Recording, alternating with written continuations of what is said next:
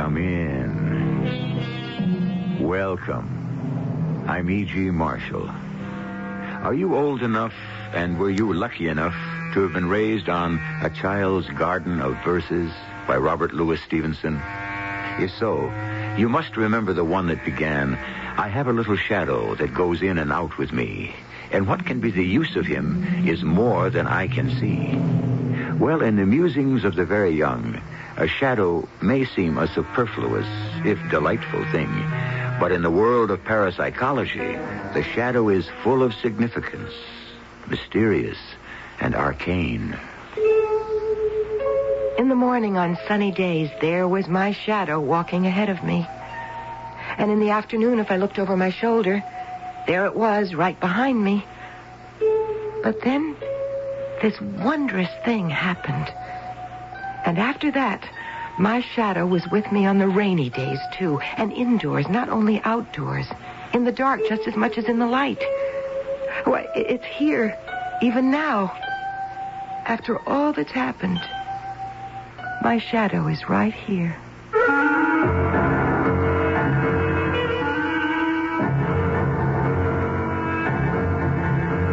Our mystery drama, The Sinister Shadow, was written especially for the Mystery Theater by Elspeth Eric and stars Terry Keane. It is sponsored in part by Sign-Off, the sinus medicines. I'll be back shortly with Act One.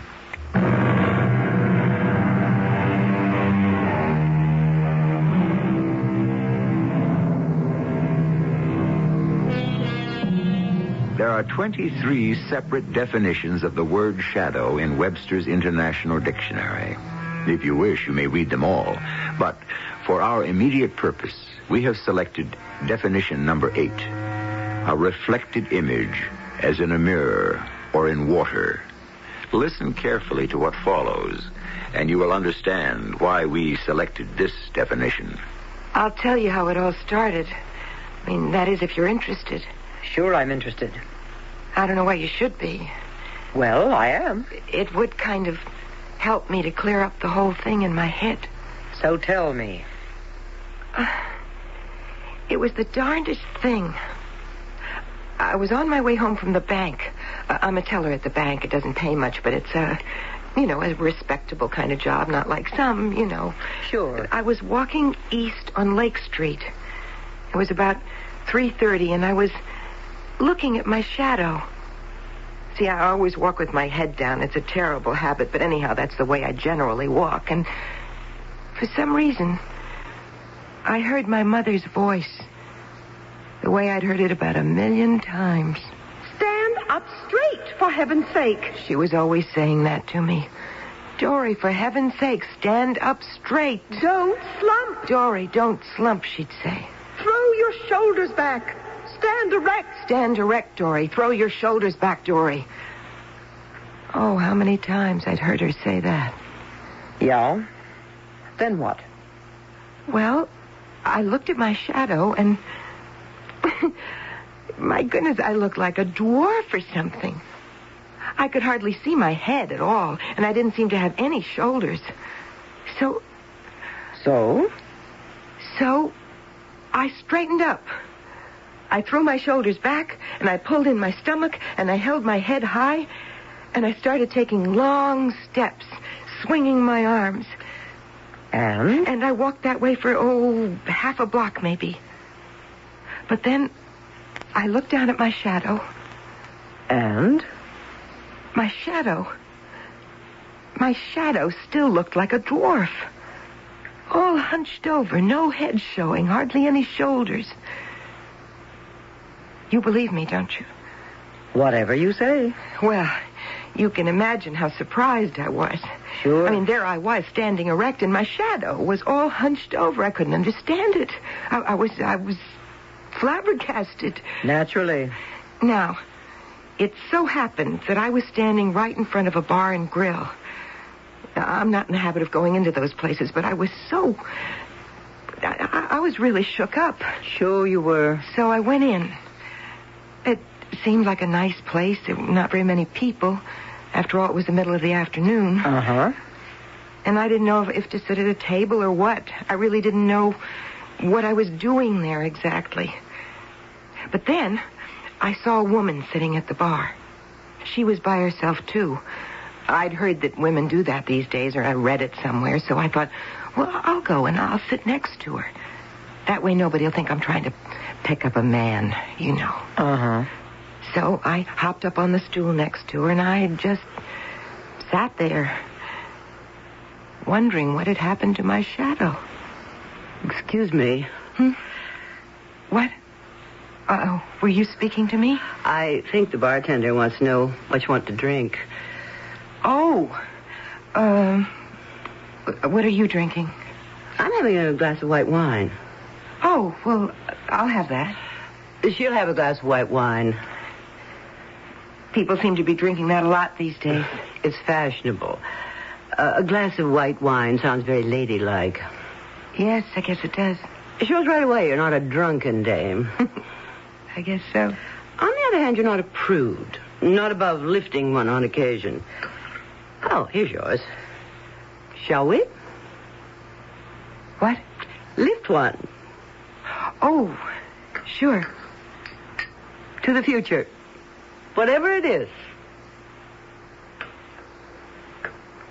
You like it? Oh, what? Like the wine. Oh, yes. I've had wine before. Several times. I never have guessed. Oh, beer, too. No fooling. Oh, yes. Look, am I bothering you? You want me to shut up? No. I talk too much sometimes. I can't seem to help it. I just go on, and it drives some people crazy. I can't seem to stop myself. So just tell me. No, it's not that. It's just... You don't have to listen to me. Well, I am listening. The way you keep staring in the mirror. That's just it. What is? What's it? Look in the mirror. Don't you see? See what? You and me, side by side. So? We look alike. We do? Don't you see? You must see. We're doubles. Why, yes. So we are. It was true. We looked exactly alike, and when she really looked at me, she could see it, too. Of course, nobody would notice it right away because, her clothes were very, very, mod. Isn't that what they say? They used to. Well, she had on blue jeans, very tight, very, revealing. Uh-huh. And then this top, kind of a magenta color, cut down to here. And these masses and masses of gold chains. And her hair, it was like light blonde, like mine, but all in tiny little curls. She told me later she'd had a permanent, but it certainly looked wonderful, sort of lighted up her face, you know? Uh-huh. Well, we got very friendly. Yes, we did. We really did. I told her all about what happened with my shadow, and she listened, and every once in a while she nodded her head and acted like she believed every word I was saying. Really. Well, sure. I've always heard that everybody has a double somewhere in the world, but I'd never met mine. Have you met yours? No, I haven't. Well, wait till you do.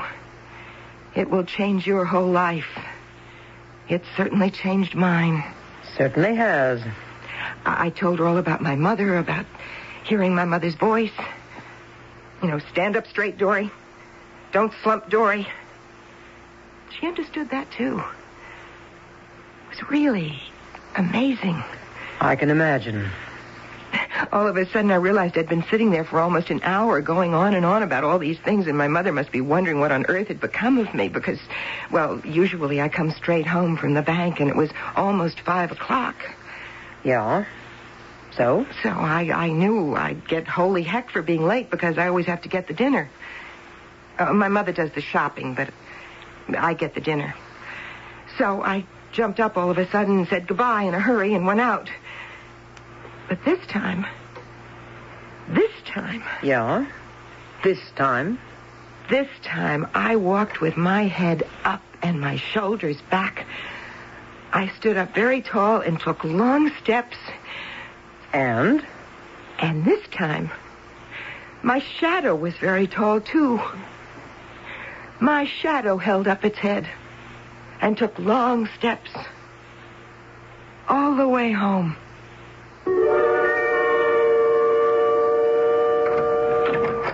Dory? It's me. Where in the name of heaven have you been? Do you know what time it is? Nearly 5 o'clock. Where were you? I was detained. Detained? They detained you at the bank? Not at the bank. Then where? You never go anyplace that I know of. I just stopped to talk to somebody. Did you forget I have guests coming for dinner? Well, I guess I did. The Swensons are coming, and the Morrisons. Oh, and the Morrison's son, Gordon. I think his name is. Remember him? I don't know if I do. Well, he got married about 10 years ago and moved out of town. But now he's getting a divorce.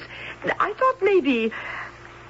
look, I've put the ham in the oven. I thought I'd better when you didn't show up. How big is it? 12 pounds. So 18 minutes per pound. At $3.50? No, you start at 150 internal temp. Well, you go take a look at it. Well, in a minute.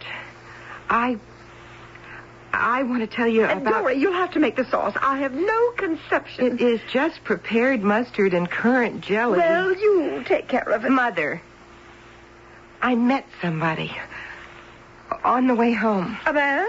You met a man? No, a woman. Oh, listen. About this Gordon Morrison, I understand his marriage wasn't too happy. Now, there weren't any children, so there won't be any trouble about the divorce.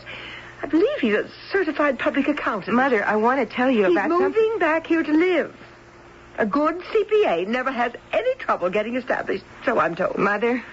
He's just your age, Dory. Give a year or two. I wish you would listen. Dory, what I am getting at is this is a chance for you. Oh, Mother. You're almost 36. I wish you would... Now, at dinner, please, don't sit there like a lump. Please don't. Say things. Join in. Be a part of the conversation. Be animated. The dinner will be good. We know that. And I'll make sure they know you cooked it. You'll make spoon bread, won't you? Yes, But you have to do more than that. You have to act like you're having a good time, like you're enjoying yourself. Do you understand? Yes. Maybe if you took a drink. That often helps. I know it helps me. It helps most people. Now, do you think you could do that? I could do that. A cocktail, maybe. I think maybe a glass of white wine. Maybe 2. I sat there like a lump. Once in a while, I'd think of something to say about something, but by the time I got around to saying it, they were talking about something else, you know. I think I do. Of course, they raved about the food. I really am a good cook. I'll bet you are. But I was all shut up in a cocoon, sort of. I couldn't get out. Uh-huh. And I could feel my mother getting madder and madder and more disgusted with me. But I couldn't do anything about it. I didn't blame her. No? No, because to her everything comes so easy, always has. She laughs a lot, smiles. She can talk about anything practically. The words just roll out of her mouth. She doesn't have to try to make an effort. It all just kind of comes naturally to her, and she can't see why it doesn't come naturally to me. You're shy. I guess you could call it being shy. I don't know. I just get sort of paralyzed when I have to talk to people. I want to go away or die or something. You're talking to me. Oh, yes, but... But what? You know all about my double. Oh. Do you know what I did the very next day? I went out and I had my hair cut short. Oh? And then I had a permanent. You like it, don't you? Sure. It's nice. Now I look exactly like her. I'm going to bring you a comb. You can run it through those pretty blonde curls. Why? Do I look awful? No, you don't look awful at all. But you could stand a little sprucing up. Okay. You'll be going upstairs in a little while. You'll want to look your very best for that. It's important.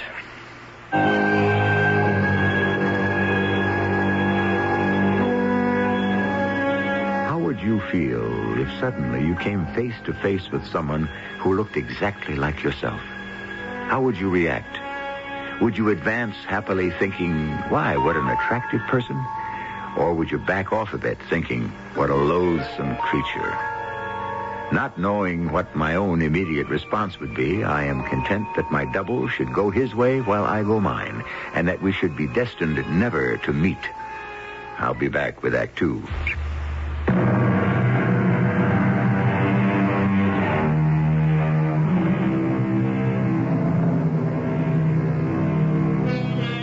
I said before that in case I do have a double, that there actually is another E.G. Marshall roaming the earth. I hoped that we would never meet.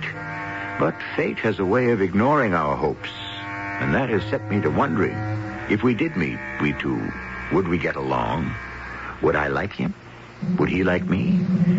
Or would we dislike each other intensely and even become enemies? I think I'll return to my first position. Let him go his way. I'll go mine.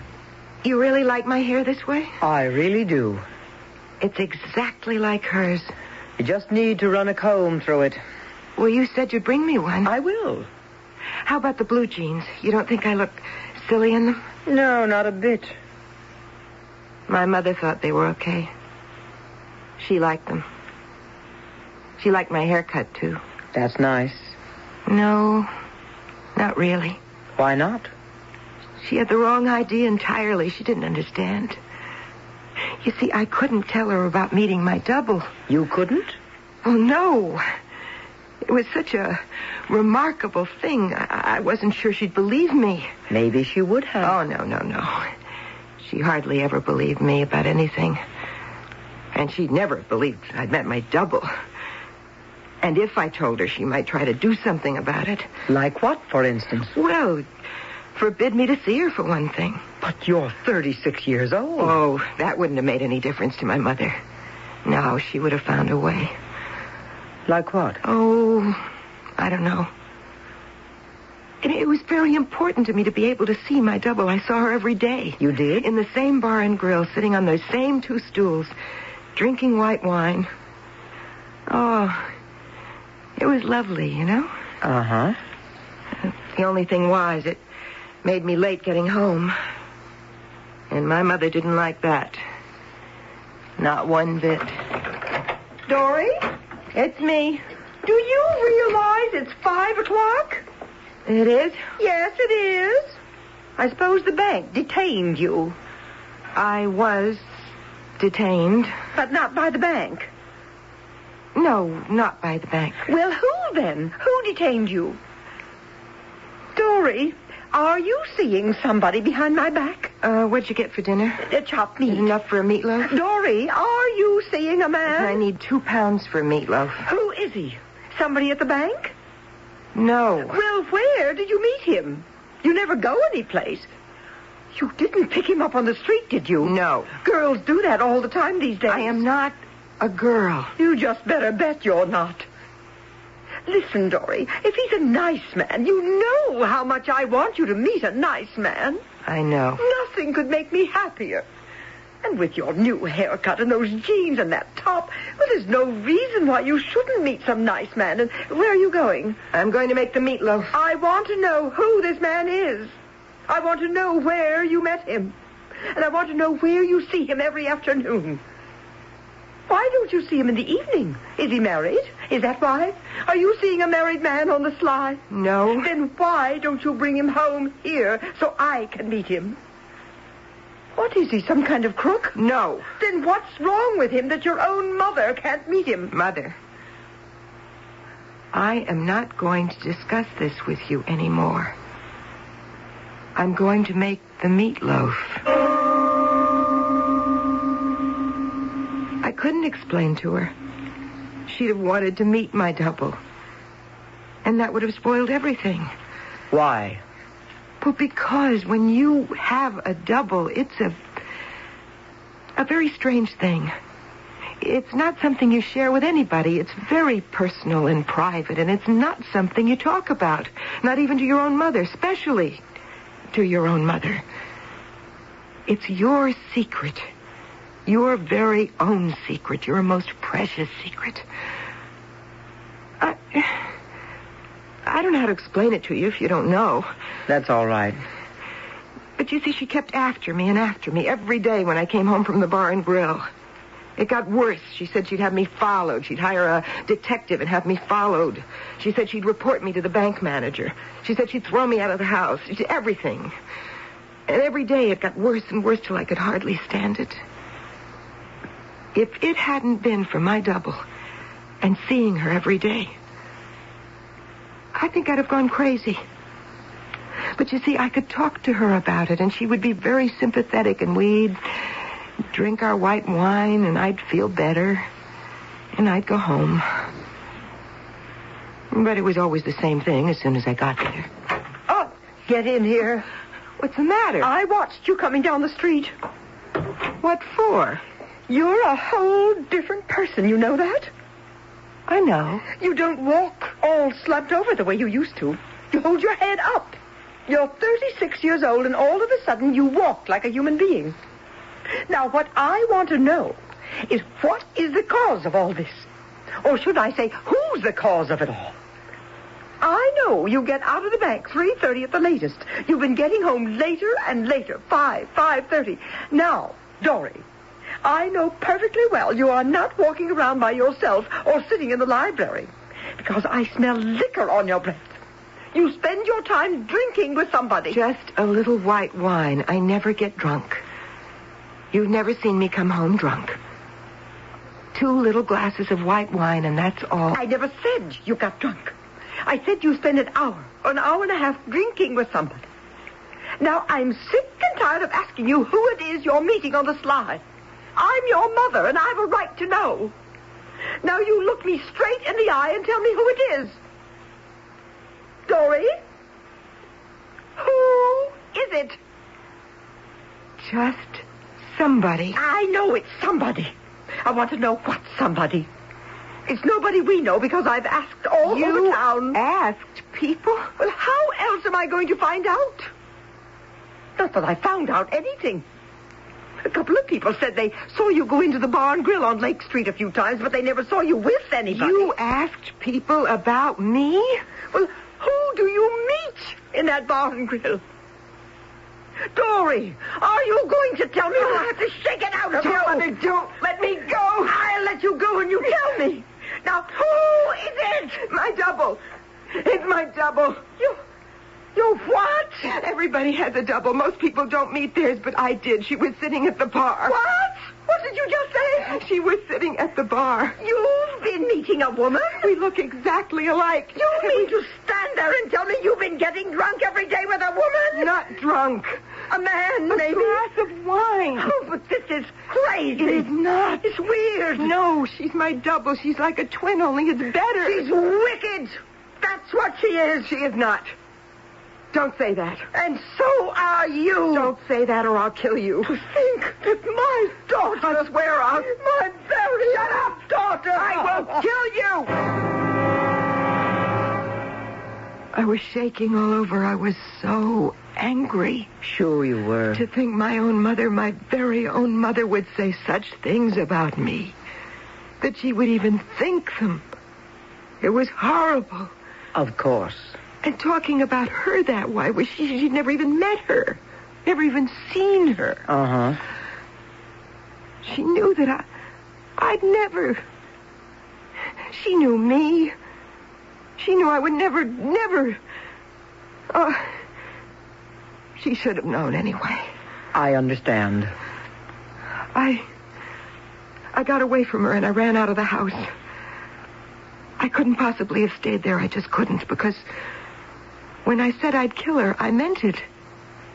I really did. I didn't know how I'd do it, but I knew I'd do it if I stayed there. So I ran out of the house. She was still standing in the doorway, screaming at me, saying awful things. I just ran down the street. I didn't know where I was going. I didn't have any idea where to go. I just ran. And all of a sudden, I was on Lake Street, in front of the bar and grill. And there she was. Your double? Yes. I could see her through the window. She was sitting at the bar just the way I'd left her. Oh, maybe an hour before. And there she was with a glass of wine in front of her. And I was so relieved to see her. The only person in the entire world I could talk to. So I opened the door, and I went in. Oh, you're still here? What's the matter? Oh, I'm so glad. Oh, sit down. You're all out of breath. Yes, I've been running all over town. Sit down. You want some wine? I don't think so. Here, drink the rest of mine. I thought you'd probably left by now. I left when you did, but I came back. You must have known I'd need you. Oh, listen. I had the most awful row with my mother. What about? You know she's been trying to find out who I've been seeing after banking hours. Yes, I know. And she's kept after me and after me. She thought I'd picked up with some man, some disreputable man that I was ashamed to bring home so she could meet him. And she said she'd hire a detective. You told me. And this time she said she'd been asking all over town different people if they'd seen me with anybody. Can you imagine that? I mean, that's like opening my mail, reading my private letters. I simply could not believe she'd do a thing like that. And then she grabbed hold of me by the arms. And she started to shake me hard, and she hurt me, and she wouldn't let me go. She said she'd shake the truth out of me. Yes? I had to make her stop. So I told her. I said it was you. Yes? Oh, not your name, because I don't know your name, but I said I was meeting my double, that everybody has a double, and I was so lucky that I had met mine. Yes? And then she really started to scream at me. She said I was wicked, and you were wicked, and crazy, and weird. And when she said that, it was like the top of my head just blew off. And I yelled back at her. I told her to shut up or I'd kill her. Yes, I said that. And I meant it. It's all right, really. And I would have if I hadn't gotten out of there. Really, it's all right. And if I go back there, I will. There's no need to do that. I've already killed her myself. She was so calm when she said it. I've already killed her myself. She said it like it was nothing.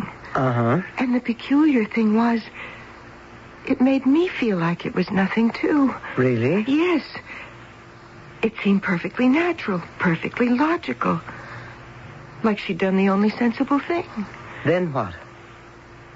Well, we sat there and drank a little more wine and talked some, very quietly. And then I came here. You did the right thing. I hope so. Absolutely. Say, I told you I'd bring you a comb, and I haven't done it.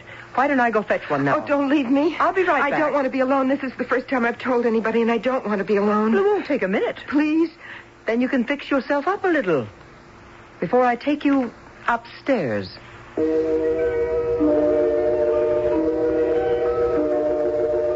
A most efficient double, wouldn't you say? One capable of strong, direct, even violent action. And at the same time, able to bring peace of mind and serenity and the conviction that everything has been for the best. Now, if I could be sure of having a double like that. Oh, but no. So far, I don't think I want to take the chance. I'll be back shortly with Act 3.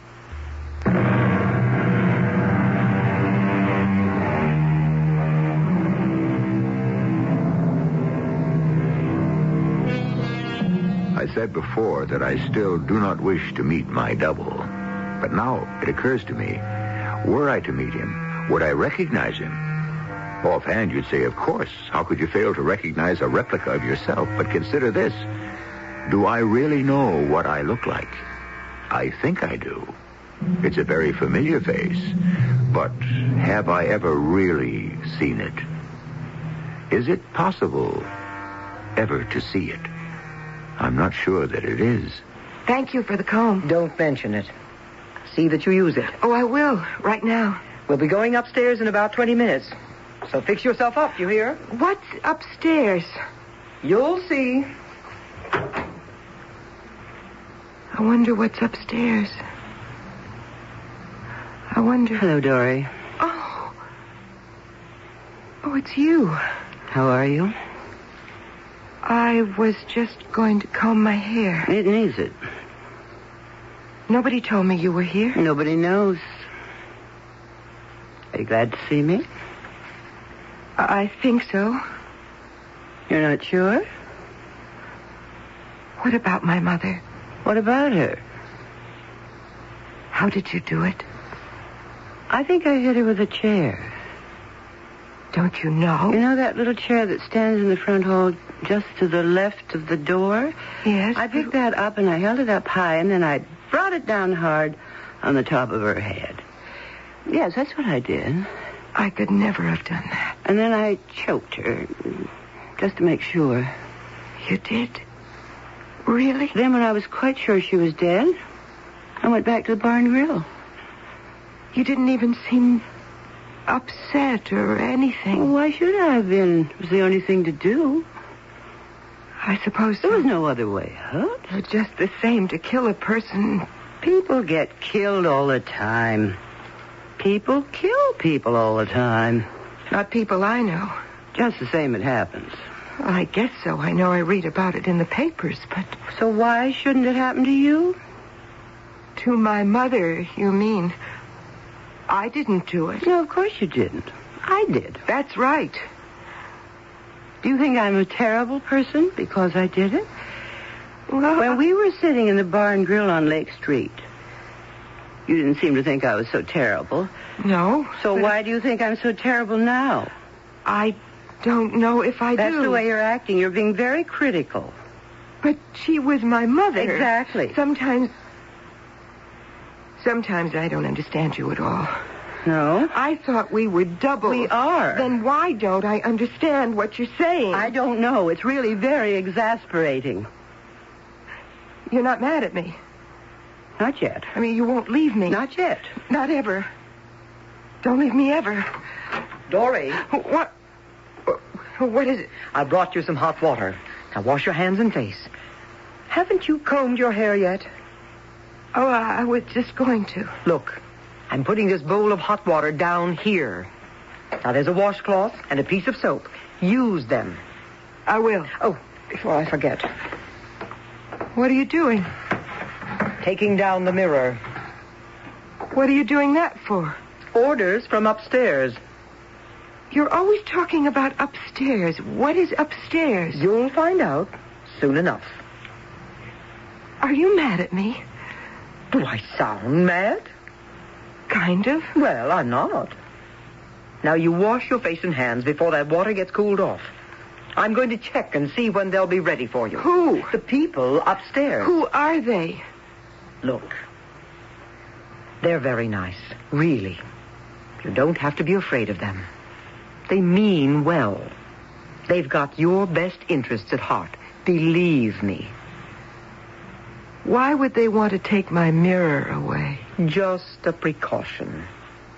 They were afraid of what you might do. Do? I wouldn't do anything. No, of course you wouldn't.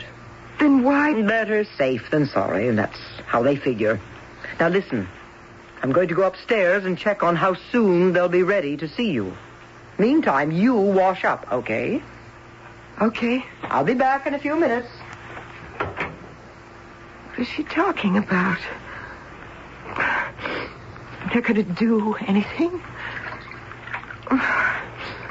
Where's the soap? Oh, here. Hello. Oh, I thought you'd gone away. Not at all. Look, if I said anything to make you angry... You were very snippy. I was? How about my killing your mother? Well, after all... You're getting very holier than thou all of a sudden. I don't mean to. Sitting in the bar and grill, you seem very pleased at what I'd done. Yes. After all, I did it for you. She was your mother, not mine. I didn't know her from a hole in the wall. She meant absolutely nothing to me. She did to me. Oh, the way you talked, I'd never have guessed. That was just talking. You wanted to kill her, you told me That so. was talk. Don't you understand? That Pretty was talk. serious talk. I would have never done it. Never. I wouldn't have. Of course you wouldn't have. That's why I did it for you. I'm going to tell them you did it. You are? You don't mind? What can they do to me? They will catch you. I'll tell them what you look like, and they'll go after you, and they'll catch you. What will you tell them I look like? Well, What do I look like? Come on. Take a close look. Now, tell me, what do I look like? You look just like me. Of course. We're doubles. Okay, now, you ready? Because they're ready for you. What? You haven't even washed your face. No, The water's not even warm. Why did I go to all the trouble to bring you hot water? You're not going to throw it out? Well, what good is it now? You haven't combed your hair either. What have you been doing while I was out of the room? My double was here. I was talking to her. Oh, I see. Your double. Well, how did things go with your double? Not very well. Oh, in what way? We had a kind of a quarrel. I see. We're not getting along. Look, it's time we were getting upstairs. So come on. You'll have to go as you are because they do not like to be kept waiting. You said the people upstairs, they were nice? They are. Basically, very nice. Now, come on. Turn right here. That's it. What will they do to me? They won't do anything. They'll just talk to you. And the stairs are straight ahead. We have to walk up. And, of course, they'll want you to talk to them. Come on, up we go. What will I talk to them about? Oh, almost anything. Anything you've got on your mind. Should I talk to them about my mother? If you feel like it. Should I tell them she's dead? If that's what you feel like telling them. I think I'll tell them that. Okay. And something else I'll tell them. What's that? I'll tell them who did it. It's one more flight up. Okay. You're going to tell them about your double? Yes. Definitely. I'm going to tell them she killed my mother. All right. You think it's okay to tell them that? I think it's exactly what you should tell them. Of course, if I tell them, I may not ever see her again. Oh? Why not? Well, when you were out of the room and I was talking to her, I got the feeling she didn't want me to tell anybody. Of course, I'd already told you, but you wouldn't tell, would you? Certainly not. She said she did it for me. Uh-huh. And I understand that.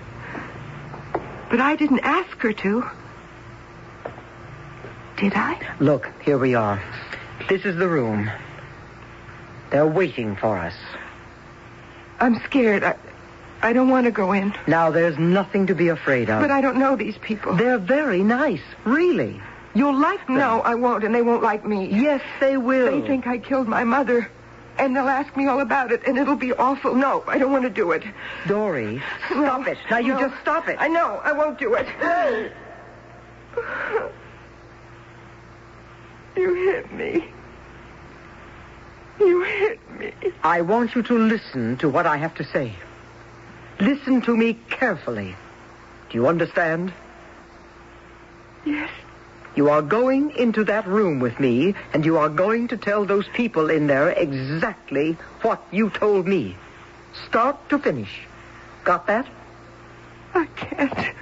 Those people in there are doctors, Dory. They want to help you. They're not policemen? Whatever gave you the idea they were policemen? I just thought... Well, you thought wrong. And there's something else I'm going to tell you. Something I'm not supposed to tell you because I'm just a nurse here. But I'm going to tell you anyway. There are 3 doctors in that room. 2 are men and 1's a woman. And there is some possibility that there'll be another woman in there with them. Your mother.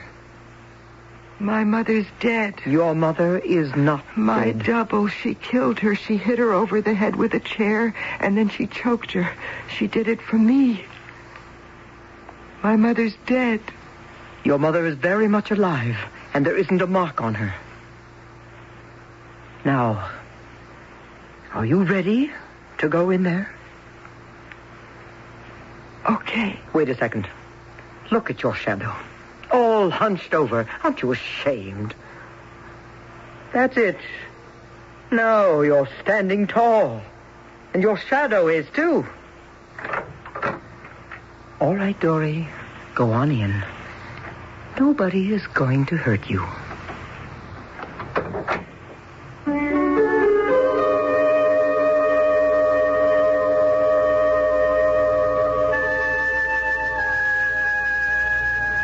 Now you know. Dory's double lived in her shadow.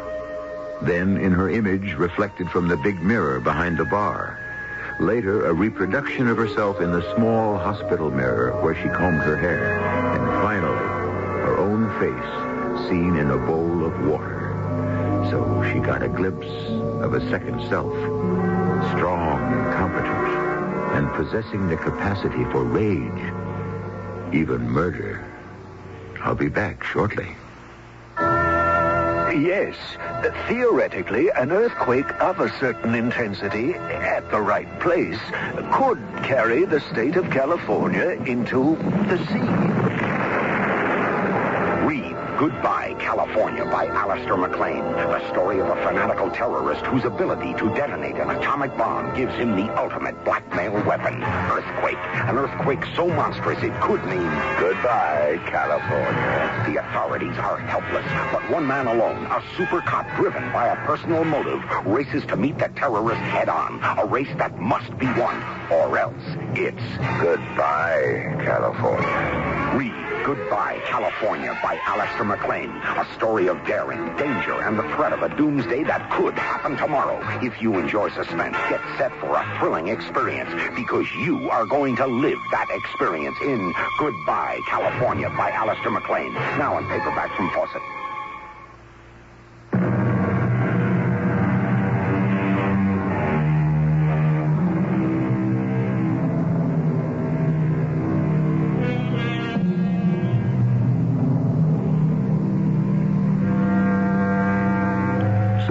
Maybe I do believe that I have a double, and that he and I have a rendezvous somewhere, sometime. And he will have qualities I never suspected in myself. Some pleasant, perhaps. Perhaps others very, very unpleasant indeed. I wonder, am I ready for this encounter? Not today, no. Maybe tomorrow, or the next day, or the day after that, or, well, someday. Our cast included Terry Keane, Grace Matthews, and Joan Shea. The entire production was under the direction of Hyman Brown. And now, a preview of our next tale. I keep telling myself it's a lover's quarrel. They'll make up and everything will be all right. Yeah, well, that's not what Susan says. It's off, over, finished. I asked did he give any reason, and she just shook her head and went up to her room to cry. Listen, I'm not hanging around this town any longer. Everything about it gives me the creeps. My sister gets kicked in the teeth, and my pop says, well. Well, I don't see it that way. She can't protect herself. But I am not letting that guy get away with it.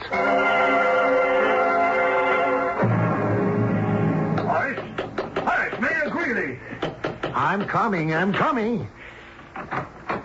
What? Harry, what are you doing here at 5:30 in the morning all dolled up in your police chief's outfit? You'd better get yourself dressed, Horace. And hurry. Well, would you mind telling me why? There's been a murder. This is E.G. Marshall inviting you to return to our Mystery Theater for another adventure in the macabre. Until next time, pleasant dreams.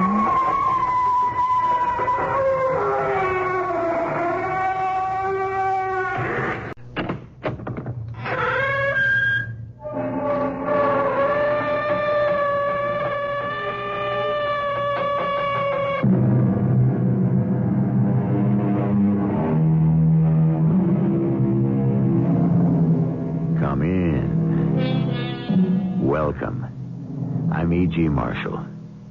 One of the most beloved of all books is Mother Goose. I dare say everyone in the world knows Ring Around a Rosy, Mistress Mary Quite Contrary, Ba Ba Black Sheep. Many of those nursery rhymes were based on actual fact. Ring Around a Rosy depicted death from the plague in the 14th century.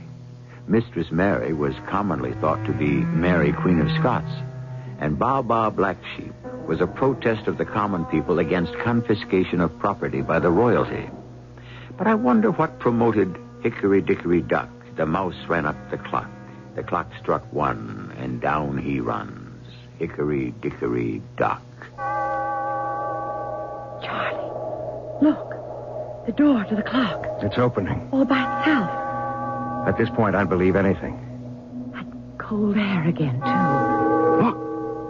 Something sort of floated out of the clock. I thought, too. What was it? I don't know. I'm not sure I want to know.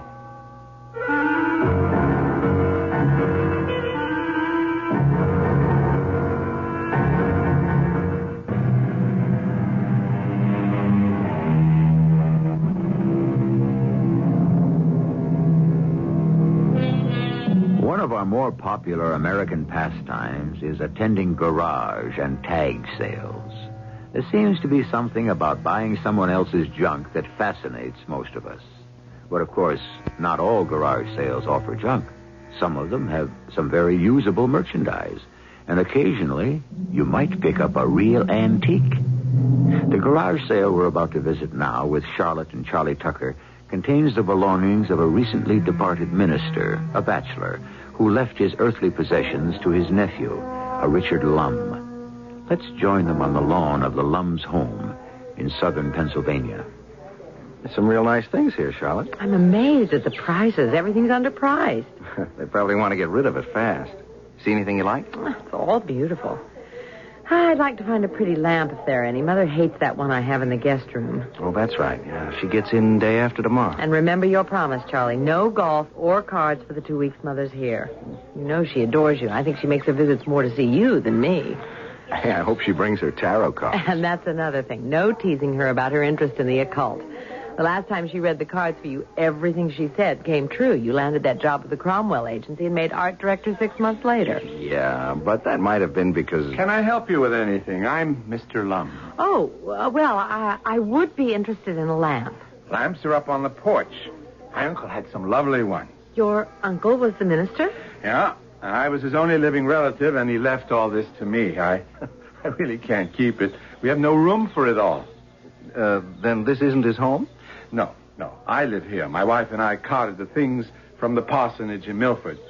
I'll leave you to browse. I hope you like one of the lamps. Hey, you want to head for the porch? Well, let's just stroll and look around. We'll get to the lamps.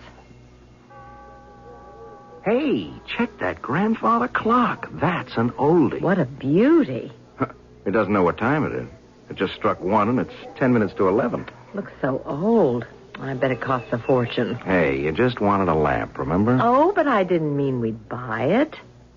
But it is awfully good looking. It's in great condition, too. Charlie, wouldn't it look perfect in the south corner of the dining room? It almost matches that antique hutch Mother gave us when she moved to Florida. Yeah, it would. But ask the price first before you start redecorating. Well, it'll probably be more than we can afford. It's got to be at least 100 years old. Older than that. I saw you admiring the clock. How much? I priced it at $200. Not much call for grandfather clocks today in the newer homes. Rooms are smaller, more modern, and this one doesn't chime. But it just did. You say this clock struck? Yes, just as we passed it. Well, that is extraordinary. $200, you said. We'll take it. Sold. Now, do you still want to see the lamps? Oh, yes, I still need one for the guest room. I'll help you to the car with the clock. Thanks. And I'll go and check out the lamps. They're on the porch, remember? I'll be back in a moment to help you move the clock. And a very beautiful one, too. Funny what he said about it never chiming, though. Isn't it? Careful now. Watch the chair. See it. Oh, this clock weighs a ton. I never found one this heavy. Okay, your end down first. Here we go. Oh, there we are. Now, come around here and just steady her as we stand her up. Oh, it looks so much bigger inside here than it did on the lawn. It's a matter of perspective. There we are. It is imposing, isn't it? It looks better there than I thought it would. Well, let's polish it up first, and then see if you can get it going. Okay. Here, you rub it down with the linseed oil, and I'll do the glass on the door. Hey, this wood is fantastic. I can't tell what it is, but maple, maybe, or even oak? I think we found a steal today. Hey, you know, Charlotte, the grain in this wood has a sort of design to it. Look, like foreign characters or something. Yes. I see what you mean. This looks like a row of A's. Yeah, and see here. Look, here's a ram's head. But they're not carved. The wood's as smooth as glass. Yeah, well, it couldn't be paint. No. Could it be that the wood just grew that way? That's possible, I guess. But these figures are so clear. It doesn't seem like an accident of nature. Look, there are more on the other side. You don't really notice them until you look for them. This oil really brings out the color and the grain of the wood. I want to clean the inside of the door. Have you got the key? Oh, yeah. Here in my pocket. Here. See, maybe these are some sort of religious symbols, huh? It belonged to a minister. But they don't look like... Charlie. Yeah? Put your hand inside here. Inside the clock? Go ahead. Feel it? Yeah. Yeah, the air is sort of cool and damp. I didn't feel that when we took the pendulum out to bring it home. But then the clock was out in the hot sun. Why would the air inside the clock be cooler than room temperature? It beats me. Oh, Mike's awake. I'll have to heat up the bottle, darling. Yeah, you go ahead. I'll finish. I want to fool around with the works and see if I can get it going and figure out what goes with the chime. Speak of the devil.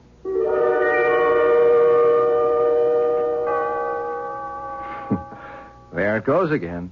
Second time this morning. You spent half of yesterday working on it. It's obvious there's something wrong with it that you can't fix. Oh, gotta hurry and finish your lunch. Mother's plane gets in 2 hours. You sure you won't change your mind about coming along? No, and Mother won't mind. Mike's been so fussy and restless these past 2 days.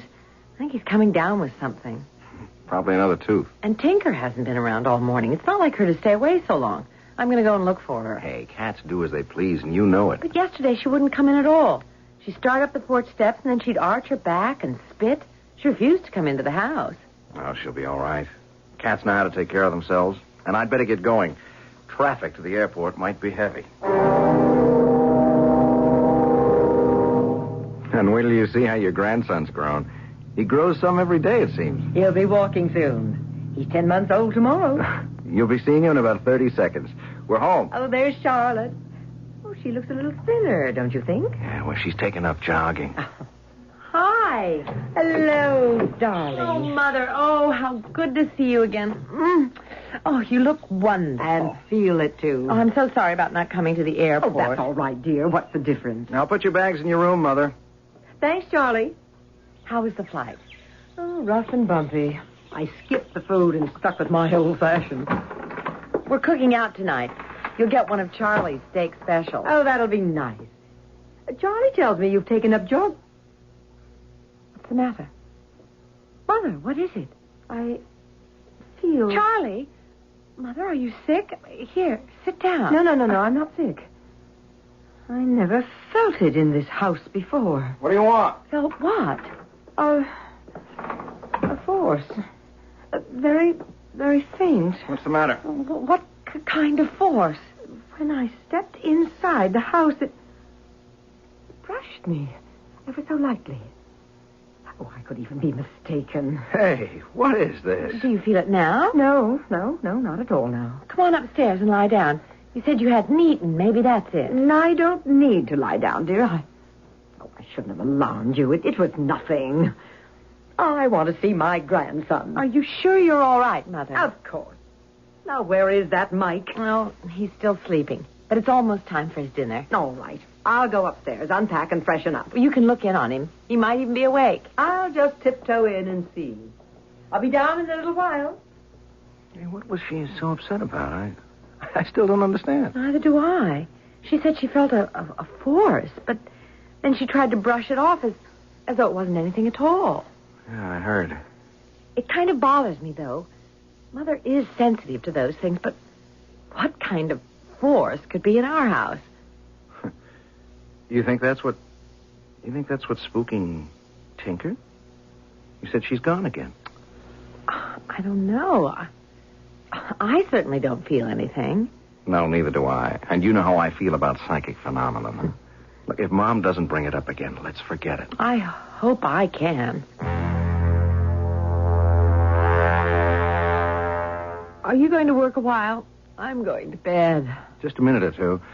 I want to look at this new hosiery layout and then sleep on it. Mother and Mike are both dead to the world. Those flights always tire her. Charlie, did Mother say anything more to you about her feelings? I mean, about the force, as she calls it, and the clock. No, not really. Just that she thought the marks on the clock were ancient symbols or something. Yes.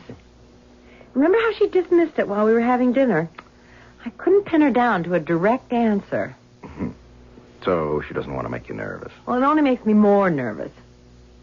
There's something I didn't mention. When I told her we thought the cool air inside the clock came from the type of wood, she said that could be one explanation. Oh, she has another? She wouldn't say. Charlotte, hey, you didn't mess around with my drawing board, did you? What? I never go near it when you're working on a layout. Well, the sketch I did yesterday is all smudged. Look. Well, darling, I have no idea how that didn't blow to the floor, maybe. You picked it up? No, absolutely not. I've told you. Well, how could something no one touched smudge up like that? I mean, these inks don't blur. Charlie, I give you my word. I know, Charlotte. I'm not accusing. I'm just mystified. I'll have to do the whole thing over again in the morning. Well, come into bed then. Yeah, I'll be right in.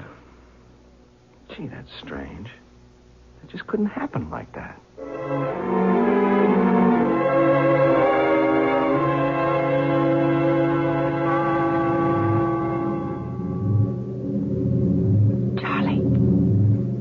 Charlie, wake up. Charlie. What? What's the matter? It's the clock. Listen. It hasn't stopped. Usually it's only 1 or 2 strokes. Charlie, I'm scared. So what time is it? 2 o'clock.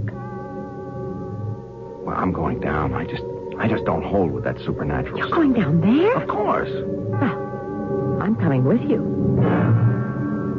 I heard you two in the hall. What's the matter with the clock? Well, that's what I'm going to find out. I'll stop that chiming if I have to break the whole damn mechanism. I'd be very careful, Charlie. Now, take my advice and don't touch it. I'm going to do something to stop the chimes. It's gone haywire. Do as Mother says, Charlie, please. Don't touch it.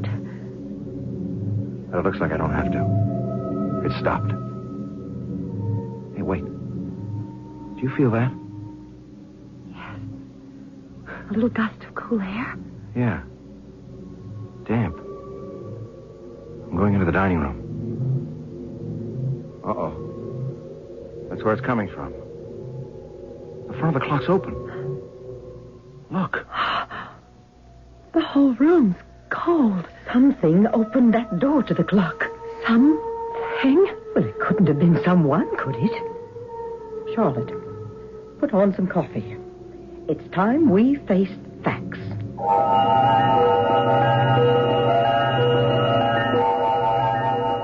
And high time, I'd say, wouldn't you?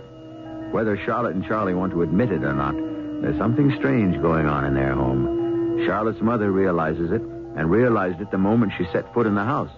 So while the coffee's brewing in the Tucker household at 2:15 a.m., we'll take a short break ourselves.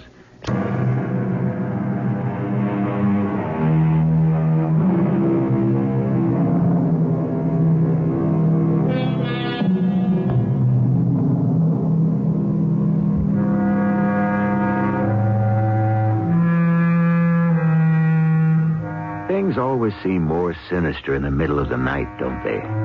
At 2 o'clock in the morning, our little fears are magnified many times. And at 2:15 this morning, in the brightly lighted kitchen of Charlotte and Charlie Tucker, the sinister happening of the past few moments hangs heavily over the three figures, huddled over their coffee. There is something strange in this house, Charlotte. Something psychic. Oh, really? Now, Mother. wait. Well, I know you both take my interest in parapsychology lightly. Oh, you have every right. I'm not going to make light of it, Mother. Not after this. You never did tell me your explanation for the cool air in the clock. Well, I don't know what causes that. But something psychic is developing in this house. Developing? I felt it the moment I came in yesterday afternoon. I tried not to make too much of it. I avoided your questions. But I'm too concerned now. I really am. But why? Why would our house all of a sudden be possessed, if that's what you mean? And what's the clock got to do with it? Well, I think whatever it is in this house started when you brought that clock home. For what reason? Well, again, I have to say, Charlie, I don't know. But have you noticed anything else strange in the house, other than the peculiar behavior of that clock? Well, the baby's been awfully restless lately. I mean, more than usual. And Tinker, she wouldn't come in the house yesterday. She's run off. And Charlie, your layout. Well, now you've got me wondering. What was that about a layout? Oh, it's a hosiery ad I've been working on. It's been smudged, and nobody in the house could have done it. Except perhaps a spirit. Oh, Mother. Well, now that seems even more unlikely. How could a spirit smudge a physical drawing? Poltergeist can actually hurl furniture around. Oh, we've got poltergeists? Charlotte, I'm very serious. I think you should call in a psychic investigator, a ghost breaker. You are serious? Very much. Now, there's a particularly good one I know of. Oh, I don't know him personally, but he has an international reputation. Now, he might be interested in this. I thought these guys just prowl around old English mansions. No, far from it, Charlie. They're willing to make a preliminary examination almost anywhere. And they can usually tell right away if there's a hoax involved, or if it's just coincidental events. But I personally think there is nothing coincidental here. Well, how would we get in touch with this investigator? His name is Paul Carlton. Yes, the American Society for Psychical Research could get in touch with him. Oh, they'd be sure to be interested, too. Charlie, do you think we should go that far? It scares Charlotte, me. the sooner this thing is brought out in the open, the better. Well, I'm with you, Motherly. I'm all for this Paul Carlton having a look, if he's willing to come. Would you like me to get in touch with him? Yes. All right. I'll call the society for you first thing in the morning.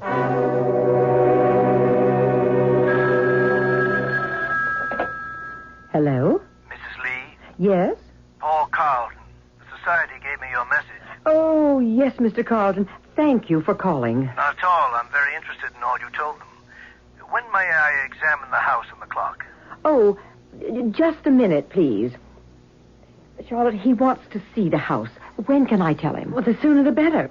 Tomorrow, if you want. Mr. Carlton? Yes? Any time is fine with us. Well, I have a speaking engagement in Philadelphia tomorrow night. I could be there a day after tomorrow. Say 10 in the morning? Yes, any time. And Mrs. Lee, today and tomorrow, be very alert to anything else that occurs in the house. The more details, the better. I understand. I'll see you Thursday morning.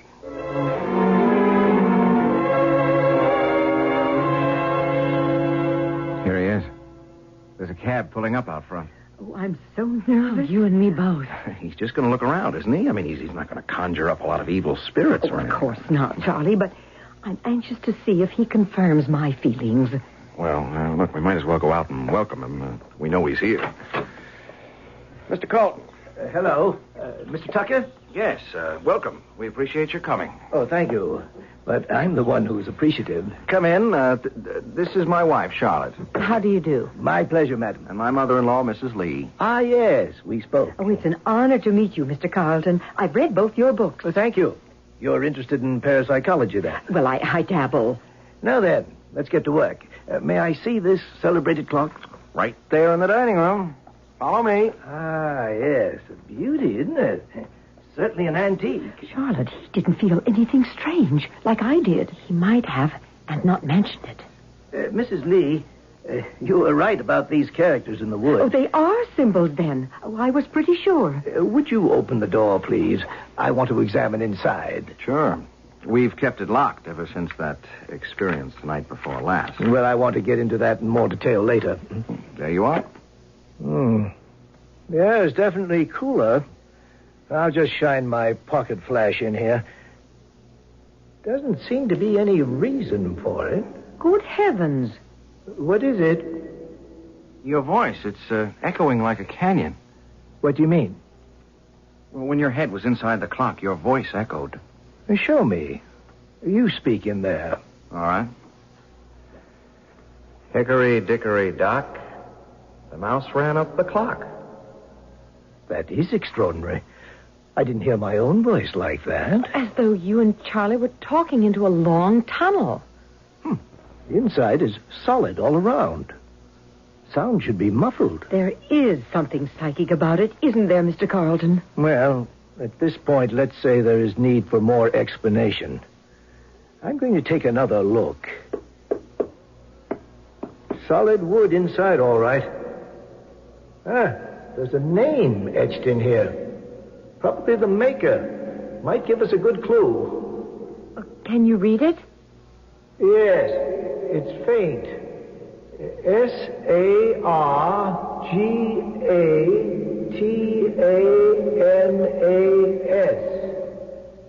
Sargatanas. Sarga something?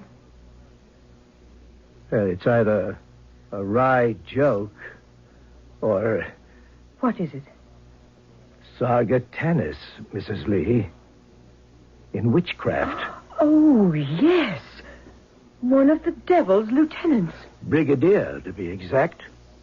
Yes, Sargatanas, whose specialty is opening locks. Devil. Brigadier. Oh, really? You do have a curiosity here, Mrs. Tucker. There's much justification for further investigation. I thought so. With your permission, I want to return with a medium I work with frequently. She's gifted and brilliant. Enormous sensitivity. You mean a seance? Oh, well, not exactly, but if the strange qualities of the clock are the result of spiritual forces, Margaret Egan will know it. Charlotte? Well, we've gone this far. We might as well. Now, keep the door to the clock locked, as you have done. By the way, has the cat returned? No. Oh, that's a very definite sign. Animal behavior is almost always an indication of the unseen. I'd like to go over the entire house now, and then I'll be in touch with you after I talk with the medium.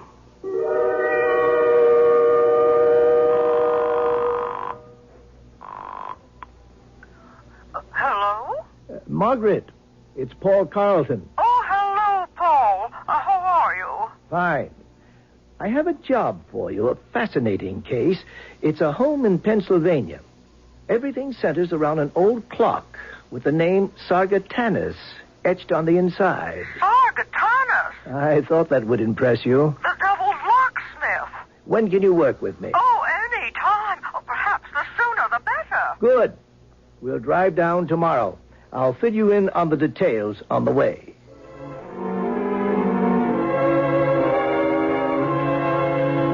Is there anything special special you'll need, Mrs. Egan? No, Mrs. Tucker, no. Just a comfortable chair. I might explain that hopefully through Margaret's trance, we'll be able to learn the nature of the spirit that inhabits the clock. Are you serious? Oh, very much so. Oh, there is a spiritual force at work in this house, Mrs. Tucker. I felt it the moment I entered. We believe it's the only explanation for the phenomena you've experienced. But you're not going to make anything appear, are you? Oh, no, Mrs. Tucker. This is not a seance. No hand-holding or dim lights. In my trance, if I can contact my guide, we may be able to learn how to deal with whatever force is in here. Why don't we get started, Margaret? I am ready. Just let me relax a moment. Leona, we need your help, Leona.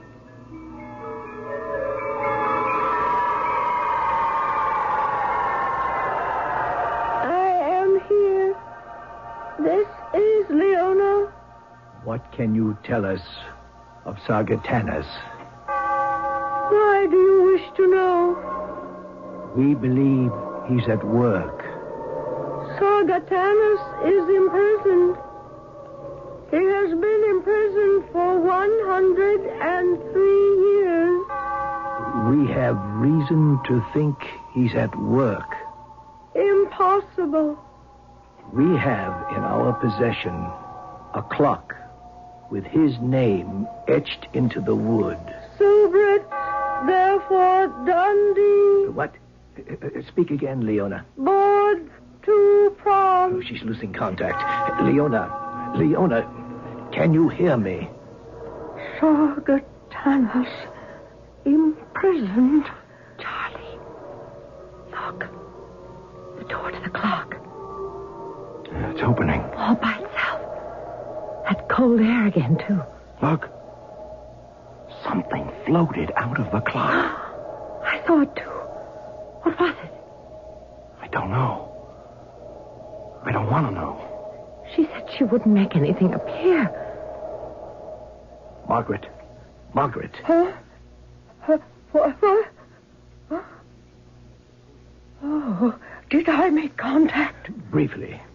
We lost her.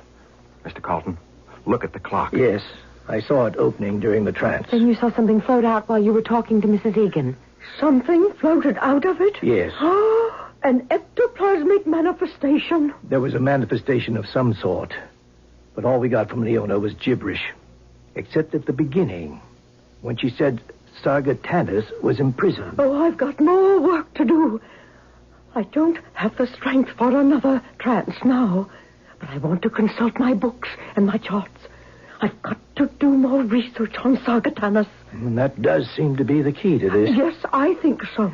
But what was it that came out of the clock? Is it still here? Very likely. Look, I think we're going too far with all of this. Oh, it would not be wise to stop now. Are you going to get rid of these spirits for us? Well, we cannot promise that.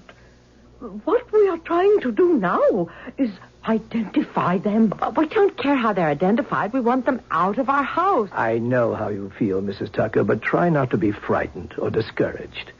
So far, there seems to be no evil spirit involved. Playful, perhaps. And often they'll simply leave a dwelling of their own accord. But we do want to continue our investigation. All right.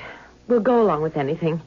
Only please, the sooner you can clear this up, the better. Yes, we will be in touch in a few days after my research.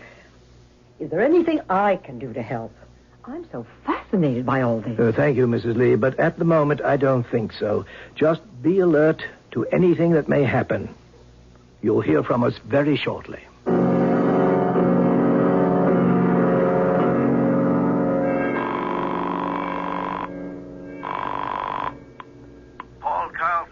Paul, it's Margaret. I think we have stumbled on the case of the century. Explain. Sargatanas is the key, all right. Now, can you get in touch with the people the Tuckers got that clock from? Well, I don't know. I suppose so. Why? Well, if my calculations are correct, yes, and the information I have so far points to it, that clock the Tuckers bought used to be known as the gate to hell.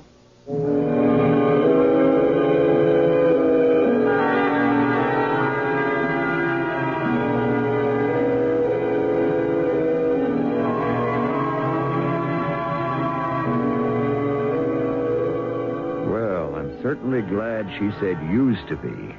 Although, with all those strange goings-on at the Tucker household, I wonder if someone or something is trying to open the gate again. But why? Why now, all of a sudden?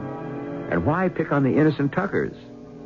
I don't have the answers, but perhaps someone or something will when we return with Act 3.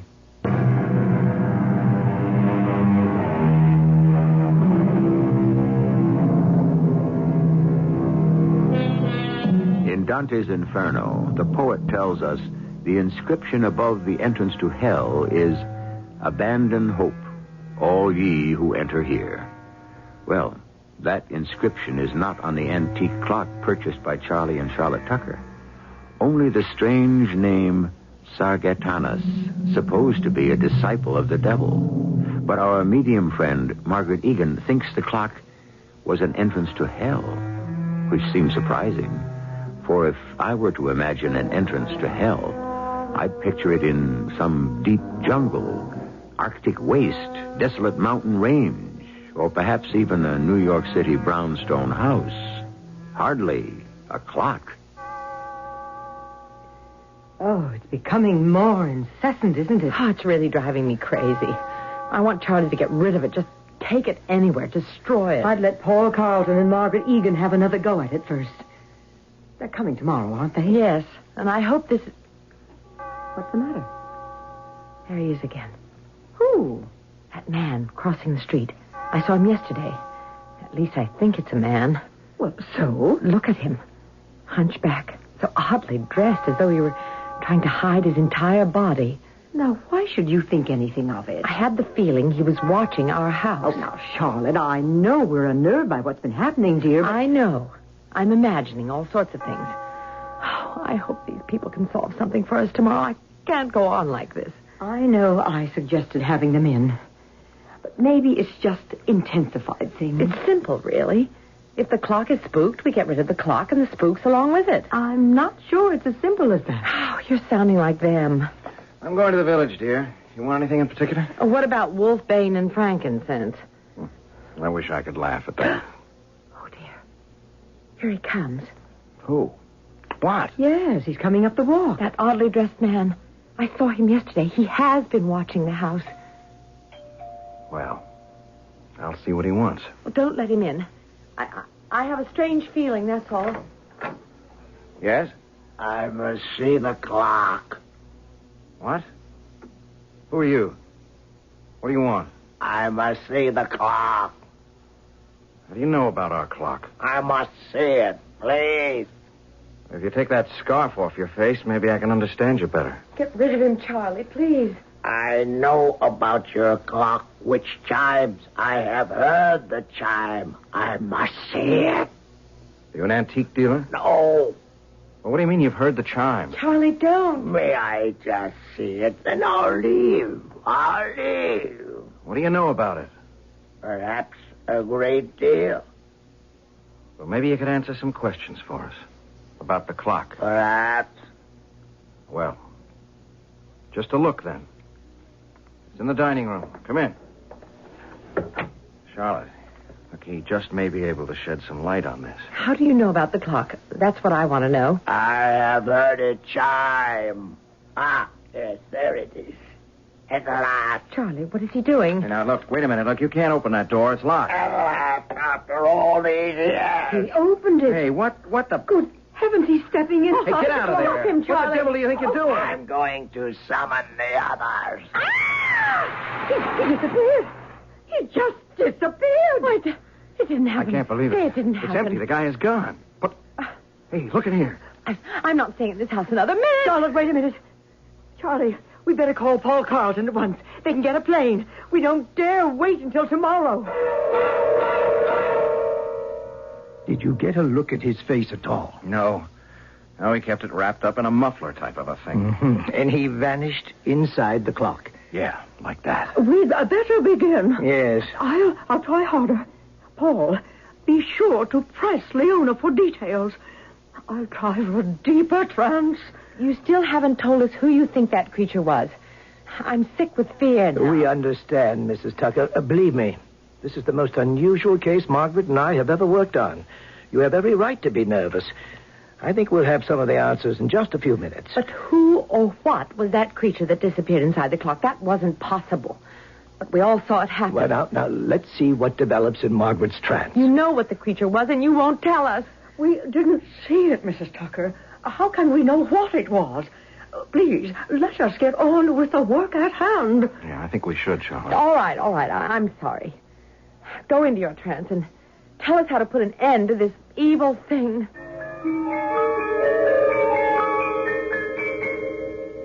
Leona? Leona, are you there? Leona? I am here. There's much concern here. Much excitement. Leona. Sargatanas. Sargatanas has returned. His imprisonment is over. There is so much excitement here. Help us, Leona. Tell us. Sargatanas is telling them his way to the world was through the clock. His gate to hell.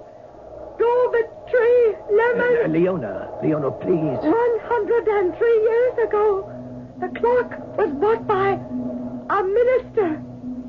Sargatanas was ecclesiastically imprisoned. The clock with his name inside it. Yes, the clock is one of the gates to hell. She was right. Margaret was right. It chimes to reveal its whereabouts. For 103 years, the gate was closed.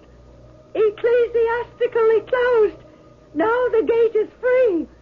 The clock strikes to let Sargatanas know where it is. To let the demons know the way is again open. Now, Leona, I am in the presence of the clock. It is here, in the next room. It is the way. Sargatanas has come to summon the others. The others? For what? What others? The way is now open from hell to earth. The clock strikes to lead the demons to the exit. When? How soon? The way is open now. Soon.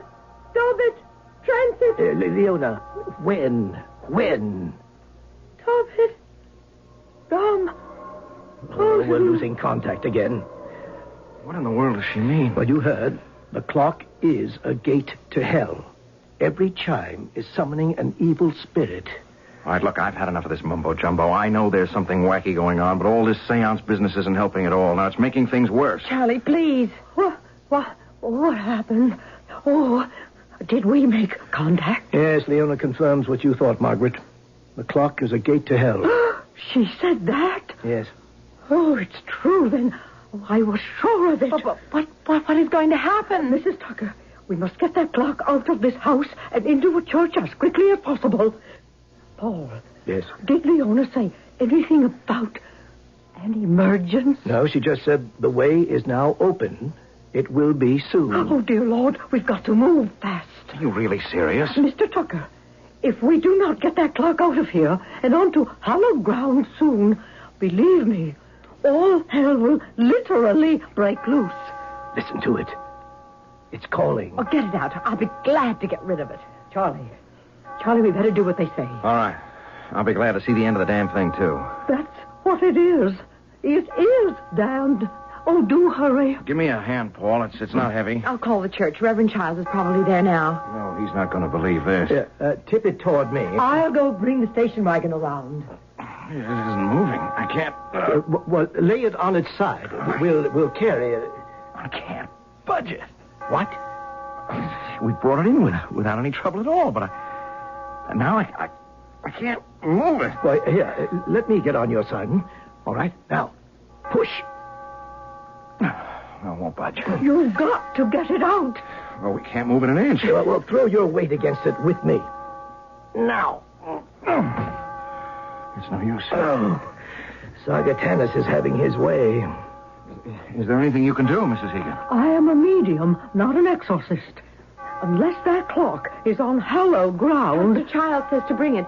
He didn't understand what I was talking about, but he We said... can't budge it. What do you mean? The clock is rooted to the floor. Oh, dear heaven, what are we going to do?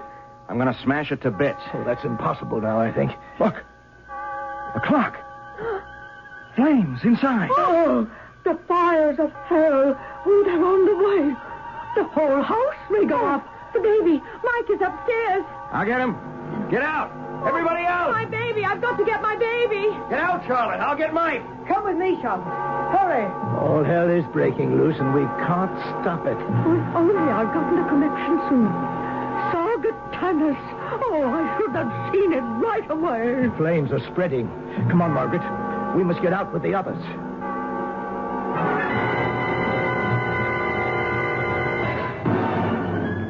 Everything's gone. Everything. This is only the beginning, I'm afraid. My baby, we're safe now. We're safe, Mrs. Tucker. But I wonder for how long. What do you mean? This is not the end of it. Look! Oh, my. The Andersons' house is going up, too. There is no escape. It's too late. The world is doomed now. Hell hath triumphed.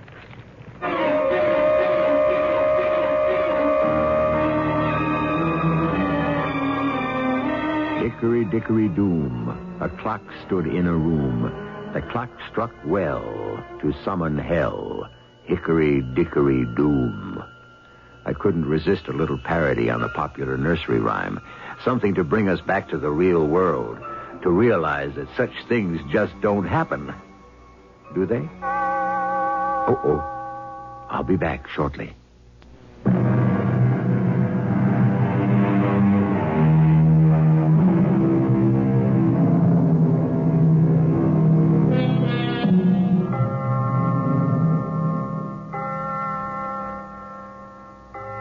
I see by the old clock in the corner that our time is up for now. The next time you happen on a grandfather clock, I hope you'll take a peek inside. If you feel cold, clammy air in there, I'd suggest you tell whoever owns it to get rid of it quickly, preferably to a nunnery. That is, if there's still time. Our cast included Tony Roberts, Patricia Elliott, Sam Gray, and Joan Shea.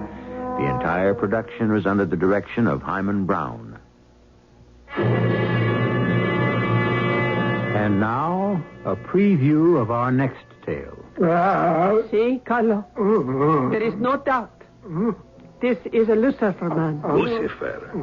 You mean the devil, Satan? It was not always so that Lucifer meant evil. In ancient Latin, Lucifer meant bringer of light, the morning star. But this animal groveling under the floor here, you're not saying he's a saintly man. He is a slave of Satan. See the way he looks at me. It knows I am its master. This creature is centuries old. Get up, demon soul. Stand up on your two real legs. I shall will you not answer me? Yes. Speak now of a later time in your existence. What are you? This is E.G. Marshall inviting you to return to our Mystery Theater for another adventure in the macabre. Until next time, pleasant dreams.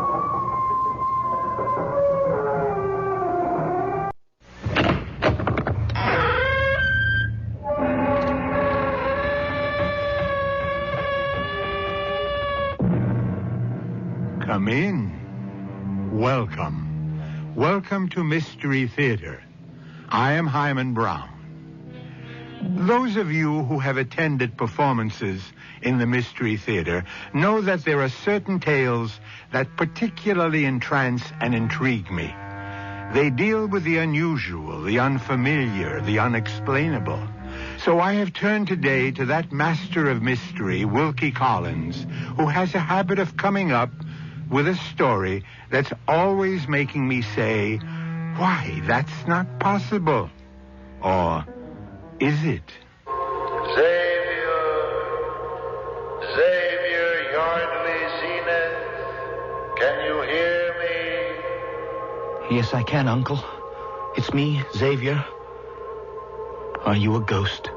Why didn't Father Daly bless my coffin? I wanted him to, Uncle. But he refused.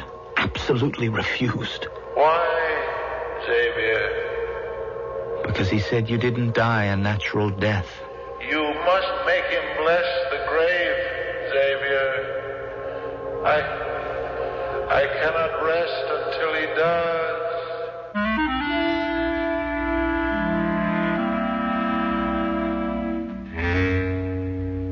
Our mystery drama, Shadows from the Grave, adapted from a story by Wilkie Collins, was written especially for the Mystery Theater by James Agate Jr.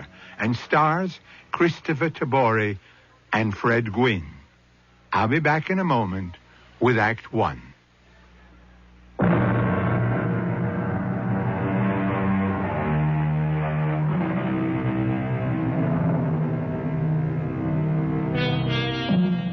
One invariably associates mysterious with lonely old houses, strange small inbred towns, peculiar characters.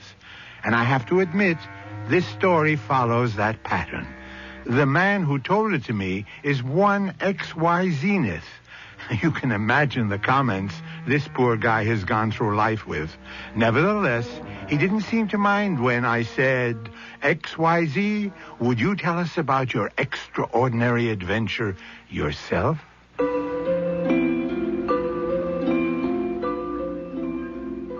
Having been christened Xavier Yardley Zenith and suffered with those initials all through school in California, I decided that when I got to the job age and became very good in photography, to open up a studio of my own. Call it Zenith of Hollywood. Not an unusual word in Hollywood, where everything is the top, the best, the ultimate, the zenith. 2 things occurred in April of this year which totally changed my life. 1, I planned to marry. And 2, I got a note from my Uncle George, who lived in Fresno, to come see him on what he called a matter of some importance. Hello up there, Uncle George. It's me, Xavier. What are you doing up in that tree? Xavier, welcome, my boy. I've just about sealed up this hole in the tree. Here, give me a hand. Steady. Pretty spry for a man of my age, don't you think? You've never been up this way before, have you, Xavier? Not since I was a child, Uncle George. What happened to this big old oak? Struck by lightning? No, it's the woodpeckers and squirrels that make all these holes. I've just had it with the noisy beggars.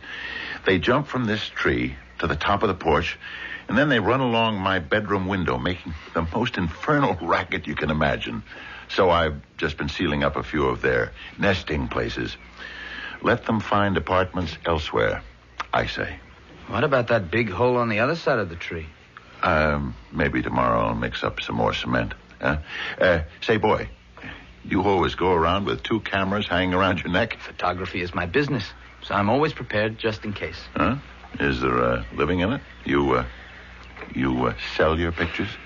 I used to do better. Took shots of movie stars on location, did a lot of newspaper and magazine work. But work is thinned out. I have a proposition to make you. Since I gather the picture-taking business isn't too profitable these days, I think you may be interested. Are you married? I'm just about to be. This coming Saturday, matter of fact. Good. Then what I have in mind might make an excellent wedding present. I'm not a rich man, Xavier, but comfortably off. 59 acres, orchards, gardens, this house, and a private family vault on the premises. You're joking. You own a mausoleum? Death is not a joke, Xavier. I am going to die in a week. You? No, you're not. You look fit as a fiddle. An ill-tuned fiddle. No, death is only a few days off for me. I've known it would come to this for some time, so it's no surprise.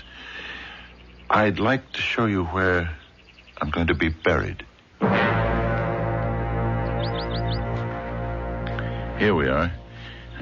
That's Carrara marble and Vermont granite. Those 2 locks on the bronze door are an invention of mine. Mind if I take a picture of it? Not at all. There's no one in your private mausoleum now, is there? No. There was. No. No one. Now, Xavier, I want you to pay particular attention. 2 keyholes and 2 separate brass keys. There is a very good reason for the 2 locks. When I am laid to rest inside this vault, Xavier, I don't expect I shall be trying to get out. But I do not wish anyone else to get in. But why would a person want to? It's not necessary for me to explain all that to you now, my boy. I turn the handle, and so. Not spacious, but not crowded. My final home. Uncle, if you don't mind, could we go back to the house now? I'm not at my best in mausoleums. All right.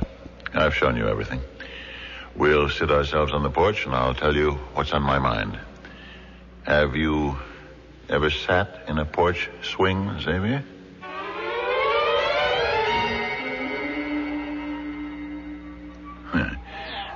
Comfortable? I love these old swings. Xavier, I have no choice. You are my only living kin. There is no one else. I'm leaving all my worldly possessions, this house, the contents, the grounds, everything to you, on one condition.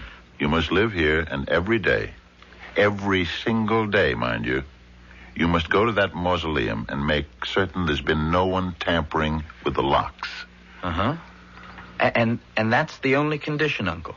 The only one. I certainly appreciate your generosity. Can I think it over and let you know?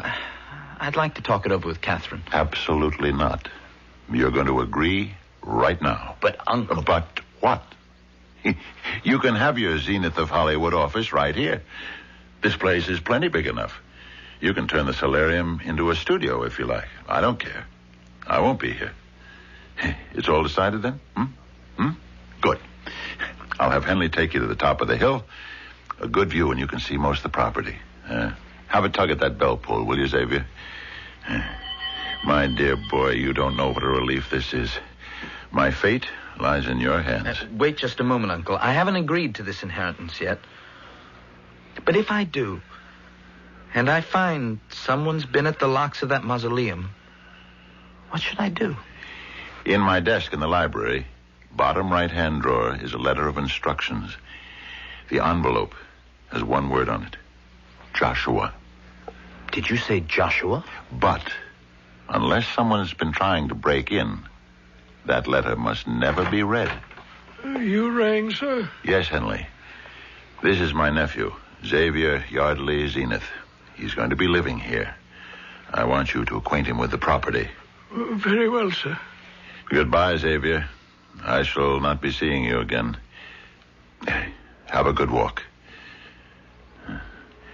Well, my dear Joshua, your old friend George Zenith has found a way to outwit you.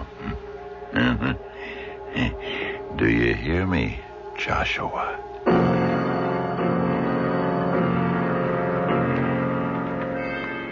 That's exactly what he said, Catherine. He stood looking out of the window at the tree he'd been cementing, talking to someone called Joshua, who, of course, wasn't in the tree. It was most uncanny. And then I left the room with Henley, the butler. How well do you know your Uncle George? Only slightly, I'd say.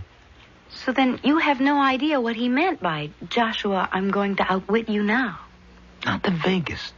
But the important thing is, Catherine, do we want to spend the rest of our lives in a Victorian white elephant with a cook and a butler? Our lives? Well, that's the deal if I accept.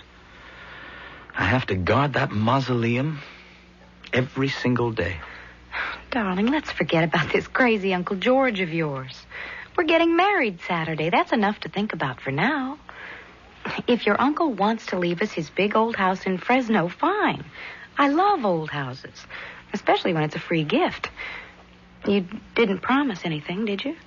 No, I didn't. Saturday, Catherine and I tied the knot. Nothing fancy, just a few friends at the registrar's office on Hollywood Boulevard.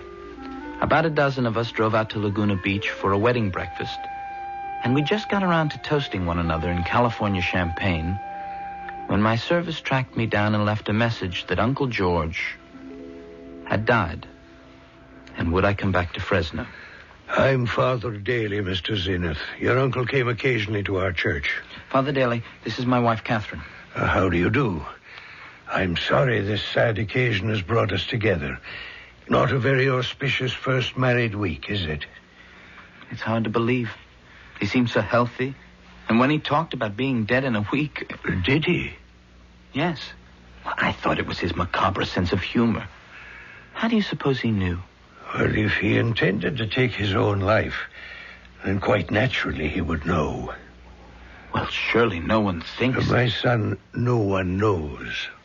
When is the funeral service? Well, there isn't going to be one in the strict sense of the word. No funeral? But why not, Father? Well, I'm afraid Mr. Zenith's uncle may not have died a natural death. The medical examiner said an overdose of sleeping pills. Oh, but couldn't that have been an accident? I mean, he told me he had a lot of trouble sleeping. Oh, of course it could have. Which is what the coroner decided, death by accident. But so long as there's the slightest suspicion, which you have rather confirmed just now for me, I cannot bless the grave.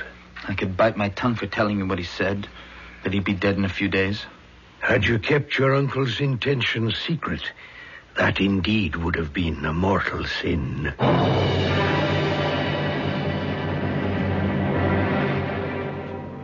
Yes, Henley. You wish to see me? I do, sir. Cook and I want to leave. You wish to leave this house? But why? While your uncle was alive, there were some very peculiar things going on, but out of loyalty, we just couldn't go. Peculiar things that frightened you? Oh, yes, indeed, sir. Strange voices and goings-on and awful shrieks, like someone being attacked. Terrifying, if you ask me. I quite agree with you.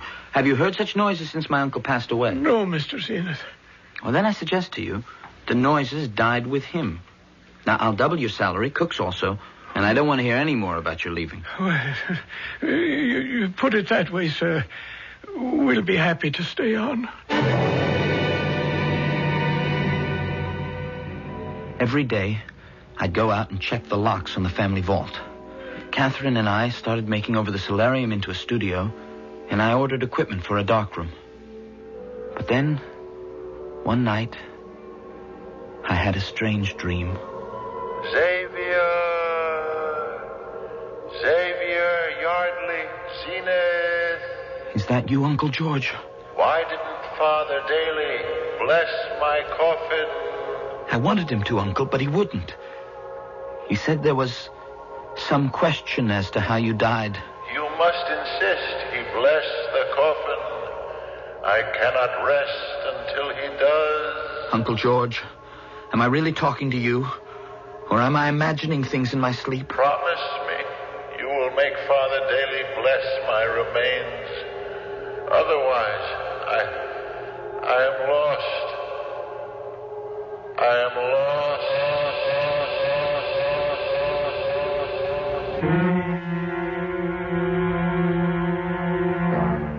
To sleep, says Hamlet, perchance to dream. Aye, there's the rub.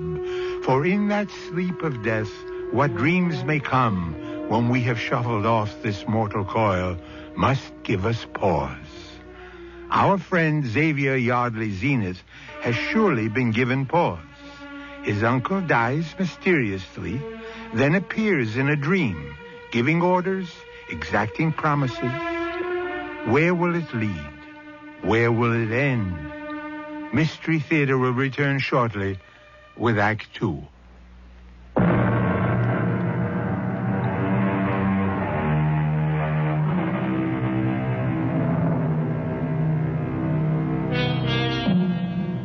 It has been an enigma for thousands of years. Are ghosts an illusion, a projection of what one wishes to see? Or do they represent some ephemeral link between the world of the dead and the world of the living? The problem that faces Xavier is to persuade a member of the ministry to bless the remains of a man who may have committed murder, for that is indeed how the church regards suicide. Catherine, I tell you, Uncle George's ghost said it as clearly as I say this to you. Father Daly must give me his blessing. I cannot rest until he does. Honey, can I say something? I appreciate this inheritance, the house, the grounds, money to run it and have a butler and a cook. I never in my wildest dreams did I ever think I'd have that. But on the minus side, there's all this infatuation with death. That mausoleum, which has to be guarded as though it were Tutankhamun's tomb. And now you having nightmares about your uncle. Xavier, it's not healthy. What am I to do? I gave my word. Well, what about your career? You're a little young to retire to a gingerbread house in Fresno and play nursemaid to ghoulies and ghosties. Oh, we're going to make a great studio out of the solarium. And then that enormous closet, turning it into a darkroom. It'll be great. You don't understand me, do you? You've got to get out into the world and take pictures, Mr. Zenith of Hollywood. But having always to be one night away from this place so you can check the locks on a dead man's tomb is going to hold you back. I told you all this before we married, so don't throw it in my face now. What's the matter with you, Xavier? Have you no will of your own? Why, a month ago, if I told you that a ghost came to me in my sleep, you would have laughed right out loud. I'm not laughing now. You really believe you saw him, don't you? Of course I do. I was there. He was there. I heard him. And you've decided to stick it out here for the rest of your life. Is that it? If I have to, I will. I think I'd better leave you alone until you cool off. I'm not letting any dead uncle get in the way of my life. And I mean it. Catherine did mean it. Next thing I knew, she'd lit out and went back to L.A. I knew where to find her all right. At her mother's. But I was darned if I'd go running after her. My dear Mr. Zenith, my hands are tied. The church simply cannot acknowledge any untoward death. Father Daly, for 3 nights running, Uncle George has appeared to me at night saying, "Help me lie and rest. I cannot until Father Daly blesses my coffin." Xavier, may I call you Xavier? I wish you would. My boy, you and I are both modern men at the edge of the 21st century. For you to tell me that you're being visited by your uncle's ghost, while I won't discount it as a possibility, it's much more likely to be your own conscience worrying you to such an extent that you can convince yourself that you've seen him. You tell me it happens when you're asleep. I say to you, yes, it could, but that still doesn't make it any more than a dream. Last night, he said I should read some of the books in his library, and I would understand. Go read your uncle's books. And if this brings you peace of mind, then you'll know whether his appearances are fact or fancy. That's just what I aim to do, Father.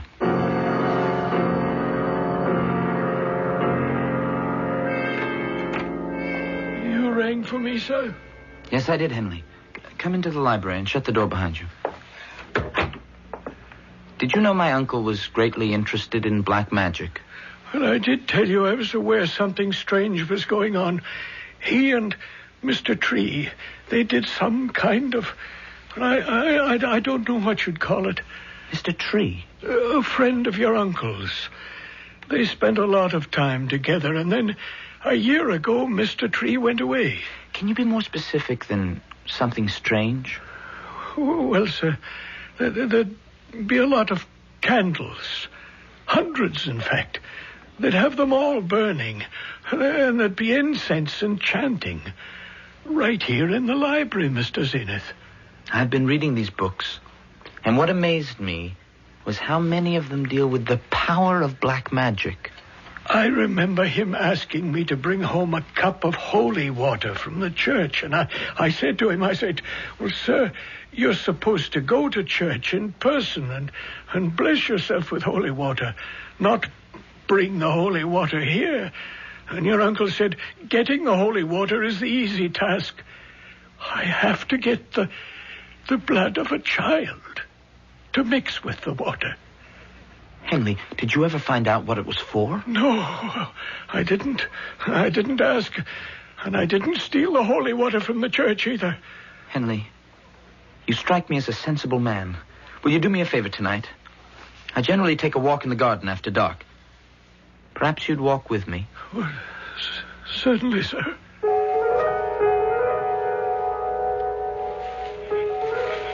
I see you brought your camera, Mr. Zenith. Can you take pictures with only moonlight? Oh, yes. Film is so fast nowadays, I could get a picture of you at 20 feet by the light of one match. Why? Now, this part here, where we're walking, is this also part of my uncle's property? Well, I should say your property, sir. This is all part of it. And that brook, too? Okay. Let's walk to the other side across this footbridge. The path seems to continue downstream. Over there. Over there. What's that little stone building? Oh, that's the mausoleum, sir. Oh, so it is. By moonlight, I'm afraid I'm a little discombobulated. Oh, wait. That's a good shot from this side of the brook.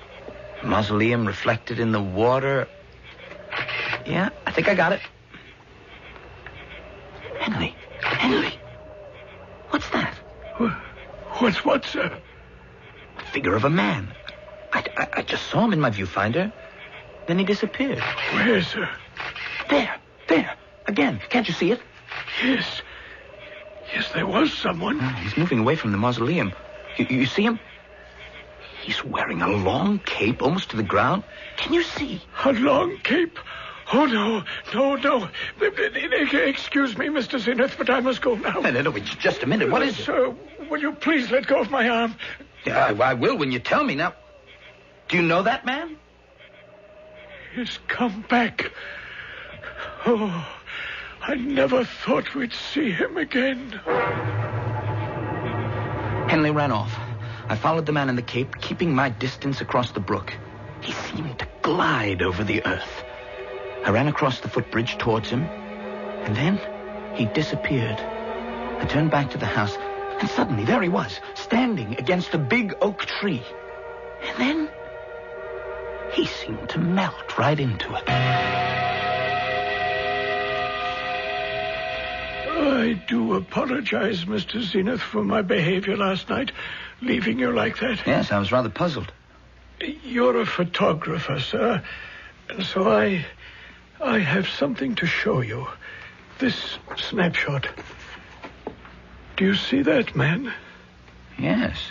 It's very like the thing I saw last night. A hunched-over man with a long cape. Why, it looks like he's talking to someone. Someone out of camera range, possibly. Well, that's the peculiar part of it.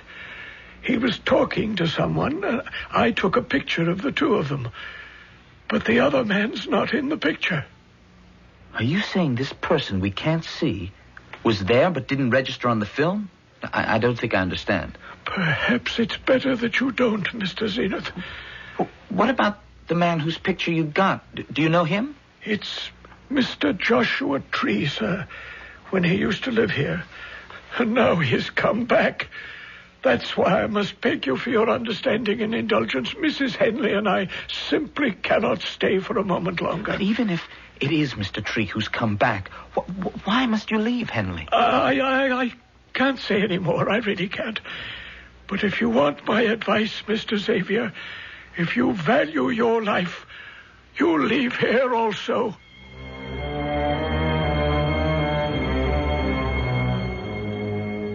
When I developed the shots I took of the Cape figure, they were identical to Henley's snapshot. That night, from the darkened library, I watched the oak tree. At midnight, the figure in the cape appeared.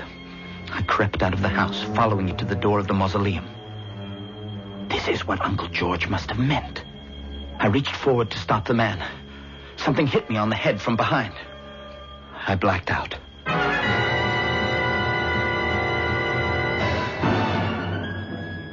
Xavier, are you all right? Oh. Catherine, what are you doing here? Am I dreaming? Don't ask so many questions. That's quite a bump on your head. Here, let me help you up. No, I can make it all right. Oh. Whew.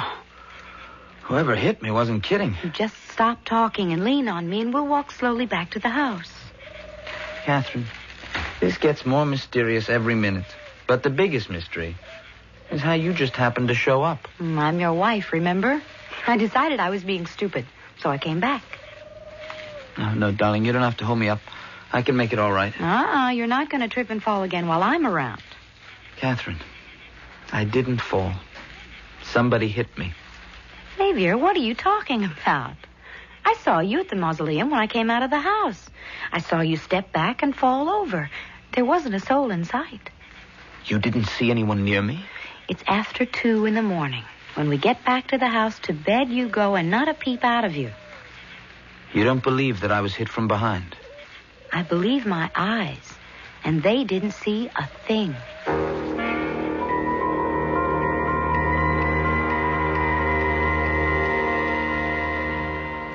Father Daly, who is Joshua Tree? Where did you hear that name? Henley told me, but not much else. Joshua Tree. He was a man who, to the bottom of his heart, if he had one, was basically evil. How did my uncle come to know him? Well, he just turned up about 2 years ago. Your uncle took a fancy to him and saw a good deal of him, which I am afraid was the most unfortunate thing he ever did in his life. Why do you say that, Father? Joshua Tree was the very spirit of the devil himself. I show you a photograph I took near my uncle's vault the day before yesterday. Is that Joshua Tree? Well, I can't really make out the face. But the cape and the angle of the head, very similar, I'd say. But, of course, how could it be? He disappeared a year ago. Father, here's another picture. Is that the man? Yes, that's him. You didn't take this picture, did you? No. It was given to me by Henley. He took it. Now, if that's Joshua Tree, you notice he appears to be talking to someone, but there's no one there. Oh, yes, there is. But the camera can't record an apparition. You mean Joshua Tree was talking to someone, but we can't see him? Because, my dear young lady, that invisible thing is a familiar. What's that? A familiar is an evil spirit visible to very few. The devil can see him, as can a sorcerer's apprentice. So you were saying Joshua Tree was such an apprentice?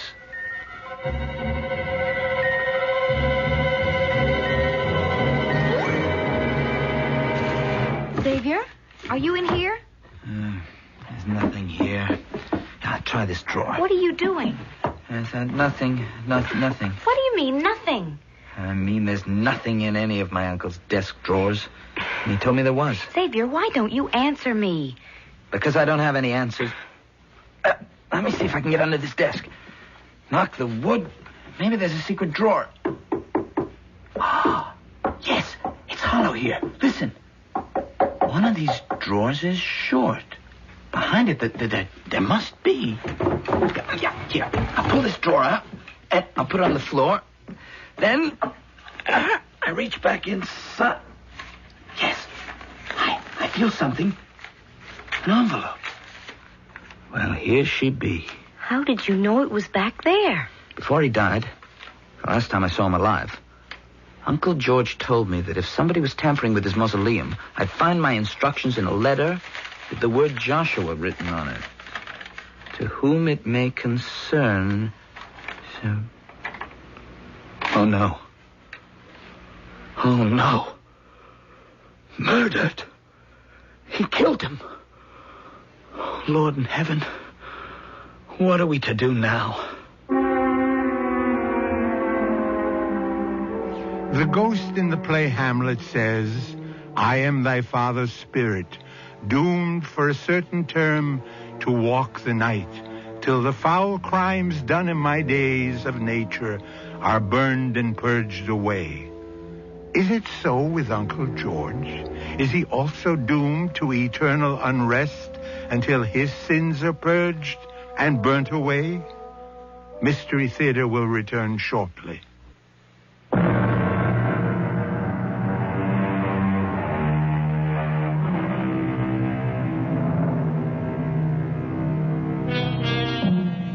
It's all very well to pooh-pooh the occult, ghostly apparitions, phantoms that haunt, the deceased who cannot find peace until they find love or forgiven their earthly sins, etc., etc.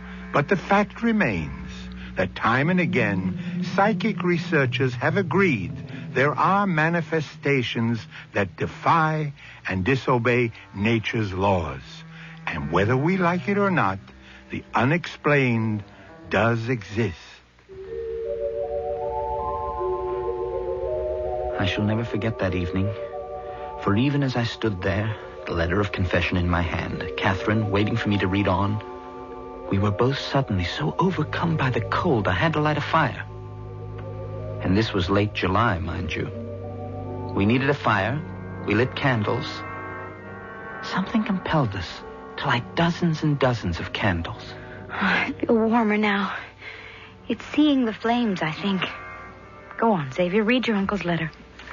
To whom it may concern, especially you, my dear nephew Xavier, I fear they have come to get me. They've appeared at the door of my mausoleum, or else you would not be reading this letter. This letter. Stop. Uncle George. Catherine, do you see him? Yes.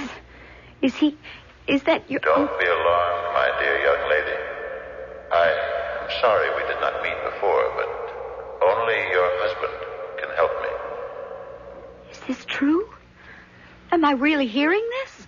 Xavier, you must find Joshua's body and destroy it. Burn it. You see, I had to kill him. I put his body in the crypt, and then it disappeared. Oh, how horrible. Catherine, Joshua Tree's death was not half so horrible as his life. I was a fool, a lonely old fool. I submitted to his black magic. I subordinated my will to his and became a crawling, craven creature. I lost control of my mind. It was all the doing of the hellish creature he conjured up from the world of the damned. His familiar. Uncle, if Joshua Tree's body is hidden somewhere, how can I find it? We will try. Anything to help you, Uncle. Persuade Father daily to bless my grave. Help me, Xavier. Help me. I'm glad you finally saw him too, Catherine. Oh, those heavy summer storms. We better check the library windows. I'll do the ones on the side, Catherine. You make sure the ones facing the front are tightly shut. Look! The fire in the fireplace. It's going out. How strange. Well, it must be the downdraft blowing down the chimney. Now the fire's gone out. All the candles are going out. Must be some strange air circulating in this room. Let me get the electric lights. The switch is by the door. Well, that's funny. Nothing's happened. Can't you turn the lights on? No way. Well, that happens often in the country. Get a big storm and the electricity just shuts off. I'll look out the front library windows and see if there are lights in the other houses down the road. Xavier, come here. There's someone out there. Look, pressed against the big oak, a man with a cape. And next to him, a tall kind of man. They're both huddling against the trunk of the tree, trying to keep out of the rain. Catherine. The tall one. It's turning around from the tree. It's looking right this way. Can it see us? Oh, what a hideous face. Like death. The eyes. Do you see those eyes? Now it's beckoning to the man in the cape. I see him. Is that Joshua Tree? In spirit. For I'm sure now where his body is. Where? In that tree. That's why Uncle George was so haunted. Oh, it's all clear to me now. That time, I followed Joshua Tree to the mausoleum. They were trying to get at the corpse of Uncle George. It was the familiar who knocked me down. Am I imagining it? But the both of them have come much closer to our picture window. Hello, Father Daly, is that you? Yes? This is Xavier. You've got to come over to my uncle's house. You've simply got to. My boy, you sound quite upset. Father, I implore you, come now. Catherine and I are here alone. Only you can save us. Give me that phone. Father Daly, this is Catherine Zenith.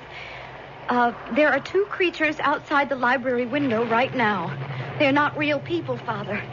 I have a very strong feeling they are not human. 2? Did you say 2? At this moment, they are pressing their faces against the glass of the library window. The hands are clawing at the glass as if they wanted to break through it. Is one of them wearing a cape? Yes, it is. Father, come quickly. Help us. Help us. They're raising their hands now and pounding at the glass. Ah! They're coming after us. We ran out the back door into the raging, storming night, lashed by rain, not knowing which way to escape. The only path through the garden led right to the mausoleum, and before we could stop ourselves, we were practically on top of it. It's there. It's standing at the door of the vault. Grab my hand, Catherine. Hold on. We'll run for the brook. Where are we going? Into the water. Come on. It's not deep, Catherine. We can walk it. Stay in the middle of the brook with me. You see, these evil spirits cannot follow humans into water. If we just keep moving, it'll give up. I'm sure of it. Oh, I hope you're right. It's got to give up before I do.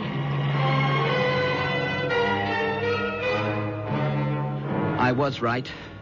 The thing gave up, finally, and by the time we'd climbed to shore, it had gone.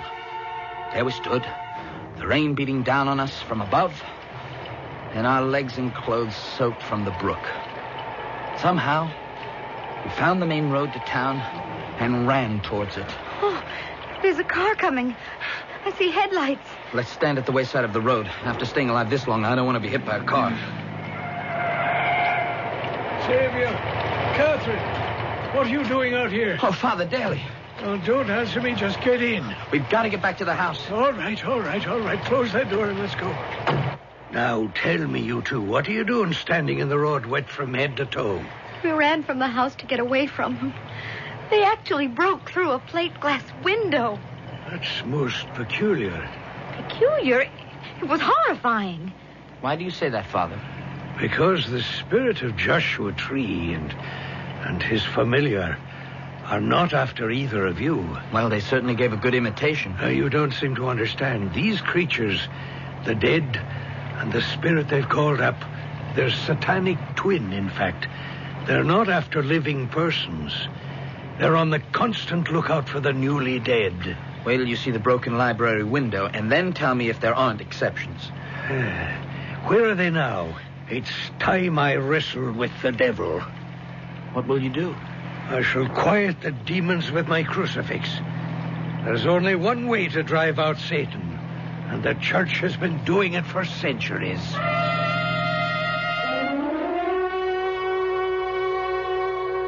Father, look. The vault door's open. Someone's coming out. Not someone, but some things. They're carrying out your uncle's coffin. Stop! I charge you, archfiends of Hades. Thou hast entertained familiarity with Satan, the grand enemy of God. I charge you, put down that body and begone! Father Daly advanced upon the 2 creatures, holding his crucifix in front of him. The familiar and the spirit of the murdered Joshua Tree halted, released the coffin, and ran. Father Daly and I carried Uncle George back inside the vault and closed the doors. It came to me in a flash. The big oak tree. It was there we would find the source of the evil. You were right, Xavier. I can see their shadows. I'll hold them back with my crucifix. Somewhere inside this oak are the remains of the man my uncle killed. When we find them, I suspect they'll be wrapped in that long cape he wore. There's a sizable hole on the far side. When I first came here last April, my uncle was up there cementing up some holes. Since he knew Joshua Tree's body had been taken from the mausoleum by the familiar, your uncle might have suspected it was in this tree. I don't look forward to finding a pile of decomposed bones. What do we do with them, Father? Burn them. I'm glad Catherine's in the house. Don't know how she would react to a funeral pyre. We have no choice. Look, Father. The familiar. It's still there. Its minutes on Earth are numbered. Once we have destroyed the body of Joshua Tree, what held it here no longer exists, and the familiar must return to the black beyond. And Uncle George must have known that his body could be invaded after death. And he would have had to walk the earth forever with this familiar. When I find the remains, I shall light the fire to them and hold high the cross. But what about Uncle George? I shall go back into the mausoleum and bless the coffin. Requiescat in pace.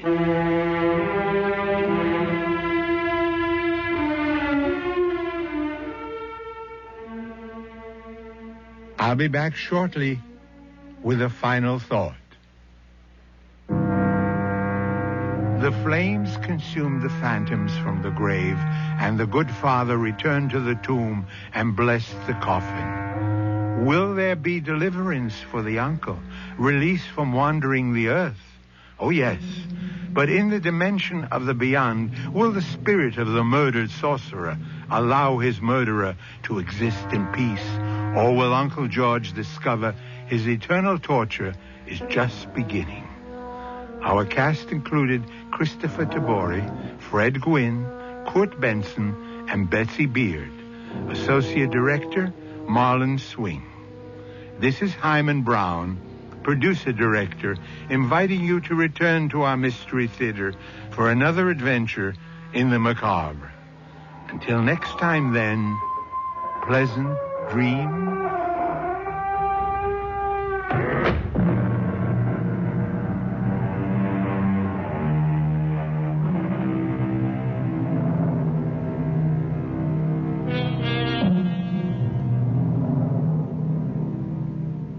CBS Radio Mystery Theater presents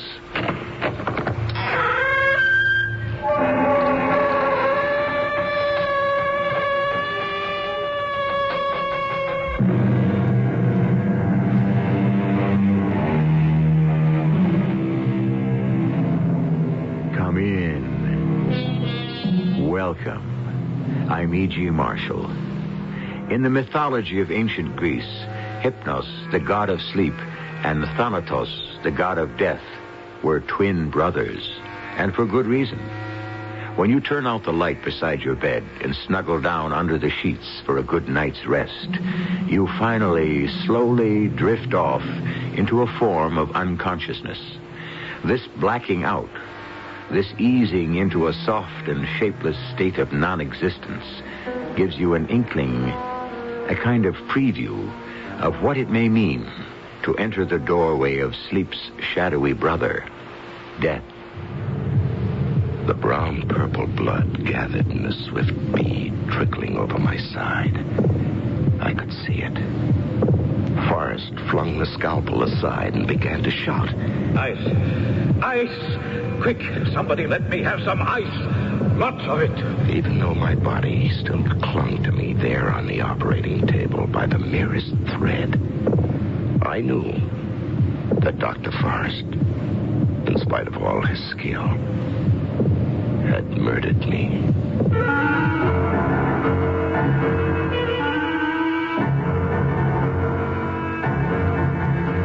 Our mystery drama, The Long, Long Sleep, was suggested by a short story of H.G. Wells and was especially written for the Mystery Theater by Arnold Moss. It stars Larry Haynes. I'll be back shortly with Act One.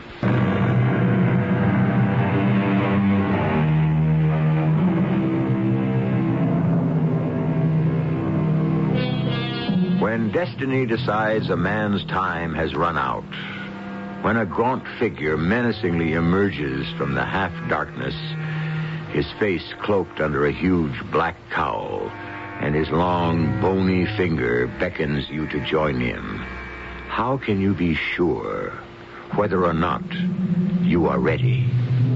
By what signs do you recognize this to be the final eternal sleep, the sleep from which no one awakes? It's the night of December 31st, and Norman Hill and his wife Laurie, a couple in their middle 50s, are at home, alone.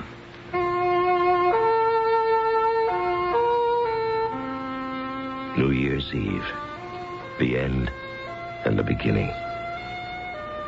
For the first time ever, Laurie and I had decided to stay home together. Why? I wasn't really sure. But there was an unknown something that was bothering me. Only a couple of minutes to go, Laurie. Oh, and another year will have gone by. Mm-hmm. You don't feel bad about our not going out? Norman, of course not. What we're doing makes the only sense. This is perfect. Yeah. Just the two of us alone. In an apartment that's begging to be painted. Well, I'll have the painters in any day now, I promise. Okay. Ooh, now let's get to that jar of caviar. Right, and real imported champagne, the best that money can buy. Now, when you get the promotion they've been promising you at the office. Yeah, and the very good chance of my book being picked up as a paperback. Oh, Norman, I'm a very lucky woman. And I love you very much. And, Laurie, I love you. Still, after all these years, you don't want to trade me in for a later model? Not just yet, dear. I'm delighted to be stuck with what I've got. For a while, anyway. Well, thank you, darling. You're still very sweet and so romantic. And this is it. Oh, have some of the toast and caviar. Yes, of course. Oh, it's great. It's wonderful. Happy New Year, darling. Oh, Happy New Year to you. And with luck, to another 30 years together. Well, at the very least, I'll drink to that. To us. What is it, Norman? What's wrong? Norman? What's happening? What can I get you? Norman? Speak to me. What is it?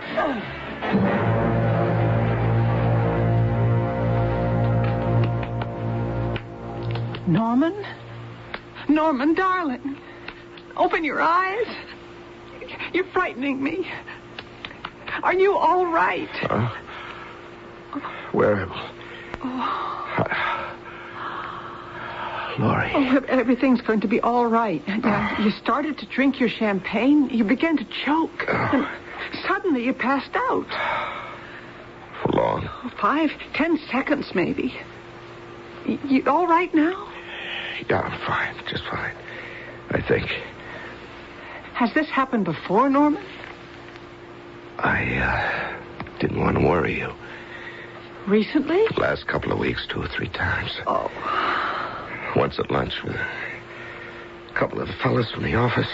Have you been in pain? No, not really. Well, you've got to see a doctor. Yeah, I suppose so. Maybe I will. No maybes, Norman. Tomorrow morning you make an appointment with Forrest Haddon. What, New Year's Day? It's a holiday, even for doctors. Well, then the next day, Tuesday. Yeah. Maybe it's not a bad idea. I'll call him at home. Norman, you just scared the living daylights out of me. Yeah, I guess I did. Anyway, Happy New Year, darling, to both of us. Laurie was scared, and I was, too. If you've made up your mind you want to go on living, then you make up your mind to follow the rules, the doctor's rules. Forrest Haddon, who was one of my closest and most trusted friends, put me through the most thorough physical examination I'd ever had in my life. Every test in a book. And then a few days later at his office. Norman, I've never kidded any of my patients, least of all you. I don't see the point. When, Forrest? How soon? The operation? Yesterday, Norman. No. The longer we wait, the greater the chance we take. We? Do they suspect at the office? No, of course not. And, Laurie? Laurie is something else. Oh, what do you say? I'm all yours, Dr. Haddon, I guess. I've already called the hospital. They can take you Thursday morning. It's day after tomorrow. I wouldn't wait, Norman. Okay. Then Thursday morning it is. And, the odds of my survival, of my pulling through? Oh, I'm a doctor, Norman, not a gambler. I don't give odds. But if you did? All right, I'd say an even 50-50. No worse? No worse. You be at the hospital Thursday morning at 8, admitting room. Where are you headed now? The office, then home. Think I'll walk. Clear my head a bit. Do you mind if I walk along with you? You were my last patient. No, of course not, Forrest. Are you sure? Yes, I'm sure. You're afraid I'm about to dissolve into a huge mess of self-pity and despair, aren't you, Forrest? I might take it into my head to do something rash, right? Could be. And if I did? Oh, that would be very foolish. Oh, what would be the sense? None. No, Forrest, you're wrong. At this moment, I feel absolutely nothing. Not self-pity, not despair, nothing. Just a big emptiness. As if I were already dead. This afternoon, as I walked along with Forrest Haddon facing the possibility of my own death, it was all very strange. Every deep, passionate feeling I might have had, depression, fear, resentment, anger, was in some curious way drained out of me. There was nothing left inside me except a bloodless, tranquil resignation to a 50-50 chance of the inevitable. Now, there's no point in minimizing the danger, Norman. It's a very tricky, delicate procedure. Oh, I'm not an alarmist, you know that. I know what I'm doing, and I'll be working with a team. And as we trudged through the snow across from the park toward my office, Forrest kept on assuring me that my life was in the most capable hands. But I couldn't get over the feeling that here I was, living in the very real shadow of death, without my being able to do a thing about it, to control in any way what was happening to me. And what surprised me most was the fact that I was unmoved by the whole thing. I was cool. I was calm until... Norman, look out! Move! Well, what happened? That big pot with a plant in it must have toppled off the roof of that penthouse. The wind must have blown it. It's a good thing you saw it coming, Forrest, and pushed me out of the way. Yes, just in time. It missed my head by inches. Split your skull right in two. Well, come on, let's not stand here, Norman. Let's move before anything else happens. Yes, thank you. Thank you, Forrest. Thank you very much. For a moment, I'd been brought back to reality. And then a minute later, that same dullness, the feeling of being isolated from the rest of the world, began to take over again. I think that's wonderful about your book, Norman. You know, I don't see how you manage it. A full-time... Forrest kept on talking about my work, possibly to get my mind off whatever was wrong with me. Great. We kept walking through the slush and snow. And I was oblivious to what was going on. I remember starting to cross the street, and then... Norman!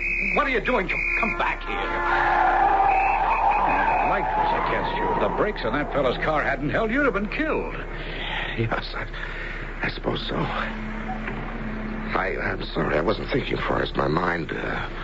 on other things. Of course, I'm aware of that, but for Pete's sake, no. What are you trying to do? My office is in that building over there. I think I'd like to sit in the park alone, if you don't mind, Forrest, before I go up. Oh, sure, Norman. I appreciate your company. It was very thoughtful. I'll, see you day after tomorrow at the hospital. 8 a.m. Admitting room. Thanks again, Forrest. And whatever you do, you take it easy, please. I sat down on one of the park benches, and I must have dozed off into a kind of dream. I thought I saw myself actually dead, withered, tattered, one eye pecked out by birds. Through the trees, I saw a vision of the resurrection. A flat plain of writhing graves and rolling tombstones. The rising dead seemed unable to breathe as they struggled upward through the frozen snow out of the earth. After no more than a minute, I came to and started for my office. Now, what was the sense of not quite being connected with what was happening? Was this some weird anticipation, a presentiment of my own death to come. The falling flower pot, my walking in front of that automobile, were they triggered by something that was making me withdraw from all reality, all sense, instincts, even of self-preservation? Before that cold and bony hand was laid on mine, I had no way of knowing. A certain soothsayer warned Julius Caesar to be on his guard against a great peril, a peril that could lead to his death. On the day of the month, the Romans called the Ides of March. When that day came, and Caesar was on his way to the Senate, he passed a soothsayer in the street, and with a smile he said, "The Ides of March have come, and nothing terrible has happened to me." The soothsayer answered, "Yes, the Ides have come, but they are not yet gone." I'll be back shortly with Act 2.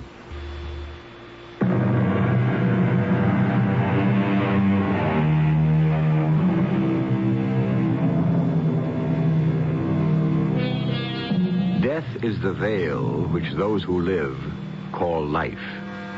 They sleep, and it is lifted. That was written by one of our great poets. Do those words apply to Norman Hill, or are the words of Aesop, the teller of fables, more appropriate? He said, "Better die once and for all than to live in the continual terror of death." On a bitterly cold winter's day, Norman sits alone on a park bench, taking the measure of death. The year was only a few days old, the beginning of things. I wandered slowly out of the park toward my office. Children were romping with their sleds in the fresh snow and the winter sun, gathering strength and experience for the business of life.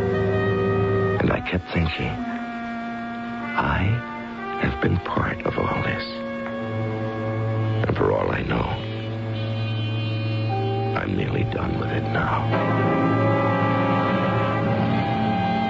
I walked through the doors of my office, and a curious thing, no one paid any attention to me. Not a soul even looked up from his desk to greet me.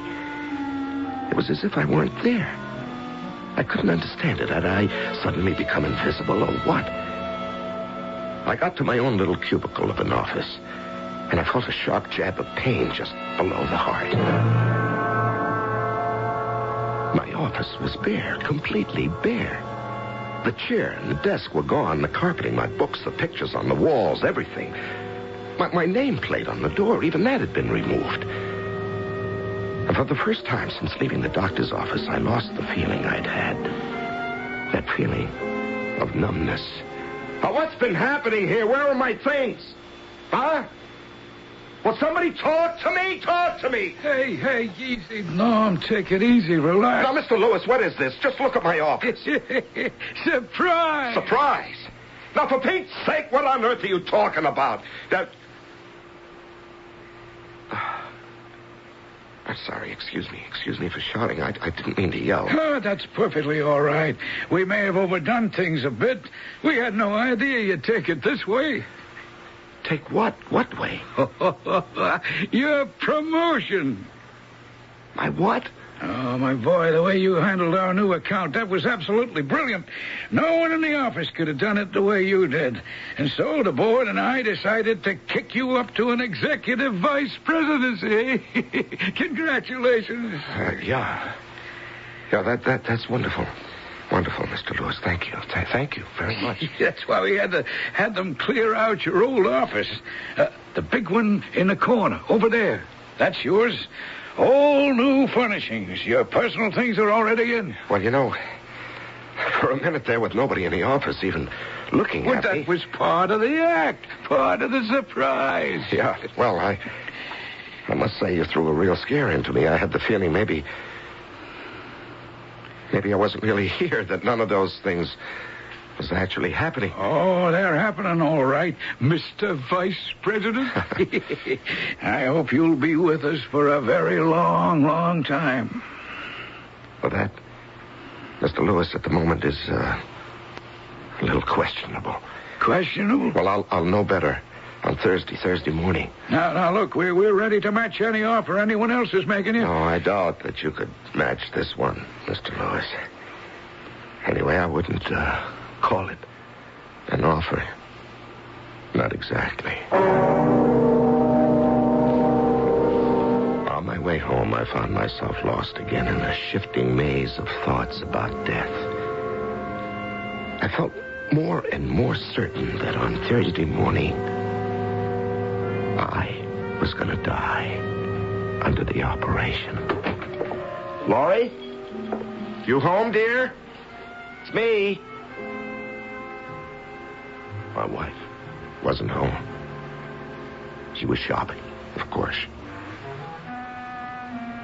Shopping. At this time, something very odd was going on. The chairs, the sofa were all covered with big white sheets. Every surface of every table had been cleared. The drapes had been taken down. And that dull stab of pain hit me once again in the pit of the stomach. I started for the bedroom to change my clothes. Hello? So glad to find you in at last. Been trying to get you all afternoon. Who is this? Who's calling? About the arrangements. The director wasn't quite clear about one or two of the details. What arrangements? Which details? Who is this? First, he wasn't altogether certain how many limousines you had ordered. Limousines? The remains will be properly embalmed, of course, as ordered. But was it your desire to have the lid of the casket of the departed left open or closed? Now, will you, for heaven's sake, tell me who this is? Sir, you are not answering my question. Now, before I hang up on you for the last time, who are you? Who is this? Golden Rule Funeral Services, of course. Serving families, as you know, with dignity and sympathy at all modest costs since 1898. This is the secretary of the director speaking, Mrs. Havencastle. Funeral services? Why are you calling us? Well, isn't this Mr. Yamashita? Mr. Shizuki Yamashita? Or have I, by some mischance, got a wrong number? Oh, sister, have you got a wrong number? Sorry, terribly sorry. I drifted back into the bedroom. Is that you, dear? Oh, what a surprise. What a big surprise. Laurie? Have you been home all this time? Well, of course, in the other bedroom, trying on a couple of new dresses I bought. I had the door shut. Is that one of the new dresses? Mm-hmm. What do you think? And what are you doing home? At this time of day, that is. Well, it's been a long day. A pretty full day, too. I saw Forrest Haddon this morning. He had the x-rays, lab reports, everything. And he's operating on me Thursday morning. That soon? Yeah, my chances of getting through the operation are no better than 50-50, Forrest says. Laurie, at the office, I've been promoted. Executive vice president. New office, new everything. Isn't that wonderful? Yeah, vice president. Maybe for one whole day. What do you mean by that? Well, I could be dead day after tomorrow. Norman, dear, worrying about it isn't going to help. Now, both of us, we have to think positively. And feeling sorry for yourself won't help. You know, a strange phone call as I came in. Funeral parlor. What? Yeah, it was the wrong number, they said. Now, Laurie, what on earth is going on here? Now, what's wrong? Tell me what's wrong. Norman, you're hurting me. Let go of me, please. What's the matter with you? Why have you got sheets all over the furniture? Why is everything cleaned up and put away? As if we or you were going on a long trip someplace, as if I were making arrangements to close down the place. Now, why? Darling, you know as well as I do. The painters are coming in to do the apartment tomorrow morning. Tomorrow? Now, try to control yourself. I know the strain you've been under. It's not been easy for me either. I don't know. Your whole attitude since I came in, like I was speaking to a stranger, the way you look at me, the way you talk. It's all in your mind. As if for some reason you were frightened of me. as though you were looking at a ghost. Somebody who'd come back from the grave. Norman. That dress you're wearing. What about Well, when you take it off, that's what a widow wears, isn't it? You're in mourning for me already. Oh, Norman, you can't mean what you're saying. That's a black dress. It's black. Out of respect for the dead. Let me turn on the lights. Now, what color is my dress, Norman? It's blue. It's blue, isn't it? Kind of a navy blue. I thought it was black. I'm sorry. It's all right. Laurie, what's wrong with me? Oh, you're upset, Norman. Terribly upset. And you have every reason, every right to be. Oh, look, darling, why don't you lie down for a bit? You know, when Forrest told me about my chances of pulling through, my body, my mind, everything seemed to go numb, lifeless. As if this were about to happen to somebody else, not to me. And then it suddenly hit me. This is happening to me. And I'm afraid. A nap. A nap before dinner will do you a world of good. Put all those dreadful thoughts out of your head. And in the morning... In the morning, nothing will have changed. Nothing. But in the morning, after tossing frantically in my bed all night without even a minute's sleep, I had an idea that I thought might put my mind at ease. Laurie, let's drive up to Avalon. Avalon? Uh-huh. The cemetery? Yes, exactly. You want to drive to the cemetery in this rainstorm? We'll be drowned. Darling, I'd like to go. I'd just like to walk around and look at the family gravestones. You know, the whole families. I don't know why, but I think it'll make me feel better. Well, if that's what you want, dress warmly.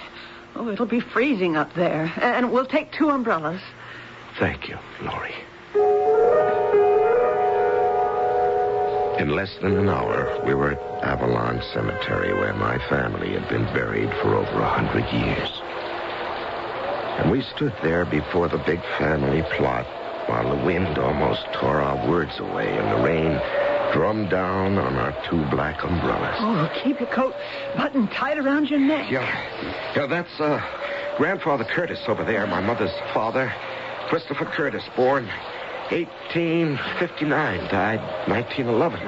That big headstone over there? Yeah, my father's father's father, my great-grandfather, Charles Robert Hill, born 1838, died 1863, only 25. Killed at the Battle of Chickamauga in the Civil War. The lettering on some of these stones is so worn you can hardly read them. This is your father's grave over here, isn't it? And next to him, your mother. Yes, that's right. And right behind them, over there... No. Oh, no. I don't believe it. Oh, Norman, what is it? Next to Grandfather Hill's. That's impossible. What are you talking about? The letters are badly worn, but you can still see the name.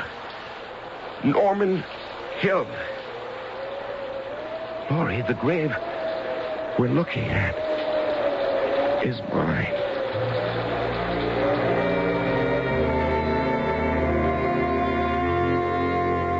At this moment, it would seem that his fear of death has led Norman Hill to the point where he questions whether or not he is still alive. With Shakespeare's Prince of Denmark, he may be thinking, for in that sleep of death, what dreams may come when we have shuffled off this mortal coil must give us pause. There's the respect that makes calamity of so long a life. I'll be back shortly with Act 3.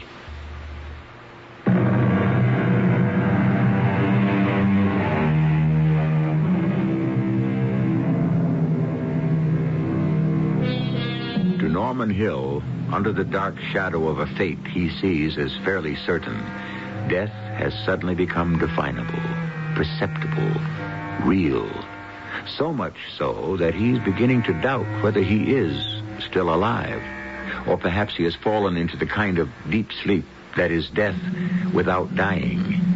Living, but not life. He and his wife, Laurie, on a windy, rain-swept morning, stand in a corner of a cemetery looking at the cold, gray headstones over the graves of Norman's family. But you see, right behind those other gravestones over there. Oh, no, I don't believe it. Norman, what is it? That headstone next to my grandfather's. It's impossible. What are you talking about? The letters are badly worn. You can barely make out the name, but look closely. It says Norman Hill. Laurie, the grave we're looking at is mine. Norman, be sensible. Now, get closer to it. Look again. No, it's so hard to see in the rain. Well, look at it. Look at the letters. Look at the dates. Born 1859. That's Grandma Hill. That's my grandmother's grave. Of course. And her name? Her name was Norma. I was named after her. That's what the headstone reads. N-O-R-M-A. The extra N, I thought I read. It just isn't there. Darling, it's cold. Yeah. Wouldn't it be more sensible to go back home now before we both come down with pneumonia?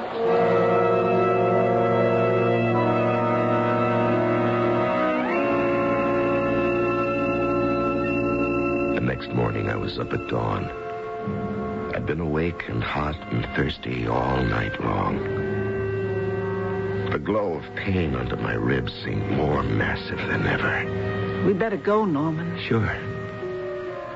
On the dot of 8, I checked into the admitting room at the hospital. I kissed Laurie. Was it goodbye?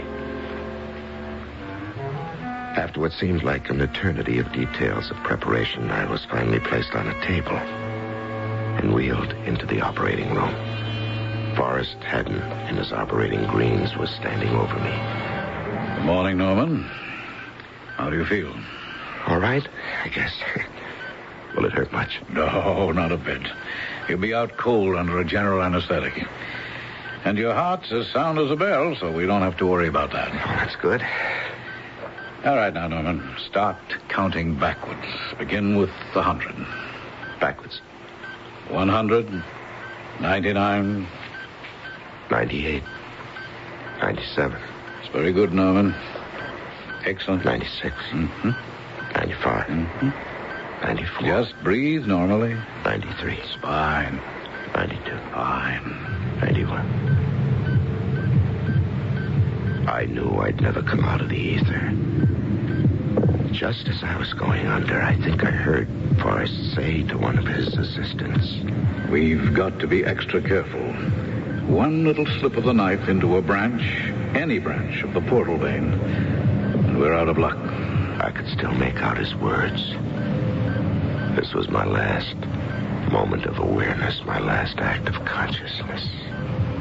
73, 72, 71. And then, great silence. A monstrous silence. An impenetrable blackness came over me. There must have been an interval of absolute unconsciousness, seconds, maybe minutes. And I realized I was not dead. I was still in my body. But all the sensations that make up the background of consciousness had gone. I do not think I saw. I do not think I heard, but I was aware of everything that was going on. Forrest was bending over me. The lower part of his face was masked. Behind his glasses, his eyes were intent, unmoving, glued onto whatever he was doing. Stand by with suction. Scalpel. I saw him reach for the scalpel, a large one. I saw him slice into my flesh with swift dexterity. It was interesting to see myself being cut into as if I were a drum of cheese without the slightest bit of pain. I was looking into Forrest's eyes. was mind, his brain. I could see that he was being extremely careful, afraid of cutting a branch. What do you call it? Oh, yes, a branch of the portal vein. And ending my life right there and then. I could read his thoughts in his eyes. You're right, Norman. Absolutely right. I'm struggling between the two possibilities of either cutting too little or cutting too much. And I'm afraid. And then, suddenly, like an escape of water from under a floodgate, I could see a great, swirling uprush of horrible realization in Forrest's eyes. Damn. The vein. I've cut into the vein. The brown-purple blood gathered in a swift bead trickling over my side. Forrest flung the scalpel aside and began to shout. Ice! Ice! Quick, ice! Lots of it! And hand me that clamp. Thoughts rushed through my mind with incredible speed, but with perfect clarity. Even though my body still clung to me by the merest thread, I knew that in spite of all his skill, Forrest had killed me. I was aware of a growing pull upon me as though some huge magnet were drawing me out of my body. The doctor, his assistants, the nurses seemed to have vanished. And I was in midair, flying swiftly upward. And the circle of scenery beneath me grew wider and wider.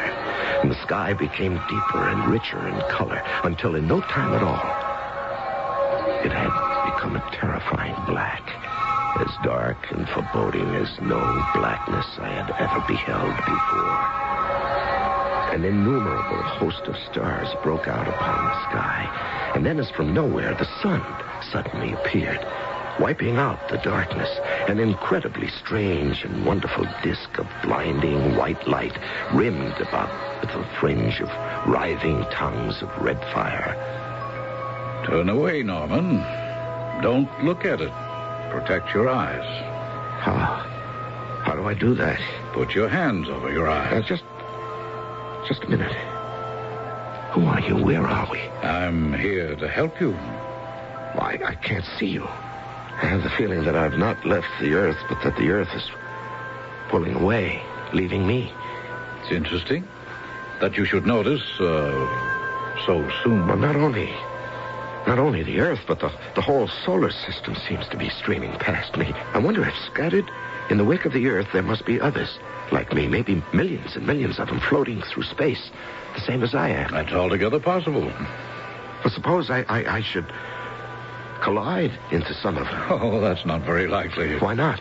The space through which you're all traveling, you and they, is infinite. It has no beginning. It has no end. Plenty of room for all of you. Look. The North Star. Over there, the Little Dipper. Isn't that the Southern Cross? It's so clear, so big. You know your stars. Well, you see, in my latest book, Lost in the Stars, I called it. Yes?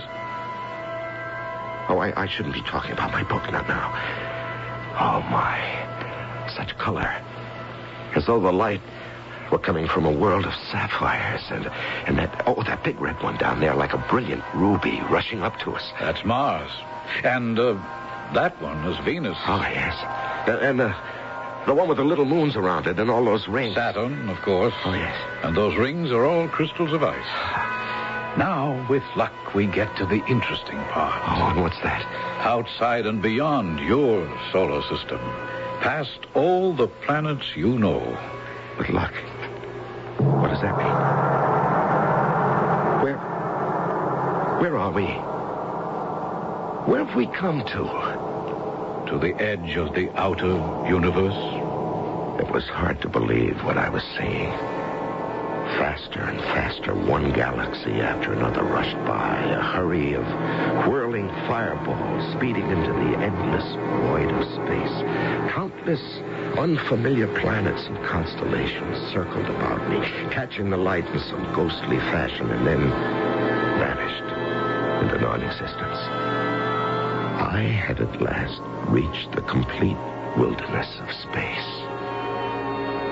And now, at last, I knew what happens when when you leave this earthly life, the long, long sleep. Now I knew what it felt like to be dead. Suddenly, I was no longer a detached observer. I was terrified, thrown into an intolerable darkness, horror, and despair, because I knew now I didn't want to leave the earth so soon. I knew now I wanted to live. And again, I heard that same voice. Norman, you see that little speck of light? Yes? Keep your eye on it. It's growing bigger. It's more distinct, like a pale brown cloud of some kind. Now, it's funny. Funny? The shape of it, I think I've seen something like it somewhere before. It's like, Yes? Like a clenched fist. Do you see anything else? Yes, the fist, the hand, is holding a stick. A shiny white stick of some kind, but nothing is very clear. Nothing is in focus. And above the hand, there's a little circle of light, sort of phosphorescent. The stick and the hand are just below it. You'll be all right, Norman. Everything's going to be all right. All right. And there will be no pain, Norman. No pain ever again. Why? You may live to be 115, Norman, and able to eat and drink almost anything. The operation, I'm happy to say, has been 100% successful.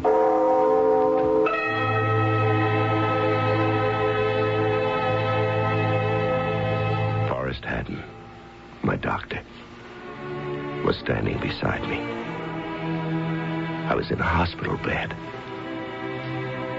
The circle of light I'd been looking at was the face of a clock on the wall. And the white rod was the railing at the foot of the bed. Norman, darling.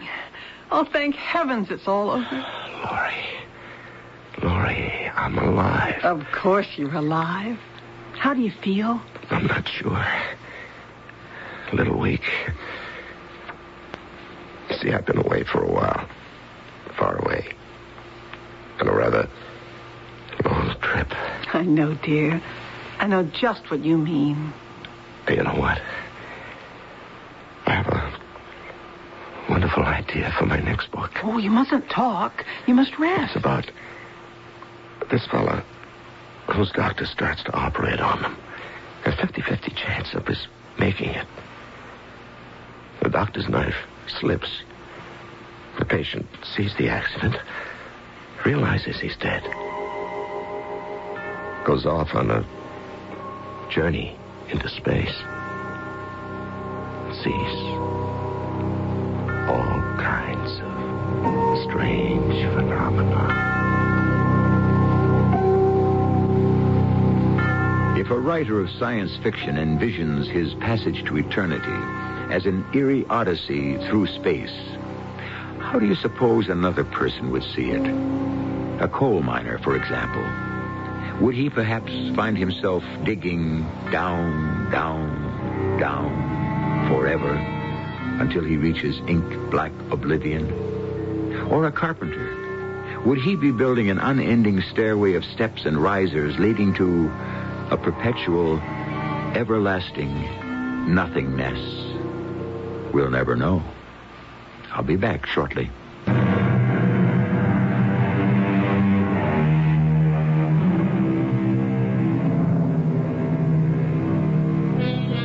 In recent days, there have been many heated discussions over the true definition of the word death. Biological death, where there is total and permanent cessation of all vital functions. Legal death, where many of these vital functions continue, but where there are no other signs of life as we know it. We leave the resolution of this question to the theologians, the scientists, even the lawyers, One thing we're almost sure of, along with Norman Hill. The journey to death may not only be terrifying, but it will also be very interesting. Our cast included Larry Haynes, Ann Williams, and Ian Martin. The entire production was under the direction of Hyman Brown. And now, a preview of our next tale. This spirit, having achieved the ultimate understanding, leaves the body and tries to become one with the universe. Leonard, I'm drowning. But the time is not yet, and so it must be born anew, in another body. Leonard, is this you? Bridges, I am finally free. I know at last. I know. The guru showed me who I am. Who are you? I have been born again, recreated. Although, realistically, I never died. Yeah? Once again, I walk the world. I think, I dream, I create. But who are you? That is, who do you think you are? Oh, I know who I am. Yeah? Yeah. I'm Leonardo da Vinci. This is E.G. Marshall inviting you to return to our Mystery Theater for another adventure in the macabre. Until next time, pleasant dreams.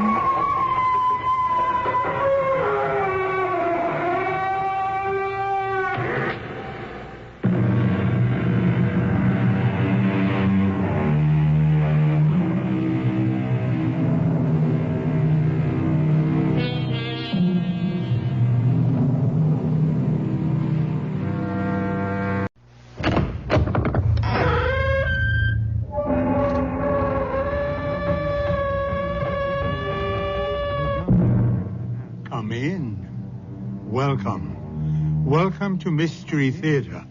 I am Hyman Brown. If it works, it's obsolete. So says Marshall McLuhan. Alas, he must be speaking of other endeavors than crime. For in crime, if it works, it's up to the law to find a way to stop it as quickly as possible. But the clever criminal resists detection with every means at his disposal, fair or foul. And that puts the law at a distinct disadvantage. One must rely on clues. But what if the criminal has invented a new method of crime? One in which what is obsolete is the evidence. Sheriff, what brings you out here again? There's been another murder, Professor. Another? Like the first one? Yep. But that's 2 murders in 2 days. Isn't there anything you can do? No. We've got the bodies. We have the murder weapons. We can even construct a reasonable theory why the murders were committed. But the thing is, I got a feeling none of this is going to lead us to the murderer.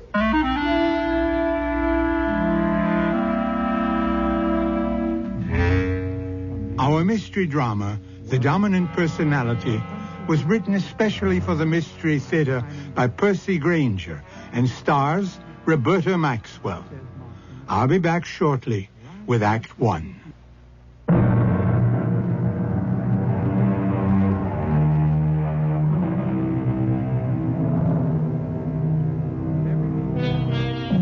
Imagine a rural area in the northern United States, an area so remote the only roads are old logging trails, an area of glacial lakes, dark forests, where the population is so sparse every house is an isolated outpost. In the summer, the tourists come to boat and fish, but with the fall, they return to the city, and those few who remain, the natives, settle back into solitude. Such existence breeds persons of marked character, capable of coping with any situation. That is, with almost any situation. Rod? Hey, Rod! Rod, you home? Oh, it's Carson back. He must be... Rod, where the heck are you... Yes? Oh, excuse me, ma'am. I was looking for Rod Talbert. My name's Olivia. I'm Murdoch Ross. I'm the county sheriff in these parts. I just dropped by to check on Rod's cabin since he's been gone. Would you like to come in? Well, is Rod here? He went for a walk. He'll be back soon. Oh, thank you. I was just trying to get a fire going in the fireplace. I'm not very good at it. Well, you don't have enough kindling. And those logs, that's hardwood. You ought to use something like birch or popple. Thank you. I guess it'll take me a while to learn everything. I'm going to have to know. Say, excuse me for asking, but are you a friend of Rod's? I'm his wife. His wife? I never knew Rod was married. He wasn't. We were married yesterday. Where? Down in the city. Well, that's something. All these years, Rod's had a girlfriend and never said a word. Of course, he's not the kind to share confidence. No, we only met 2 weeks ago. But 2 weeks? Well, I guess it does seem a little strange, but we were attracted to each other right off. It just seemed the natural thing. There. Is the fire better now? Oh, yeah. You want me to light it? No, I want to do things for myself. I've lived all my life in the city. Everything's so safe and predictable there. Sure is funny. What is? Rod getting married. I don't know anyone who's more of a loner than him. You know what we call him? The Great Gatsby of the North Woods. No one knows where he's from or why he came to live up here. How long has he lived here? Oh, let's see, it's nearly 7 years now. Strange fella. But, of course, he must have told you a few things about himself. No. I fell in love with his eyes. His eyes? Yeah. Sounds silly, I guess, but it's true. I was working as a waitress. Not much future in that. I must have seen 100 people a day sitting at that counter. Then Rod came in. Other men had looked at me that way, but with Rod it was different. He didn't say much at first, but he kept coming back. He never stopped looking at me. Then he started telling me about this cabin and the lake and the woods. It all sounded so beautiful. I never would have figured when he disappeared like that 3 weeks ago, he'd gone to town to get himself a wife. Say, you got that fire going pretty good now. Listen, I don't want to stick around here on your honeymoon. You tell Rod I'll be by to see him tomorrow. Is something the matter? Well... What is it? I'm afraid Rod's got a problem with some of the folks around here. Really? But we're so isolated here.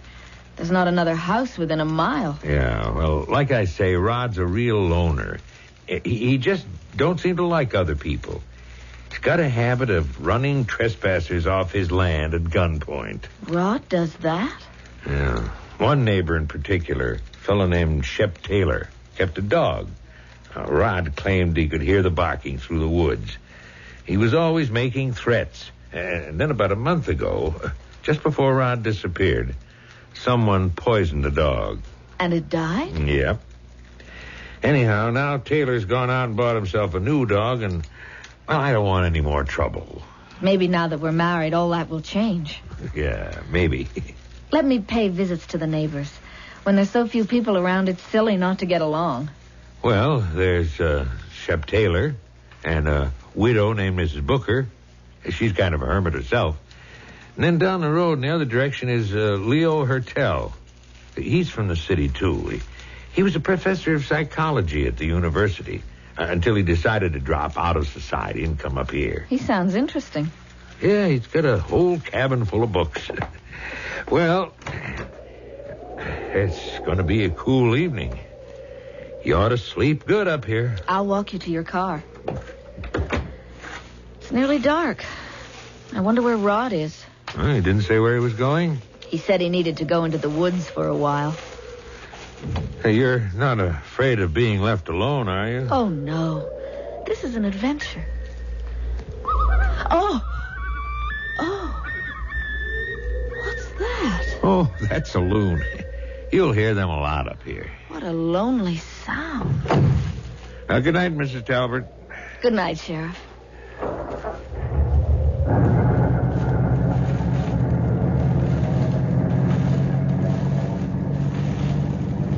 What did he want? Rod!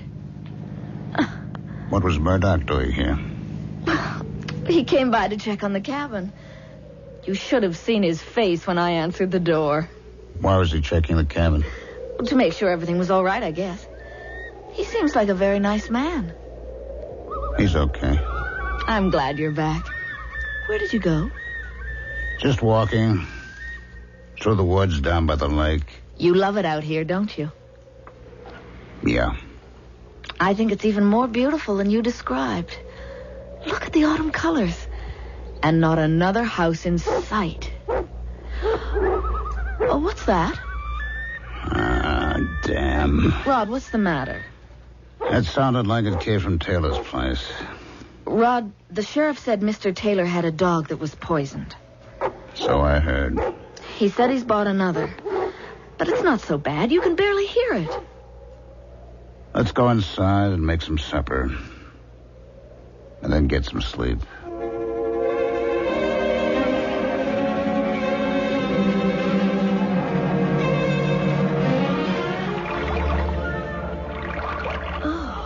Rod? Good morning. Good morning. How'd you sleep? Oh, I don't know. I feel tired. Here, splash some water in your face. Oh, it's cold. Oh, I don't know why I don't feel more rested. The sheriff said the cool air here knocks one right out. Maybe it just takes getting used to. Hello? Oh, who's that? Leo Hertel. He's an old professor who moved up here a few months ago. Oh, yes, the sheriff told me about him. Morning, Rod. Hello, Leo. Is this your new bride? News travels fast. Well, not really. Murdoch stopped in to see me last night on his way back to town. My name's Olivia. I am pleased to meet you. You had breakfast yet, Leo? I know. Would you like to join us? Now that I've had my morning constitutional, I'd be delighted. Oh. Who's this? It looks like the sheriff again. Oh, this is becoming quite the gathering place. Getting married certainly brings changes, all right? What could the sheriff be doing out here at this hour? He said he wanted to speak to you about Mr. Taylor and his dog. Morning, everyone. Rod, Mr. Talbot, Professor. Morning, Murdoch. Out a bit on the early side, eh? Shep Taylor's been murdered. What? Oh, no. What happened? He was found in his bed, bludgeoned to death. Otis Thompson came up from the lumberyard to make a delivery about 7 this morning. He knocked, and when there was no answer, he went on in. Oh, that's terrible. I thought he'd got himself a new watchdog. Yeah. Wasn't any good, huh? The dog is dead, too. Labrador retriever, fully grown, strangled. Wow. So who did it? Yeah, I don't know yet. No idea. Thought since your property lies next to his, you might have heard or seen something last night. Not me. I was sleeping like a log. Miss Talbot? I didn't sleep very well, but I wasn't awake. At least I didn't hear anything that I can remember. Maybe something disturbed you? I don't know. Thing is, whoever it was didn't come up by Taylor's Road. There are no fresh tracks except from Thompson's lumber truck. And the only other way to Taylor's cabin is along the path that cuts through your property, Rod. I told you, Sheriff, I didn't hear anything. I didn't see anything. You think perhaps it was a hunter? Yeah, deer season doesn't open officially until tomorrow. It could have been a poacher. Yeah, poachers don't generally leave trails. That's the problem. I'm going back into town to file a report. You want to lift back to your place, Professor? Yes, Talbot's asked me to stay for breakfast, but I think maybe I should just take a rain check. Suit yourself, Leo. Of course.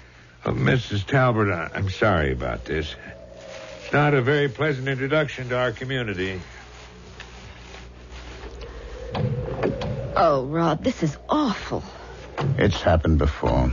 What do you mean? Seems like every 5 years or so, someone goes berserk around here. Why? Not enough to do. Cabin fever. Doesn't it bother you that poor man is dead? Why should it? I couldn't stand the guy.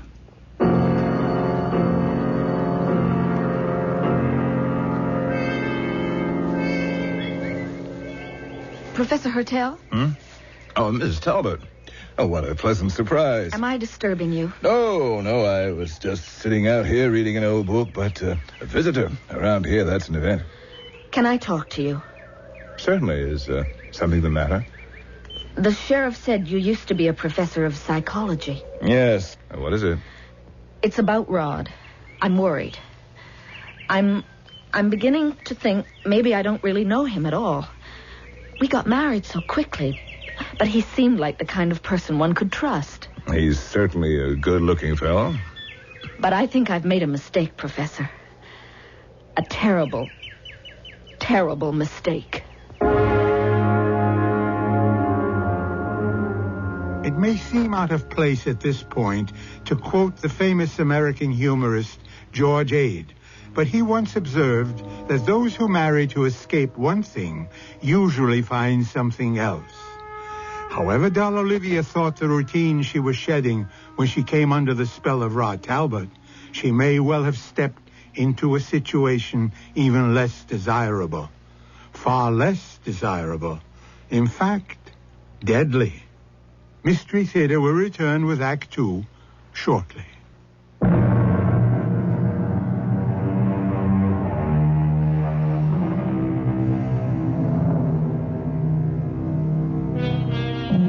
If you were ever arrested, to whom would you make your one phone call? If you were in trouble, to whom would you turn for help? What if you were far away from friends and family, far away from anyone you knew and could trust? What if, for example, you were in a lonely rural community where everyone was a stranger to you, and the most strange of all was the person who had brought you there, the person you had married? You think you've made a mistake, Mrs. Talbot? What kind of mistake? I don't think I should have come up here. I don't think I should have married Rod. I don't know what got into me. Got into you? The very first time I saw him staring at me, his gaze locked into me, I felt like I had no willpower of my own. I couldn't think clearly. It was as if I was under his control. Oh, I can understand that. He's a very good-looking man. I often wondered why he never got married before now. No, it's more than just his looks. He has some kind of power. Oh, it sounds to me like you're talking about love. No. And if you are, I'm afraid you're talking to the wrong person. I've never been married. I was so obsessed with my experiments and researches into the mind, I realized I was working myself into an early grave. That's why you moved here? Yes, this forest primeval, as Longfellow would call it, is the furthest extreme imaginable from the bustle of university life. And now, at last, I'm free. But the murder of Mr. Taylor... I know. Shocking.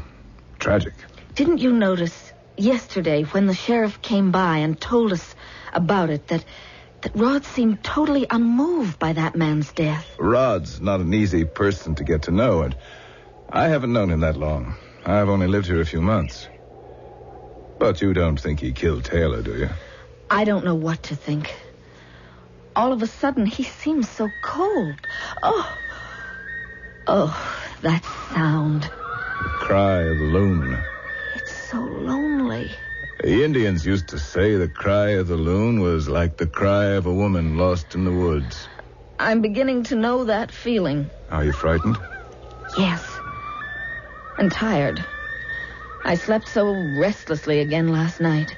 Doesn't that mean something? My subconscious telling me what a terrible mistake I've made? Mrs. Talbot, I have been observing your husband.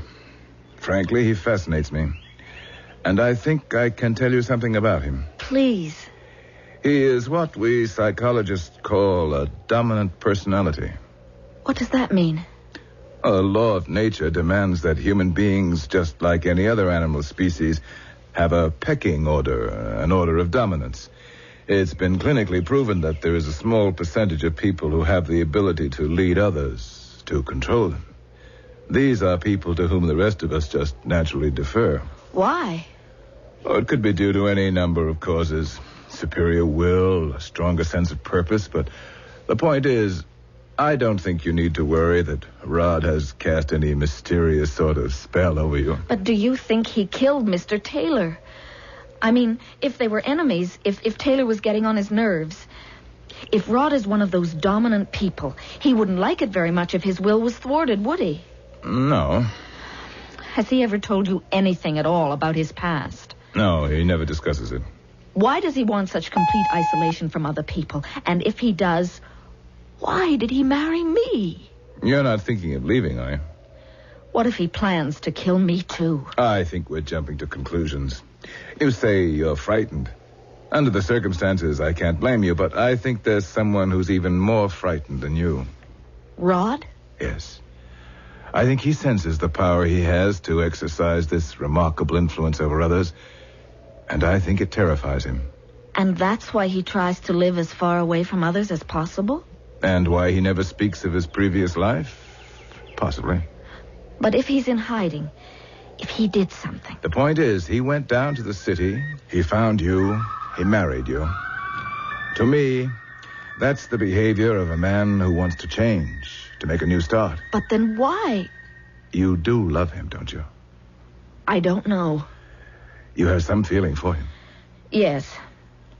But that poor Mr. Taylor... Mrs. Talbot, Shep Taylor's dog, a full-grown Labrador retriever, was physically strangled. Do you really think Rod could do such a thing?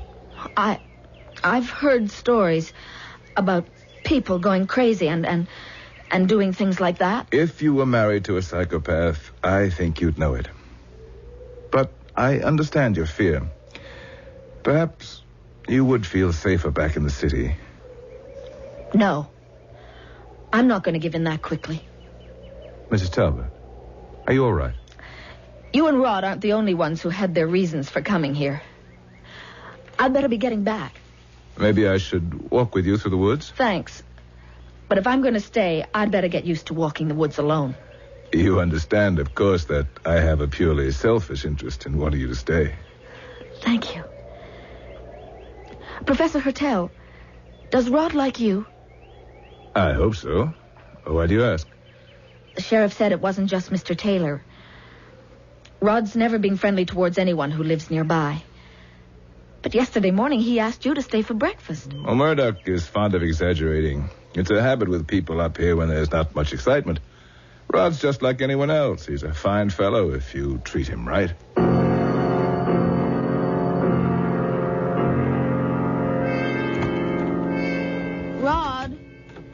Rod, I'm back. Are you here? Morning, Mrs. Talbot. Sheriff.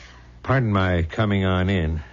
It's getting a bit chilly this time of year to wait around outside. I didn't expect you. I didn't see your car. Oh, it's parked down by the main road.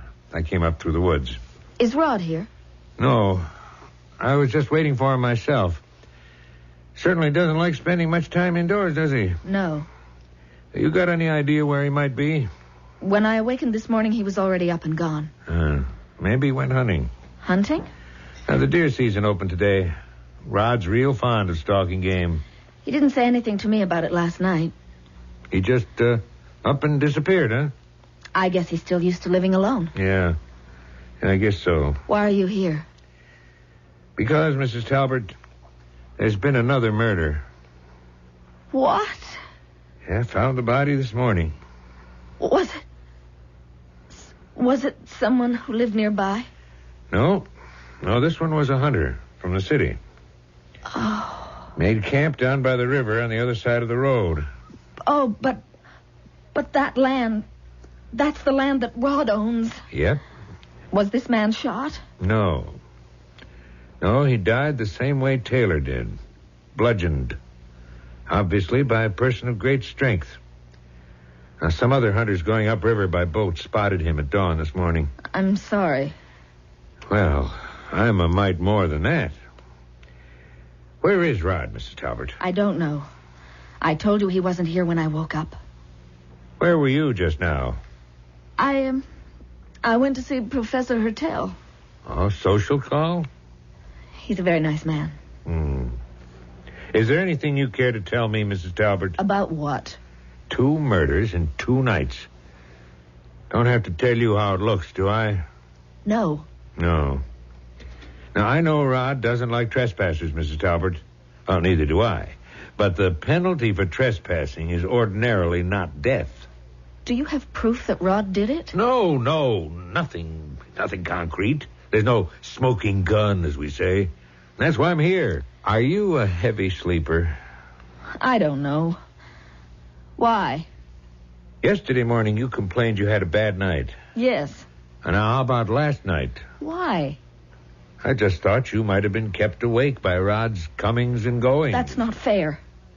You have no proof against him. Why are you defending him, Mrs. Talbot? Why? That's what you're doing, you know. And it's real odd, because now, if your husband is guilty, the one person who ought to have the most to fear is you.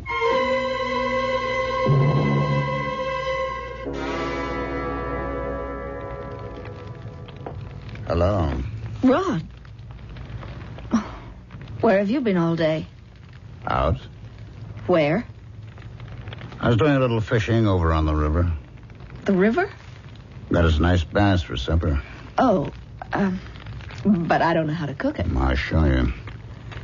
Get some scallions and basil from the garden while I clean it. Rod, could we sit for a moment and have a talk? What about it? About us? I mean, about why we got married? Sure. We really don't know very much about each other. We know what we see. What else is important? But what about your past? Where are you from? That doesn't matter. What made you decide to come and live up here? I don't like crowds. I don't like being dependent on others. Were you ever married before? Why? A woman likes to know things like that. Why? What difference does it make? Were you? Olivia, we'll get along fine if certain doors just remain shut. Why did you use that image? What image? About doors staying shut. What's the matter with it? It's like the story of Bluebeard and his castle with the door he tells his wife never to open. The door to the room where the bodies of all the other women he's married and murdered are. What's the matter with you? You crazy or something? If you don't like people, why did you marry me? I don't talk about feelings. Okay? How come you're so nervous anyway? If I'd known you were going to be so nervous, I never would have picked you. Rod, there was another murder last night. What? Down by the river, on your land. The sheriff was here.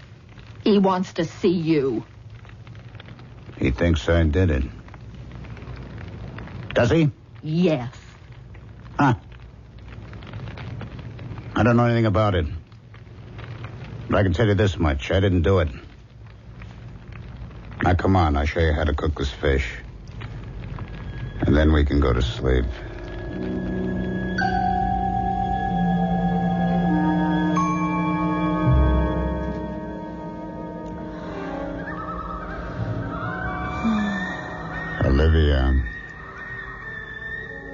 Olivia, are you asleep?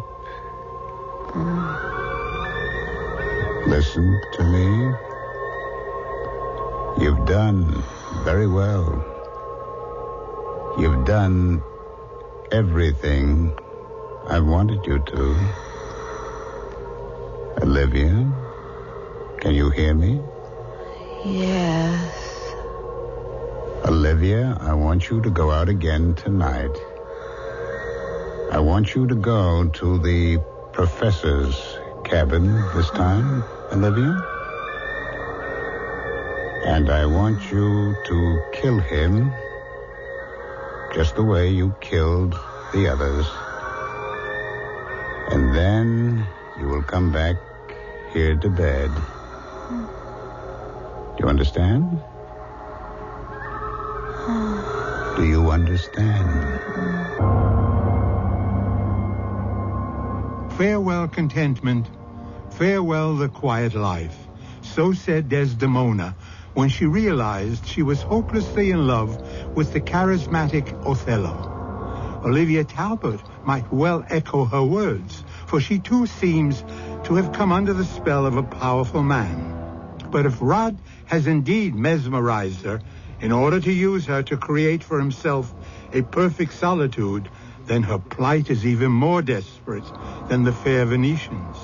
For at least Desdemona was able to enter into her marriage with her eyes wide open. Mystery Theater will return with our conclusion in a few moments.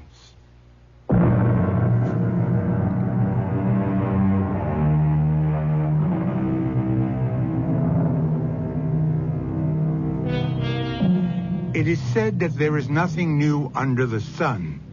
But under the moon, that's a different matter. The moon, Luna, was once believed to be the cause of insanity. It was said to control the dark, irrational side of man's nature. Today we know that isn't true. The only connection the moon has to the irrational forces in our story is that it is shining fitfully down on Olivia Talbot as she walks along a desolate country road. Hey! Hey! Hold it up there! Who is that? Mrs. Talbot. Mrs. Talbot. Yes? What the heck are you doing out here? I'm going to see the professor. Leo? Leo Hertel, yes. Do you know what time it is? It's past midnight. I was just making a final patrol before heading back to town. That's nice. Say, you aren't in trouble, are you? Excuse me. I must keep going. Now, wait. What are you doing out here in your nightgown? Aren't you cold? Thank you. No. Mrs. Talbot, are you all right? Mrs. Talbot, wake up! Wake... What? Oh, Sheriff. Where am I? You're out in the middle of the road, and it's 1 o'clock in the morning. Oh, it's cold. Here. Take my jacket. Oh, how did I get here? You look like you were walking in your sleep. Here, get into the car. No, I don't think I should. Why not? I shouldn't. Come on. It'll warm you up. Slide on over. That's it. Feel better? I feel nervous. Tell me, has this ever happened to you before? Walking in your sleep? I don't think so. What's that thing you've got in your hand? What? What is it? It's a whetstone with a wooden handle. The kind you'd use on a large blade. Let me see. Oh, it's so heavy. What was I doing with it? The question is, where did you get it? I don't know. Seems to me I recollect Rod having a whetstone like this. There's a tool shed behind our cabin, but Rod keeps it locked. You think you could have opened that lock in your sleep? No, I couldn't have done it because I don't know where he keeps the key. Mrs. Talbot, why were you going to see Leo Hertel? Was I? That's what you said before I shook you awake. Why should I be going to the professor's house in the middle of the night? And with that implement in your hand. Sheriff, you don't think that I... Now that Taylor is dead, Leo is Rod's closest neighbor. But I like him. But what about Rod? Rod likes him, too. I mean, he certainly doesn't have anything against him the way he did with Taylor. You heard him the other day. He even asked him to stay for breakfast. I don't pretend to know what goes on inside that man's head, Mrs. Talbot. You don't think that Rod... But what did he do? Hypnotize me? That's not possible, is it? I don't know. I don't know what goes on these days anymore. I think you're making a mountain out of a molehill. If you're suggesting that I'm susceptible to hypnosis and that Rod has been using me to kill people. Would you like me to take you into town? Now? What for? Maybe you'd feel safer. I'm not afraid. You could stay with us. I'll have my wife make up a bed for you. No. I want to go back to Rod. Why? I want to be with him. Look, Mrs. Talbot... I'm not afraid of him. Please take me home, Sheriff. That's where I belong. That's where I want to be.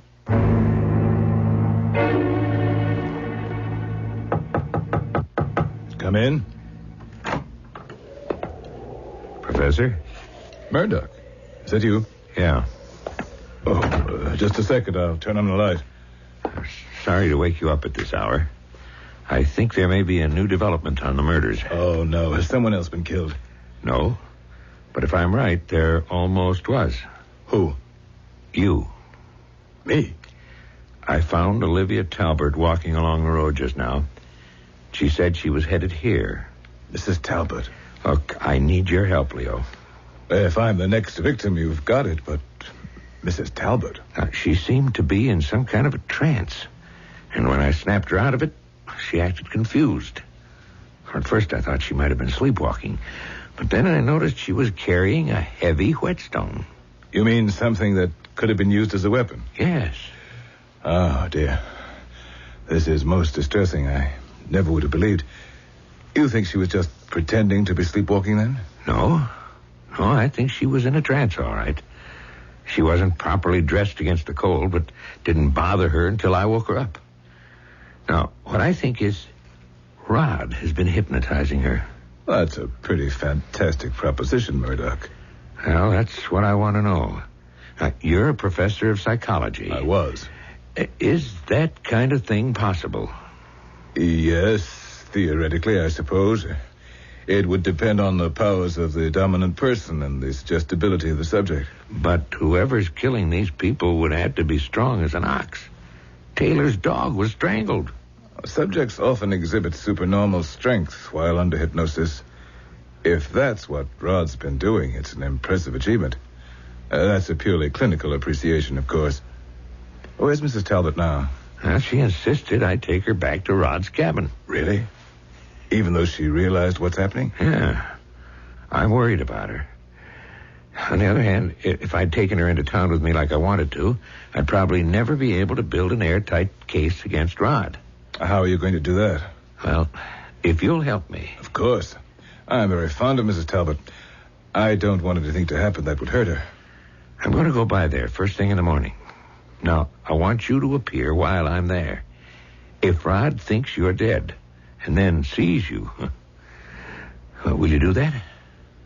What time? I'll get there at 10 of 8. You come by at 8 o'clock sharp.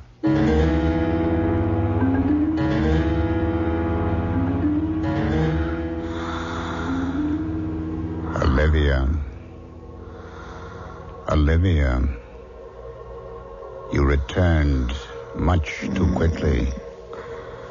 I know. Did you do what I asked you to?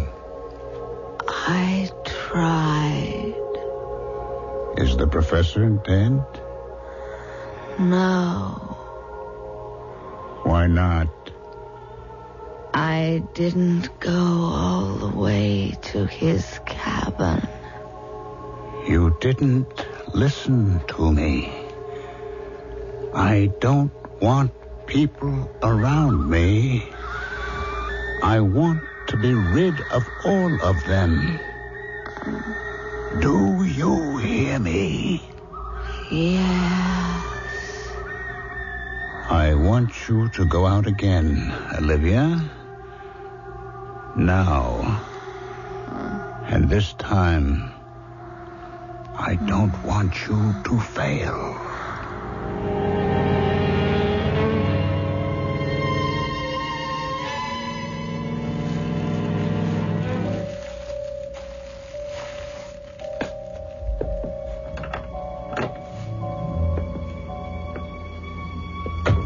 Come in, Olivia.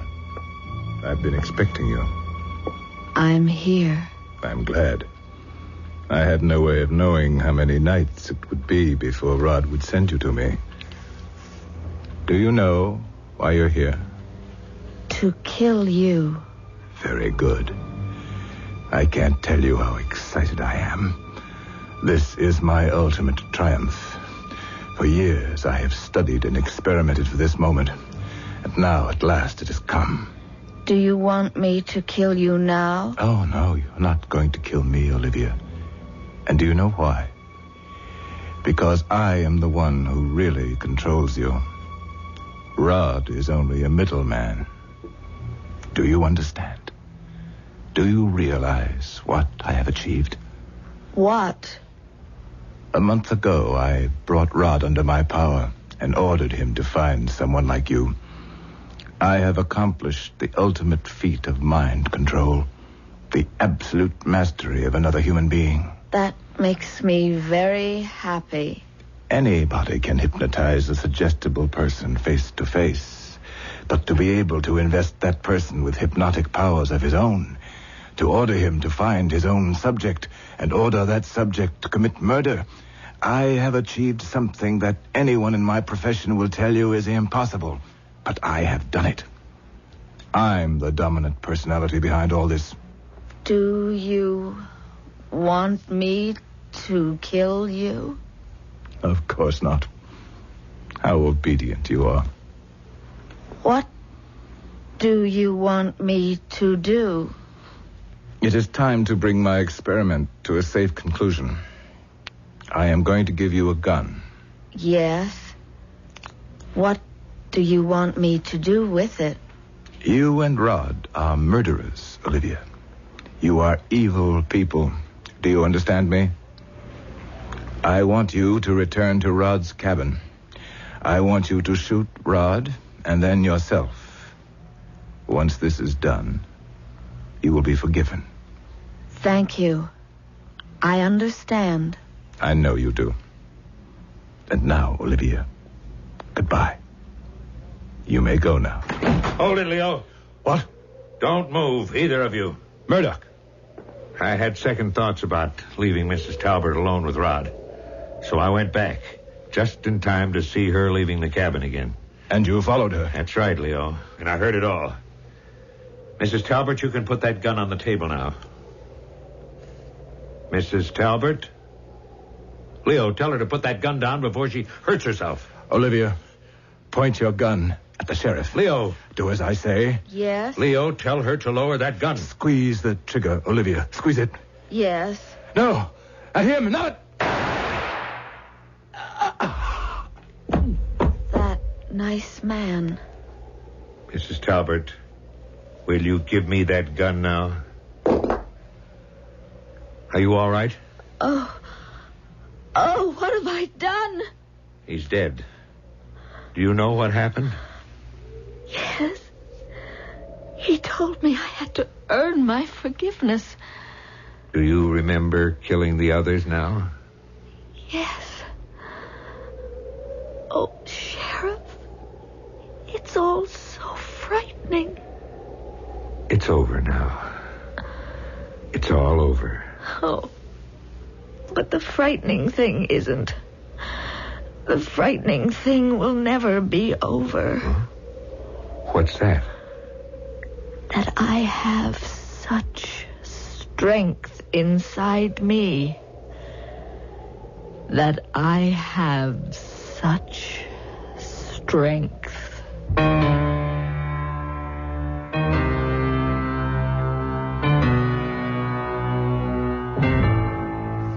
I'll be back shortly with a final thought.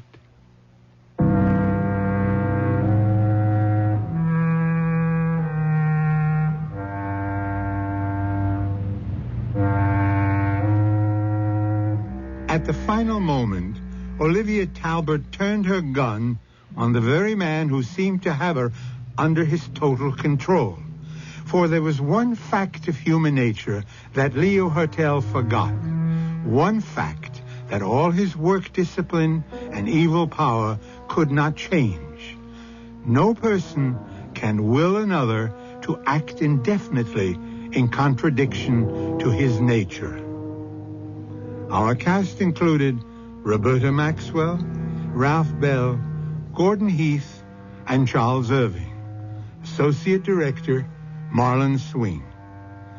This is Hyman Brown, Producer-Director, inviting you to return to our Mystery Theater for another adventure in the macabre. Until next time, then, pleasant dreams.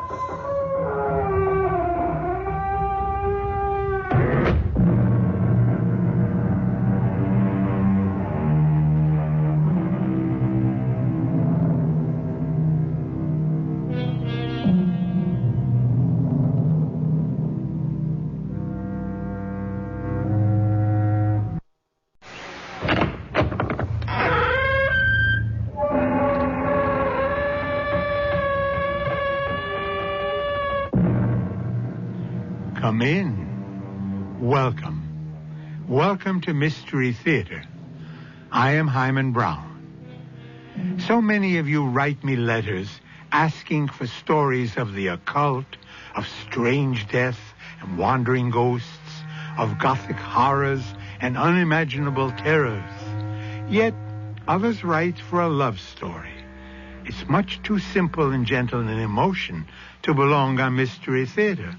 Or is it? After all, it was love that inspired Victor Herbert's song, Our Sweet Mystery of Life. To reinforce that, here is a love story that is not so much of this life, but more the one beyond. Marta's got to retire, Max. Retire? One of the foremost concert pianists in the world? Her heart won't stand the strain anymore. Julie, she can't afford to retire. Well, with all the money she's made. It's all been spent looking for him. But her husband is dead. Everyone else realizes that, except Marta Danilov.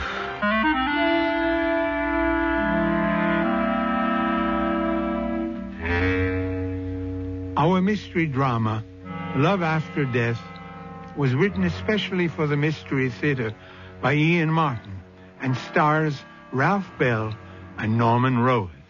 I'll be back shortly with Act 1.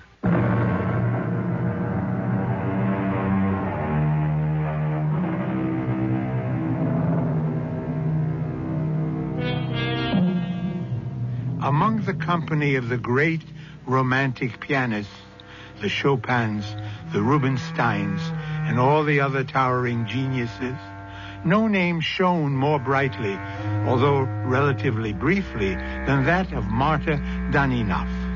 Perhaps audiences were unduly affected by this wisp of a woman whose thundering crescendos seemed a physical impossibility and whose delicate pianissimos were marvels of projected whispers. What made this fair little woman able to run this gamut of romantic emotions? The banked-up fires of a raging and enduring love that tragedy and disaster and separation could never quench.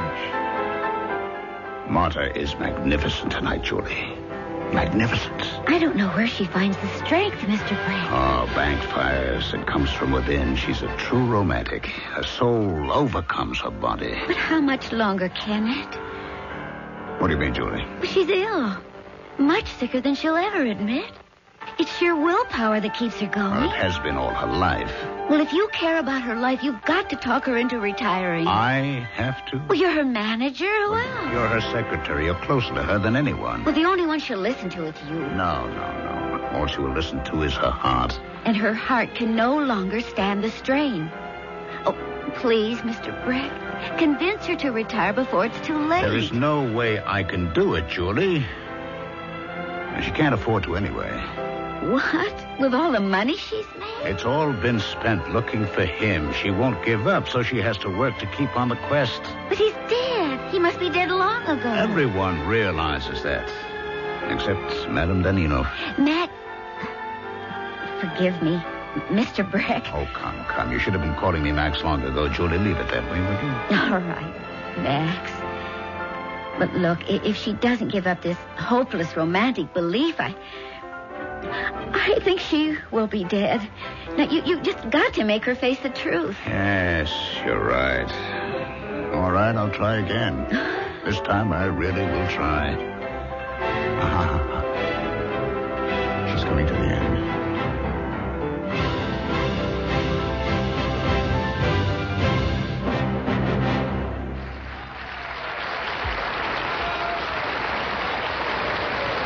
Oh, they love her. Why can't she settle for that? The only real love she's ever had. You didn't know Andrei Danilov, her husband. That was the real love. It's what she pours out on an audience since he is no longer with her.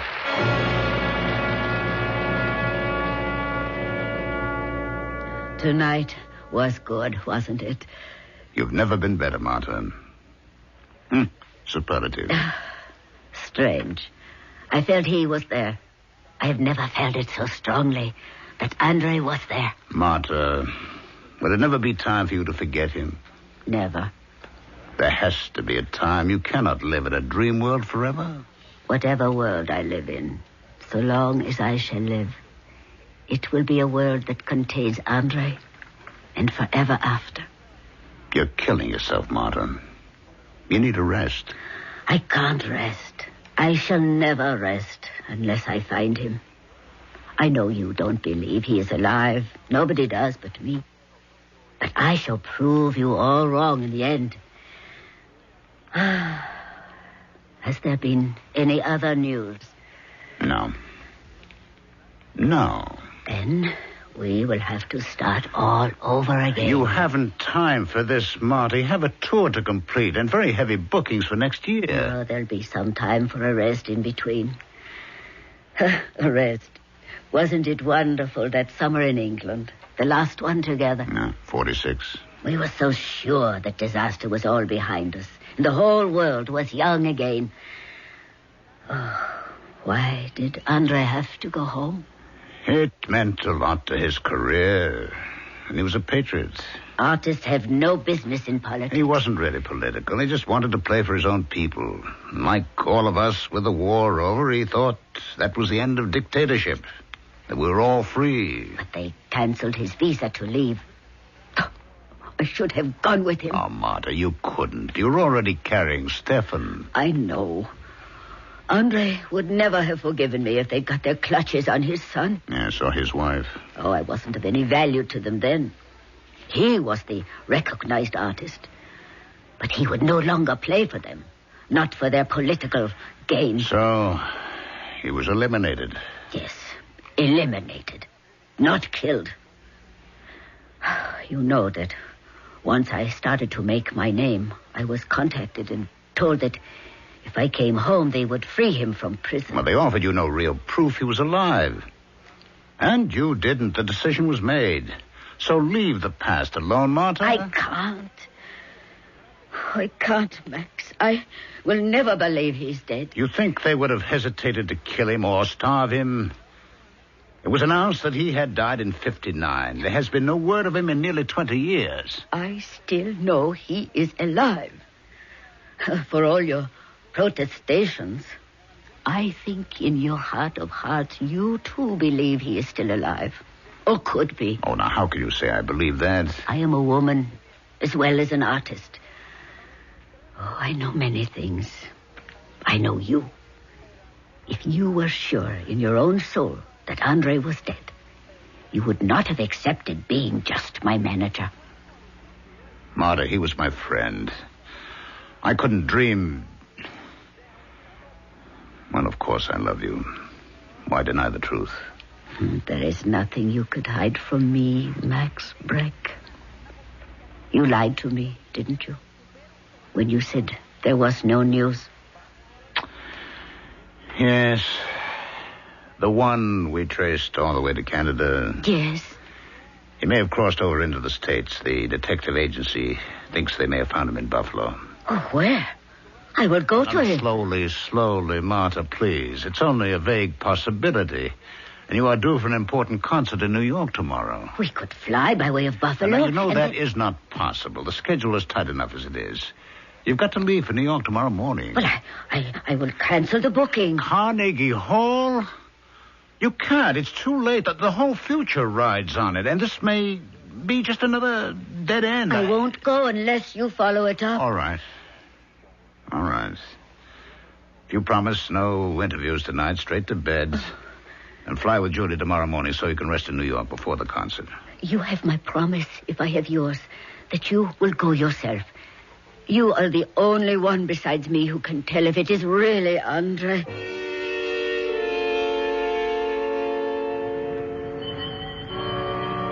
What a God-forsaken neighborhood.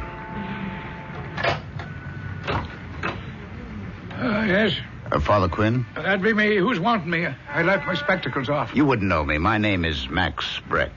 Could I step in and ask you a few questions? Now, if it's about the plaster repair on the altar, all in good time, man. We're a poor parish here, and it all has to go through the diocese, you see. But you've got to know the church is good for it, and I'll not be done anymore. No, I want nothing from you, Father Quinn, except information. Well then, step in. We're very strong on information here at St. Pancras.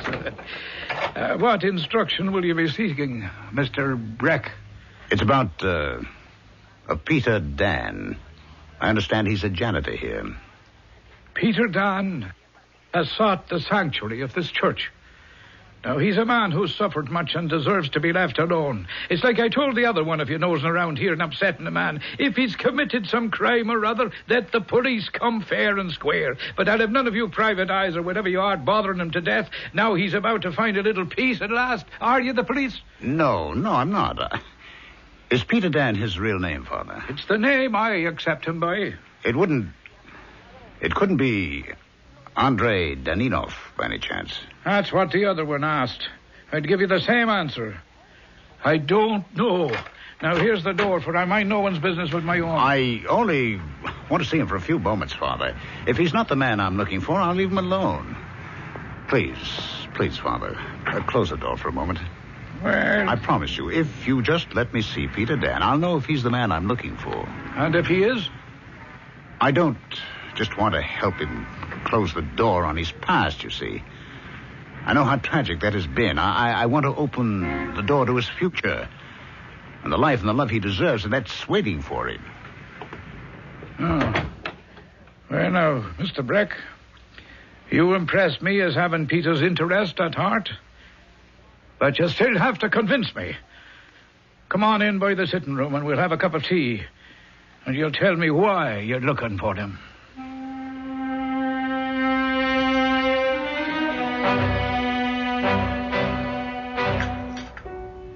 Well, if all you tell me is true, why wouldn't this Andrei Daninov, once he escaped from his illegal confinement and found his way to America, go back to his wife?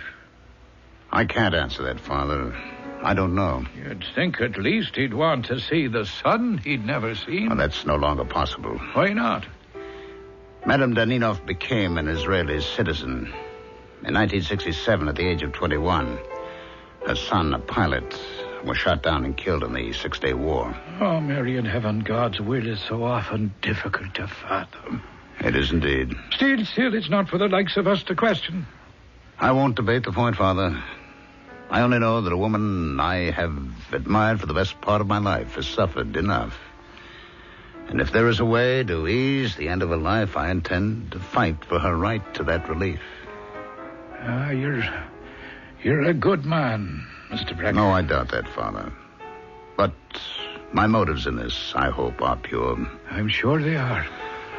So, will you tell me where I can find Andrei... Well, I mean, the man you know as Peter Dan? I'll take you to him. Now, forgive me, 'tis not all curiosity, just one other thought before we go. Suppose it turns out this is your man, but he wants to be left alone and not go back to his old life. That is a bridge I've been waiting to cross as long as I can remember. Well, let's go across it together. Is he far from here? No further than the sound of yon piano. He's at his morning practice. I wouldn't dream of interrupting it, except for something as important as this. Is this the end of a 30-year-old search? Is Max Breck about to meet his old friend face to face again? And if so, what will be the result of that meeting? Why would Andrei Daninov refuse to return to his wife? What ghost could haunt his freedom and still hold him a prisoner? Mystery Theater will return shortly with Act 2.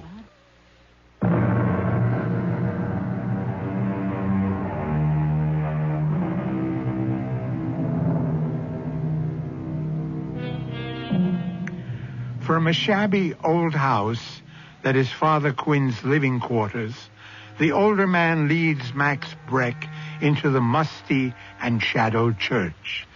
The freshly painted walls of the altar stand out in bold relief against the peeling paint and patched plaster of the body of the church.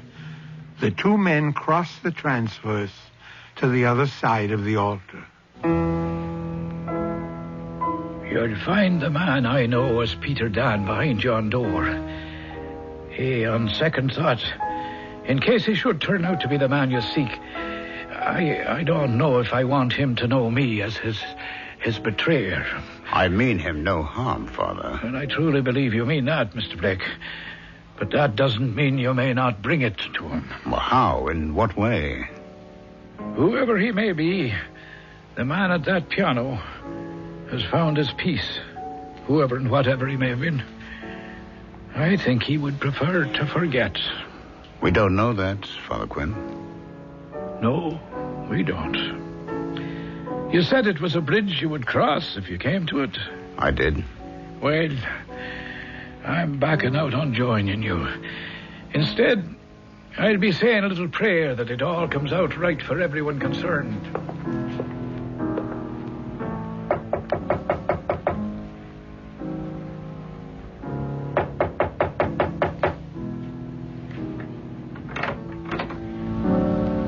Mr. Dan. Mr. Dan. Yes. What is it you want? Who are you? Ah. Andre. No, you are mistaken. My name is Dan, Peter Dan. Andre. It's Max. Max Breck, you know me. No, you have the wrong man. I am not the secret police. I'm a friend. For 33 years, we have been searching for you, Mart and me. I am not the man you want. Not the man you named. Old friend. The years may have changed us, but I would know you anywhere. Just as you know me. I never saw you before in my life. Andre, it's no use. You knew me the moment you turned on that bench and jumped to your feet as if you were scared for your life.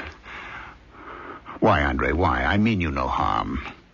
Then go away and leave me. Now that I've found you at last? Never. What do you mean to do with me? Take you back to Marta. No. What? I cannot go back to her. Don't you see that I...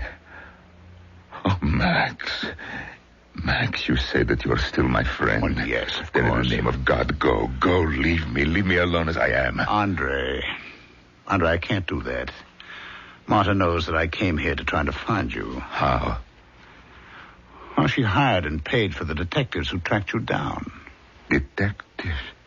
Why would she hire detectives to look for me? Because she loves you, and for every minute of every day of every year since your death was reported, she's never stopped believing that you were alive, never stopped searching for you. It would have been better that she believed me dead. Why do you say that? Max, look at me. What is left of me? I am surprised that you recognized me. It's been a long, terrible ordeal, Andre. But you've weathered it better than I or anyone could have dreamed. Why did they announce your death? There were 5 of us who escaped. It was beginning of winter. It was so cold your breath froze on your beard. Not even a rabbit would leave his burrow. They hunted us with dogs.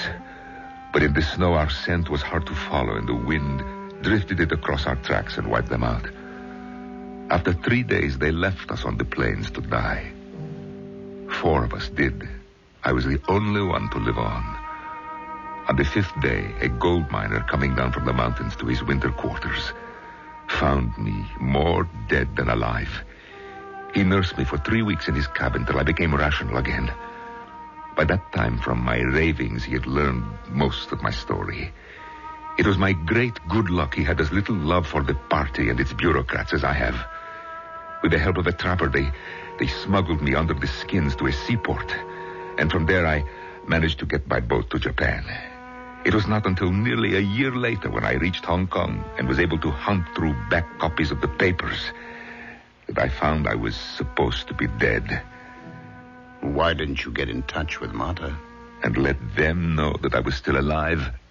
But didn't you know that Marta pestered them so much and lined up so many prominent names and made such a racket in the UN about the circumstances of your death that she finally got them to issue a full pardon posthumously? Yes, I read that when I was in Israel. Well, why didn't you come forward then? I meant to.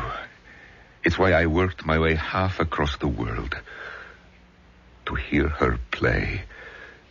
To see her again. But you didn't. Oh, I heard her play. It was her first big concert in Tel Aviv. She was magnificent, a succès fou. They would not let her off the stage.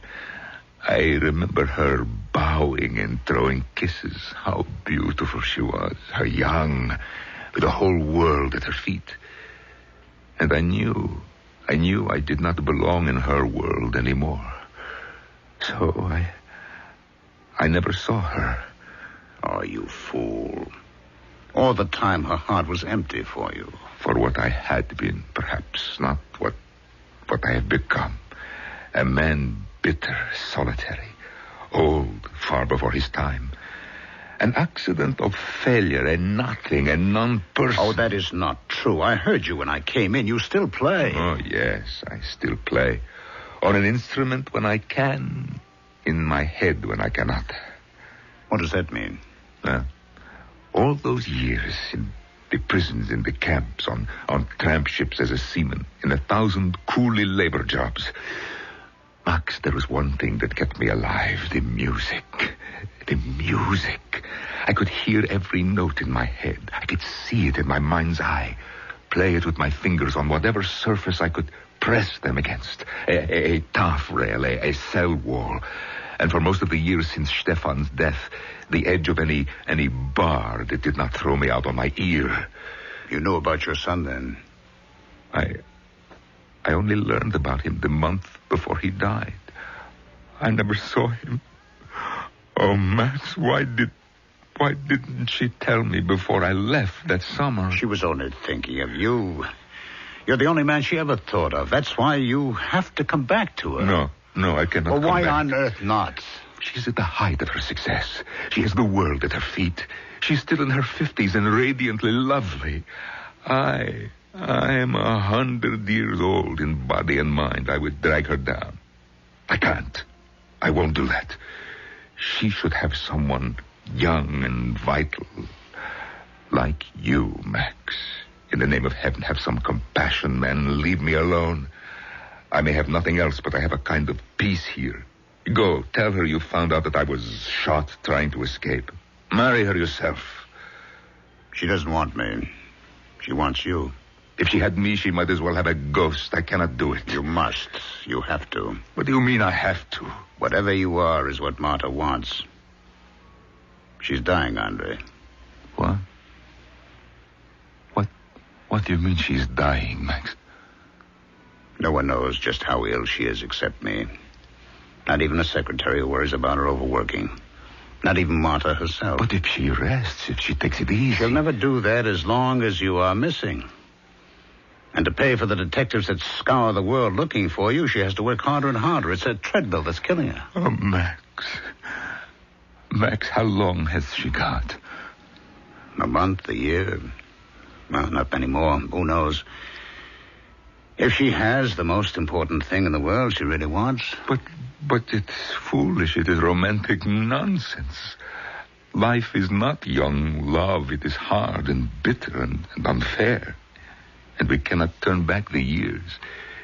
It would take a miracle to make it even a faded memory of what it was. But you know as well as I do, Andre, you've got to try. Well, you have not left me much choice. All right. I will try. But I still say it is a mistake. I haven't any money. Oh, it's the least of our problems. Go pack whatever you have to take with you while I make some plane reservations. It won't take long. I've learned to travel light.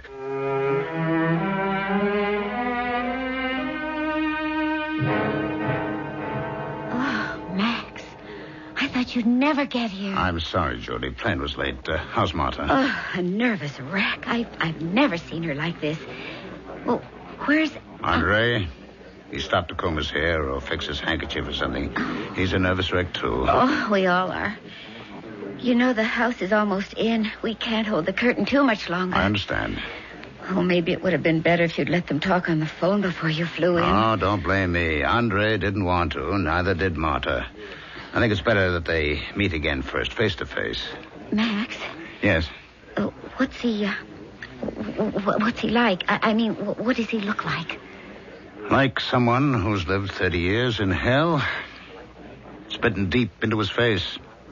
It pulls his shoulders down. But the worst part of all is what haunts his eyes. Oh, terrible. I don't know what Marta expects. I'd better go prepare her. I think you'd better. Even at best, I'm not sure she's going to be able to play the recital tonight. And I'll go right in before... It's too late. Here he comes. That bent, wizened old man? That wizened old man was once tall and straight and young and bristling with talent. That's how she still pictures him. Andre, this way. I'm sorry to keep you waiting, Max. That's all right. But we have to hurry. It's almost curtain time. Well, then perhaps we'd better wait until... No. Marta's waiting anxiously. Oh, this is Julie Rand, Marta's secretary. How do you do? Mr. Deninov. What? Oh, yes, of course, that's who I am. Here we are, Marta's dressing room. Marta, it's Max. Come in, Max. Andre, let me go in first. I thought you would never get here. Where? He's here, Marta. He's right here, but the house is waiting. Are you sure you want to see him before the recital? After 33 years, how much longer do you think I can wait? Of course, my dear. Come in, Andre. I'll leave you alone.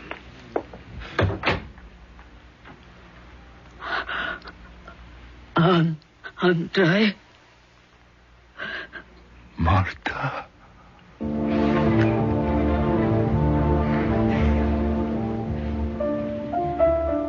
Across the gap of perhaps 3 feet, close enough to touch, they face each other, a frail and indomitable woman, a man bent and twisted, old before his time.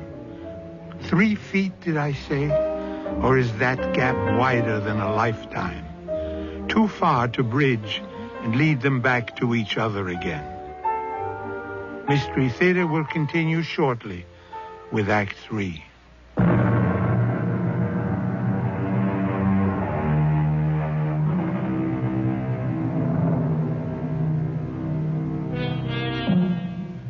There are some moments in all our lives when time stands still. The first kiss, whose magic you are afraid to break. The terrible news of some loved one's death. A moment of victory in a game, or the terror of some nightmare from which you could not awake. The joy of something you have long anticipated turning out to be everything you imagined, or the sick feeling in the pit of your stomach when you found it nothing but disappointment. This is such a moment for Marta and Andre. Andre. Marta. I have been waiting so long. You're just as beautiful as ever. And you, as handsome. Oh, no. No, that is not true. In my eyes, you are. You must be seeing me as I was then. I always see you as you were then. I always will. But, Marta, these lines, these wrinkles, my hair. Andre, what do you think I would be without my makeup? My hair rinse. I'm not a young girl anymore. Outside. But inside, I feel the same as the 23-year-old who kissed you goodbye. And seeing you again, all I see is the boy I never dreamed I was going to lose. Oh, Marta, darling. It's all right. It's all right, Andre. I'm all right. Just hold me. No, it's been so long. So long. Too long. It's too late. I'll be no good for you. Oh, don't say that, Andre. I need you now, more than ever. I only want one promise from you. What? That you will never leave me again. It has been such a long fight. I'm so tired. I need your strength. There is not much left. They battered most of it out of me, and the last year since I escaped have drained what was left. I may not show it, Andre, but inside there's almost nothing of me left. I need you to lean on. It is your inner strength I need. Martha, the house is getting restless. Oh, give me just a moment longer, Max. You had better go, Martha. Not until I know I will find you here when I get back. I will be here. And you will stay. I will stay. Till death do us part. No. What? I have gone through enough. We have gone through enough in this life ever to be parted again. If death should take you first, I would follow right on your heels. And if God choose, I shall but love thee better after death. What? Nothing. Just Elizabeth Barrett Browning's sonnet to her husband about how she loved him. Andre, don't let anyone or anything take this away from us again. As heaven is my witness, I never will. I love you, Martha. I love you, Andre. I'm sorry, Martha. I'm coming, Max. Kiss me, darling. Martha. Oh, I am in heaven. This must be heaven. Oh, what a recital I shall give them tonight. Oh, my darling, I can't write you a love poem like Elizabeth Browning, but I can play you one. Will you be out front? Oh, yes, with Max. Then listen carefully. You will recognize my love song when I play it. We can't keep them waiting any longer. Are you all right, Martha? Oh, I never felt more glorious in my life. Every note is for you, Andre. And especially in that one song. To our future, darling. Au revoir. Well, Andre, it looks as though congratulations are in order. A marriage has been rearranged. Yes. It is a miracle. If it lasts. Oh, come, what do you mean? I don't know. Just some premonition I cannot shake. You notice that this time it was Martha who said goodbye.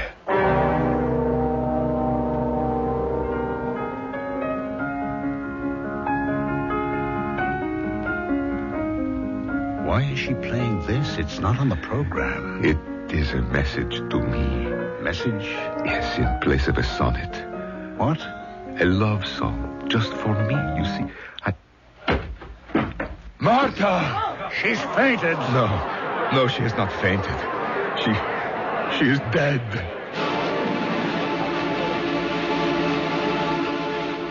Julie, shut the door quickly. It's a madhouse here. Aren't they ever going to let up? Oh, eventually, I suppose. Why can't they let us alone? Julie, it's a great story. To be practical, the press and the media have every right to follow it up. You should hear some of the book offers, movie bids, heaven knows what else they've been bombarding my office with. All right, forget that for now. How is Andre today? Oh, no change. Still in his room? Oh, he hasn't come out of it since the funeral. Is he eating? Not really. Is he getting any sleep? I don't think so. Whenever I look in, he's just lying on his back, staring at the ceiling with his eyes so vacant. Sometimes he's so still, I think maybe he's... What does the doctor say? If he doesn't snap out of it, he'll have to be hospitalized. At least there they can feed him intravenously. Well, let's hope it doesn't come to that. I'll go in and have a look at him. Hello, Andre. Andre, it's Max. Aren't you going to say hello? No. I'm better at saying goodbye. Oh, now come. You've got to snap out of this. By all means. I wish I knew the way to do it. Well, you won't get anywhere just by lying there. Max, do you know what I have been doing? I have been lying here, willing myself to die.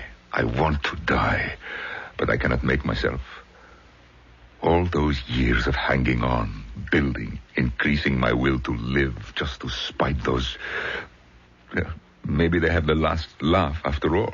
Now that I want to die, the will to live is too strong to allow me to... Andre, listen to me. Suicide. Yes, that would be a way, you see.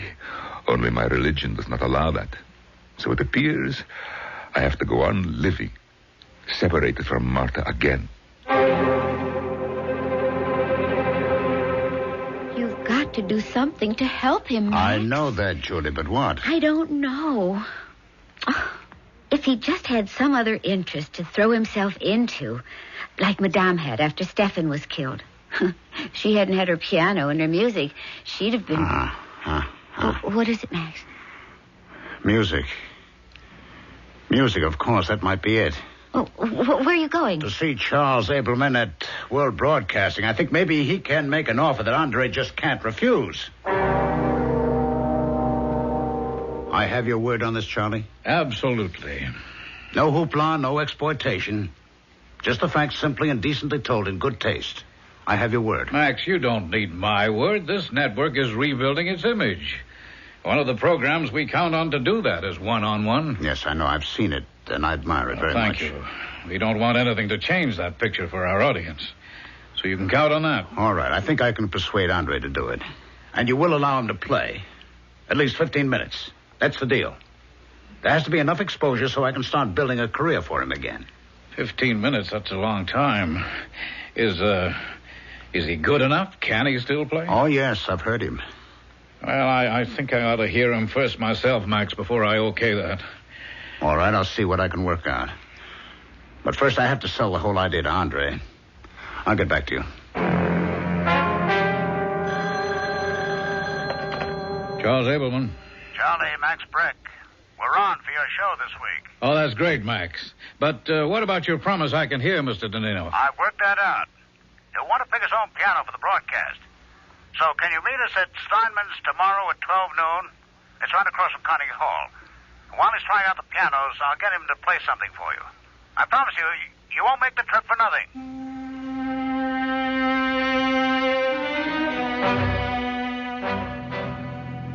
I don't know just why I am doing this, Max. You know why, Andre. You've got to have something to take your mind off what has happened. What a better thing to do than to go back to your piano. Carry on. For Martha. Now, you've got to make a living somehow. And you really think that I can make it play again? After what I heard in the church that first day, yes. All those years of dry playing on stone walls, on steel tables, the edge of my cot, hearing the music only in my mind, all that kept me from going mad. It kept me alive. Was this what it was for? Well, why not decide that it was? Oh, Max, I cannot decide anything for myself. That's what I meant by I don't know why I am doing this. It is something inside me, or outside and beyond me, that is urging me to do it. What do you mean by that? I don't know. I told you once it would take a miracle to bring back the past. Maybe now I'm looking for one to bring me the future.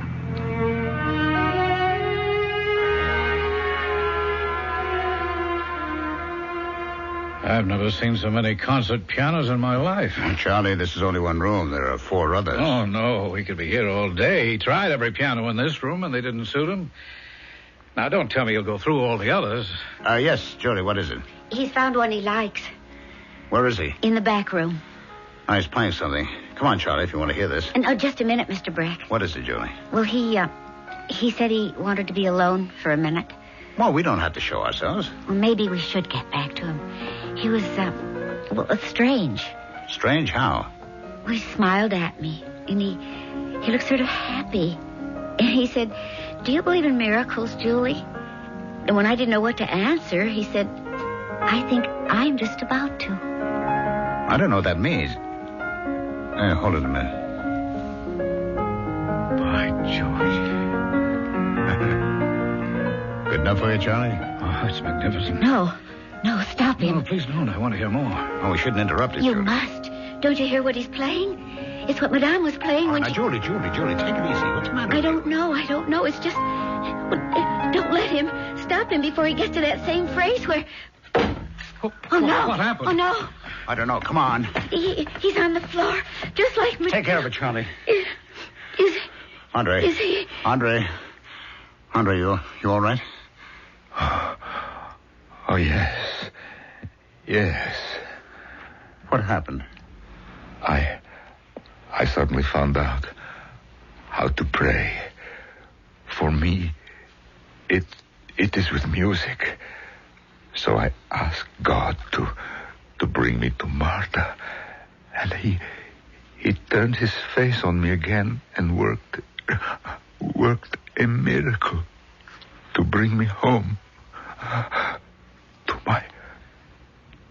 my wife. Is he dead?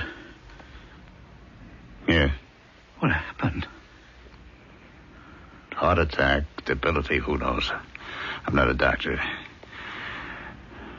Well, maybe God just called him home. What did he mean about a miracle? I think that he got what he wanted. Max? Yes, Julie. This piano he picked out. Yes. What about it? Well, look at the serial number. Why? This is the piano Madame Deninoff was playing at the concert when she died.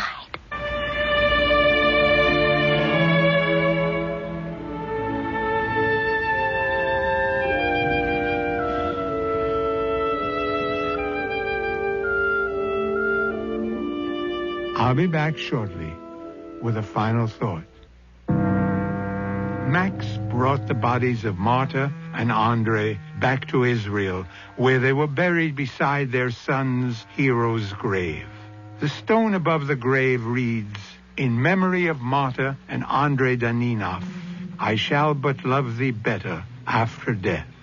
That Max picked that quote was sheer coincidence, or was it maybe just another minor miracle? Our cast included Norman Rose, Ralph Bell, Evie Juster, and Ian Martin. Associate Director, Marlon Swing. This is Hyman Brown, Producer-Director, inviting you to return to our Mystery Theater for another adventure in the macabre. Until next time, then, pleasant dreams.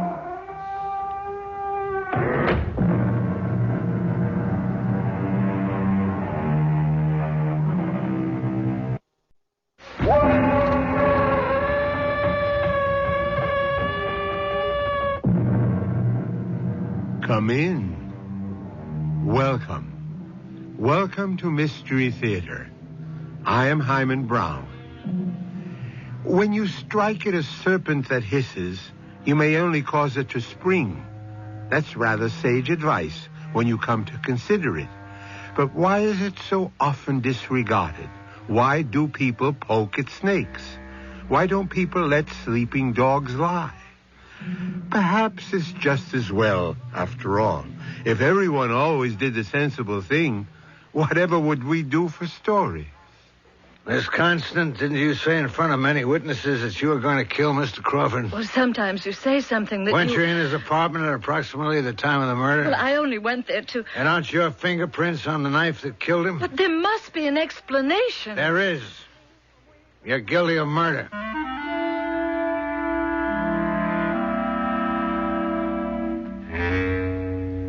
Our mystery drama, Everybody Does It, was written especially for the Mystery Theater by Sam Dan and stars Robert Dryden.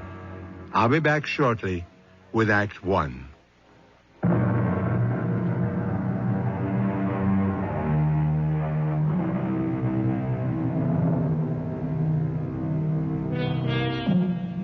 We're in one of those posh eating places where mediocre food is called by esoteric French names, and customers pay exorbitant, even obscene prices to be treated like cattle by an arrogant, ill-mannered staff.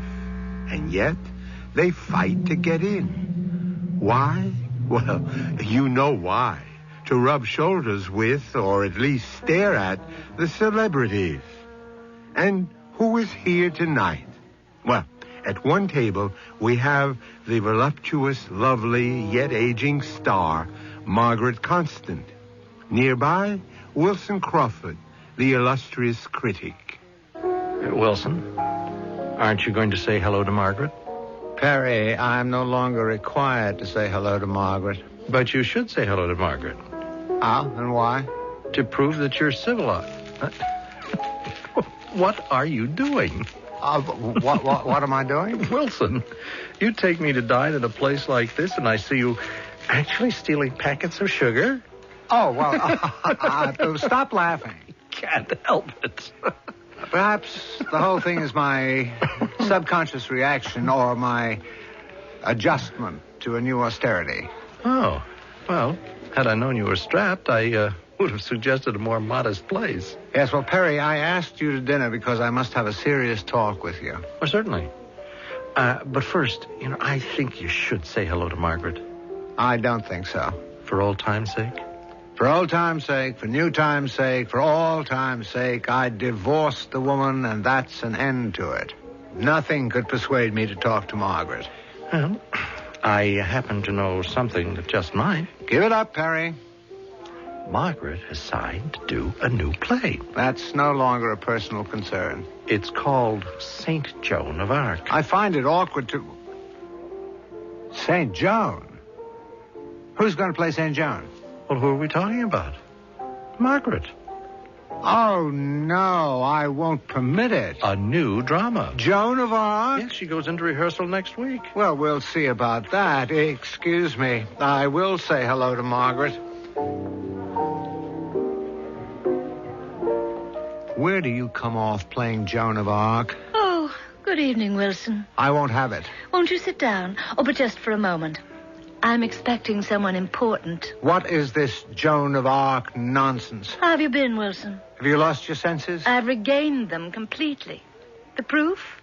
I divorced you. You are going to play Joan of Arc? You're 50. 43. 54. I was being kind. You're going to play Joan of Arc with that voluptuous figure, those smoldering eyes, that voice? You're going to play Joan of Arc? Oh, this is going to be a Freudian interpretation. Oh, Margaret, who has overwhelmed your senses, seduced you with this delusion? Only the finest director in the world, Kavalevsky. What, that charlatan? That genius. You hate him because you cannot intimidate him. A Freudian version of Joan of Arc. Margaret, do not appear in this play. Run along, darling. It's garbage. It's self-indulgent trash. I'll tear it apart. Oh, reviewing it already. You haven't even seen it. I'll destroy it. We shall see. This will be Peter's masterwork and my greatest role, and everyone will acclaim it. Everyone but you. Joan of Arc. I suggest you open it in a burlesque house.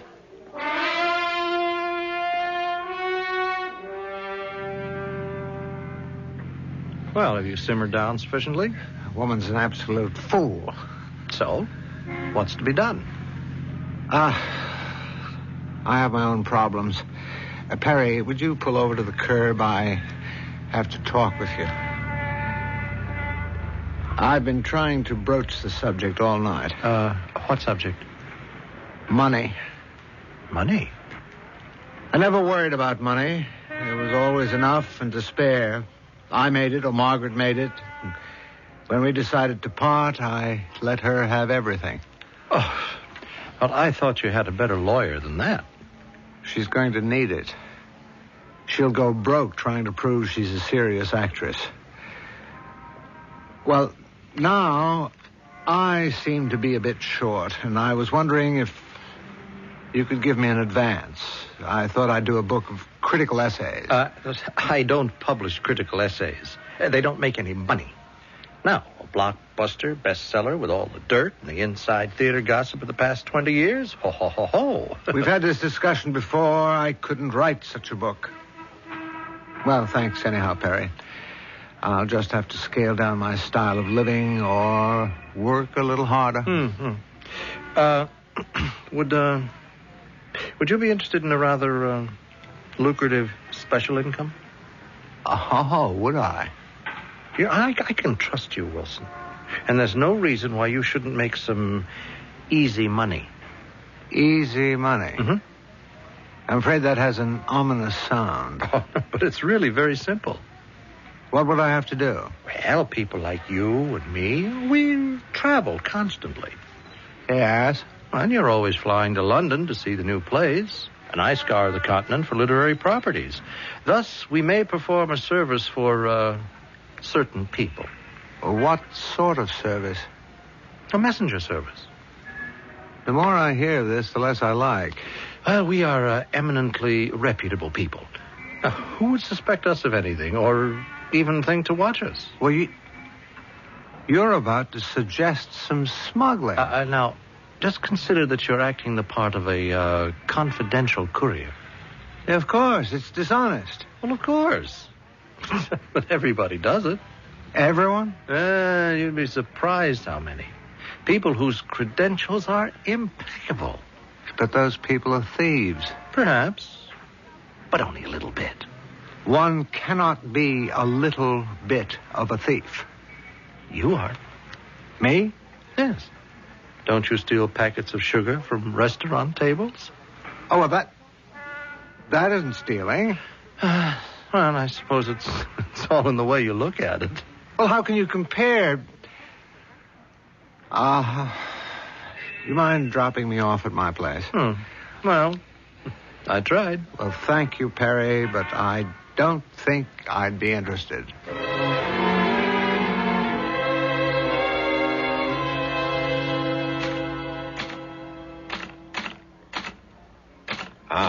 Mr. Crawford. Oh, yes? What is it, Sefkins? Shall you be having lunch at home, sir? Oh, I suppose so. Oh, Sefkins, I brought some sugar home last night. Yes, I'm aware of that. I emptied your jacket pockets this morning. Are you laughing at me? Oh, no, sir. No, sir. We have to tighten our belts. Any economy, no matter how small, is important. Yes, sir. And if we're not required to purchase sugar over the course of a year, isn't that an important saving? Yes, sir. Just pardon me, sir. Mr. Crawford's residence. Yes, who's calling? Oh. Yes, I'm sorry, sir. Mr. Crawford is out. Yes, I shall give him your message. Who was that? The bank, sir. The account seems to be overdrawn. Well, that must be a mistake. Oh, I'm afraid not. Call back and say I'll deposit some money today. Well, unfortunately, sir, I cannot do that. There are no funds, Mr. Crawford. Anywhere. Well, I expect my salary from the magazine. Yes, but that will just cover the rent. And then those articles I wrote for the... Yes, sir, but that check is not due until the 15th of next month. Huh. Well, obviously, we must do something, Sefkins. Yes, sir. Any mail this morning? All bills.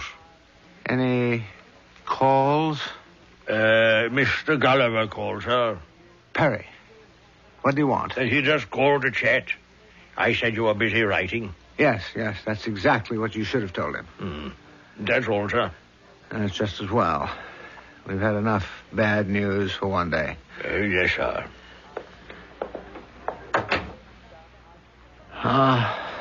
Well, when one must, one must. No. But, on the other hand...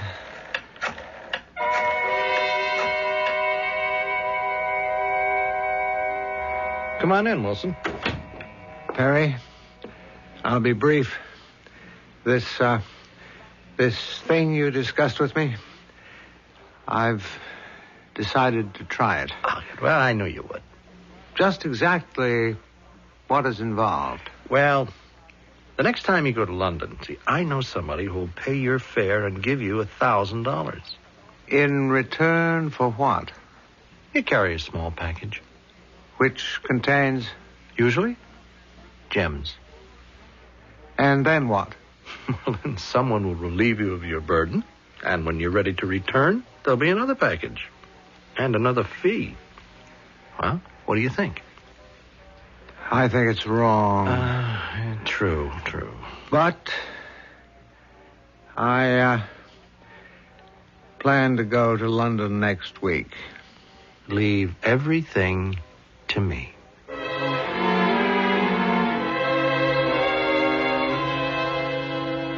Are you at home to Miss Crawford, sir? Oh, of course he's at home, Sefkins. Miss Crawford, sir. Thank you, Sefkins. That'll be all.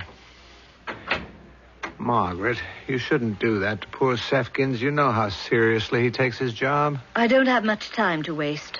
Ah, yes, indeed. And yet, isn't time the image of eternity? Oh, stop it. You always have to remind people how learned you are.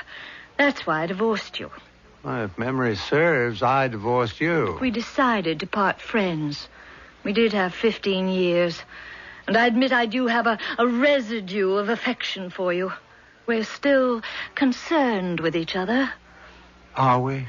For instance, the other night, you sought to warn me. You felt that I'm about to take a disastrous step. You were compelled to dissuade me. And so I have come here to dissuade you. From what? From whatever you propose to do with Perry Gulliver. I don't propose to do anything with Perry Gulliver. That's not true. Every time the two of you put your heads together, it's the beginning of a catastrophe. You never liked Perry. Perry Gulliver is a scoundrel. Why? Because he uses people. He's a thief. Well, he may have lost other people's money on occasion. Including yours. Well, those were the breaks, the risks and chances you take. Perry Gulliver is a thief in his heart. Just exactly what have you come here to tell me? I feel I should warn you. Keep away from Perry. You're always jealous of him. As a matter of fact, you resented all of my friends. Out of the goodness of my heart, I come up here to do you a good turn, and what do I receive? Scorn and abuse. All right. I wash my hands of the entire business. She thinks she has. Little does Margaret know that soon she shall be immersed in this business up to her neck, if not higher. Wilson Crawford, Margaret Constant, and Perry Gulliver, a trio, but they shall soon become a duo in Act 2. And may we expect a solo in Act 3? Patience, friends. We're getting there.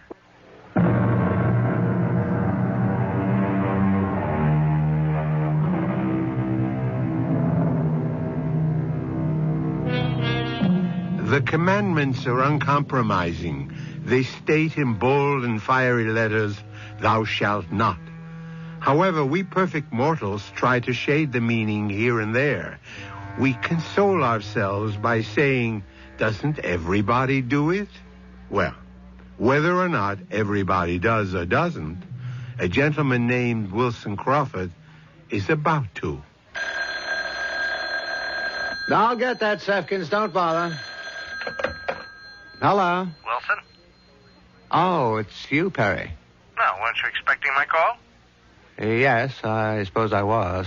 Well, I'll drive you to the airport. Can you be downstairs in 10 minutes? Yes, I suppose so. Good. I have your ticket and a package. A rather small one. It should fit into your attaché case. Perry, I don't know... Don't be so nervous. The thing is absolutely ironclad, surefire, and foolproof.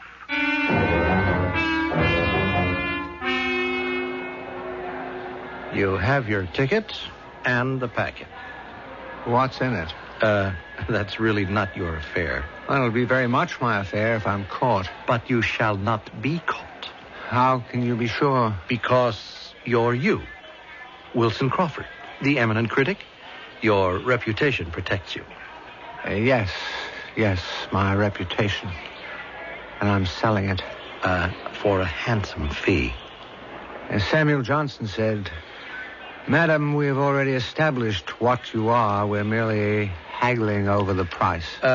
Wilson, let us not go into an essay on morality. What am I carrying? Leave it in your luggage.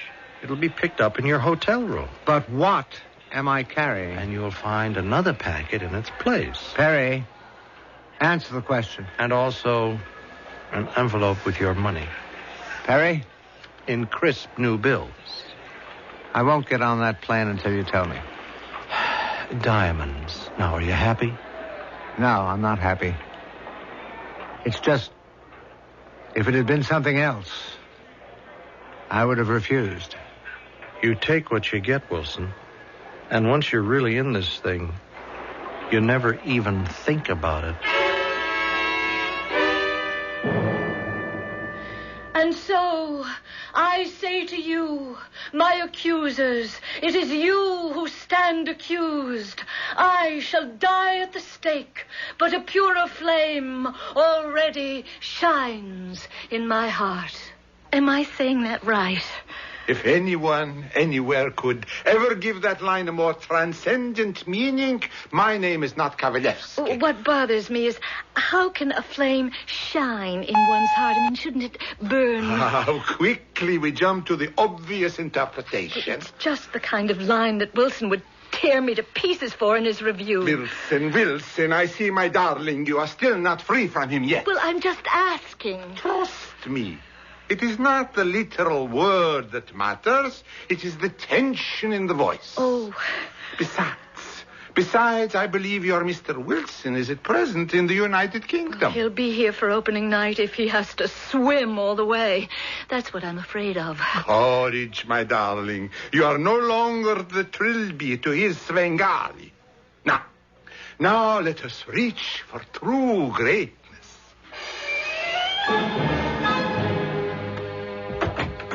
Wilson, you're back. Well, why didn't you call me? It skipped my mind, Perry. You were to call me as soon as you arrived home. I know, but this is an opening night. You have something to deliver to me? Oh, yes, I suppose I have. You suppose? Yes, an envelope. A very large cellophane envelope. It appeared to contain several pounds of... Well, it looked like sugar. You had no business opening it. No one would pay to smuggle a few pounds of sugar, so I must assume it was a drug. Hand it over. I draw the line at that. So it's just as well. But, what is just as well? It's just as well that I lost it. You what? I must have lost it. I don't have it. Just hold it for a minute. Therefore, since I cannot deliver the goods, I cannot accept the money. Here it is. Same crisp bills, $1,000. Furthermore, Perry, I've decided this isn't for me. Wilson, you had better give me that package. This is morally wrong. How can I do it? Margaret was right about you. Margaret? What does Margaret have to do with it? She smelled a rat long before I did. All she had to do was see us sitting together in that restaurant, and she knew there was trouble. Listen to me. She's right. You are a thief. Well, be one without me. I quit. You can't quit. Watch me. They won't let you quit. They? Wilson, I am responsible for you. Because I brought you into it, I'll be held accountable. I'll go to the police. Do you know what you're talking about? I must be on my way. I have a play to review. Well, an alleged play. You must give me that package. I told you. I don't have it. What happened to it? I don't know. It's just gone, that's all. It was placed inside your suitcase when you left London. And yet when I looked for it this morning, it wasn't there. Well, what could have happened to it? I haven't the vaguest idea. They won't believe it. They'll think you sold it on your own. The street value of that package is well over $1 million. Indeed. Well, I can't miss the opening curtain. Wilson, don't force me to... To what? To do something drastic. I am responsible for you. You should be. And I'm responsible for you, too. After all, a man should always be his brother's keeper.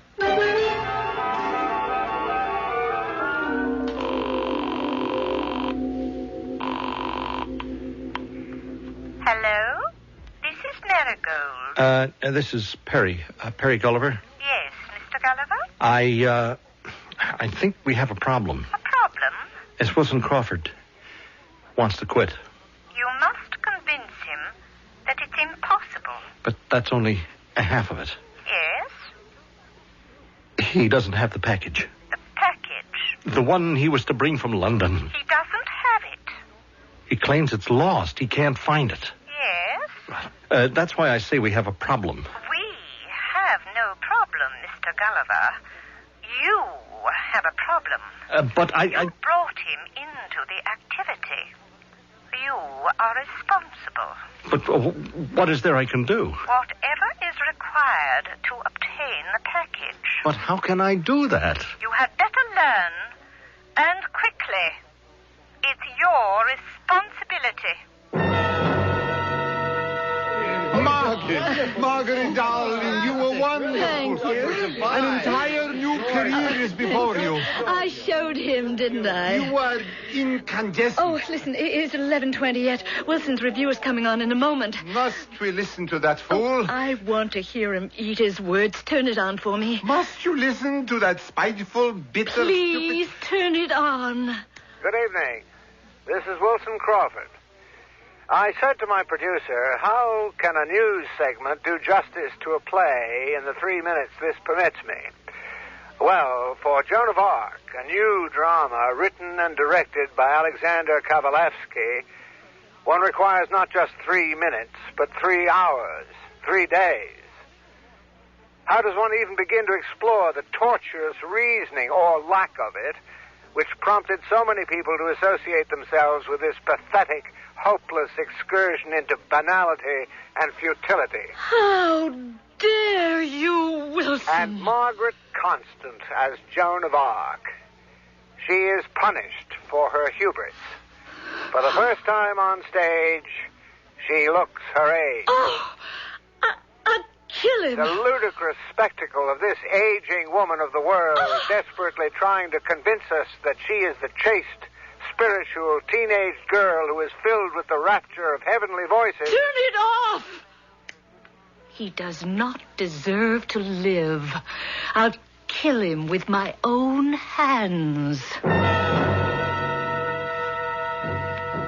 Mr. Crawford. Yes, what is it, Sefkins? The doorman telephones. Miss Constant is on the way up.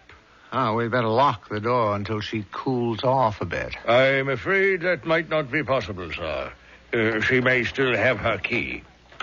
I'm afraid she does. Wilson? Wilson Crawford?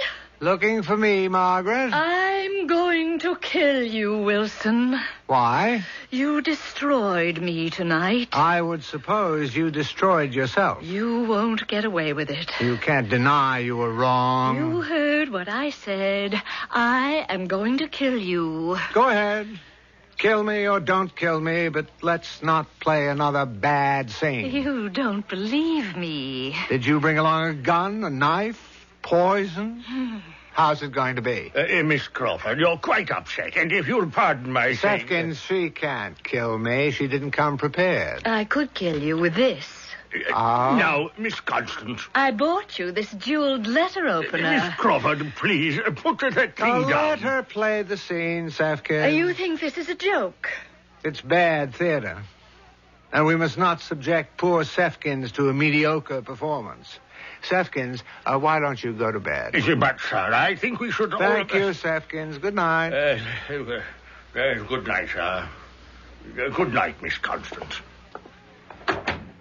And now, dear Margaret, where were we? I'm going to kill you, not only because of your review tonight, but because of your arrogance. Poor Margaret. You don't believe me. Margaret. Oh! Margaret. Oh, stop that. Let go of that letter opener. I'm going to kill you. Let go, Margaret. No, you're hurting my arm. Drop it. I hate you. I hate you. I'm sorry, Margaret, but I had to write that review. Oh, you destroyed me. I destroyed a false and ludicrous woman you were trying to be. It was necessary surgery. Who asked you. No one had to ask me. Now you can go back to the Margaret Constant who is true to herself.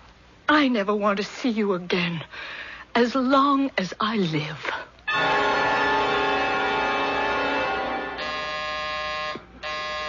What? Who's that? Oh, what time is it? It's morning. All right, just a minute. Let me put on a robe. Oh, who are you? Why are you ringing my bell? And why did the elevator man let you come up? Miss Margaret Constant. And if I am? If you are, I have to talk to you. About what? A murder. A murder? I'm Lieutenant Taplock of the Homicide Division. And you wake me up at this ungodly hour of the morning. Don't you people ever sleep? I'm sorry, Miss Constant. Well, why do you come to me? I can't help you. I don't know anything about murder. I don't even know anyone who ever was murdered. Unfortunately, Miss Constant, you do.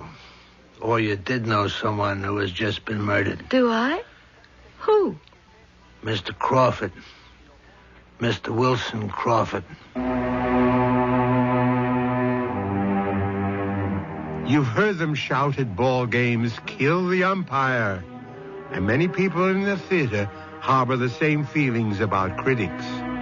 If this homicide lieutenant is to be believed, someone has just murdered our friend Wilson Crawford.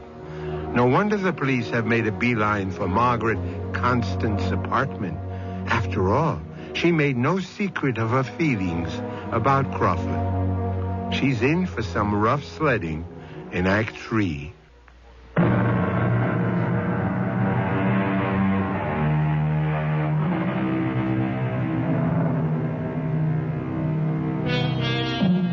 Preserve, said the Roman philosopher, at all times, a temperate and pacific posture towards the world. Thus, you shall be spared the storms that constantly buffer the headstrong, the turbulent, and the unruly. Excellent counsel. A wise man does not broadcast any feelings of violence he may harbor against another. Look at what's happened to poor Margaret Constant. She kept raging about how she was going to kill Wilson Crawford. So naturally, when Wilson is murdered, the police do not have far to go. Wilson? Wilson is dead? Yes, Miss Constant. Oh, it's impossible. I was with him last night. For how long? Well, it was 5 minutes, more or less. At what time? What time? Well, let's see. I heard the broadcast. It was 11:20. I took a taxi to the apartment. It was 11:45 about. The approximate time of the murder. Who would want to kill Wilson? I am also saying that you were there at about the time of the murder. What? Finally, I'm saying that I should read you your rights as a citizen, and then I must ask you to come downtown.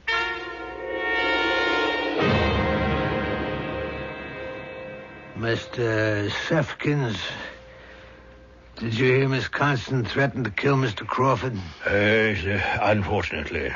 And how did she say she would do it? With your permission, sir. They were both highly volatile people. She was furious. And they played the scene, as they so often did. I suppose they enjoyed the drama. That's what it was, a scene? Yes, sir, that's what I thought it was. I'd had 15 years of it during their marriage. Indeed, that's why I left the room and went to bed. And she picked up the letter opener from the desk and said, "I'll kill you with this"? Yes, sir. And you then left the room? Yes, sir. I didn't think that she was... And at about 7 a.m., you came into the room, found Mr. Crawford dead on the floor. Yes, sir. He had been stabbed in the back. And the letter opener was lying there next to him. Permit me, sir, if I may. They were both angry at themselves. You see, they had no business being divorced. They cared for each other very much. That isn't true, Sefkins. It was all a misunderstanding. She was furious. But he incited her, and I think it was their way of making love. How dare dare you, Sefkins? They played one of their usual violent scenes, but this time it just got out of hand, that's all. Well, it isn't true. She didn't mean to kill him, Lieutenant. I didn't kill him. I didn't. Thank you very much, Mr. Sefkins. That'll be all. All right, Miss Constant, you ready to make a statement? Yes, the same one I've been making all along. I didn't do it. You had the motive. You made the threat. You were there at the approximate time of the killing. Your fingerprints are on the murder weapon. Lieutenant, I was furious. I did say, I'll kill you. I did go to the apartment. I did pick up the letter opener. But after Sefkins left the room, I even fought with him. But only for a moment. And then I threw the letter opener on the floor and I went home. And that's what I intend to tell the jury. And you expect them to believe it? Yes, because it's true. No, Miss Constant, I didn't kill him, and you know it. I loved him. I'm a fool, but I'm not a murderer. I know who killed Wilson. Perry Gulliver. Where does he come into this? Where's your proof? How can you accuse someone of murder without proof? You accused me. What did you have? A few flimsy pieces of circumstantial evidence? Well, what do you got? Wilson spent all of last week in London. Why? What does that have to do with anything? When Wilson goes to London, it's on business. All right. So he had business. What business? The only reason his magazine would send him would be to review the new plays there. It's the end of the season. There aren't any. So why did he go? Well, maybe it was a pleasure trip. No, he couldn't afford it. He was broke. Well, all right. I still don't see One night, I see Wilson and Perry very chummy in a restaurant. A few days later, Wilson flies to London. A week later, he returns. On the next day, he's murdered. Obviously, Perry sent Wilson to London. Why? Why? What was Wilson supposed to be doing in London? He didn't write anything. Well, how do you know? I have friends in London. They kept an eye on him for me. Went to a few parties and came home. All right, so where are we? If Wilson didn't go there to do anything, perhaps he went there to get something. What? How do I know what? You're the professional. Don't you have any ideas? I've opened a world of infinite possibilities. Now, if this were a play... Well, Miss Constant, this is not the theater. Well, you see, we have Perry Gulliver sending Wilson to London for something. But what? Drugs, diamonds, military secrets. Don't you ever go to the movies? When Wilson returned, they quarreled about it. Well, how do we know? How do we know? That's something we can prove. Maybe. Sir, how may I be of service, Lieutenant? Let me ask him. Well, go ahead. It's your investigation. When Mr. Crawford returned from London, did Perry Gulliver visit him? Yes. See, Lieutenant? Do you know why, Sefkins? Well, Mr. Gulliver seemed somewhat upset. Why? Miss Constant, I never eavesdrop. You know that. Why do you say Mr. Gulliver seemed upset? Lieutenant, as Mr. Gulliver was leaving, I gathered he was angry because Mr. Crawford was supposed to have brought something from London for him. I told you. All right.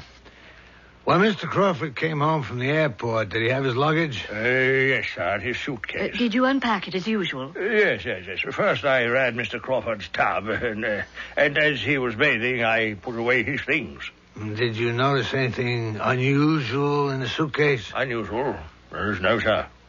Nothing at all? Think, Sefkins. Well, you might call it unusual, but I'd already become used to it. Used to what? The sugar. Sugar? Miss Constant, after you left him, Mr. Crawford developed the oddest habits. He collected sugar. That is, while dining out, he would, loot the sugar containers, take packets of it, and bring them home to me. And he had sugar In his suitcase? Sir, I noticed some of it had spilled. It was in a sort of package. I opened it, and there was rather a large amount. Sugar? As I said to myself, now this is too much. Packets are one thing, but loose sugar. Now this has got to stop. Besides, I didn't like the looks of it. The looks? Yes. It was kind of powdery, so I poured it down the drain. You poured it down the drain? Yes, Miss Constant. Lieutenant, it was a drug. Heroin, cocaine, whichever one of them looks like sugar. Yeah, but we have no proof. We can get it. How? I'll call Perry. Tell him to meet me at my place. I'll say I have the stuff. And I'll deal with him, see? See what? I'll get him to admit that he killed Wilson. You can be in the bedroom. At the moment juste, you step out and you put the cuffs on him. Well, it works okay in those cop shows, but I can't do it. Why not? It's entrapment. It's against the law. I intend to accuse Perry of murder. I intend to tell him why he killed Wilson. He may try to kill me, and I could use some protection. Yeah, but Miss Constant, what'll we do if it was only sugar? I'll call him right now. Not from police headquarters. Well, what an amusing story, Margaret, dear. I knew the two of you couldn't be up to any good, so I confronted Wilson. I got it out of him. I could get anything out of him. Yes, except a good review, which is why you killed him. I didn't. You did. Well, evidently, the police are satisfied with you. Are you satisfied with me, Perry? How about your conscience? Oh, dear Margaret, I was born without one. How about your safety? You were handling those drugs for someone. They'll want an accounting. Suppose I were to tell you, I know where the drugs are. You... what? Ah, Wilson came home. He told me everything. I convinced him to give me the drugs for safekeeping. Do you want to hear more? Go on. Quite frankly, the idea was to hold you up. But you came back last night. Right after I left, you got into a fight with Wilson. You killed him. Where did it get you? I have the drugs. What drugs? I need money, Perry. I didn't kill him, but they've got circumstantial evidence. I'll need the best lawyer in the country. I'll make a deal for the drugs, but I don't know how to go about it. Now, you go back to your people. You tell them. I'll be reasonable. I only want enough for the best lawyer. That's all. How do I know you've got the drugs? Show me. Bring me the money. How much money? $50,000. 50,000? I may need more. Make it 100. It's nothing. I understand this package is worth millions. But I'll sink you with me, Perry. I'll confess this part of it to the police. Oh, you can't prove it. What do I have to prove? At my trial, I'll insist you killed him for the drugs. The jury won't believe you. Oh, but your friends will. So, do you get me the money? Margaret, A good lawyer gets me a light sentence. You save your own life. It's the best deal you can get. Oh, poor Perry. You really didn't want to kill him, but you were in so deep you couldn't help it. You're not really a killer. Scoundrel, yes, but a killer, no. How was it, Perry? How? Come on. You have to tell it to someone, and you can trust me. What made you do it? He laughed at me. You know Wilson. Yes. Yes, he only turned his back on me and he dismissed me. The way he dismissed me. Oh, I was furious. I saw that long, sharp letter opener lying on the floor, but I was cool enough to know what I was doing. I picked it up with my handkerchief, not to get any fingerprints, and I... What did you do? I plunged it into his back. Oh, I'm going to be ill. Catch her. She's going to faint. Catch her. Wait. Who are you? Margaret, who is he? Oh, permit me to introduce you. Perry Gulliver, May I present Lieutenant Taplinger of the New York City Police? I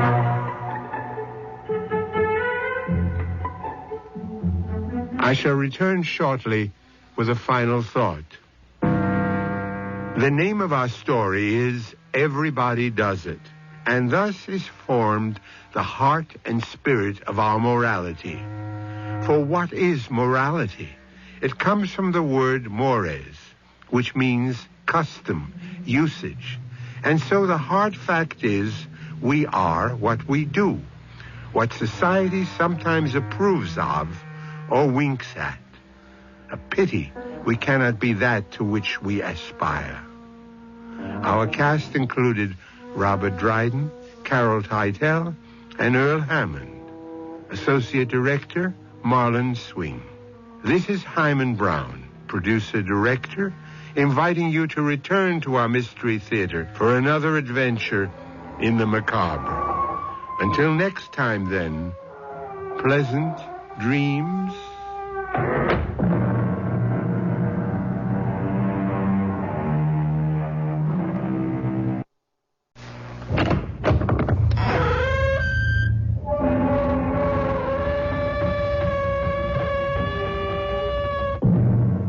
Come in. Welcome to Mystery Theater. I am Hyman Brown. As the centuries go marching by in review, head and shoulders above the rest of us march the great innovators, the scientists, the inventors. Their names are blazoned large in the annals of the world. Newton, Euclid, Da Vinci, Einstein, navigators, astronauts, explorers. But some who have opened new paths to mysterious realms go past unnoticed. For example, Herbert Boggs, whose strange and unique story I bring you now. Herb, what do you mean, read? Well, it's hard to explain, Sadie. But ever since I was shocked by that electricity, it's like written up there in my mind. Like it was printed on a notice board. I can read the future, Sadie. Like it was the first page of tomorrow's newspapers.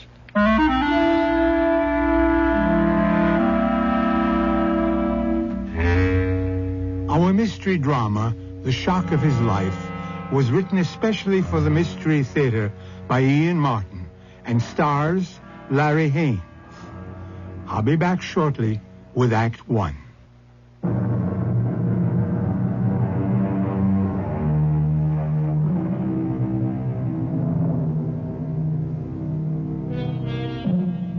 If you were to pick the most unlikely spot for a miracle that could battle modern science, you couldn't do better than Elmhurst in the borough of Queens, New York City, or a more unlikely man for it to happen to than Herbert Boggs. Herb is an average middle-class man in a crowd most likely to go unnoticed. He's been married to Sadie for 35 years. 2 children, grown and married. He has his own little bar and grill, and his interests are beer, boxing, football, and the ponies. He also likes the comics. Hey, Sadie, look at this here. What? Sparkman. See how he handles them creatures from outer space? Which one is he? The fella in the union suit? Oh, Sadie, that ain't no union suit. That's his uniform, like. Well, why would a grown-up man want to wear a kid outfit like that? Because it frees his muscles to do things. Oh, what's the sense explaining to a woman? Herbie, what are them zigzaggy things sticking out of his hands? Oh, that's his electrostatic ray. He hits you with that, and zingo, you're static. It's like electricity. Oh, he must run up some utility bills. Oh, come on. Will you, Sadie? He ain't hooked up to the electric company. That's like his own electric power. Oh, in the comics, anything can happen. But it ain't for real. Oh, yeah. Well, don't you kid yourself, Sadie. You'd be surprised how many real scientific ideas come straight out of the comics. That's how it's a real education to read them. These guys who draw them are geniuses, most of them. Yeah, honey, why don't you get me a beer, huh? Why don't you get it for yourself? Well, can't you see I'm turning the game on?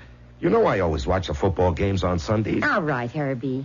You have your day of rest. But, honey, don't turn it up too loud. Yeah, all right. No louder than I have to hear what's going on, okay? Well, I don't have to hear. Oh, no. Yeah. Oh, Don, the What is picture, it? Blue. Put the beer down someplace, huh? You mean something's happened to that, too? Well, you got eyes, ain't you? We got the sound, but no picture. Herbie, what are you doing? I'm gonna get the back off. I can fix this thing. I can't miss the game. You can't fix it. You need a TV man. What, at $33 a crack? Anyway, where you gonna find one on a Sunday, huh? But you shouldn't mess around, Herbie. It's dangerous. Well, what's the difference? You can still hear. I don't want to just hear. I want to see. You better not shove your hand in there. Oh, I can see already there's a tube half lying there. It just needs to be stuck back in. I read in a paper where it said a person should never...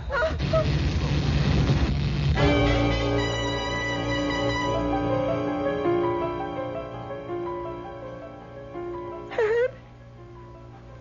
Honey? You all right? Herb, say something to me. Answer me. Herb? Herb?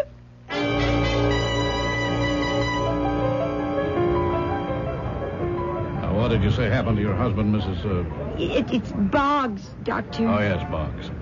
Well, he was fooling around trying to fix the TV. While it was turned on, Yes. and he got a shock. Oh, yes. He just went down like a rag doll. Only when I kneeled beside him on the floor, he was all stiff-like. Mm-hmm. Did he have any pulse? I don't know. I didn't stop to find out. I just called the police. But after, when you went back to him, I don't know. I didn't think to try. was he breathing? I don't think so. That's what scared me so, Doctor. He was laying there just like a corpse. Stiff, like I said. How long? Pardon? How long was he lying there in that condition? Oh, I wouldn't know. For a while. And then, after I got him on his back with the pillow under his feet and all, then I could hear him a little, sort of, like, snoring. The way he was when you first got here. But you can't estimate how long it was before you heard him making that sound. Oh, I was so scared. I mean, every second was like a year. And, well, maybe 5 minutes, 10. Is it going to be all right, Doctor? We have him breathing clearly now, and we're going to take him right down to the hospital. Oh, do you have a car? Oh, no. You want to come along? Oh, yes. Couldn't I sit with Herb and hold his hand? I think you better let me and the medic do that, Mrs. Boggs. Oh. You climb in with the driver. All right. Okay, Hank. Open up the hooders and get us to the hospital fast. We don't want to arrive with a DOA.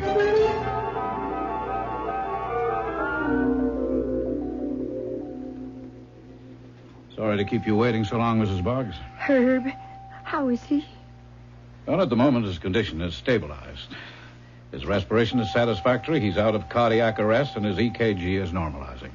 What does that mean, Doctor? Well, Mrs. Boggs, when you called police emergency, we got to you as fast as possible. But there was a period after your husband sustained the electric shock during which we don't know his medical condition. But you said he was breathing and all again? Yes, his condition now is stable enough. What we don't know, Mrs. Boggs, is what may have happened to him in the period after he sustained the shock until we arrived and could start treatment. Doctor, I don't mean to be stupid. I just don't quite follow you. Let me try to explain.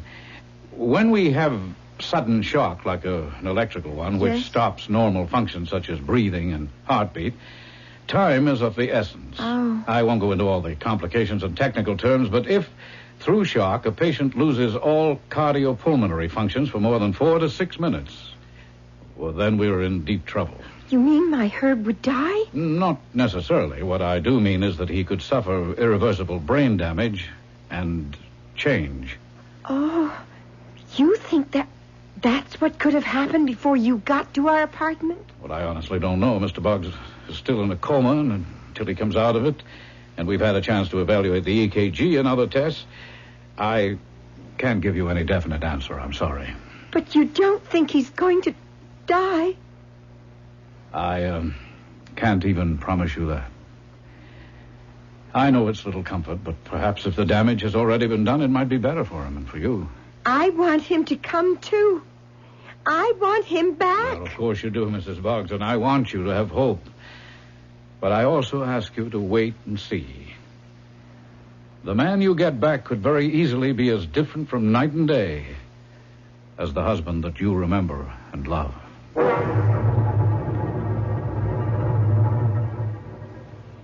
Good morning, Herbie. Sadie, where am I? Where should you be when you're sick?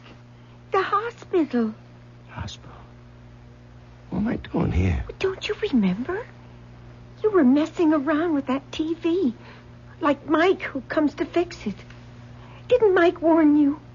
What? Well, he said, you know, never touch in the back without you pull the plug. Oh, yeah. I remember.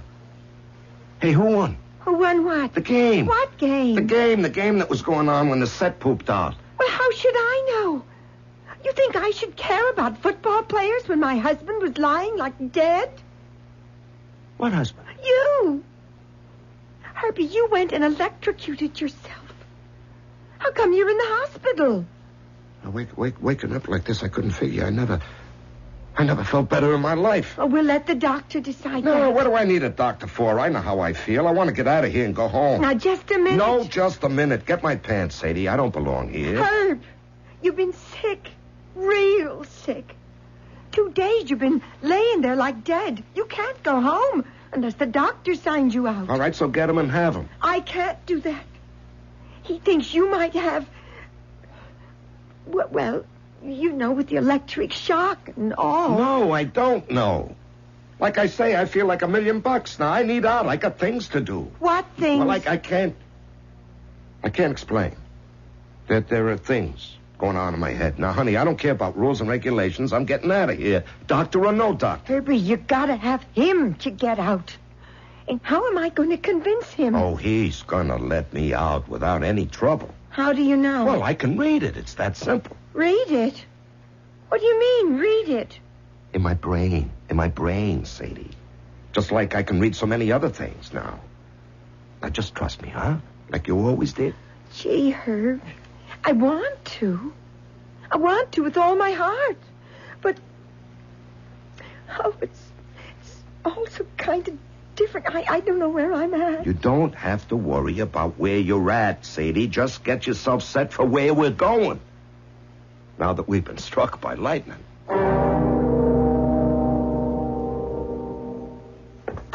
Oh, boy. Good to be home. I just don't understand. After all he said, the doctor didn't make any problem about your coming home. Oh, why should he, Sadie? I'm in better shape than he is. Get me a beer, hon, huh? Oh, sure, Herbie, if you say so. You want a glass? 32 years married, you asked me that. When did I ever use a glass? Are you sure the doctor wouldn't... Sadie, what do I care about the doctor? I know what's good for me. And for you. Here, just let me show you. Who are you calling? Horse. The bookie? Yep, that's him. Now, look, Herb. We ain't got money to take flyers. I mean, like after the hospital and ambulance and all, you know? No, I don't know. And who says this is a flyer? This is something I got to get through your head. Hello? Horse? Yeah, Herb. Yeah.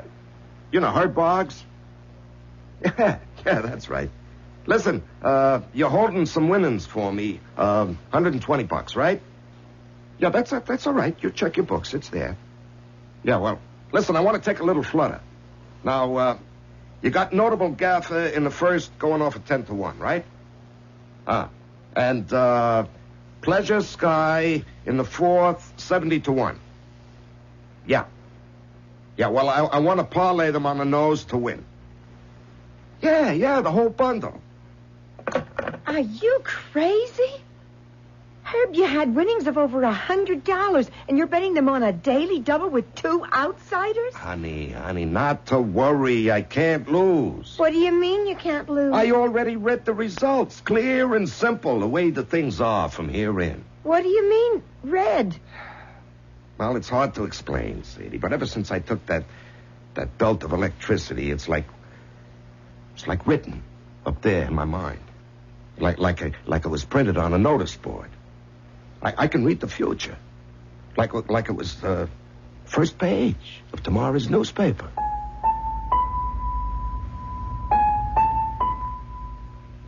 So, as Herb, or should I say, like Herb would say, here is a miracle happening right in that western end of Long Island. Has that extra amount of electricity Herb Boggs's body accidentally absorbed brought about some strange physiological or psychological change? Or has it, as Dr. Barnes fears, caused some profound and irreparable damage that gives him delusions? Mystery Theater will return shortly with Act 2.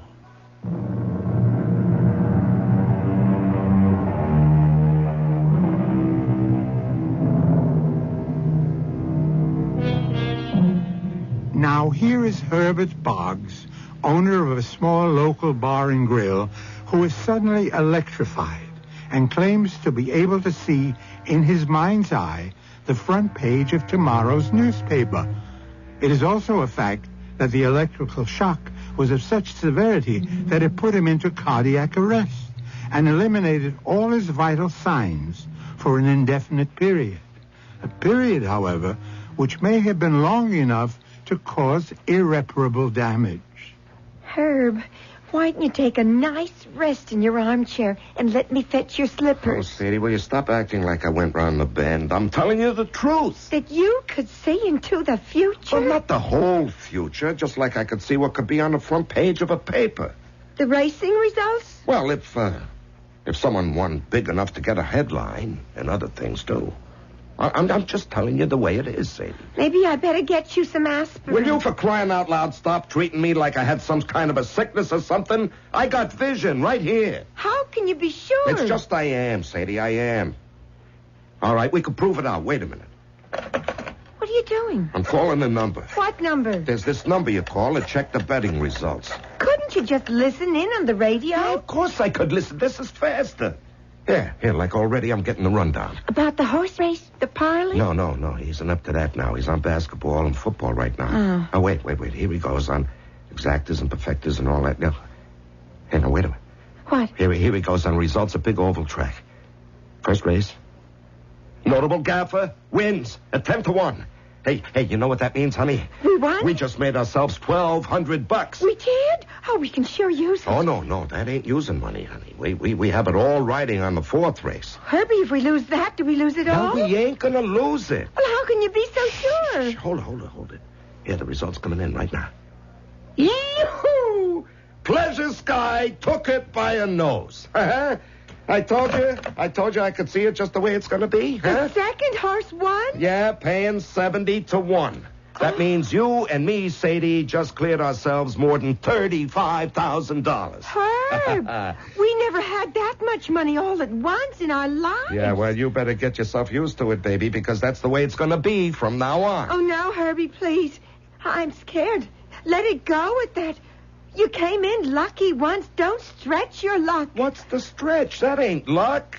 Don't you understand? I know, before it happens. Darling, you've been sick in the hospital. I think you ought to take it easy for a while. No, I know. I know what you think, Sadie, and I don't blame you. You think that electric shock curdled my brain or something, but it ain't that way. I wish I could make you see it so clear. Wait a minute. I just came back from the hospital, and you were with me all morning since I woke up, right? Right. So, you know that I haven't heard a radio or seen a TV or looked at a paper, right? Yes. The morning paper. We got it in the house. All right. Now, fine. Now, I won't look, all right? But you look on the first page. Yes. And someone won big on a lottery, right? Yes. Huh? Joseph Davis, a retired construction worker, was the grand winner in the $2 million state lottery. Yeah, all right, Sadie. Does it give the number of the ticket? Oh, let me see. Yes, right here. It was number... No, wait. I'll tell you without even looking. 2, 4, 3, 8, 6, 9, 2, right? Yes. that's right. Yeah, you see, I know which number is going to win. Oh. Yeah, let this Joe Davis have his $2 million. Next month, if we want it, we'll have it. How? Well, when I put my mind to it, I can see the number. Well, how can you get the number you want? Well, maybe I can't, but there's 83 other places. Knowing the right numbers can put you and me on easy street for the rest of our lives. Where? The numbers, the horses, the right spread in basketball, football, 100 ways, Sadie. I don't have to guess anymore. I'm going to know. Oh, there's something terribly dangerous about all this, Herb. It just can't lead to any good. Are you kidding? How good can it get? It's going to be a whole new life. I guess that's what I'm afraid of. Oh, come on, Sadie. Why should you be afraid? Because you go live it. I got my own second sight. You're headed for real trouble. And worse than that, you ain't going to be my Herb anymore.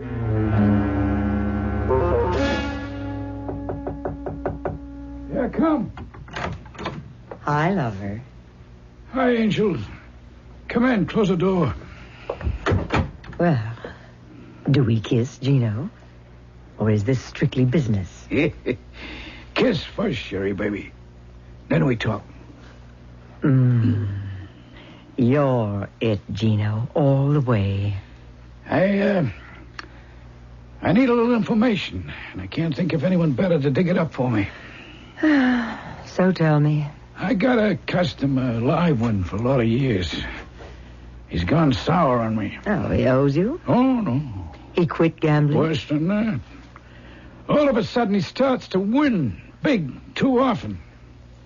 I want to know why. Look, Gino, isn't this man's work? This guy happens to be a bartender who owns his own little place. So?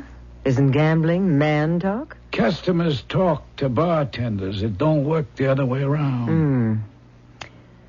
What'd you do? Misplace the goon squad? No, this doesn't call for strong-arm stuff. You catch more flies with honey than Okay, I get the message, Gino. What's the address? And how do I recognize this pigeon? The address is on the paper. You'll find it behind the bar. His name is Herb. Herb Boggs.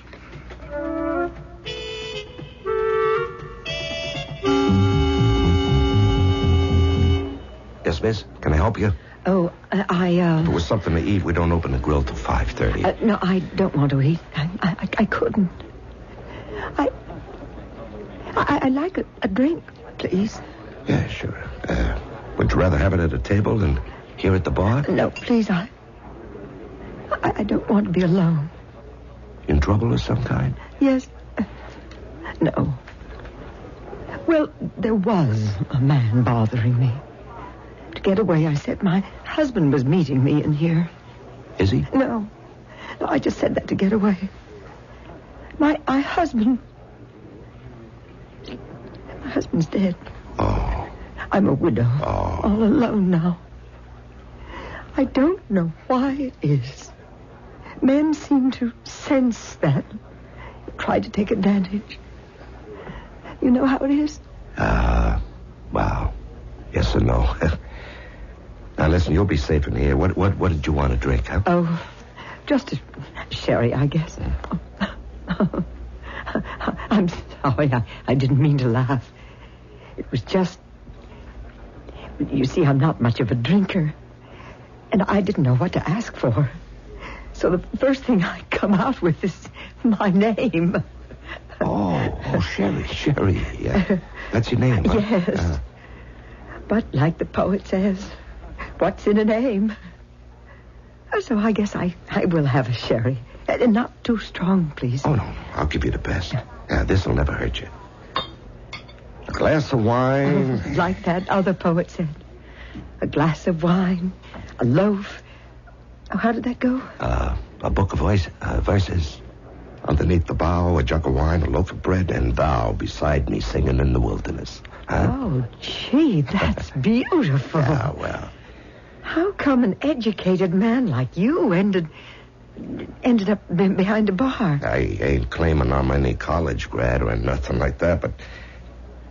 Well, you spend enough years behind a bar, you'd be surprised how many things you learn. Oh, you've read it to me like you were an actor. Oh, it made me feel so much better. Honest. I don't feel sad anymore. Wow, that's great. Hey, now look, you haven't even tried your sherry. Oh, I know. It's silly, but I hate to drink alone. I don't suppose you would join me as my guest. Oh, no. I never drink in my own place. Well, some other place? Hey. Now, look, I'm a married man. It's just because I'm lonely. Oh, I don't think I know your name. Oh, well, it's Herb. If you want to have a drink, my relief barman just came in. It's my quitting time, and come on, Sherry. I'll take you across the street to Adam's Rib.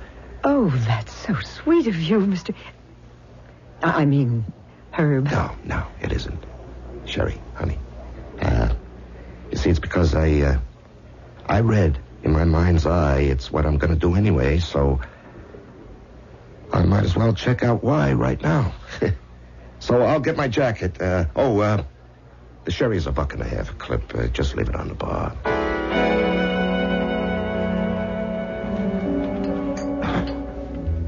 You know, you're a funny man. Nah, not funny, just strange. Well, I dig men who are far out. Oh, no, Sherry. It won't work. What do you mean? Look, if I was younger and I didn't have my Sadie... Now, I'm not saying I wouldn't go for all your flashing me, but it won't work. Because, first of all, there is Sadie, and I never cheated on my wife yet, and never will.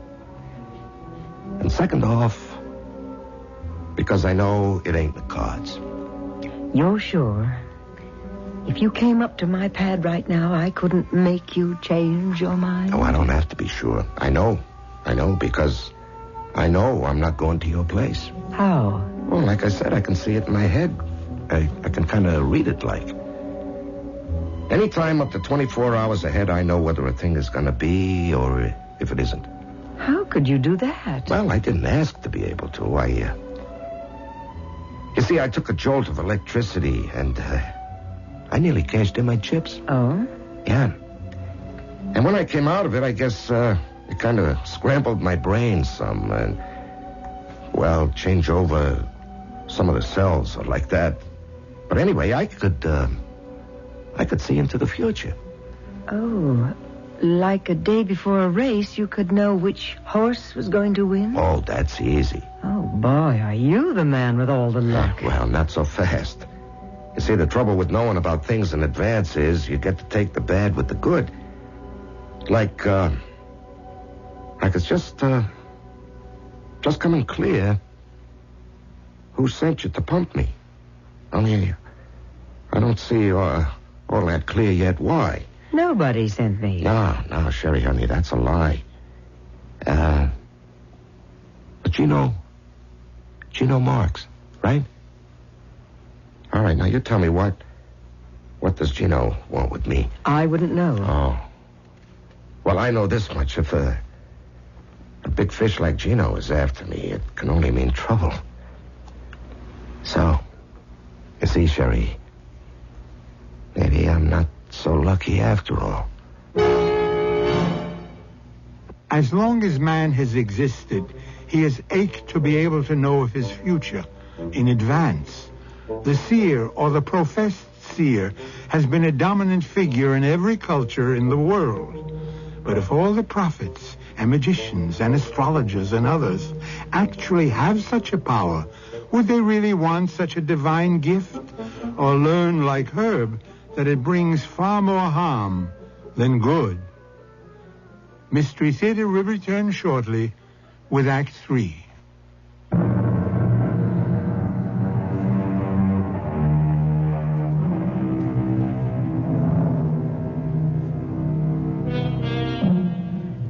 One of history's wisest men, Sir Francis Bacon, once wrote, "Men may refuse things which are in the present, but leave the future to the divine providence." The wisdom of this thought is something poor Herb Boggs is about to discover, even though his ability to read the future is not something he is directly responsible for. It is a gift that was wished upon him, and which, despite its advantages, he is rapidly beginning to think he would rather have wished off him again. I brought us some nice fresh coffee, Herb. No. None for me, Sadie. Oh, would you rather have a beer? No. Well, should I turn on the TV? No.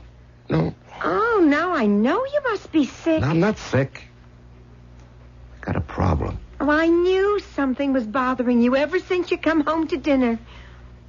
Herbie, how can I help? Now, Sadie, this has nothing to do with you. Everything that has to do with you has to do with me. All right, now listen. When I first found out about my gift, I lost my head a little, all right? Well, you didn't seem no different to me. No, I mean about how I saw all the money that I could make. You know, all my life I played the numbers, the ponies, wherever you could lay a bet, right? Every cent I could afford, and too much of the time, like you know, when I couldn't. I know. Well, you know what I figured last year? I'm a loser. Over 40 years, averaging out, I blew $50 a week. That's 100 grand I blew, Sadie. With interest over all them years, it could have been 2. That's all you and me would ever need. Now, do you think that's smart? No, that wasn't smart. But now you could get it all back and more. Yeah, that's what I figured, Sadie. I wasn't going to be greedy, just get back my stake and maybe like interest money, you see? Only I was stupid. What's so stupid about that? Well, I tried to move too fast. I got Horst Turkle screaming what was I trying to do to him, and I should have listened. To what? Well, he asked me to take it easy, or either let him in on what kind of handicapping system I was using. Well, I fobbed him off, so he must have went screaming to the big shots, you see, wherever he lays off his bets. So now I got Gino Marks on my tail. Who is Gino Marks? Oh, he's a real hard guy, Sadie. This is his district, you see, and he doesn't like anybody that messes with his profits. Herbie, don't get mixed up with gangsters and hoodlums. We don't need the money. Forget it. Well, the whole trouble is I was going to forget it. I just about had our money back, Well, see? whatever we've got, you don't need anymore. Well, I'm not sure I even deserve the 100 grand I have. It ain't so much of a gift, you know. You come right down to it. Well, like last week when we bumped into Mo and Jane Rosen, you know. Yeah. Oh, it was nice to see them look so well. Who could have guessed? Yeah, me. I knew she'd be dead the next day, Sadie. Oh. Yeah. And that nice young kid that lives upstairs, well, she ain't gonna have that baby. She'll be lucky if she stays alive. Oh, no. Yeah. Well, and that's how come I know that Gino Marks is after me. You see, I can see all these things before they happen. And just to win some dough, who needs the other stuff that you gotta suffer? That's why I want to forget it all, or try to, before... Before what? Maybe before that. What? The phone. I gotta answer that. Why? Let it ring. Take it off the hook. No, it's no good, Sadie. I gotta answer sooner or later. Yeah. Yeah, that's right, speaking. Well, what does he want to see me for? Well, okay, at least I can ask. Yeah, when? Oh, tonight. Well, I don't know, it's kind of late. Yeah. Yeah, okay. Okay, I'll be there. Who was it? Who else? That was a message from Gino Marks. What? He wants to see me tonight. Tonight? He's already sent a card for me. Don't go, Herbie. Sadie, I gotta. Why? Well, because you never get anything for nothing.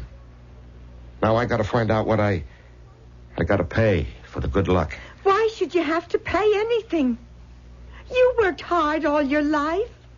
You deserve some. Wasn't coming out of the shock I got enough. I should have left it at that, but I was tempted. And when a guy gives in, Sadie, I guess he's just got to face it. There's always the devil to pay.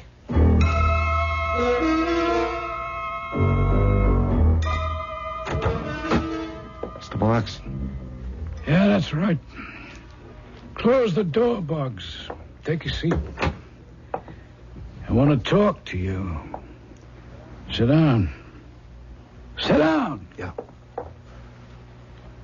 I come right to the point. It's the way I work. You know, you've been nicking my organization pretty good the past week. You mean I made a few bets and took some money off you, huh? That's what I mean. Too much. Yeah, well, you won't have to worry. I got all I need now. Oh, you're going to quit cold turkey? Yeah. I don't buy it. No horse player on a hot streak ever quit. Well, this one is ready to. I don't know if I want you to. You mean you want me to go on winning? Can you? Well, I can't say. What do you want, Mr. Marks? Hey, now that's getting right to the point, isn't it? You know, I just possibly might go into business with you. Business? With me? Why not? I go for success. But before we get too excited over what may just have been a run of luck, why don't we have a trial period? A trial period? For what? To see if it's really true. You can call it spots. If you can, we pick our spots and bet heavy. I mean heavy, Boggs. 80% to me as major partner, the rest to you, and I'll bankroll. And, suppose I refuse. Now, you really don't want me to get into strong-arm stuff, do you? Oh, no. You wouldn't dare lay a hand on me, not as long as I could be the goose who lays the golden eggs. Oh, I wouldn't have to. Because, that wife you love so much, Sadie, is that her name? Yes, Sadie. Now, you wouldn't want anything to happen to her. We got a deal? We got a deal.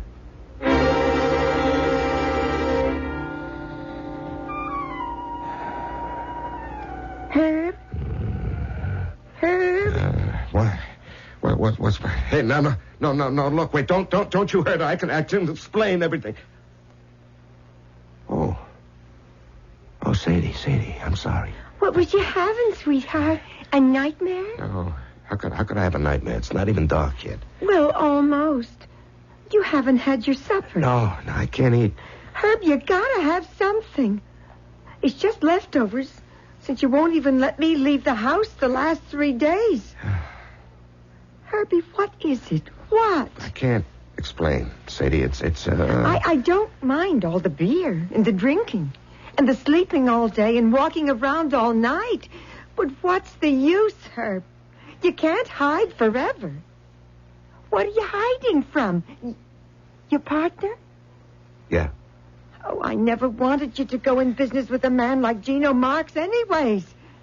Well, why don't you just quit? Oh, Sadie, don't you think I wish I could? If it's the money you want, give it back. I tried that. He doesn't want it. Well, what does he want? Well, you know. For me to tell what I see inside my skull is going to win the next day, so he can bet. So give it to him. What do you care? Well, you don't understand, honey. For weeks I have, and then just like that, I had to stop. Why? Well, because I don't know anymore. All of a sudden, it just stopped, just like that. So that's why you wouldn't answer none of his calls the last 3 days. Honey, you can't put it off much longer. He's got men watching down there in the street. I've seen them. Yeah, I know. They've been there around the clock ever since we first made our deal. He don't even trust nobody, Sadie. That's why... Oh. Who's that? I'm going to see... No, Sadie, let me. You go back in the bedroom, all right? No, I'm staying right by your side. Well, just stay at the line of the door. Who is it? You could see me through the viewer. You know, open up. I got nothing to say to you. You can't put it off forever. Look, I'm alone. I just want to talk to you man to man. Better let him in, Herb. Tell him how it is, huh? Yeah, okay. Just a minute, Mr. Marks.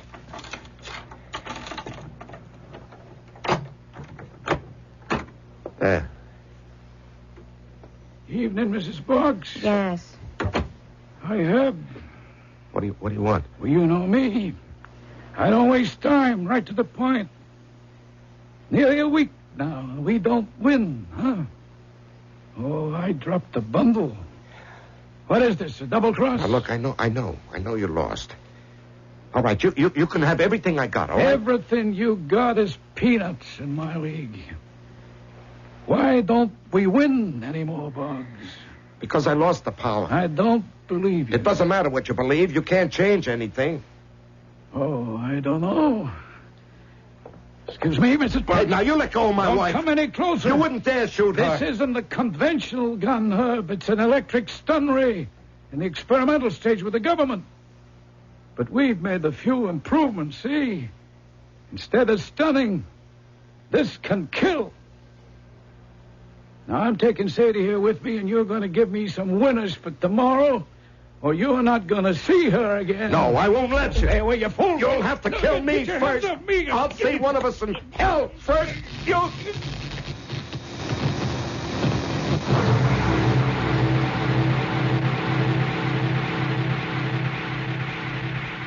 I don't want to die.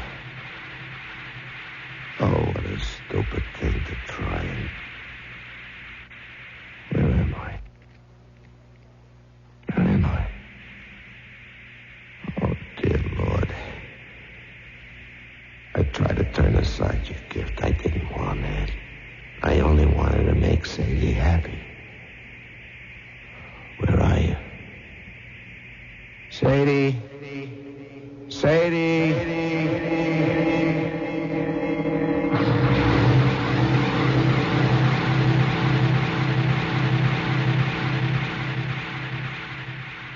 Sadie. Sadie. Say. Right here, Herbie. Where is he? Where's Gino? Who? Gino. I won't let him kill you. I won't let him do that. There's no Gino here. Whoever he is, darling. Just Sadie. Where are we? In the hospital. The hospital? You mean he didn't kill me? He didn't hurt you? Nobody hurt me. And nothing's happened to you, thank heaven. Even if you did near kill yourself on the TV.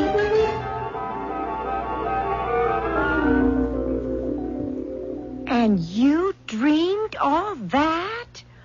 Oh, I always knew I had a smart husband. No, not so smart, or I wouldn't be here. You're sure now, Sadie, huh? Herbie, we brought you here to this hospital straight from the house. And you've been in a coma for the last 24 hours. Till you just woke up a half hour ago to tell me all you dreamed. Gee, it all seems so real. It's hard to believe. I'm never going to make another bet, Sadie. Suppose I won. I wouldn't sleep easy for the rest of my life.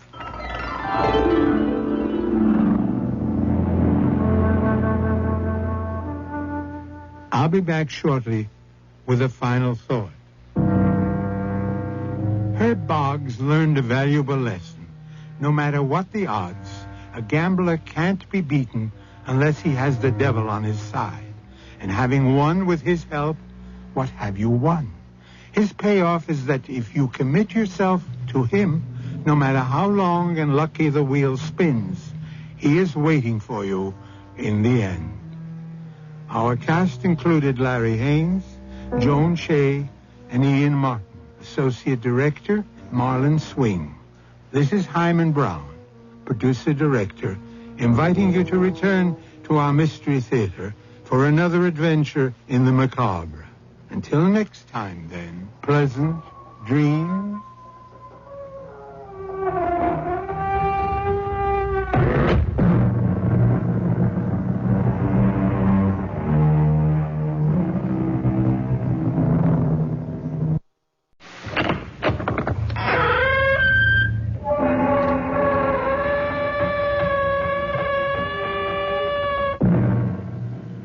Come in.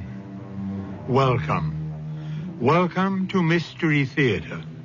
I am Hyman Brown. All of us at one time or another have believed, as Lord Byron did, in the power of thought, the magic of the mind. Hamlet looked with his mind's eye. The great Caesar believed a good mind can possess a kingdom. Today we'll meet a man who is living proof of mind over matter. The mystery being, if a brain can make possible the impossible, what could you or I do just by thinking about it? Gregory, I'm not so sure I like being locked up in the same cell with you. Oh, what's that noise? Look who just came through that drain pipe. A rat. A rat? Ah, here comes another one.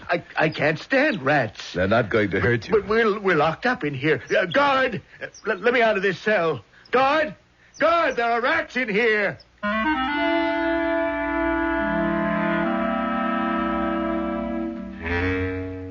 Our mystery drama, The Great Brain, based on a story by Jacques Frutrell, was written especially for the Mystery Theater by James Agate Jr.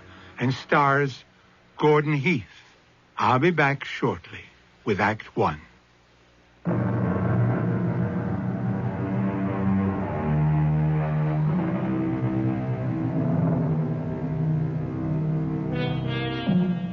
The most mysterious activity man is capable of is thinking. This is done by the mind. The mind is an activity of the brain. How it works is beyond us. We just don't know. Conan Doyle tells us, don't think about it. Stack up your brain attic with furniture where you can get at it when you need it. Isn't that elementary, my dear Watson? When we tick, what makes us tick? Did you ring his doorbell, Herbert? Well, of course I did. Jason, give the man a chance to answer his front door. Maybe he's not home. You sure he said drop by at 9 this evening? Well, of course I'm sure. Here, I'll ring again. Herbert, were you there at the chess match? No, I wish I had been. It was uncanny. Imagine a man who's never played chess winning over a grand master by sheer logic. Well, Gregory has more than logic to work with. What do you mean? He has a great brain. Gentlemen, I am pleased to see you. Oh, good evening, Gregory. Hey, good to see you too, Greg. Come in. Have you been ringing long? Didn't hear the bell. Let's go into the library.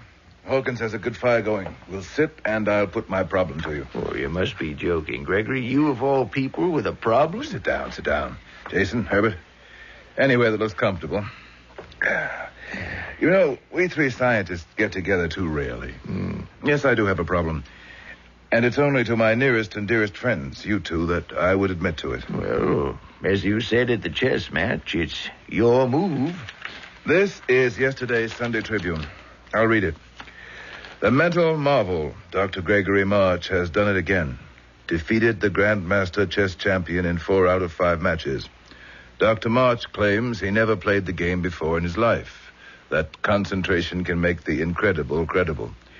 Is it not more believable that Dr. March has kept secret all his abilities, which many suspect may be the case? Well, there are always detractors, Gregory, you know that. I keep trying to prove the superiority of the human brain, and at every turn I'd run into disbelief.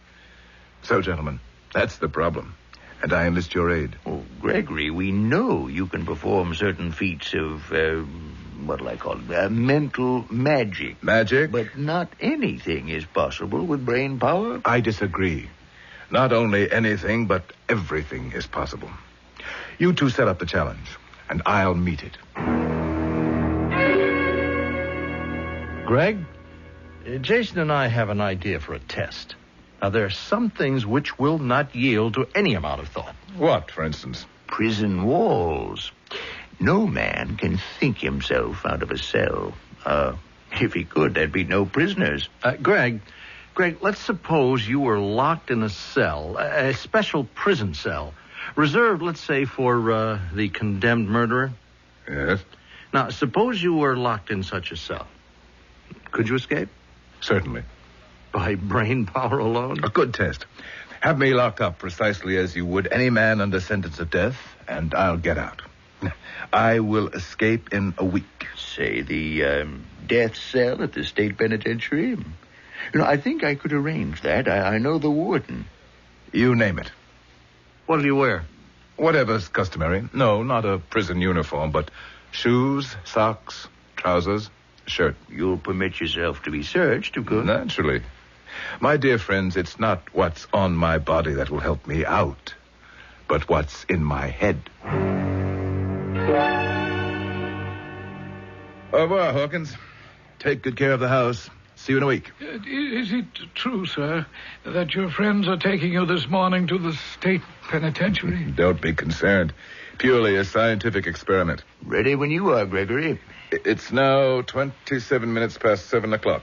I shall be gone a week. Yes, sir. Will you be needing a suitcase and clothes? No, Hawkins, just what I have on my back. 1 week and 12 hours from now, these two gentlemen will take supper with me here.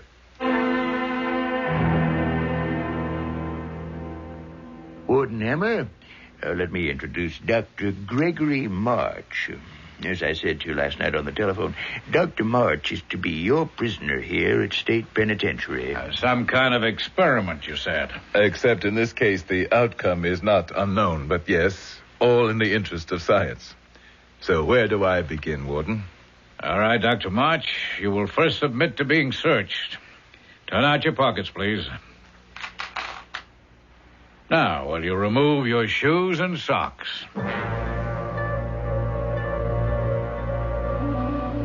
I hope the inspection was satisfactory. You found nothing concealed which might aid me in escaping. Doctor, even if you had a blowtorch on you, I don't think you could get out of state pen. Gregory, are you sure you want to do this? Would you and Herbert be convinced if I didn't? Well, no, I can't say we would. Warden, is it quite impossible for Dr. March to communicate with anyone outside the prison? Absolutely impossible. He won't be permitted anything to write with at all. Yes, and your guards, would they deliver any messages from him? Not a word, directly or indirectly. They'd report to me immediately anything he said, or turn over to me anything the prisoner might give them. I do have, however, 3 small requests. Well, I thought we all agreed to no special favors. I'm not asking any. I'd like to have some tooth powder. Not toothpaste, tooth powder. Secondly, I'd like to have 1 $5 bill and 2 $10 bills. Warden, is there any man in this prison who our friend might bribe with $25? He's not going to meet another prisoner. He'll be in solitary. And as for anyone else, no, not for $2,500. Well, I can see no reason why Gregory shouldn't have the money. I think I have some tens. 1, 2. I've got a 5. Now, you sure that's all you want, Greg? That'll be enough, thanks. You had 3 requests, Doctor. Yes. The third is, before I go into my cell, I'd like to have my shoes polished. Now, this is cell 99. Guard, open up, please. This is the cell where we keep condemned murderers. It's on the ground floor. It's visible to every passing guard. There's 1 small window, barred, of course, a bed, lavatory, and commode. Oh, this is awful. Greg, why don't you change your mind? Herbert, you're taking up valuable time by talking. Well, if I may ask you, Dr. March, valuable time for you to do what with? To think, Warden. Well, ask it again, Warden, although I'm sure the answer. There's no way any prisoner can leave this cell. No, sir, not without my permission. No one in 99 has any way of communicating with the outside. Jason, do I get the impression you don't trust me? Oh, not at all. I'm just making certain that you prove your case. Quite honestly. Oh, I was going to say scientifically. Why don't we set up a control for the first night? Jason, join me here for the first day and night. Then you can observe. That's not a bad idea. I think you should, Jason. You'd have to be searched also, you understand. Why not? I'll do it. Here, Herbert, my keys, wallet. Oh, in fact, take the whole jacket. So I'll be dressed in shirt sleeve like Gregory. If you don't mind, sir, I'll just check your clothing. Go ahead. No hidden weapons, I assure you. I noticed cell 99 is on the main floor. Are the administration offices here, too? Well, just 3 doors down the cell block is my office, so I'm certainly going to hear anyone trying to get out. Now, Dr. March, your guard will bring you breakfast in the morning, then a meal at noon, and at 6 you'll get dinner. The guard will stand by while you eat, and then remove a wooden spoon and bowl and cup. Then at 9 at night, there's a cell-by-cell inspection tour. Glad to hear it. The more security, the greater the challenge. You're quite determined, aren't you, Dr. March? Yes, I am. Oh, in case I forgot to mention it, no one has ever escaped from State Pen. No man has ever made it over that 18-foot electrified wall. Good of you to tell me, Warden. I'll make a note that is not the way to leave. All set, Jason? Now, if you'll kindly lock us up, Warden. Certainly. Guard. Well, so long, Greg. Good luck. I'll stop by for you the first thing in the morning, Jason. Oh, Warden, what time is it now exactly? 11:17. Make a note of it on your calendar. I will join you, gentlemen, in the warden's office at 11:17 in the morning, 1 week from now. And if you're not there, Greg? There's no if about it. Both of you gentlemen finish your dinner? Yes, guard, you can remove the trays. Ugh. That's the kind of food you're going to get for 7 days. I don't envy you. I can afford to lose a little weight. You know, Gregory, I'd like to see you pull this off. I know you would. Would it be out of line to ask you how you go about it? When I tackle a new problem, I become all brain and mind. I begin by being a sponge, soaking up all the information I can. You can help. Go stand on the bed. Take a look out of the window and tell me what you see. The prison yard lit by arc lights all around. That wall looks higher than 18 feet. It's too smooth to climb up. And it's electrified on top. How many guards? Let's see. There are 4 of them patrolling. From the window, how far down is it to the yard? Just a couple of feet, 4 or 5. Good observation. Jump down. Then I check my memory. Do you remember how we got to cell 99? Well, let's see. The main gate, guard's booth there. Then through 2 heavy steel gates. Then into the main prison to the warden's office on this floor. Then, 2 more steel doors in the corridor and the double locks on your cell. Step 3, the inside. Search every corner. It's completely bare. Not a chair, not a table. The bed seems to be welded together so that it can't be torn apart and used. You really picked the impossible. That's the whole point.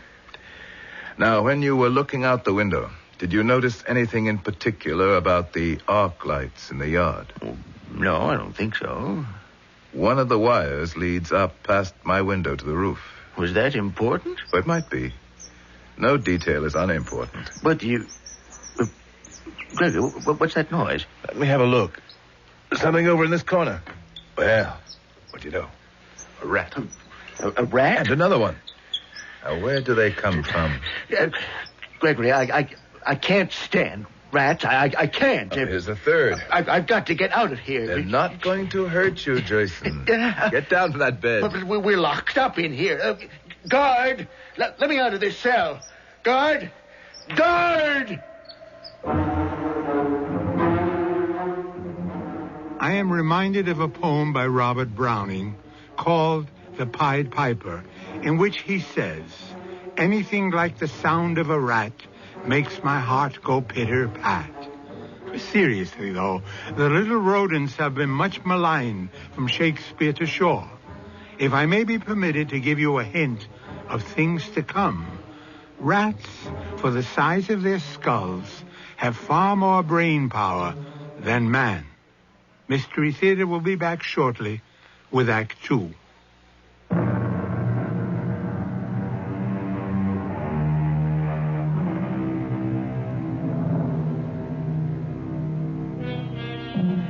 We have called our mystery the Great Brain.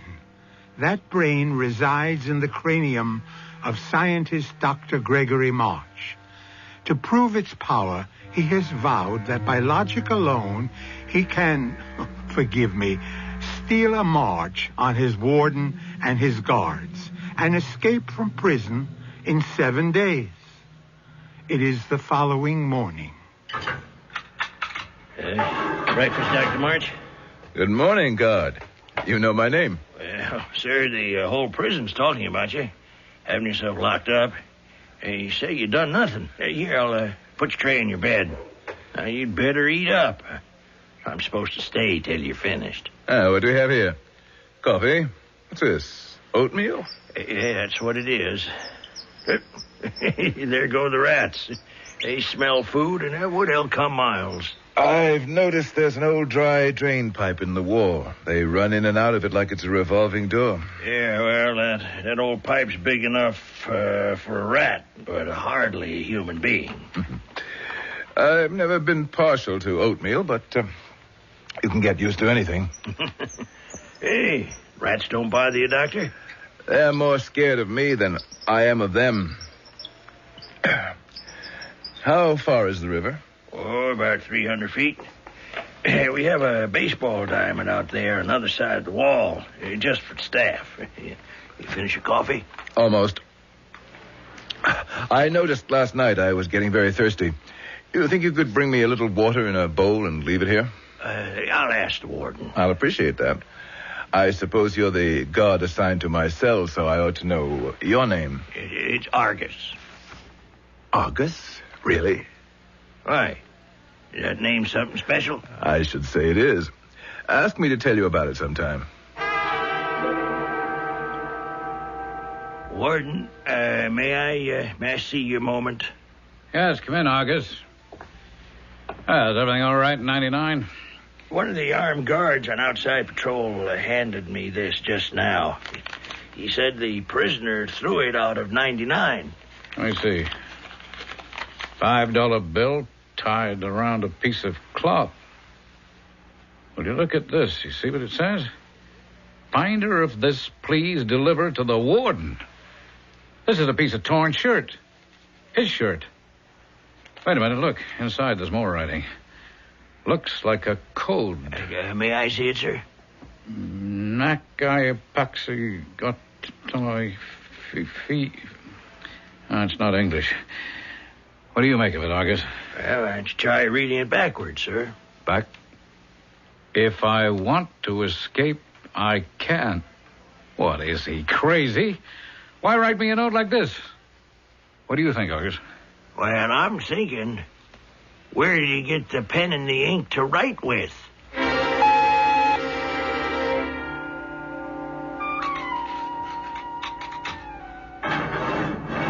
Dr. March, what are you doing on your hands and knees over there? Oh, hello, Warden.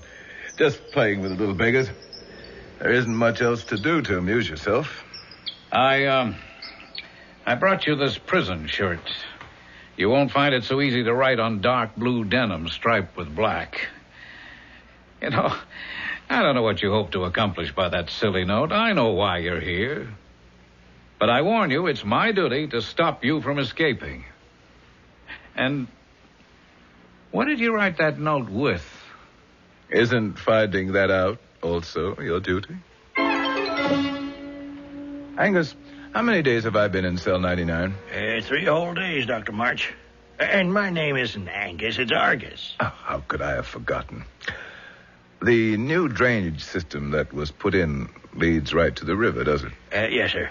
I suppose the pipes are pretty small. Oh, no, not if you're 5 inches high. You're very watchful and quick.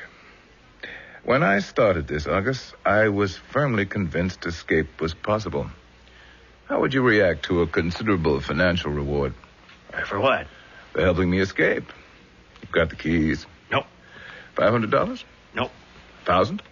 Dr. March, if you gave me $10,000, I couldn't let you out. Now, between here and the main gate, there are 7 different doors. Now, I only have the keys for this building. Besides, I just couldn't do it. Spoken like an Argus. What is it about my name, sir, that makes you say that? In good time, my vigilant watchman. I shall tell you. Tried to bribe you, did he? First some dumb message in code, and now attempted bribery. You know, Argus, I'm beginning to worry about that cell. Come on along with me. I'm going to try to persuade him to forget this. Sears, open the cell block. Shh, Warden. What is it? Well, I hear something from cell 99. Okay. Let's move up real quiet and see what he's up to. Well, it sounds like he's got a file and he's working one of the steel bars. Dr. March, what are you doing? Not a thing, Warden. All right, guard the cell door, please. What are you hiding behind your back, Doctor? Behind my back? Nothing. See? My hands are empty. Guard, search him. Hey, let me hear something, Warden. Here. Well. That looks like a metal instep from a shoe. Hiding it under your belt, Doctor, huh? You're going to have to do better than that. Here's another one, Warden. Oh, thank you. Well, that accounts for both shoes. You know, Doctor, never in a million years can you cut those window bars with something like this. Why don't you call your friends and tell them you're ready to give up? Tell them the scientific experiment is over. I haven't started yet.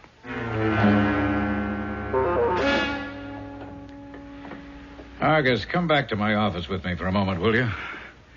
I have an idea. Warden, do you think he has any chance of getting out? No, of course not. Just the same, he's darn clever. I was reading in the Trib about him. That fellow Jimmy Purvis had a whole column about him being here.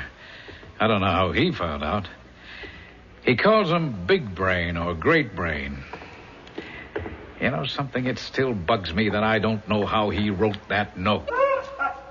Who's that? The prisoner we just got up in 79, 2 tiers up. Come on, up the stairs, Argus, quick.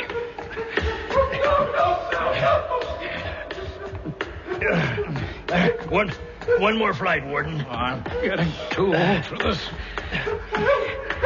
All right, what's the matter with you? Stop that noise. All right, guard, open up. What am I to do? Get off your knees, prisoner. Argus, you know what's the matter with this man? Take me out of this cell, please. Take me out. I heard something. It's making me sick. Who is this fellow? What's he accused of? Henry Victor, sir. He's accused of throwing acid in a woman's face. She died of it. I can't prove it. Please put me in some other cell. All right, I don't care, Victor. I'm the warden. If you've heard anything strange, I want to know what it was. I can't. Well, where did it come from? I don't know. Everywhere. Nowhere. Please don't make me answer. You must answer. It was a voice, but it wasn't human. Yes, go on. It was so muffled and so far away and ghostly. Was it from outside or inside the prison? I told you it didn't come from anywhere. It was here, right here, everywhere. I get the walls. Please, Warden, I'll go crazy. You've got to do something. Good afternoon, August. I see they've got you on the yard shift. How do you like it out of doors? Hey, Dr. March, you're supposed to be inside your cell. I am inside, August. No, not calling out of your window to me here in the yard. Now, why don't you obey the rules, Doctor? You've only got 3 more days. I wanted to ask you, August, who services these prison arc lights? I don't know. It's somebody from the outside. You have no electricians in the prison? No, sir, we don't. I think you'd save tons of money if you had your own man. Well, it's none of my business. Doctor, will you please get away from your window? Before I go, I have something for you, August. Step up a little closer, huh? Can you reach out from the yard to my window? What is it? Just this $5 bill. Take it. Well, what for? For being so affable and understanding. Keep it. You deserve it. And so I was patrolling out in the yard, and he's in his cell looking out the window, and he hands me this $5 bill. He said it was for me. I should keep it. Let me see. $5. Wait a minute. March only had 2 10s and a 5. 1 5 came with that note. So where did he get this one? Well, could somebody have changed one of the 10s for him? Who? You're the only one he sees. No, I've got to search 99 again. Something's hidden somewhere. When a prisoner can write messages when he wants, get money when he wants, we're in deep trouble. This could cost me my job.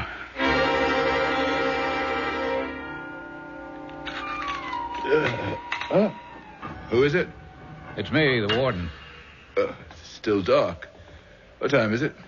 Oh, please don't shine that flashlight in my face. It's 3 o'clock, Doctor. Oh, you're an early riser. You wouldn't care to come back when it's daylight, I suppose. I'm going to search every inch of this cell. Get up, please. First of all, I want to move your bed away from the wall. Nope. No, I don't need your help. You stand over there in that corner. Now, let's see what we have back here.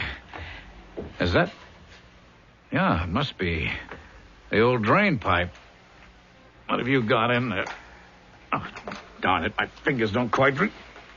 Oh, yeah, I got a hold of something. Oh, it's a dead rat. Oh, yes, one of my local friends. Oh, my back. I shouldn't bend over that way. Doctor, help me move the bed up to the cell window. No funny business. No. Yeah, happy to oblige. I might leave it there. Get a little more air. I'll just get myself up on it. Why are you standing on my bed? Just want to examine these bars. Yeah, and solid. Solid. Every one. All perfectly rigid. Now, don't move. I'm coming down. I was just going to give you a hand. Don't bother. Stand right there, and we'll have a look at your clothing. All right, turn your trouser pockets inside out. Both of them? Come on, Doctor. Stop stalling. The left pocket. Okay. Now the right. Uh-oh, some money. Give it here, will you? $1 bills. 5 of them. If you'd like to borrow them, Warden, feel free. Wait a minute. Let me get this straight. When I locked you up here, you had 2 10s and a 5. You sent 1 5 with a note. You gave Argus another 5. How did you get these? Now, don't tell me you just thought them up. I was going to say just that, but I won't. All right, I can't force you to talk, but I can watch your every move for the next 48 hours. Escaping from state penitentiary isn't going to be that easy. But, Warden, I never thought it would be. What we are hearing are the maneuvers of a superior intellect. Each move we have heard Dr. Gregory March make has a reason. Mystery Theater shall return shortly with Act 3.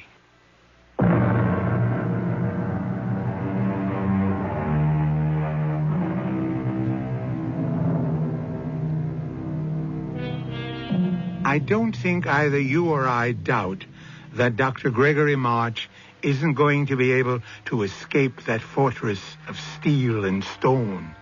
And I suspect for all his bluff, the warden fears the same. It's how he'll do it that fascinates. What transforming power is this superior brain able to exert? It is the 5th day. The hour is late, and the warden turns restlessly in his bed.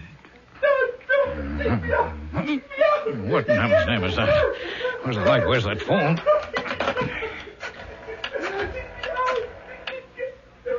Night duty. Hit the alarm and get Argus to call me back. Better get some clothes on. Oh, my back. That crazy man again.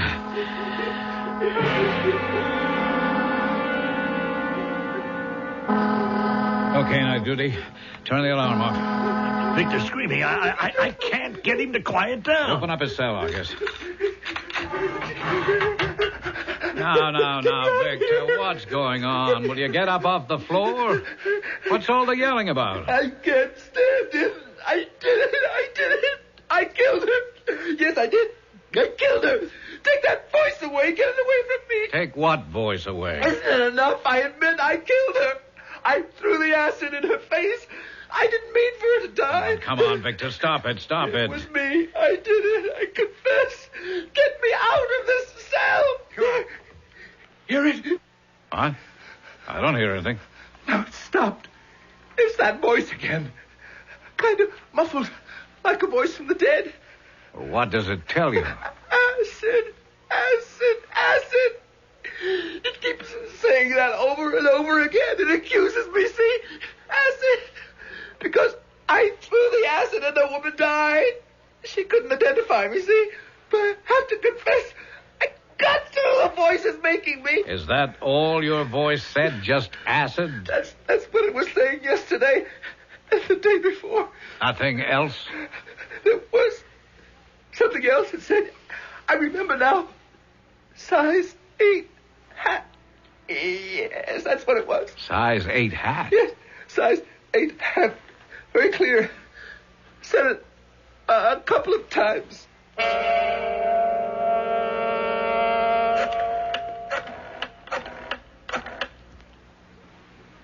Good morning, Argus. This is the warden. You can congratulate me. It's the 7th day, and I'm still playing with a full deck. The 2 friends of Dr. March are here. Yeah, I know it's very early. Would you bring us all some coffee? Thanks. Well, Warden, I'll confess to you, I thought he'd do it. And I'm very surprised he hasn't. Aren't you, Herbert? Well, not really, Jason. Even brain power's got its limitations. Well, I can tell you now he didn't really try very hard. Spent most of his time being friendly with his guard, playing with the rats in his cell, writing notes. Now, that is something I never caught on to, where he got the pen and ink. And you know that 25 you gave him? Mm-hmm. It turned into a 10, 2 5s, 5 singles. Crazy. We never came into contact with any other prisoners? Never. I saw him, and his guard saw him. Well, here he is now. This is Mr. Argus, who's personally been in charge of Cell 99. I'd just put the coffee on the desk, Argus. Gentlemen, help yourself. Warden, I have a special delivery letter for you. Oh, thank you. Tell me, how is our distinguished Houdini this morning? Well, half an hour ago at 6, he was sleeping like a baby. Oh, he gave me this last night. What is it? A silver dollar. He handed it to you? Yes, sir.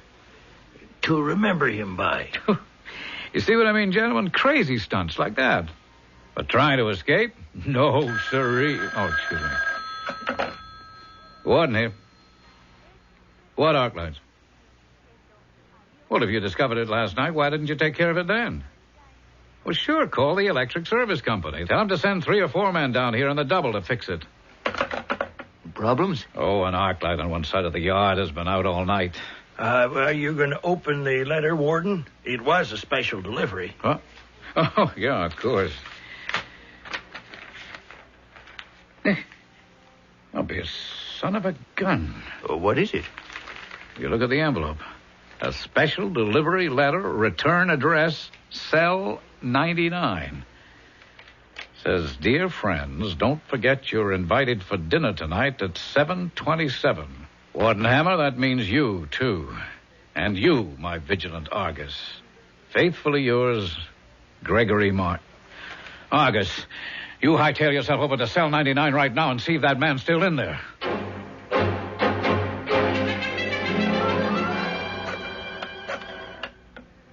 Main gate, this is the warden. Those electricians arrived yet? 3 workmen and a supervisor. Okay, but just make sure only 4 men leave. That gentleman is security. I can't get over this letter. The nerve. Excuse me. Yeah? 2 reporters? Sure, why not? Yeah, bring them over to my office. Did either of you gentlemen tell the press to be here this morning? No, neither did I. Warden, he's in his cell, all right, still asleep. I could see him through the cell door. I've been looking at this letter. It's Gregory's handwriting, but the postmark is blurred. Looks like last night's date. How did he do it?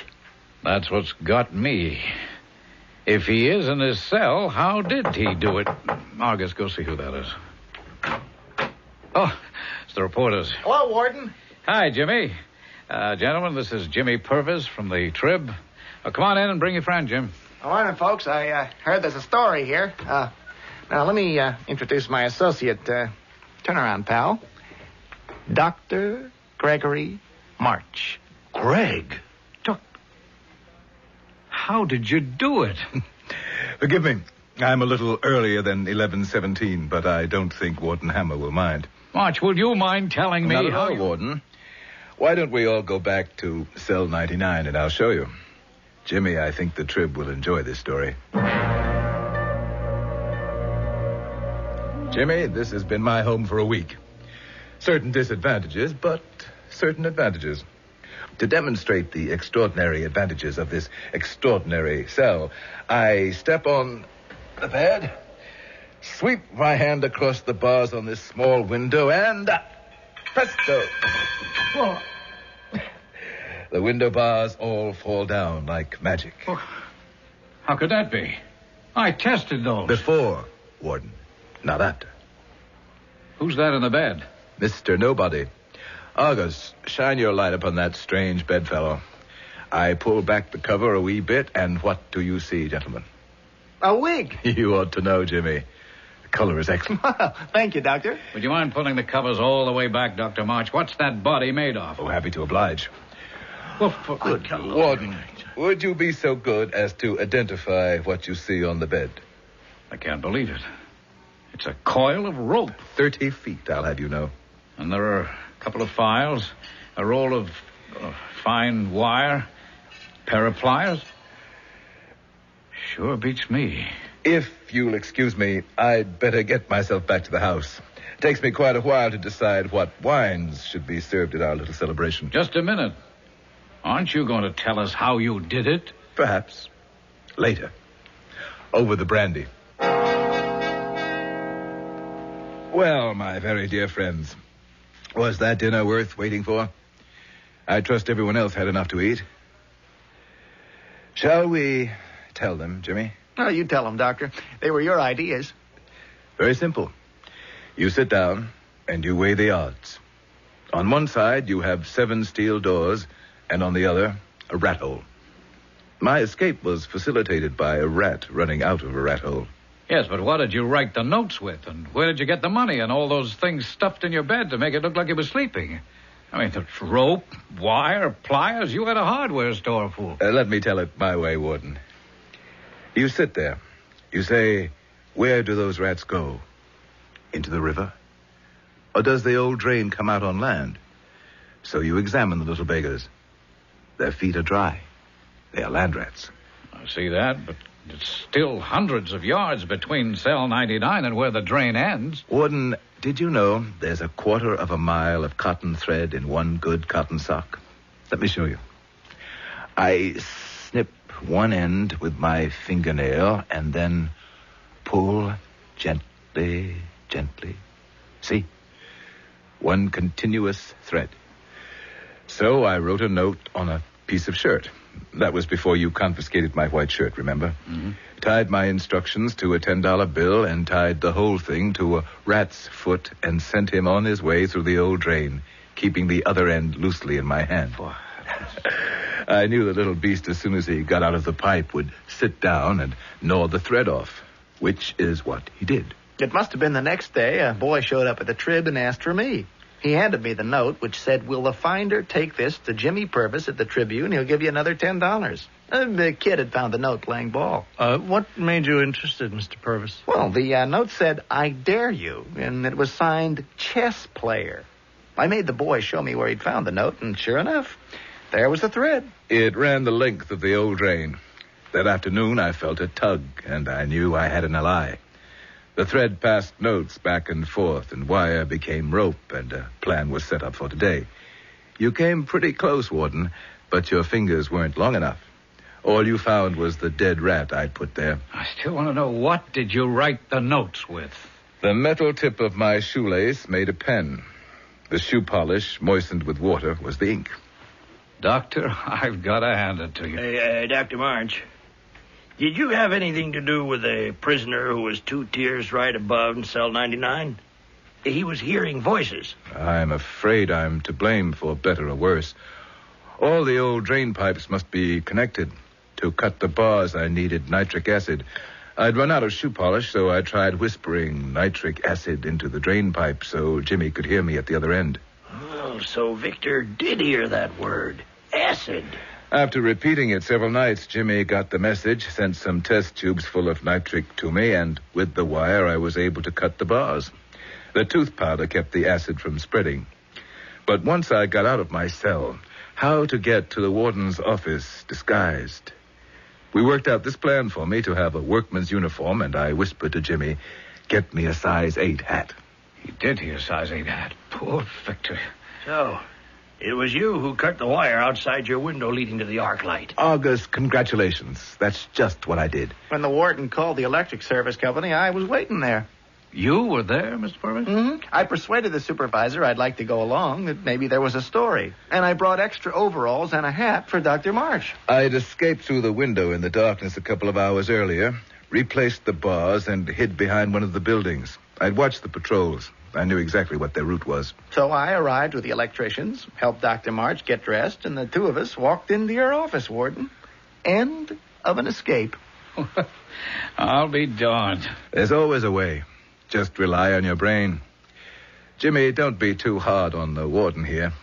And August, my faithful guard. I've enjoyed every moment, sir. Whoever christened you must have known the profession you'd follow. Well, how so, sir? Why, your name. It means a very watchful person. August was a mythical being with 100 eyes, some of which were always wide open. Not open wide enough, I'd say.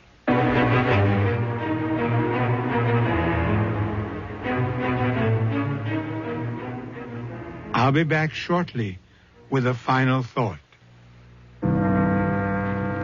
The pertinent point that suddenly jumps in front of my mind is remembering a short verse by Emily Dickinson. The brain is wider than the sky, for put them side by side, the one the other will contain with ease, and you beside. Our cast included Gordon Heath, Russell Horton, Earl Hammond, and Ian Martin. Associate Director, Marlon Swing. This is Hyman Brown, Producer-Director, inviting you to return to our Mystery Theater for another adventure in the macabre.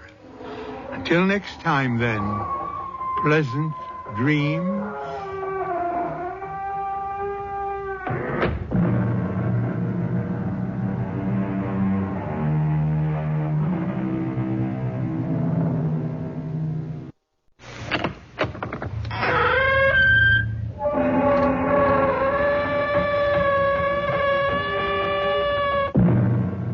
Come in. Welcome to Mystery Theater. I'm Hyman Brown. Probably the greatest English writer of the last century could be the novelist H.G. Wells. Wells has lifted our imaginations with The First Men on the Moon, War of the Worlds, The Invisible Man, and so on. With extraordinary resourcefulness and creativity, he has brought life to the incredible. And today, we have taken his words from the page, placed them in your ear, so that you can actually believe you are in the outlandish world of H.G. Wells. Professor Lidgett, can you make out the school desks and the school children? Yes, I can. And I do. From here, they look phosphorescent. Luminous, don't they? They do look strange, Plattner.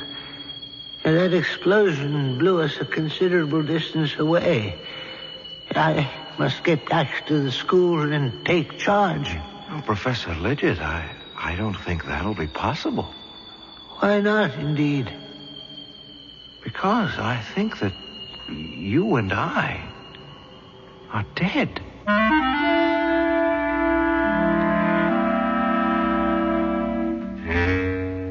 Our mystery drama, Watcher of the Living, adapted from a story by H.G. Wells, was written especially for the Mystery Theater by James Agate Jr. and stars Tony Roberts. I'll be back shortly with Act 1.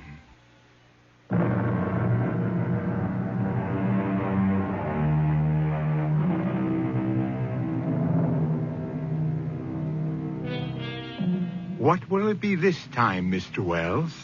Mars colliding with Earth? A machine to put you in another century? The problems of loving and living when no one can see you? None of the above? Something completely different. Yes. In fact, in the 90 years of science fiction that followed where H.G. Wells blazed the trail, no one has ever attempted to duplicate the story we tell you now. My name is Fred Plattner. I'm 27. My mother and father passed away when I was 10. I'm a teacher in a small school in Sussexville. So small that one teacher has to do the work of 5. Too much work for too little pay. Last week, I heard of a great summer job in town, lifeguard on Sandy Beach. To apply, I first had to get a physical checkup. Mr. Plattner, I do not have good news for you. I'm sick, Dr. Bendiner? No, I wouldn't say that. Not sick, but strange. You mean when you examined me, you found I didn't want to say anything until I had the x-rays, but I can tell you this. In all my years of general practice, I have never seen a body like yours. Well, will I live? Who knows? Before I show you the x-rays, tell me, young man, why do you want to be a lifeguard? I understand you have an eminently scholarly position as a teacher. Well, that's what everyone tells me, Doctor. But there's no money in it now and no future in it tomorrow. What do you teach? What don't I teach? Bookkeeping, geography, modern languages, and chemistry, which Dr. Lidgett, our former principal, threw at me about a month ago. Aye, all those subjects. You must have a vast knowledge. No, I don't. But since my students begin by knowing nothing, all I have to do is bone up from day to day and stay one lesson ahead. What an extraordinary way to run a school. In a town of 1,000 persons and 1.25 children per household, I was told by Professor Lidgett, the principal, there was no alternative. There are 2 other teachers besides myself, and that's it. On my present salary, I can hardly save a cent. But if I pass the physical and get this lifeguard position, I could clear $300 this summer. I wish I could help you, Mr. Plattner, but the facts don't help me. Let me show you. Look at these, your x-rays. First, notice your heart beats on the right side of your body. Now look at this plate. That is the right lobe of your liver. However, it's on the left side, and the left lobe is on the right side. Tell me, have you noticed any changes in yourself lately? Well, now that you mention it, I have been finding it sort of difficult to write straight across a page the way I used to. You've stopped writing? How do you correct papers? Using my left hand and writing across the paper from right to left. Anything else, Mr. Plattner, out of the ordinary? Well, I was never very good at sports, but now I can't throw a ball with my right hand at all. With your left? Not far. And sometimes I get confused at meal times, trying to find my knife and fork. I've caught myself quite often trying to cut my meat with my fork and putting it into my mouth with my knife. I'm backwards, is that it? What should be on your right side is on your left. You're sure I haven't always been that way? I asked myself the same question. So I got out your old x-rays from Dr. Jonas's files. The last time you came for a checkup, everything was in its proper place. I wonder... I have a theory, Mr. Plattner, which is not easy to substantiate, how this might have occurred to a person.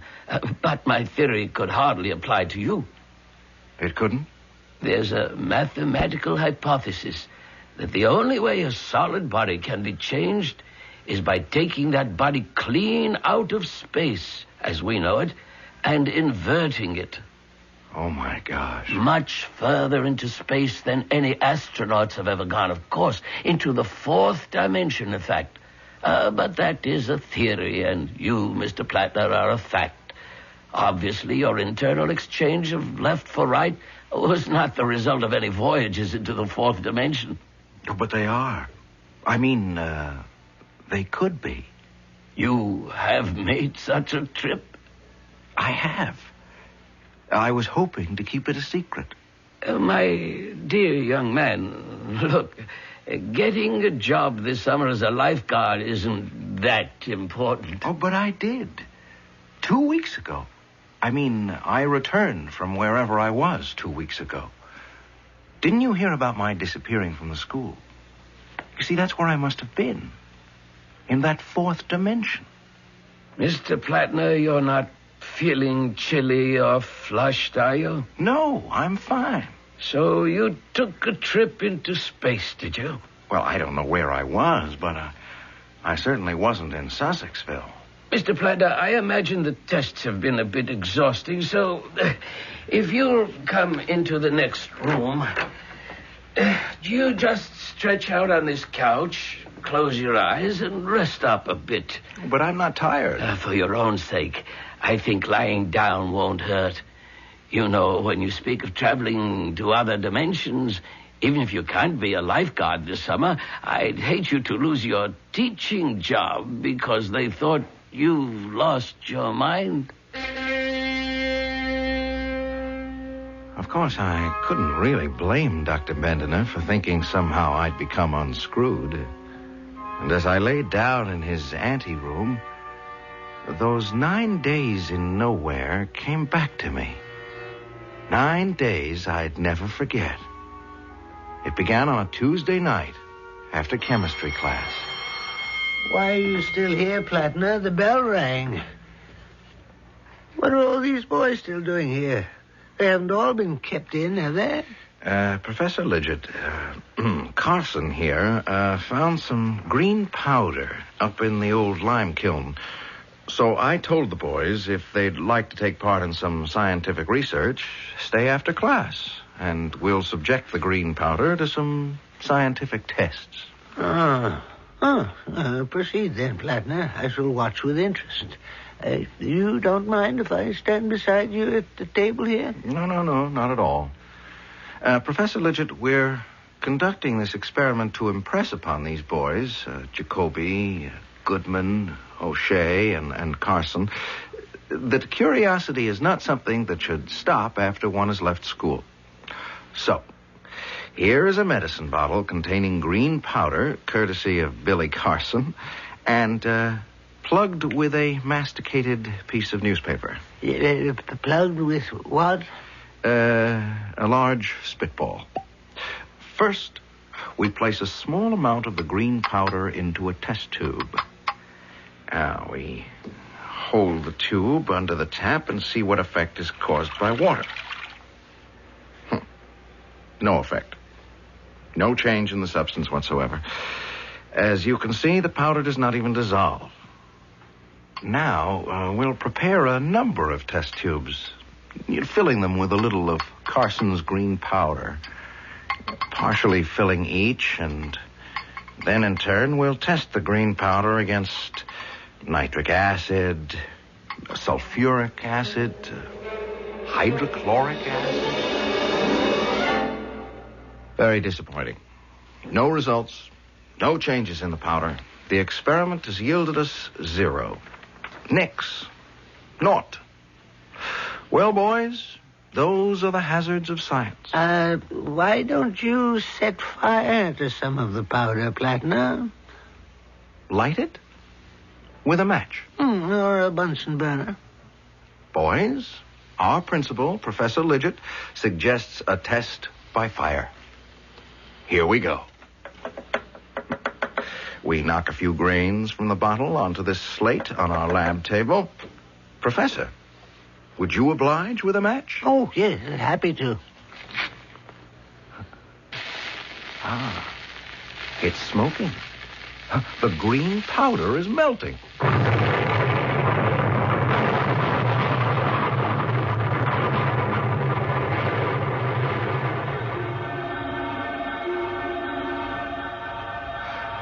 At the explosion, I was lifted off my feet and driven forcibly backwards.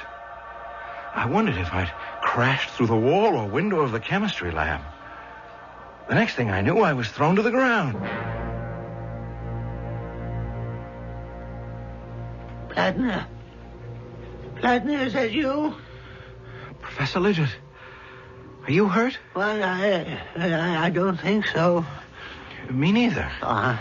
My face seems to be all right. I still have both my ears, hands, arms, and my feet. Oh, so am I, thank heaven. But where's the school? Where are we? None of this countryside looks familiar to me. Look. Straight in front of us. Huh? Those figures. I know those boys. They're in my bookkeeping class. But how strange they look. Sort of gray and amorphous. Almost floating. Are those gray shapes there? Those are our students? I can see their lips move. They're talking. But I can't hear a word they're saying. And they're coming towards us. The one in front is Johnson. Great heavens. He just walked right through you. I know. And I didn't feel a thing. Did you notice how dark it is getting? Above us, the sky is jet black. The only light is that greenish glow on the horizon and those black hills. Where are we? Well, I can still see the chemistry classroom, but seems to be receding. Getting fainter. Yes, I can see it too. Way off there. It's as though I had X-ray eyes and can see right through the walls. We must get back. We've been blown a considerable distance away. I must take charge. Well, I doubt that will be possible, sir. As I analyze it, A, no one sees us. B, no one hears us. C, the boys walk right through us. D, yet we appear whole and uninjured. E, to ourselves we are real, but the school seems unreal. Therefore, I would conclude, ergo... What? That you and I, Professor, are dead.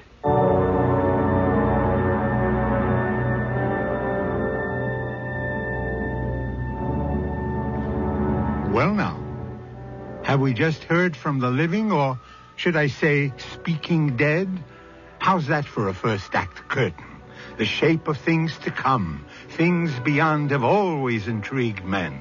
If, as some philosophers believe, ours is a world of the dying, then the next could possibly be the world of the living. What it's like, we may find out when Mystery Theater returns shortly.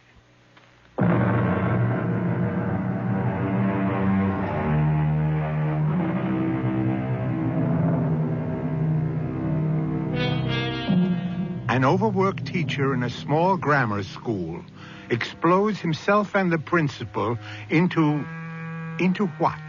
He believes it's the world of the dead. But could he be someplace else? Some in-between state?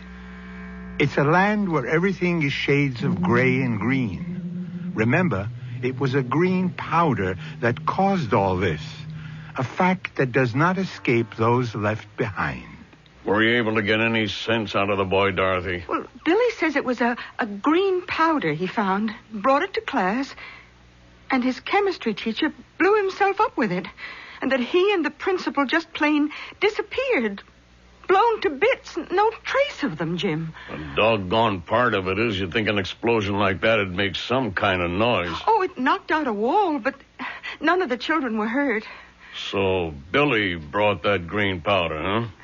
We could be in for a peck of trouble. Do you really think so? Our son brings an explosive to school. His teacher and the principal are blown away. They could hold us responsible. They could? We're his parents, and he's underage. I wonder which teacher it was. Oh, Fred Plattner. You remember him. They got Fred teaching chemistry? What does he know? No wonder everything went fluey. Oh, he's such a nice young man, too. No, I know that. Now, promise you won't say anything to Billy tonight. He was very fond of Fred, too.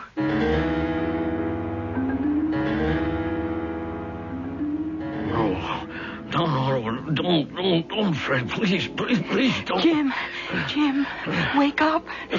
Jim, what is it? Jim, wake up. Huh? Oh, Dorothy, I had such a nightmare. I was dreaming. Don't tell me.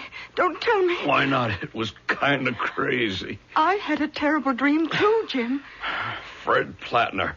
He came right into this room and he motioned for me to follow him downstairs. Oh. And then he took out a small medicine bottle with green powder in it and was trying to give it to me.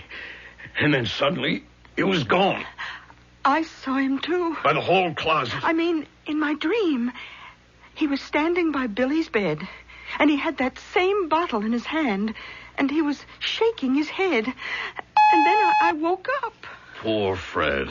He was too young to die. It was like he was trying to tell Billy something. That's what Fred did to me in my dream. Made me feel he wanted to tell me something. So, here I am, Fred Plattner. Or maybe I should say I was Fred Plattner. Now I exist in this other world, and I'm trying hard to get through to the world I've been blown out of. To those incandescent, phosphorescent shadows of people and places I knew. It's very frustrating. Plattner, where the devil are we? Gee, I wish I knew, Professor Lidgett. I was watching you before walking down that steep hill and stopping, and then you were shouting at some rocks. Well, I was trying to get through to Jimmy Carson. No go. He can't hear me. There must be a way to communicate with our world. Cut through the invisible barrier that separates us. Plattner, I think I'm getting a chill. Well, it's sitting in one place, Professor Lidgett. Give me your hand. Yes. Up you go. Now, we'll get ourselves off this cliff. Down there, it may be warmer. Oh, thank you, my boy. I'll follow you. I don't think I valued you when you were teaching at Sussexville. Yes, that's good. That's good. One step at a time. It's never as steep as you think. I'll have to tell you, Professor, I have no idea where we're heading. But at least we're moving, and that's the best way to keep warm. Plattner, you know what's even more terrifying? I can hear you, and you can hear me, but that's all. There's no sound in this place. The leaves are moving, but no sound. The wind is blowing. You can feel it, but you can't hear a thing. We came down this cliff, not one footfall, not a sound. It's all like some mad, silent movie. Not a sound anywhere.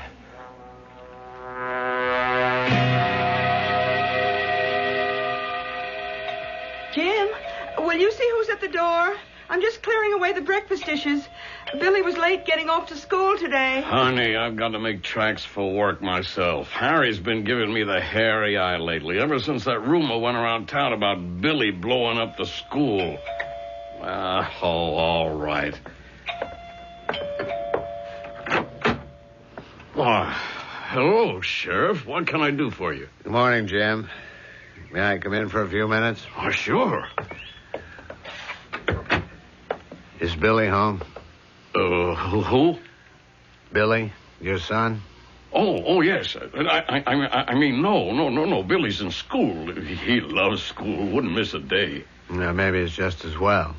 Sit down, Sheriff. Can I get you some coffee? No, thanks. Who is it, Jim? What? Hello, Sheriff. What brings you here this early? I'll get to the point. You all know about that explosion at the school? Why, yes, I did hear something about that. Accident in the chemistry lab or something, eh? We've been investigating, and I'm not so sure I can call it an accident. Fred Plattner and Professor Lidgett have... Yes, that's a shame.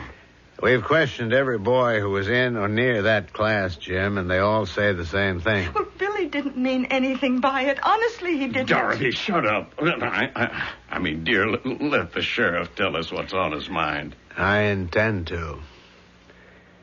The information we've gathered is that your son brought a green powder into the class laboratory, and it was that caused the explosion. Green powder?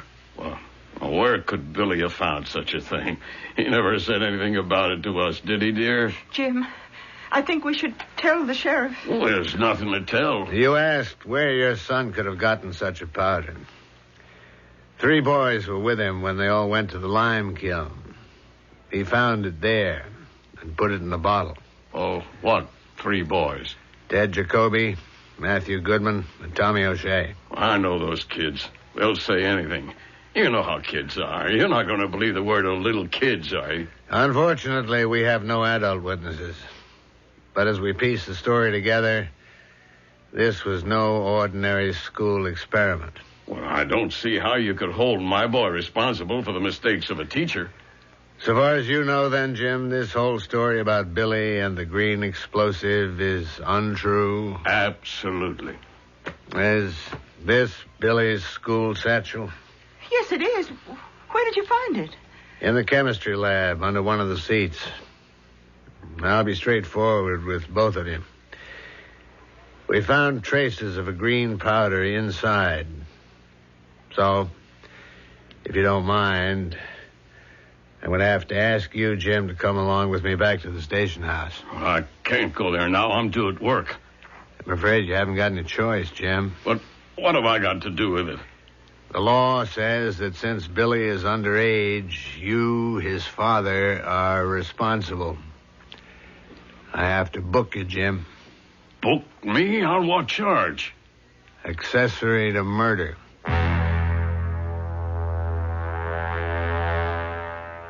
Several days and nights went by in our green world. This particular morning when I awoke, large, strange snowflakes were dropping all over me. Green snowflakes. And then, for the first time, the stillness was broken by a sound.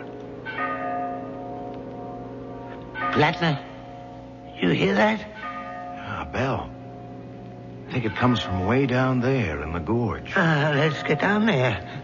Maybe there are people or someone who can help us. Oh, beautiful. Plattner, do you hear that? Hear what? The sound of our own footsteps.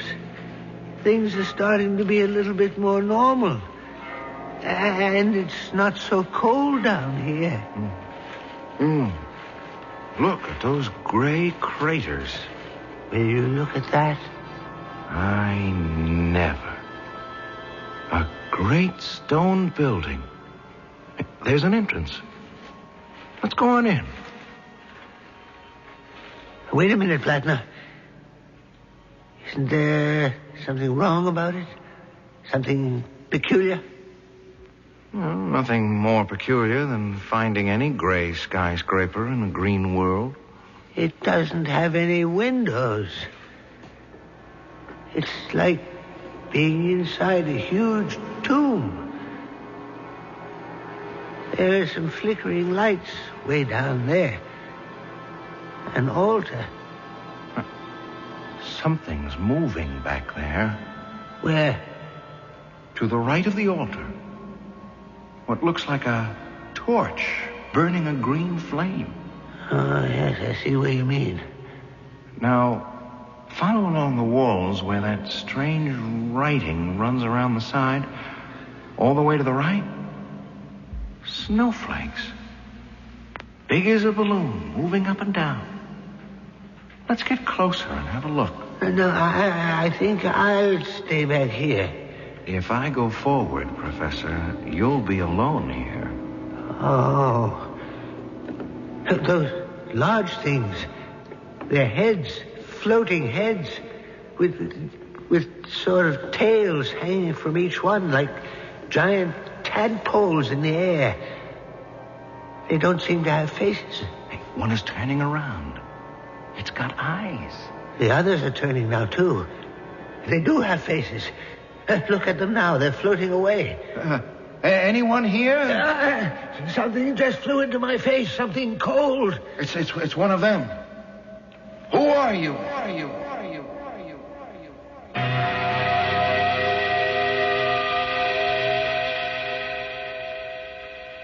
Plattner, I don't think I can take much more of this. Look back. What do you see? I see the school. Our school. The big assembly hall. And the boys are taking a test. The midterms, that's what they are. Well, will you look at that? Some of them are using a crib. A pony. So they are. Cheating in a midterm. Plattner, make a note which boys are cheating. Well, I don't see the school anymore. It's changing now. I can see a street. Yes, it's Main Street. So it is. But how can we see Main Street from here? Because it runs right through us. This world, this dimension. So, that's where they went. Who went?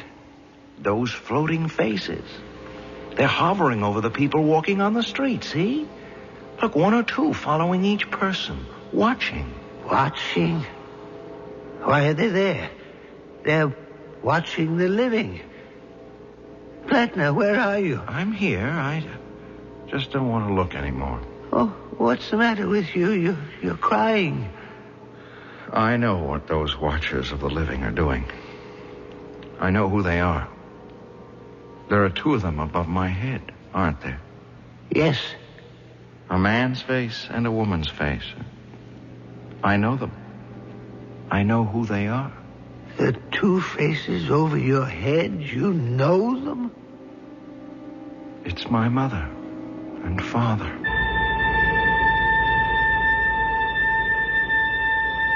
H.G. Wells asks, who are these watchers of the living?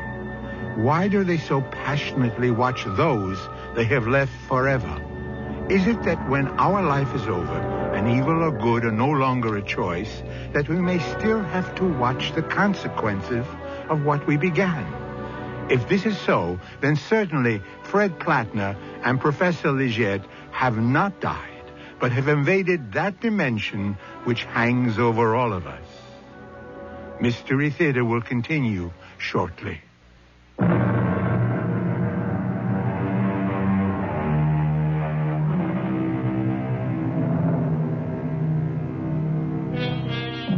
Let H.G. Wells continue his story. If human souls continue after death, then surely human interests can continue after death. So these watchers of the living keep an eye on earthlings.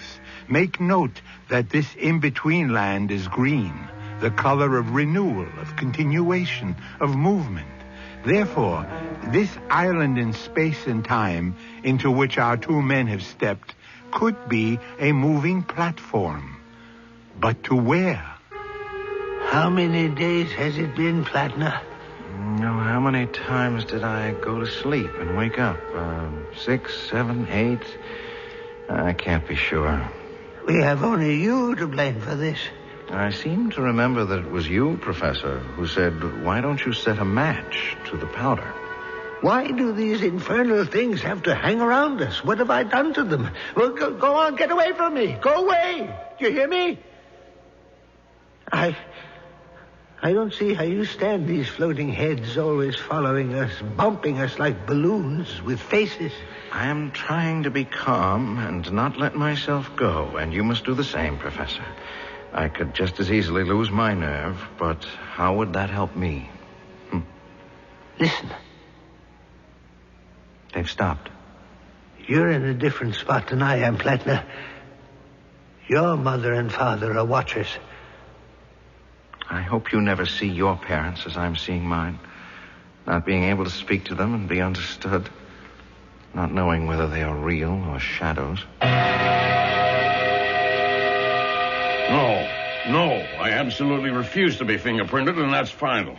You have a right to call your lawyer. Where are the bodies? Where's Fred Plattner? Where's the headmaster, Professor Liggett? How can you be sure they aren't still somewhere, wandering about in shock maybe, but very much alive? If in over a week they haven't shown up? Amnesia. Do you know what that is, Sheriff? If I were blown up in some ridiculous experiment, it would addle my brains, too. They're alive, I bet you, but they don't know who they are or where. Well, that all may be true, but you're still responsible for what happened. Speak to the mayor if you want to, but you're not leaving here until formal charges are placed.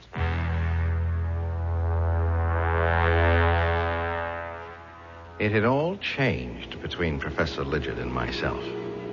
No longer were we of like mind in this limbo of the dead where there was no sunrise or sunset, where a green haze hung over vast cliffs and stone buildings without windows.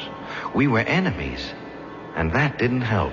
The day I hired you for the school, I must have been mad, Plattner. You got us into this. Now, what are we going to do? Try to keep my head, for one thing. For another, I am going to sit here and have another try at getting through to Sussexville. Oh, you have a formula? How are you going to do it? Concentrate. Mother, Father, help me see our town. There. I can see right through that rock face. The walls of the house. Like glass. Well, Professor, you got your wish. There's Billy Carson and his mother. They're standing in the kitchen listening to the telephone. There's unhappiness written on her face. I shouldn't wonder. That boy shouldn't be allowed out alone. He's a menace. They're talking to someone at the police station. Mother, Father, I want to see what is happening there.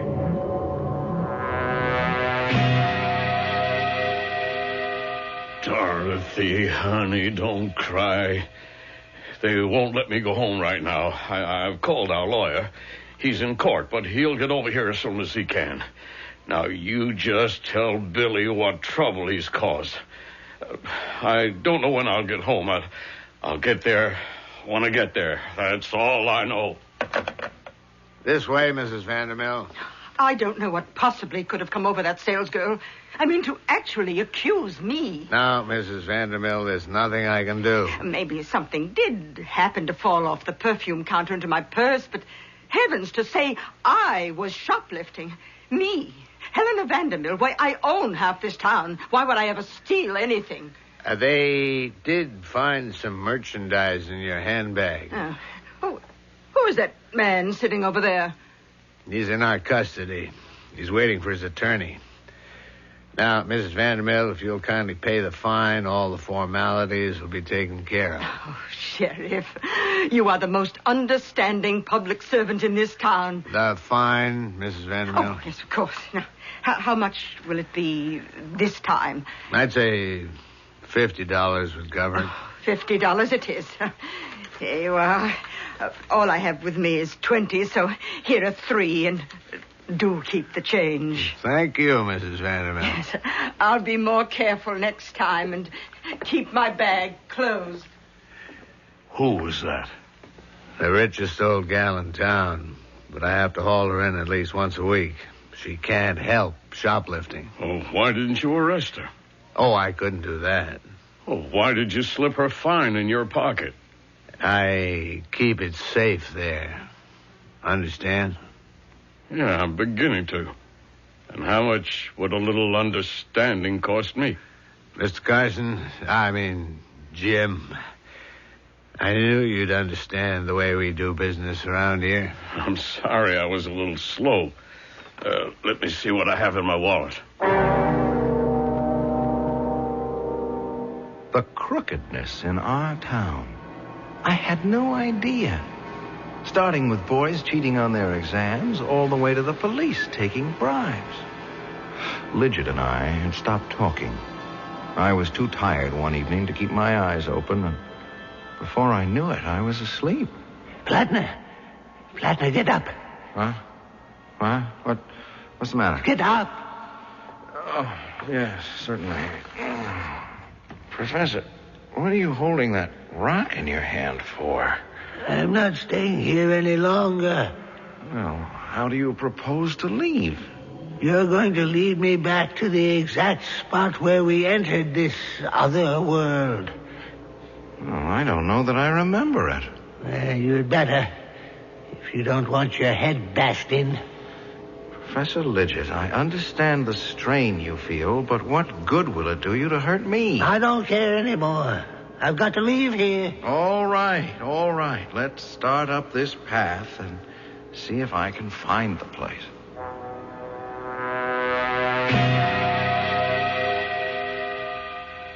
Hello, operator. I dialed 555-1212, and I got a wrong number. Would you place the call for me, please? It's the mayor's office. It works every time. Good morning, Mayor. Not too badly. We made $260. 60 from the old klepto, and I nicked another citizen for the 200. All right, will you stop by, or shall I send the cash over to the town hall? Good. I'll put 130 in an envelope addressed to you and marked official business.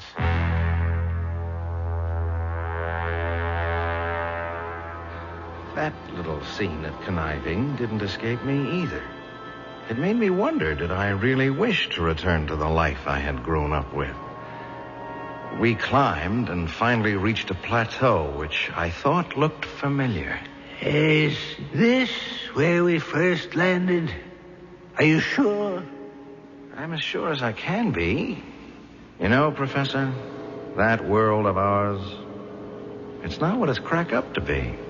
No, it isn't.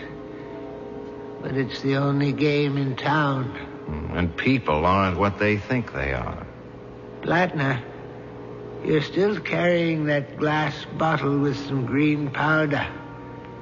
Yes, I still have it. What's left? Why? Nothing. Just thinking. It's finally dawned on me why the watchers of the living have such unhappy faces. What goes on Earth is enough to make anyone sad. Greed, deceit. The people you thought were honorable, people you respected. Even you, Lidget. You're much less of a human being than I thought you were. Much less. Lidget, what are you doing with that rock? Lidget, please. Please.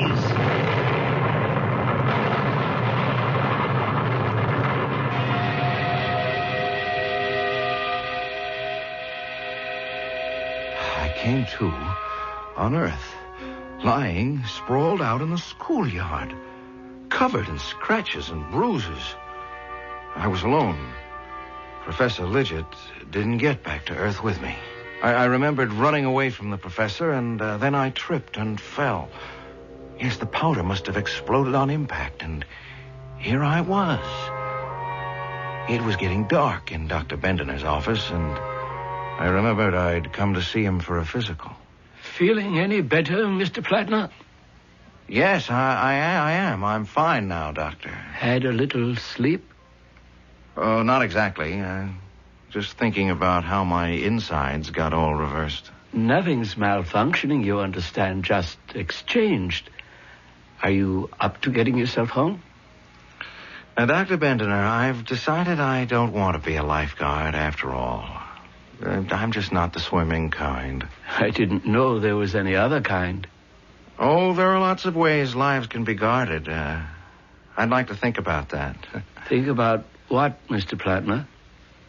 What I ought to do now that I'm back. Back? Go back to teaching. I think you should. Oh, well, they say that those who can do. Those who can't teach. I think I can, Doctor. And there's an awful lot of doing that Sussexville needs. Maybe I'll just give it a try.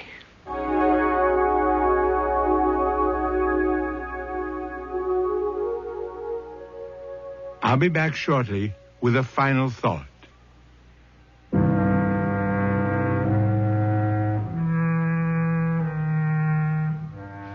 Some folks around Sussexville are still scratching their heads wondering where Fred Plattner and Professor Lidget disappeared to for 9 days and why the professor never came back. But Fred isn't telling anyone. Every now and then, though, he'll look up suddenly as if he was seeing someone he recognized. Who knows? Perhaps we are all being watched. Our cast included Tony Roberts, Bob Dryden, Bryna Rayburn, and Gilbert Mack. Associate Director, Marlon Swing. This is Hyman Brown, producer-director, inviting you to return to our Mystery Theater for another adventure in the macabre. Until next time, then, pleasant dreams.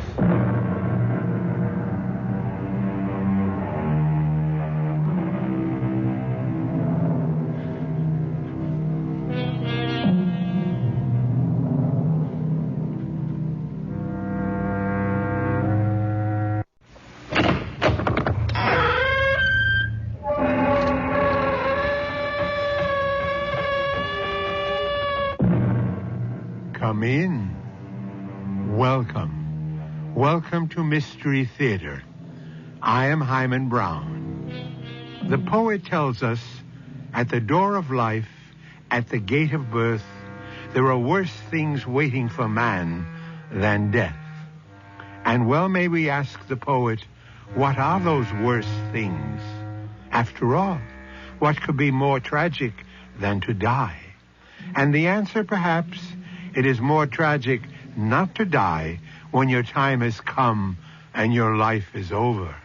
And what are you trying to sell the suckers now? Rosie, this one can't miss. You know what I got here? What? Eternal life. So? What do you mean, so? I feed you the blockbuster and all you can give me is so? Oh, I'm not sure how many people would want to live forever. What are you saying? Wouldn't you? Well, I'd have to think about it.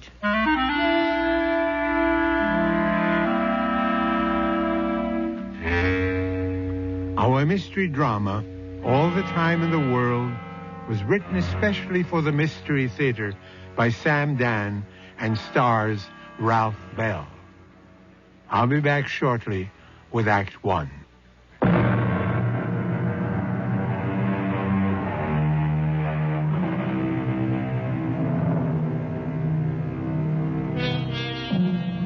In everything we are told, there is a season. There's a time to be born and a time to die. And most of us follow that timetable. We arrive and we depart pretty much on schedule. Now and again, accidents or ailments or upheavals beyond our control may curtail our visit. But most of us have a pretty good shot at the allotted 70. And many of us do even better. However, sooner or later, the hour must strike for everyone. Well, doesn't it? They are moving at a brisk pace through the lovely countryside, and it's a beautiful morning. All right, Harry. Where are we headed for? Rosie, baby, we are headed for $1 million. Sure. But this time it's money in the bank. When can I write a check against it? Hey, Rosie, this can't miss. Hold it. That sign. It says Morristown. Right. That's exactly what it says. Morristown. Is that where we're going? We'll be there in exactly 15 minutes. What for? Because that's where the money is. And that's where the state penitentiary is. Who would know that better than me? We're going to the state pen. Yes, baby. Why? Because he's being sprung today. Who is? $1 million. We're going to pick him up. If you think you're going to bring home some bum for me to take care of... He's not a bum, Rosie. He's a pal of mine. He's guilty until he can prove himself innocent. Which, if he's a pal of yours, he will not be able to do. No, Harry. I'm putting my foot down. You turn this car right around now. But, baby, he's got no place else to go. If he's got $1 million, he can find a place without any trouble. Rosie, I didn't say he's got $1 million. What I said was, he is $1 million. I don't understand you, Harry. Of course not. And I don't understand you either, Rosie. That's what makes our relationship so, what word am I looking for? Doomed. There it is, just up ahead. Yeah, I see it. And there he is, standing by the gate. Who? My old buddy, Lucas. That's his name, Lucas? Lucas what? Well, I don't know if it's his first name or it's his last name. Yeah? Well, it would seem to me you don't know him very well. I know him well enough to make $1 million. Hey, Lucas! Hey, up in the back. Atta boy. And we're off. Been waiting long, Lucas? No. Lucas, say hello to Rosie. Hello, Rosie. My pleasure, I'm sure. So, here you are, Lucas, with the new suit. Some suit. And a cardboard valise. And a $20 bill, right? Yeah. So, how does it feel to be out, Lucas? All right. Hey, Lucas, I'll bet this is the first time you ever rode in an automobile, eh? Yeah, I guess so. How do you like it? It's fine. What have you two guys got going here? A vaudeville routine? Hey, come to think of it, when did Lucas ever have a chance to ride in an automobile, eh? Oh, how long has Lucas been in the slammer? A long, long time, baby. Yeah? What'd he do? Why were you jugged, Lucas? This time? I don't remember. What do you mean you don't remember? Rosie, baby, not everybody has such a good memory. What does he mean this time? I happen to know his record. This time, he was up for murder. Murder? Yeah. It was during an armed robbery. It's coming back to me. I remember now. Stop the car this minute. What for? You are not going to bring home any strong arms. Rosie, we have to give Lucas a break. No. Now, just look at him. Isn't he the nicest, mildest guy you ever want to see? He's out. The man paid his debt. He served his time. You spell that O-U-T. He did his 99 years. And furthermore, if you ever think... He what? He was inside for 99 years. Harry, what kind of double talk are you giving me? This is a man who was sentenced to do 99 years. So he did his 99. And here he is. Nobody does 99. Here's a man, he looks, 35, 40, maybe tops. How can he have served 99? He's got the documents to prove it. What documents? For the next 5 years, Lucas has got to report once a month to his parole officer. He's got this card. Show the card, Lucas. Harry. Just look at the card, huh? What does it say? The state of New... You see? It's an official document. Lucas, sentenced in the year 18... Oh, no, they have to be kidding. You're looking at the thing there in black and white, and you still won't believe it, To serve a term of 99 years in the state No. I still say it can't be. Lucas, how old are you? I don't remember. I couldn't believe it myself at first. At least 140 years old. Oh, no. What do you mean, oh, no? People live that long, don't they? I never heard of it. Besides, he looks younger than you do. Well, so much the better. For what? For our chances of making $1 million. Oh, yeah.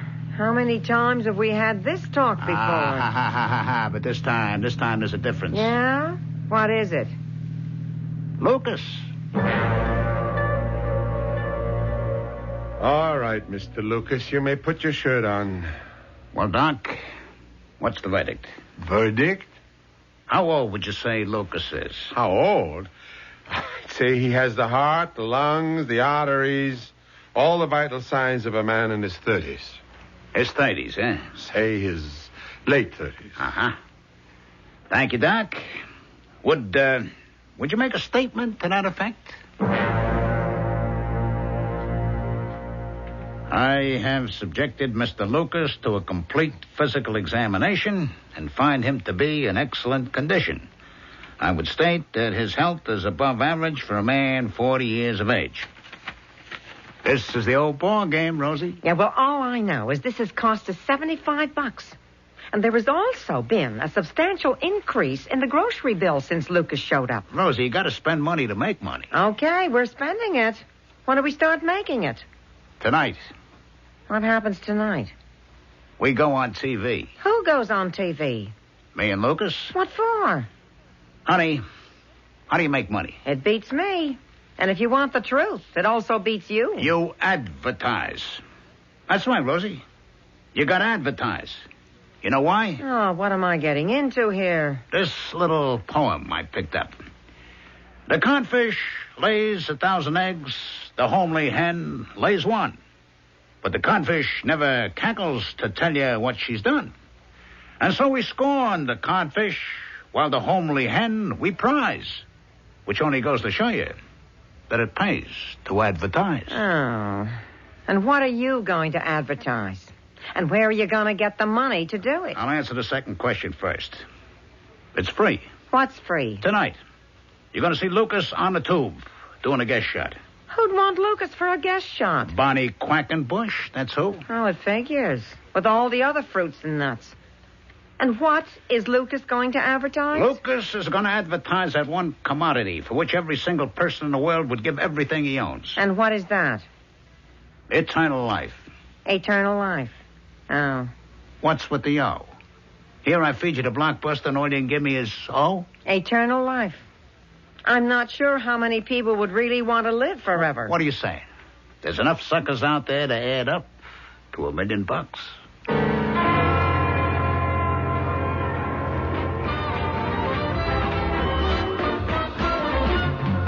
Hi, out there in Tubeville. It's me again, Bonnie Quackenbush. And look at whom we have for you in the Quack Pack tonight. Oh, wow. Ain't he a handsome thing?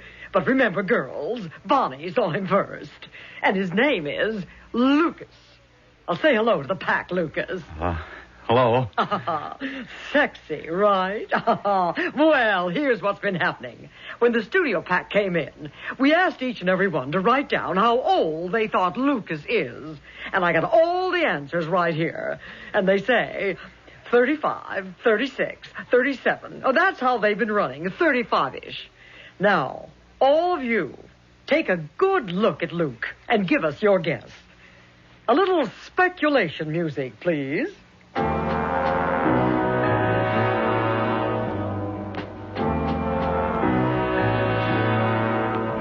Now, are you ready? Have you guessed? What did you come up with? Well, you're wrong. Tell the pack how old you are, Lucas. Go on, tell them. I don't remember. Of course not. If I were as old as you, baby, I wouldn't want to remember either. But here is Lucas's best friend, Harry Barrows. Harry, yak at the pack. Thank you, Bonnie. I have here a statement. A signed statement. From a fully ordained doctor of medicine. Which says...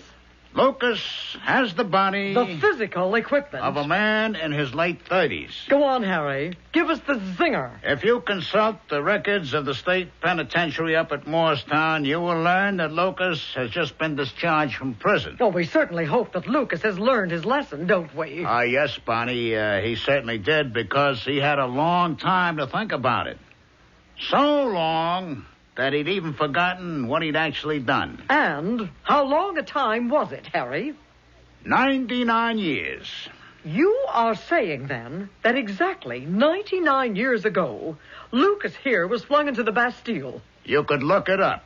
So, how old does that make Lucas? Your guess is as good as mine.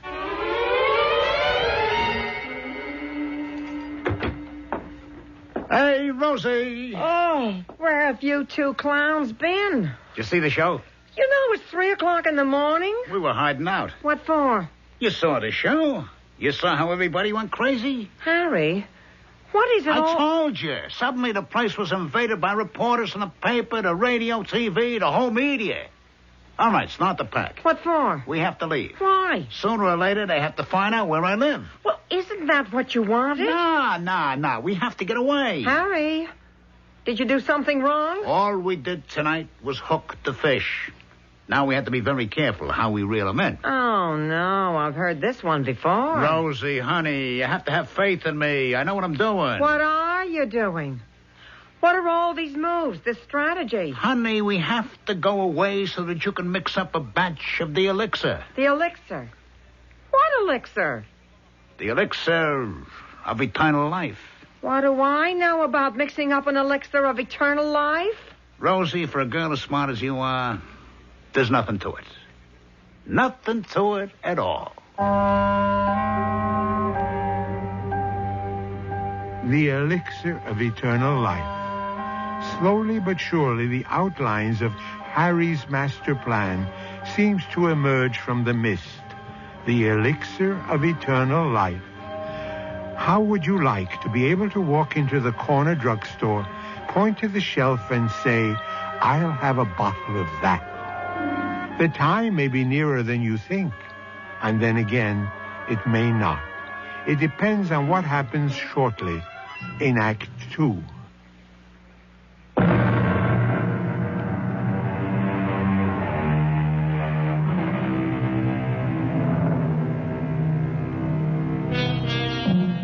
What can I tell you? Only what the record states. And what does the record have to say for itself? This, that a man named Lucas was sentenced to serve a term of 99 years for armed robbery and murder. Well, the 99 years have elapsed, and here is Lucas, still alive, looking no older than the day he went in. They had to set him free, and they did. And here we are. What is this elixir of life, Harry? It happens to be our $1 million. Uh-huh. Look, Harry, I'm going on record right now. Now, please, Rosie, we got no time. We have things to do. I have been through one scheme after another. I lose track of all the hustles, the flim-flams, the capers. But it doesn't matter. You know why? Rosie, all your hustles and capers. You know what they all got in common? They don't work. Rose. They do not work. Never in your life have you ever succeeded in making a dishonest dollar. Okay. So if you got no confidence in me, why do you stick around? Because maybe it's your fate. After all, everybody does what he's meant to do. And what was I meant to do? Fail. Hey, look, we have to get out of here and lay low. See? You go on TV to advertise, to attract attention. And then when you get it, you want to disappear. Now, why? Will you start to figure out how the elixir of life eternal should taste? While Lucas and I load up the car?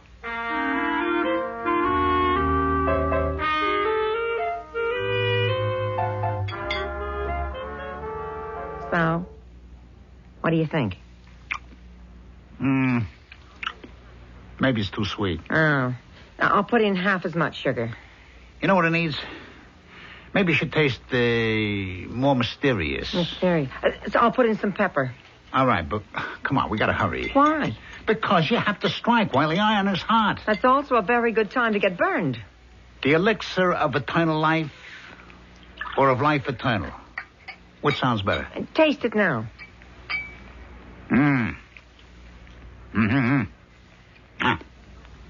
It's almost there. I tell you, Lucas, she's one in a million. You see, to how many dames could you say mix up a batch of eternal life elixir, and in no time at all, there it is? Hey, where do you think you're going? You keep working on the elixir, Rosie. I got a little missionary work to do. Lucas can keep you company.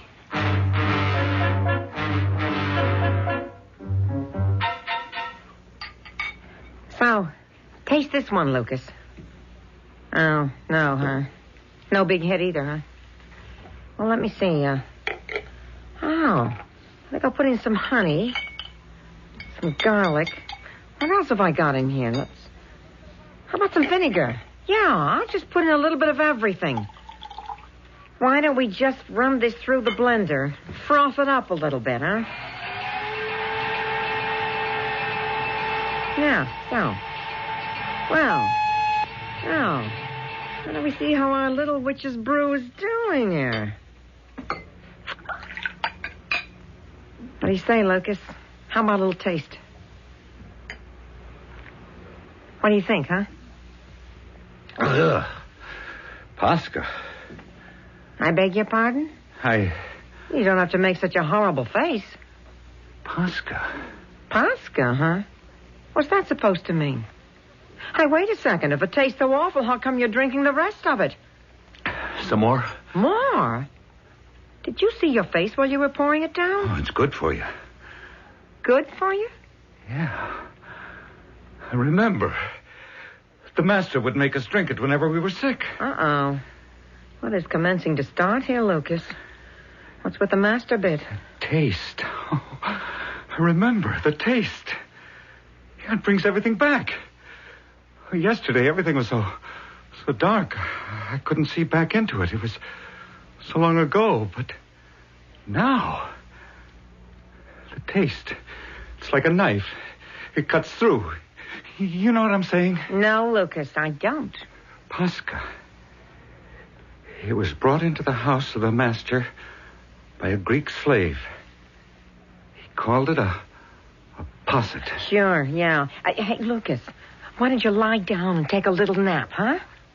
Lucas. My name was Lucius. I never had another name. I was the illegitimate son of the master and a Lydian slave woman. I remember now. Lucius. And then, many years later, it was Ludwig. And then Louis. And Lucas. Are you trying to tell me what I think you're trying to tell me?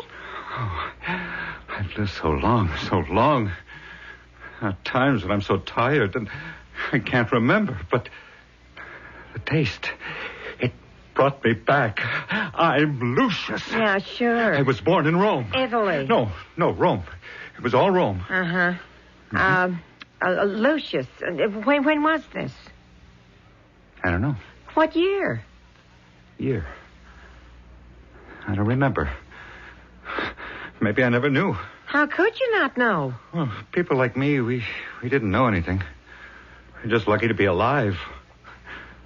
Although I'm not so sure that was lucky either. Well, what did you do? Most of the time we were hungry. When we got sick, very sick, they'd take us to the master. And he'd give us a posca to drink so we could go back to work. What kind of work? On the farm. Oh, it was very hard work. And you don't know when it was? What was going on? No. Every day was the same. Lucas, going along with this, how come you're still alive? Oh, well, you see, I was a thief. Yeah? You had to steal to keep alive back then. Well, most people stole a little food from the kitchen, maybe fruit from the trees and so on, but the master knew about it. He wouldn't let on because he knew you had to. Me, I was different. Different? Yeah.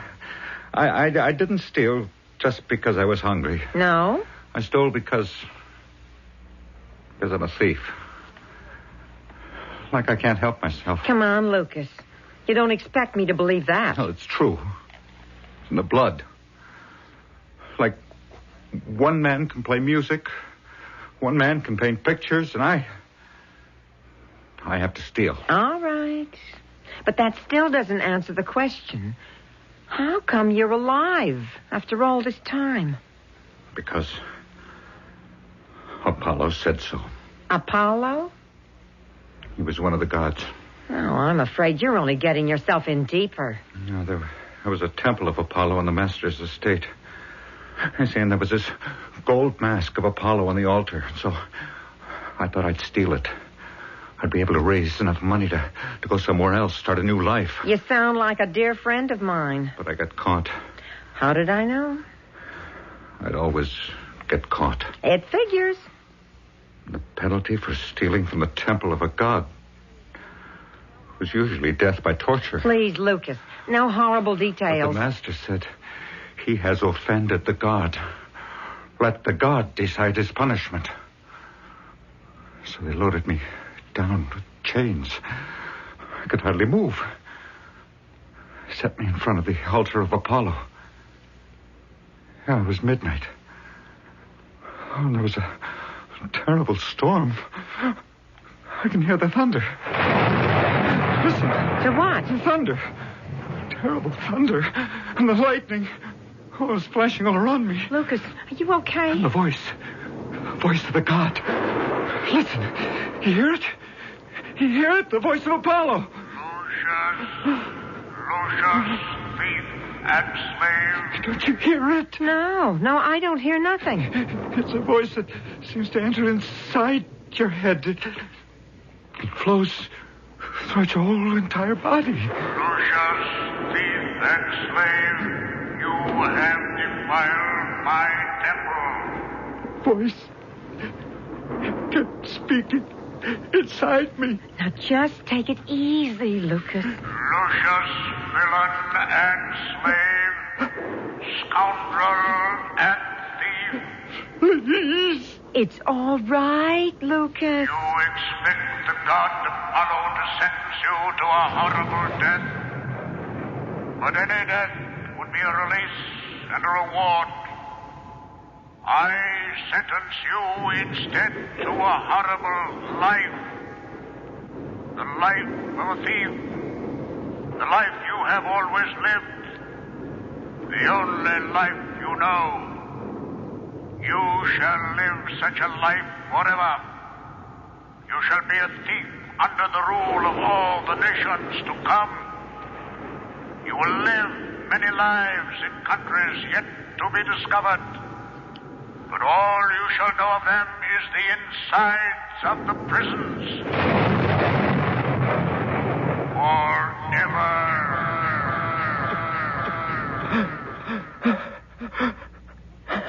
Lucas. Lucas, you okay? Here, drink some of this. I remember. The taste made me remember. So, you have to be a couple of 1,000 years old, right? I'm old. I'm very old. What happened, Lucas?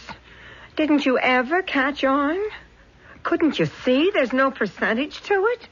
In all these years, couldn't you decide to make something out of yourself?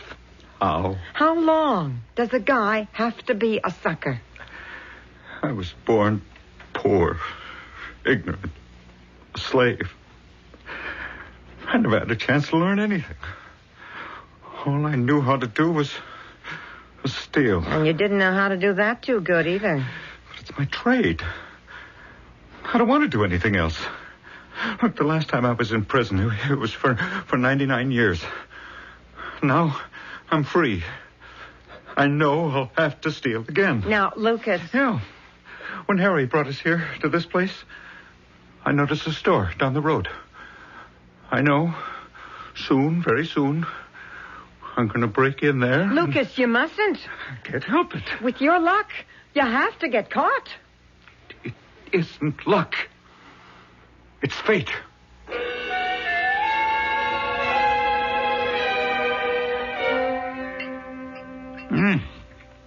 Now, this is exactly the way it should taste. This is the elixir of life eternal. And what are you going to do with it? Why, Rosie, honey, we're going to sell it. Oh, we're going to sell it, huh? Everybody's seen Lucas on the TV. Everybody knows how old he is. I don't think so. But go ahead. So this is what Lucas drinks. You see? This is the elixir of life eternal. Okay? Harry, how do you expect me to make enough of that stuff in a kitchen? Now, let's see. You got a whole blender full of it, huh? That should be more than enough. More than enough for what? More than enough to make $1 million. Our friend Harry certainly has that $1 million on his mind. That $1 million that always seems to elude him. The goal that shines so brightly up ahead, but remains ever out of reach. All right. Is this to be the time? You can see he has quite a bit going for him. Within a few moments, we shall be involved in the third act and the revelation.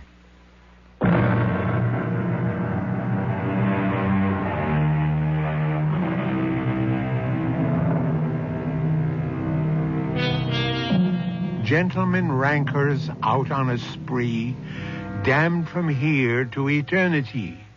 So wrote Mr. Kipling. From here to eternity is a long, a limitless time. But it seems to be stretching out ahead for our friend Lucas. Our other friend Harry has the idea that he can make a good thing out of it.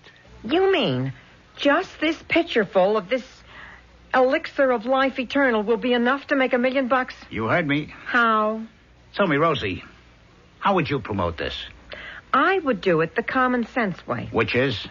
Harry, you went on the TV. You exposed Lucas to millions. Here's a man who is over 100 and he looks less than 40, right? Go ahead. Okay. So the rubes are looking at him Popeye. Now you should say, listen, suckers, here's the secret. This is Lucas's own secret formula. This is what Lucas drinks every day. This dandy little elixir of life eternal. Here it is. $1. And 1,000,000 saps will dig down. Which means I'd have to go into business. I'd have to buy 1,000,000 bottles, hire labor, get involved with payroll taxes. Okay, you just talked me out of it. Let's forget the whole thing. Lucas is starting to get a funny look in his eyes. I haven't stolen anything in 99 years. You just control yourself, huh? I'll try, yeah, but I don't know if I can. Here, drink some of this good old elixir, huh? Why should I try to sell 1,000,000 bottles at $1 apiece when I can sell one bottle for $1 million? And who's going to give you $1 million? I'll be back within the hour with a certified check. I'm scared. Of what? I don't know. But it's not going to work. What do you mean it's not going to work? Rosie, why can't you have faith in me? I have faith in you, Harry. I have faith that you'll go to jail, as usual. You see the possibility. You see the potential. Eternal life. How can I miss? You'll find a way, Harry. You always do.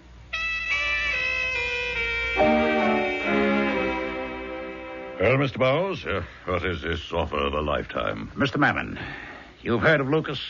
He was featured on the Bonnie Quackenbush program? The convict? Yes. Well, Mr. Mammon, he is more than just a convict. Come to the point. I met Mr. Lucas 5 years ago in the state penitentiary. Yes, you were serving a term for some hapless confidence scheme that went awry. May I ask how you know about that? I know everything about you, Mr. Bowles. When a man expresses a desire to see me on business, I have him investigated minutely. I have a computer operation that can turn your whole life inside out. For instance, I am aware of the fact that when you were in the 3rd grade, you were caught cheating on a spelling test. Wrong. It was arithmetic. Now, you were saying, Mr. Bowles? My cellmate was Lucas. Cell 87, Block C, North Wing. Yeah, well, that's when I got to know him. And about his incredible age. We became very friendly. And after a while, he revealed a secret to me. His secret? Yes.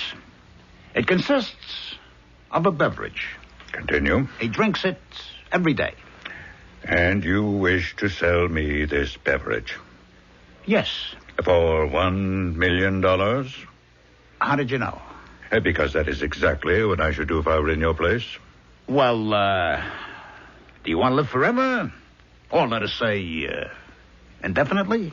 I would have to take that question under advisement. I have here a sample, Mr. Mammon. Which could prove what? I'll let you have a free taste. Now, sir, drink that down. And tell me, doesn't that convince you? The distinctive flavor of it, that is truly the elixir of life. You're very clever, Mr. Burroughs. I am offering you more than you could buy anywhere else for your money. Eternal life. It's the best confidence operation I've ever encountered. I assure you it's not... It's foolproof, Who could ever prove it's a swindle? This is not a swindle. Oh, it is. But how could the victim ever prove it? The victim? As long as he's alive, you're in the clear. He would have to die. Sir, I'm afraid you don't understand. The only thing wrong with it is nobody would want to buy the product. Oh, yeah? What's wrong with the product? Eternal life. Who really wants it? Why, everybody. Do you? Absolutely. I don't. And I don't know anybody else who does. Oh, a lot of people would like to live forever. Oh, they think they do. Until 10 minutes ago, I thought I did too. But then, when I was confronted with it, I really began to think about it. No, thank you. Well, sir, I'm sure I can do business elsewhere. Are you? Nickels and dimes, maybe? But $1 million? Oh, by the way, that little elixir of yours tastes pretty good. Mind if I have another sip?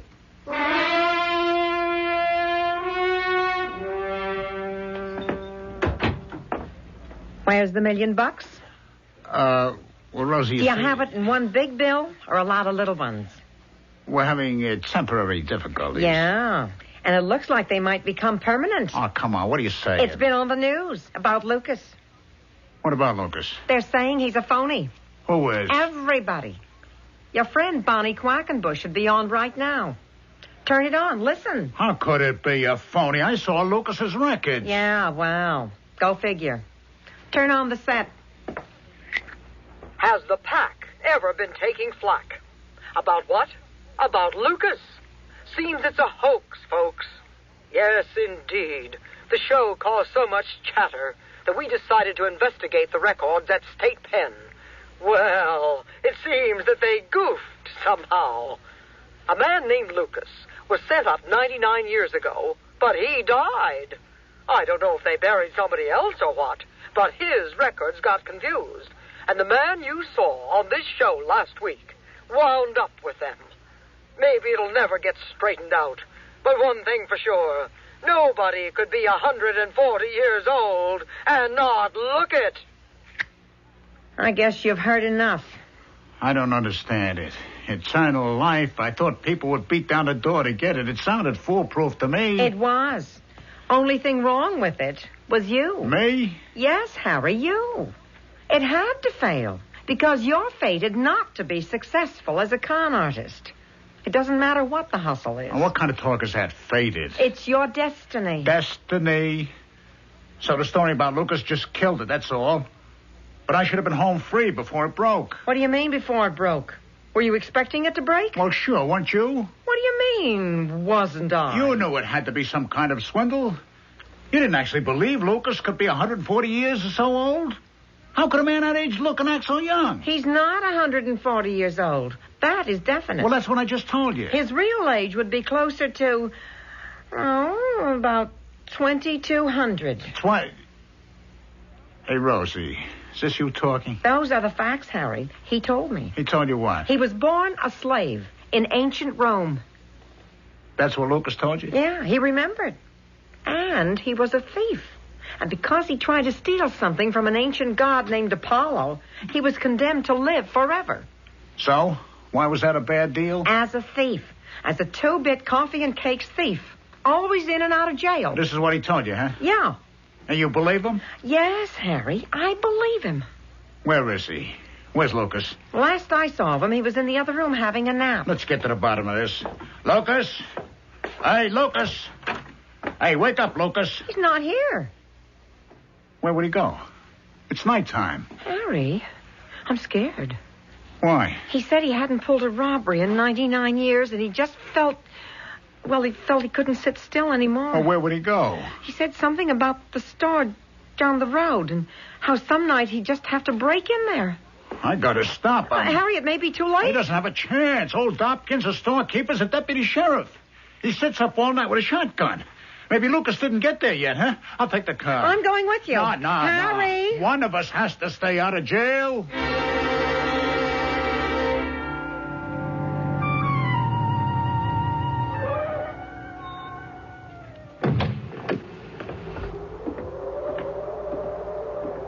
Lucas?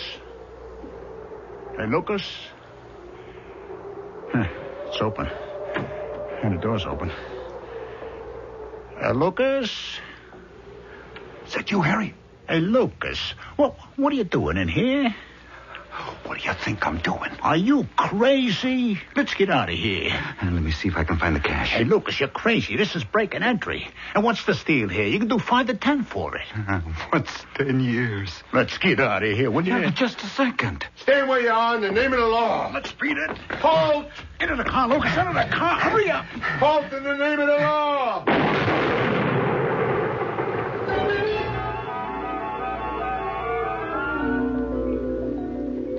Thank you, nurse. Hello, Harry. How do you feel? Different. Yeah, well, that's to be expected. You've been unconscious for 3 days. Oh, yeah? Well, I feel different. In a funny kind of way. Like what? I don't know. It's as if I'm a different kind of person. I thought I was dead. Yeah, well, they all say it's a remarkable recovery.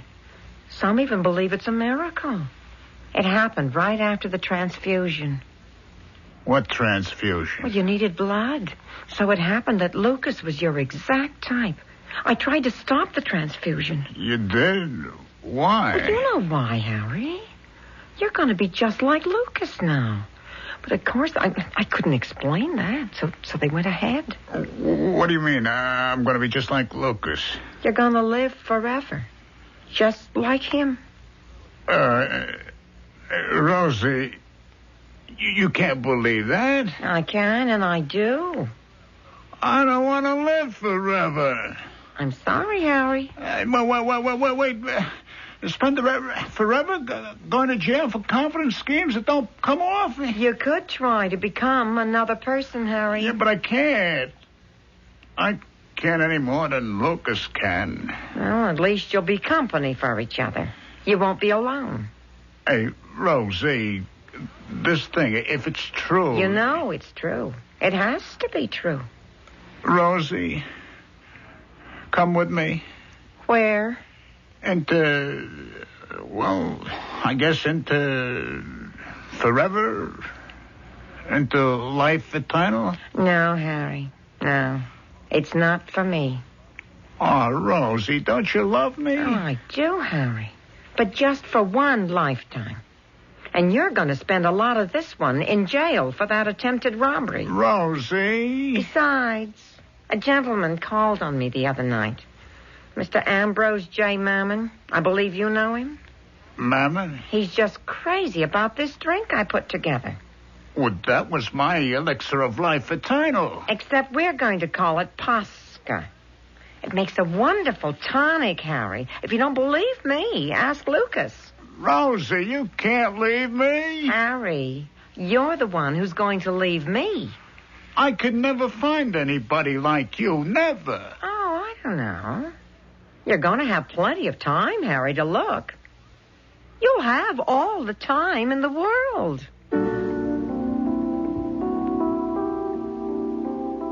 I'll be back shortly with a final thought.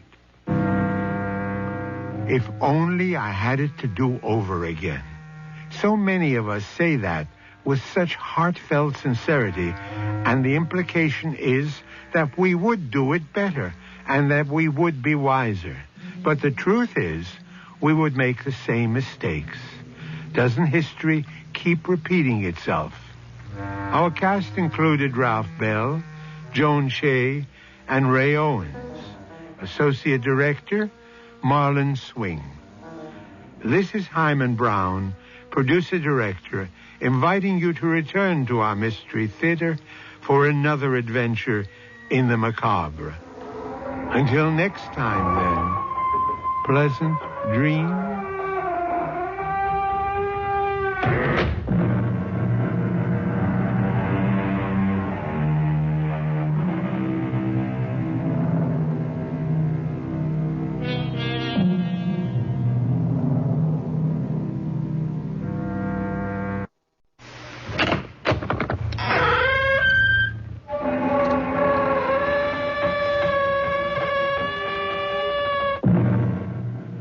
Come in. Welcome. Welcome to Mystery Theater. I am Hyman Brown. A savage place, as holy, as enchanted as air beneath the waning moon, was haunted by a woman wailing for her demon lover. A woman wailing for her demon lover. How poignant the way the poet puts it. But are there demon lovers? And are there women who will fall in love with them? Surely this is the stuff of legend and myth. And yet, there are things that simply cannot be explained. You mean we shall actually see the tiger from up here in the tree? Yes, and I shall shoot him as he passes below. But why should he pass by here? Well, he's after the goat. The one down there. Oh, poor creature. Why doesn't he run away? We can't. He's tied to a stake in the ground. But the tiger will kill him. An unfortunate necessity. Oh, no. Oh, no. I shall not permit it. Louise, Where are you going? I intend to free that Louise, boat. you can't go down there. Come back here. Louise!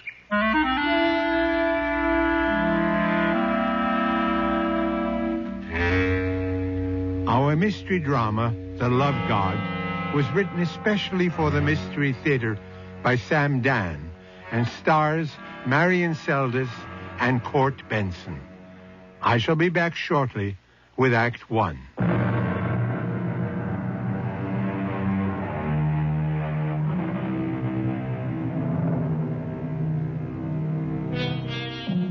East is east, and west is west, and never the twain shall meet. So said Mr. Kipling. But he knew better than that, because it did meet for many years in that vast, mysterious universe of a country called India. India with its kaleidoscope of religions, races, and languages. India where there is so much myth and so much reality. This is a story that took place at a time when India was known as the British Raj. A lady and a gentleman are sitting on a veranda. Did you know that veranda is an Indian word? And they are sipping tea. Cream. Thank you. Sugar. Thank you. Cake. Oh, I shouldn't. But you will. Well, just the thinnest, tiniest sliver. I know what you're up to, Willis. You're afraid to spoil your appetite for dinner. Oh, about dinner. I shall not be having dinner. No? Bahadur Khan. Not having dinner? I'm afraid not. But we've prepared your I'm favorite. afraid it can't be helped. Bahadur Khan. It is in my mind to hunt this night. See, therefore, that thou wilt prepare the double-barrel express rifle. You're going to hunt this evening? Reports of a man-eating tiger in the Mahura district, causing no end of a fuss. Oh. The tiger has got to be put a stop to. And you're taking Bahadur Khan with you? Well, of course. But you will be back by Saturday. Yes, one way or another. That's good. I need Bahadur Khan to drive to the railroad station at Maipur. Oh? Yes. To pick up Louise. Louise? I've actually prevailed upon her to come out for a visit. Louise? You remember my friend Louise? The skinny one? Well, she is slender. Pasty-faced? Light complected. Watery-eyed. Actually, her eyes are that delicate shade of china blue. Kind of a big woman. Stately. And as I recall, very opinionated. She does have some rather sincerely held convictions. She's really a lovely person. No doubt. When you get to know her, you don't mind, do you? Well, this is your home as well as mine. Perfectly awful female. Now, Willis, she's a perfectly lovely person. I was talking, my dear, from a masculine point of view. Bahadur Khan. I shall want the Martin as my second gun. See thee now to the horses. My name is Bahadur Khan. I serve in the house of Willis Foster Sahib. Foster Sahib is the district commissioner. He is wise indeed. In his 40 years of life, he has not taken a wife. This does not sit well with his sister, Pamela Sahiba, a widow who keeps his home. English Mem Sahibs have a peculiar affliction. They cannot tolerate the sight of a bachelor. I could tell by the sweet notes in Pamela Sahiba's voice and the shining look in her eyes that this Louise Sahiba was her latest candidate to storm the citadel of the fortress that was Foster Sahib's heart. Boy! Does the Mem Sahib deign to speak to one so lowly? Are you... what's your name supposed to be? I've got it written down here. Are you Bahadur Khan? Bahadur Khan, it is, with the permission of the presence. You were supposed to meet me inside the terminal. If the presence will forgive, I was afraid to venture inside the house of the fire carriages. Afraid? What on earth is there to be afraid of? The fire wagon that pulls the Tirane. The engine? Inside, it is filled with devils. Devils? Oh, yes. Devils that have been captured by the government and sentenced to boil the water to make steam for the train. I have never heard such nonsense. Angry devils. And sometimes they escape. In their great fury, they will melt the iron of the fire wagon, and there is a terrible explosion, and many die. How can you believe such superstitious nonsense? If it offends the presence, I shall not believe it. She was rather large, as Mem Sahibas go, and not at all unshapely. However, her tongue was never silent. A talking woman for Foster Sahib? Never.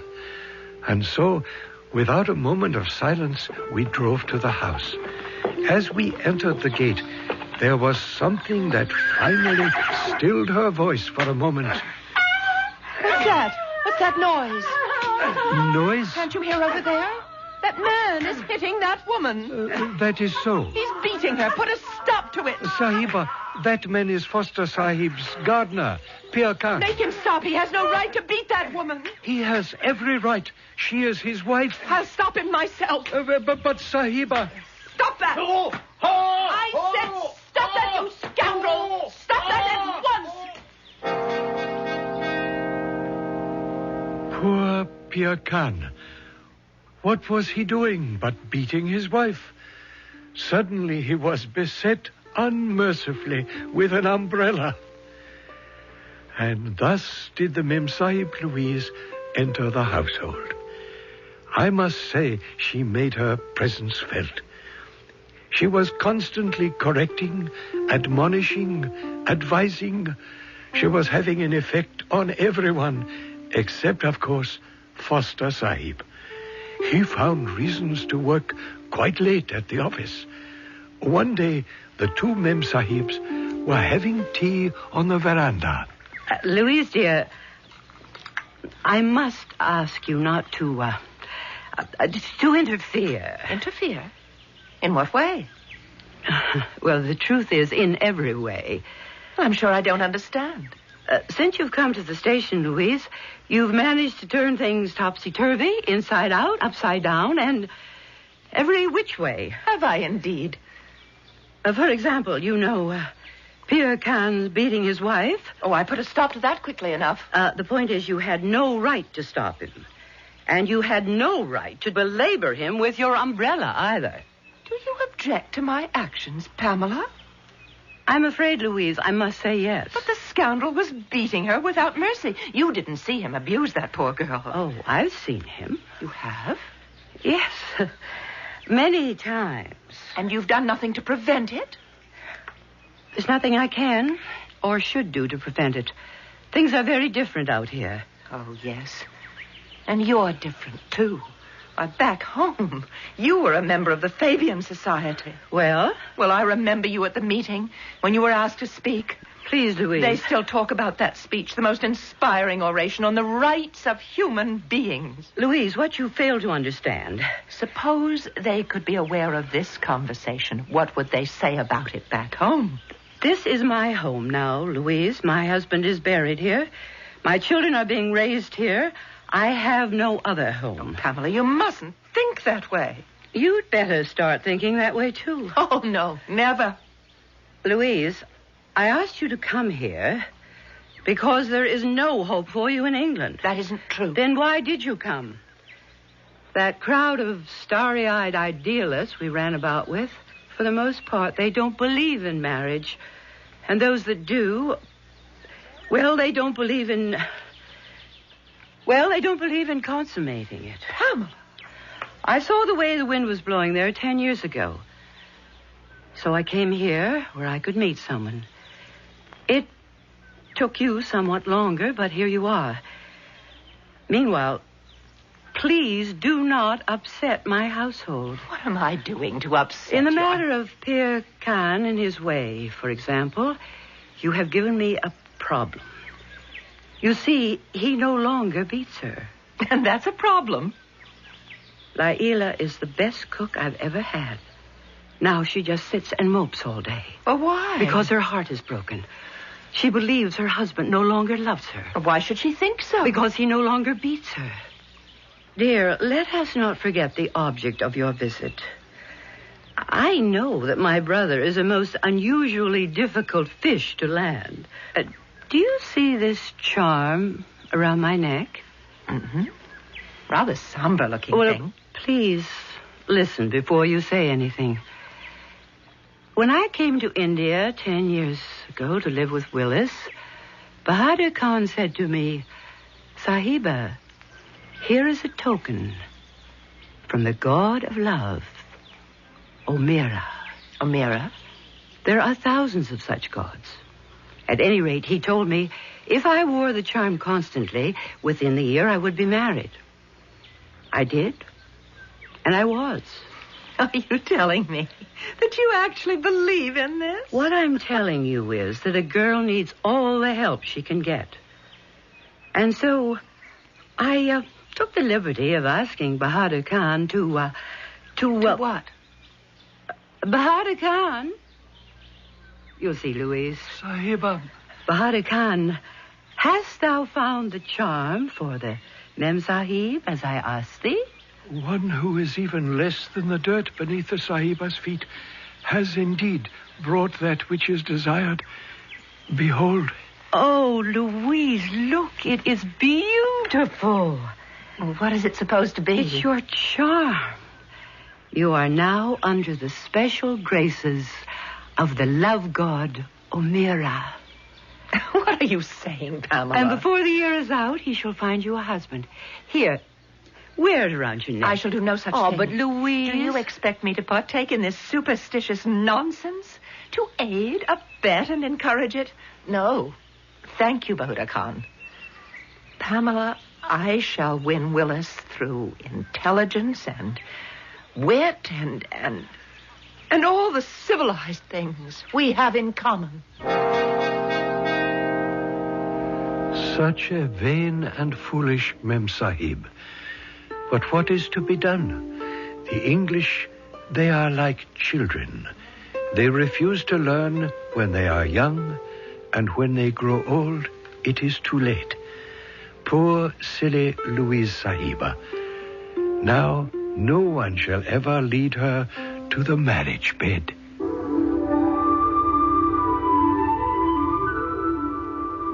I don't know about you, but I agree with Pamela. A woman needs all the help she can get, particularly in the affairs of the heart. So then, what prognosis for this proposed match between Willis and Louise? Can it proceed without help from the love god? Is there a love god? Mystery Theater will continue with Act 2 in just a few moments.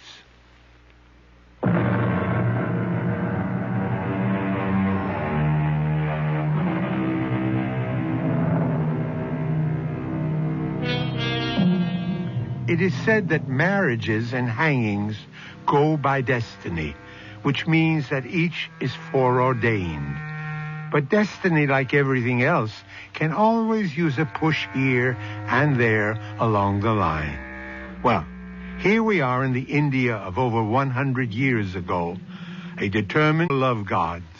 My goodness, you would think it was an offer she couldn't afford to refuse.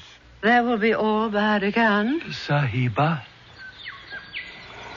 You didn't have to hurt his feelings. You could have accepted the charm. And connived at this dark superstition. Oh, Louise, everything doesn't have to be so serious. Well, I think it's high time we adopted a serious attitude towards that heathen mythology. Bahadur Khan is quite tolerant about our religion. Can't we extend the same indulgence to his? Really, dear, you shouldn't be so earnest all the time. But life is earnest. Life is real. Yes, I suppose so. Now, shall we apply ourselves to the problem at hand? The conquest of Willis? Oh, I wish you wouldn't refer to planning for marriage as a conquest. Conquest? Seduction? Call it what you will. I call it a meeting of the minds. It's also a meeting of the bodies. Two rational, intelligent human beings who can see that their best interests can be served and their better natures enhanced by a union, as it were, of the spiritual aspects. Tell me, what plans have you in mind for Willis? I shall prove to Willis that I am completely interested, not to say fascinated, by his work. Why do women feel they must take an interest in a man's work? Well, to prove that they share. Nonsense. I intend to have a partnership with my husband. What most men have in mind is an ownership. Not modern, progressive, enlightened men. Oh, darling, they're the most boring kind. Well, good afternoon. Oh, home early, I see, Willis. Yes, pour me a cup of that tea, please. Bahadur Khan. How are you, Willis? We see so little of you. Well, the work of the empire, the vast lumbering Indian empire, must be got through somehow. Bahadur Khan. It is time to settle accounts with the man-eater in the Maihura Hills. Thou wilt fetch the double-barrel rifle and ammunition. It is even as the presence commands. The second gun and all else that will be required for the hunt. We leave in the morning. Are you going to try for that tiresome tiger again? Oh, well, we'll put an end to him this time. Do you intend to actually shoot and kill a tiger, Willis? With luck. But a tiger?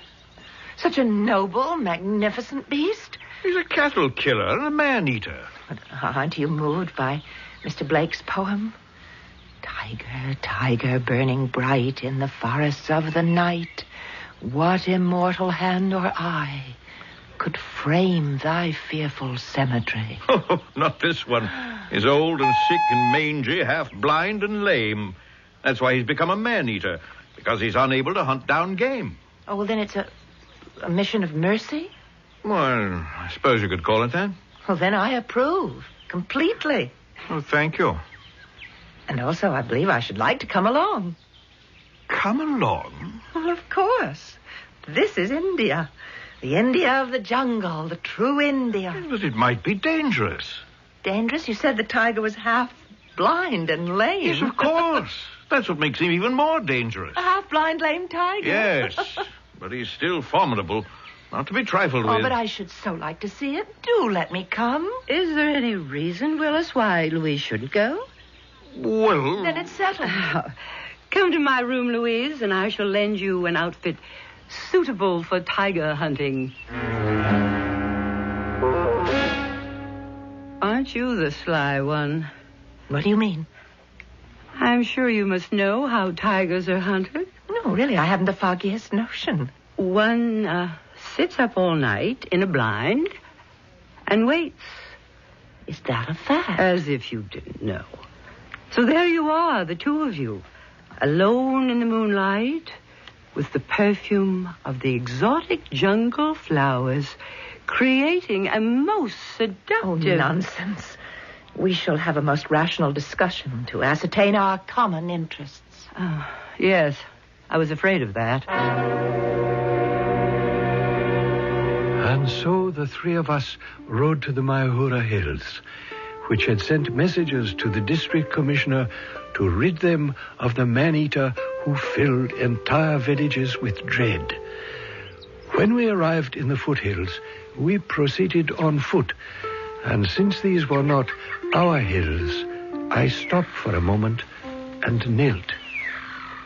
What's he doing? Shh. We may proceed, if the presence so desires. Lead us, Bahadur Khan. What was he doing? He was asking permission to hunt. Asking permission? From whom? From the god of this particular jungle. Oh, you see, we're strangers here. You speak as if you actually believe in it yourself. Does it hurt? I would suppose one is always well advised to have as many things going for one as possible. But to answer your question, yes, it hurts. It hurts the cause of progress and enlightenment to support base superstition. Ah, right then, I knew her hopes were doomed. He would never lead her to his marriage bed. For a brief moment, he had been attracted to her. The fact that she wished to hunt the tiger at night had marked her as a woman of spirit. But then, of course, she had spoiled it all with her inability to hold her tongue. These foolish English, why do they talk so much? Dost thou hear it, Bahadur Khan? By the favor of the presence, thy servant hears. What is it? A goat. A goat? If it is thy will, I shall go forward to see if the villagers have prepared the blind. What is he saying? We must keep our voices low. What is he saying? The villagers should have built us a platform high up in a tree. Why? Sahib, come. Yes, I believe it's in readiness. Up here, Sahib. Good. Help the Mem Sahib up the tree. Oh, thank you very much. Now, come, we must hurry. Shere Khan hunts this night. Shere Khan, who's that? Oh, that's what the natives call the tiger. You know, this is really quite roomy and comfortable. Yes. Now, I have a question.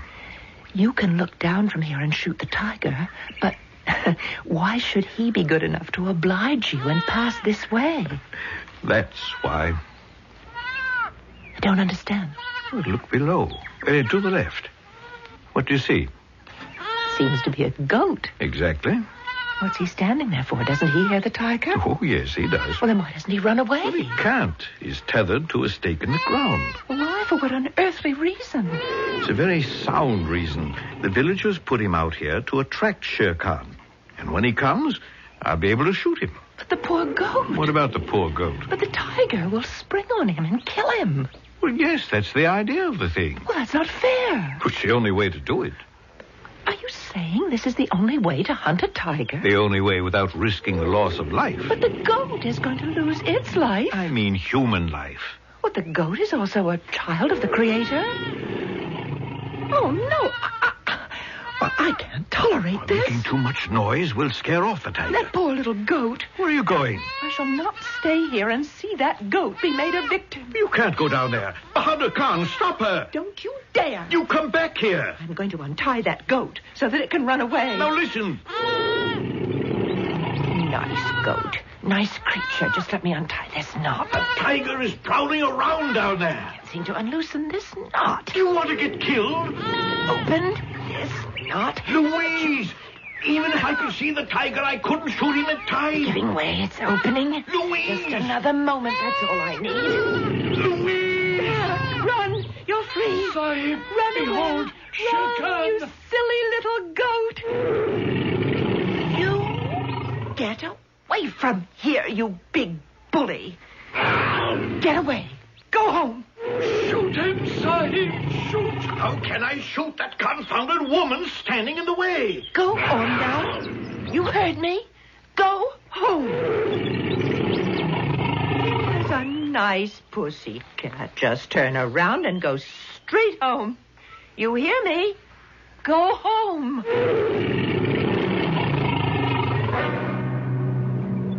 Are they not crazy, all these English? On the ground is the mad Mem Sahib, and she is almost twisting the whiskers of the terrible tiger. I do not know which of the two is more frightened. Up in the tree is Foster Sahib with the double-barrel rifle, cursing as if the devil is in his mouth, trying to shoot the tiger. But the Mem Sahib is in the line of fire, and also in the tree we have me, Bahadur Khan, wondering, waiting to see how, with the grace of God, it will all come out. And I am with you, Bahadur Khan, also, waiting and wondering how it must all come out. As we both know, the design has already been woven by Providence, and all shall be revealed in the appointed time by revelation, which, in our drama, is always the third act.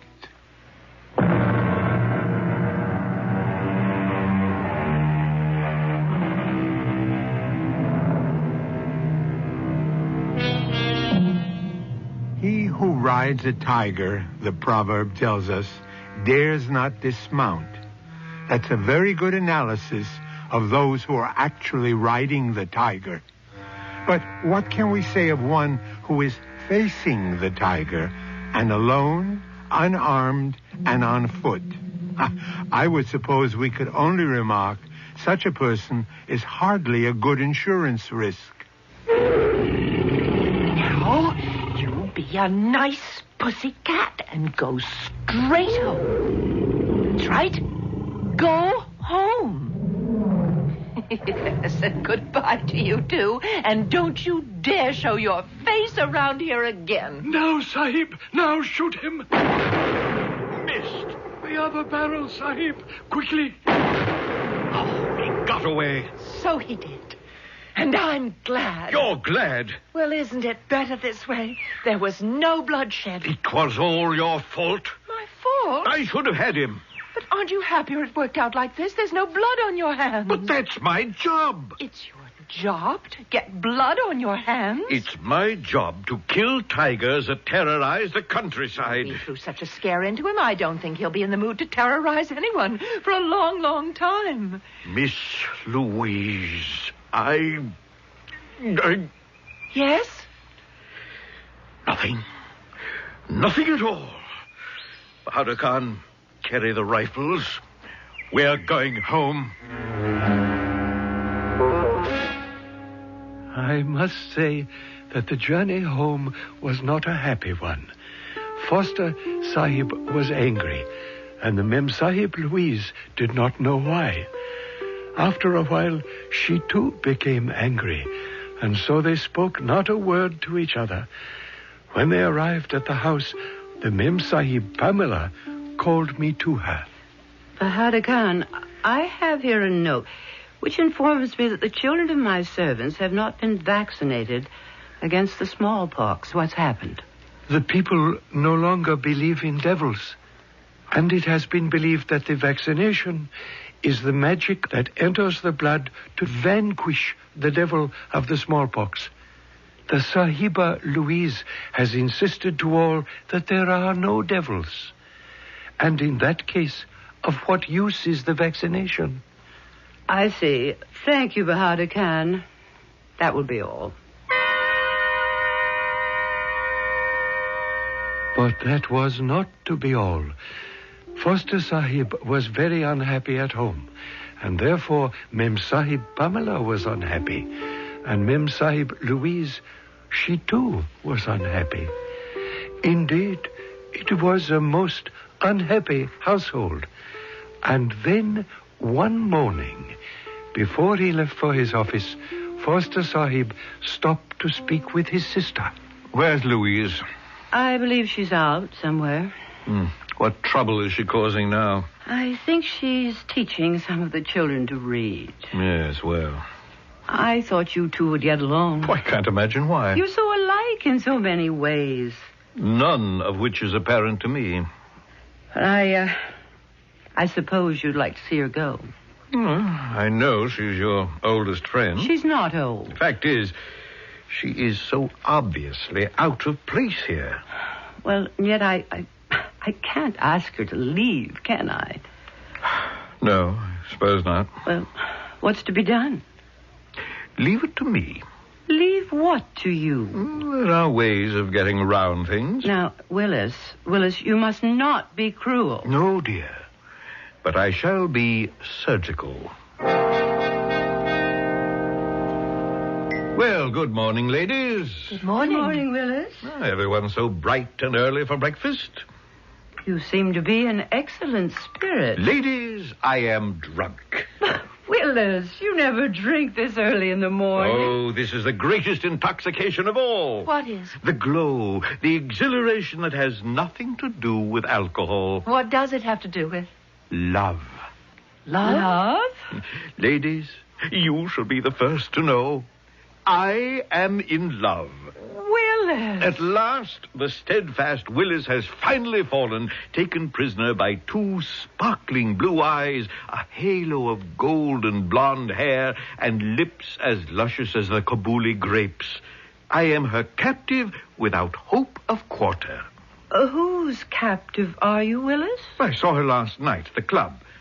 And suddenly, what can I say? I I was smitten. By whom, Willis? By Jenny Thorpe. Jenny Thorpe?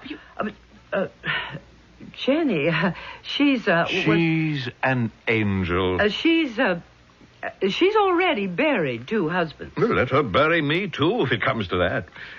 Are you sure, Willis? When the heart speaks, can there ever be doubt? I wish you the best fortune, Willis. May you always be happy. Thank you, Louise. You must excuse me. I think I have a headache. You can't be serious, Willis.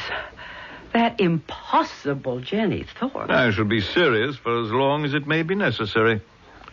I don't understand. For as long as Louise remains here. Oh, well, it isn't necessary to hurt her. Oh, Pamela, dear, there is no such thing as painless surgery. All this was taking place even as I, Bahadur Khan, was serving the tea, the eggs, and the mutton chops for the breakfast. Later in the morning, as I proceeded to clean the bedrooms, I noticed the door of the Mem Sahib Louise was closed, and from within the sound of a woman weeping. I was about to go away, but suddenly her door opened, and the Sahiba appeared before me. Obviously, she had hastily dried her tears. Bahadur Khan, may I speak with you? This insignificant person would be willing to spend eternity listening to the words of wisdom from the prisoners. Please, Bahadur Khan, I'm serious. I'm so miserable. You see, I've always been in love with Willis all my life. He'd never look at me. And now he's going to marry someone else. Is it not written, there are other fish in the sea? Fish? Yes. Men? No. Oh, Bahadur Khan, perhaps I offended that god. What was his name? Omir or something. That is when I refused that charm that you offered me. Now I'm willing to believe anything. I mean it. What have I got to lose? And this is such a strange country. Who knows what can happen here?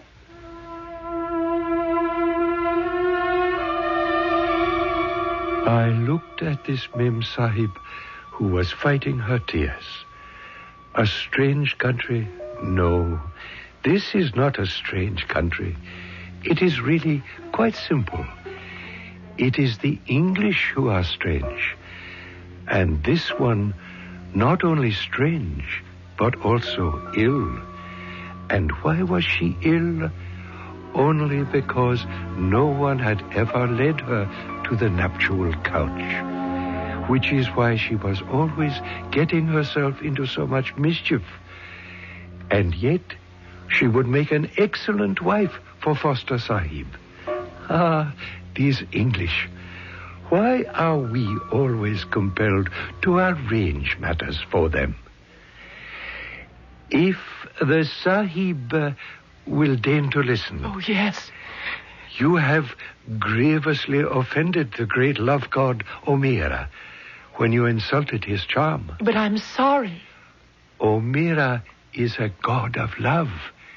He can always be appeased. He can? How? One must go to his temple and pray to him. Are you asking me to pray to a heathen god? The Sahiba has honored me by inquiring if I would serve her. If she continues to insult the mighty Omira... No, I certainly don't. No, not at all. Then we must go to the temple of Omira at midnight. At midnight? Yes, at midnight. At which time we shall pray to the love god for a miracle. Yes, one must always pray for a miracle. And in addition, one must always prepare for a miracle. After all, these things cannot be spun from the air, can they? And so, to begin, I went to the kitchen and spoke to Laila, the cook. And Why should I help the Sahiba, Louise? Because I ask it of thee. I do not like the Sahiba. If thou refuse me, I shall tell thy husband about that British soldier in the bazaar. He has already beaten me for the soldier. And the Bengali merchant. Also for the merchant. And for the Afghan horse trader. Ah. What is required of me? Bring the paint, the powder, the rouge, which thou knowest so well to apply. Also, thy wedding gown. My wedding gown? Ah, yes. A most exciting garment. We must prepare the Sahiba Louise for her encounter with the love god of Omira. At midnight, we shall meet at his shrine. And so, at midnight, we met at the shrine of the love god. It was a bower of dogwood trees in full bloom, a few feet from the house. And why not? Any lovely place may be sacred to the god of love. At first, I did not recognize the Sahiba Louise. Laila had performed magic with her paint and her gown. Standing in front of me was a magnificent, stately goddess with skin like alabaster, flaming red hair, flashing eyes. I tell you, she was one to inflame the senses of any man. And so I approached. Sahiba Louise, are you now ready to pray to the love god Amira? I'm ready. Then speak. Speak of what is in your heart. Ask for the fulfillment of your desire. I want Willis Foster. I want Willis Foster. Listen. Listen to the reply of the love god Omira. I don't hear any. Close your eyes and listen. Listen. Yes. My child, I have heard your prayer. I grant your wish. I fulfill your desire. You shall have Willis Foster. Go to him. Go to him now. Tell him it is my will. Oh, but Do you believe in me, my daughter? Yes, but Then go to him now. Yes. Yes. Like one in a dream, she turned, she walked into the house. She went to the room of Foster Sahib, and I heard... Oh, what time is it? Who are you? You don't know me. Louise? No, you can't be Louise. I'm Louise. But you're beautiful. Why have we kept apart from each other for so many years? Now that you ask me, I don't know. Even as children, we knew we were meant for each other. Why did we fight against it? I guess you thought I was dull. And did you think I was too clever? Well, I'm not really clever. No, and I'm not really dull either.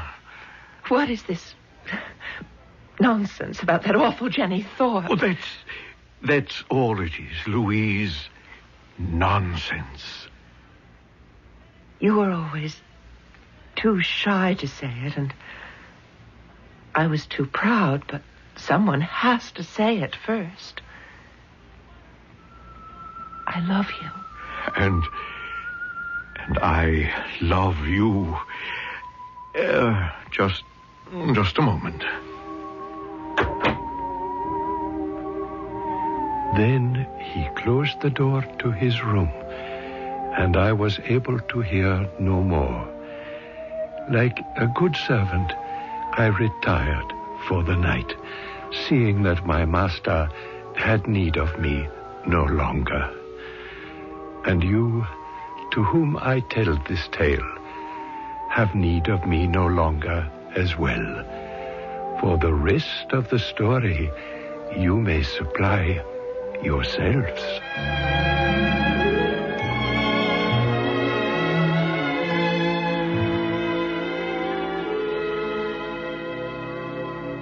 I will be back shortly with a final thought. Our story may perhaps raise a question. Is there a God of love? Are meetings, matings, and matches all arranged in advance? I would answer most likely, because some of the pairings and partnerships we see around us simply could not come about by themselves. Somebody, somewhere, somehow must have had a hand in it. Our cast included Marion Seldes, Kurt Benson, Grace Matthews, and William Griffiths. Associate Director, Marlon Swing. This is Hyman Brown, Producer-Director, inviting you to return to our Mystery Theater for another adventure in the macabre. Until next time, then, pleasant dreams.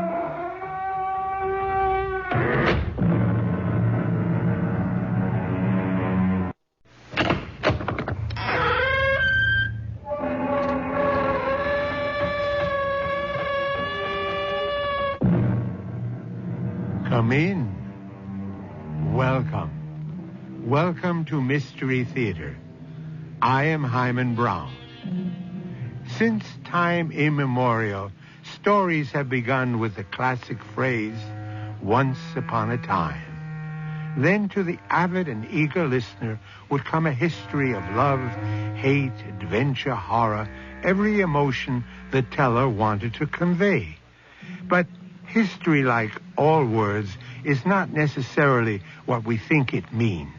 Its basic definition is a narrative of events connected with a real or imaginary object, person, or career. Note, it does not confine itself to the past. So, here is a history of the future, the kind that begins, supposing if... We recognize your presence, daughter. What is your desire? Not mine, but the Earth creature's. He demands an audience with you. Demands? He says that if he is not returned immediately, his people will send their ships against us and shoot the mothership out of the sky.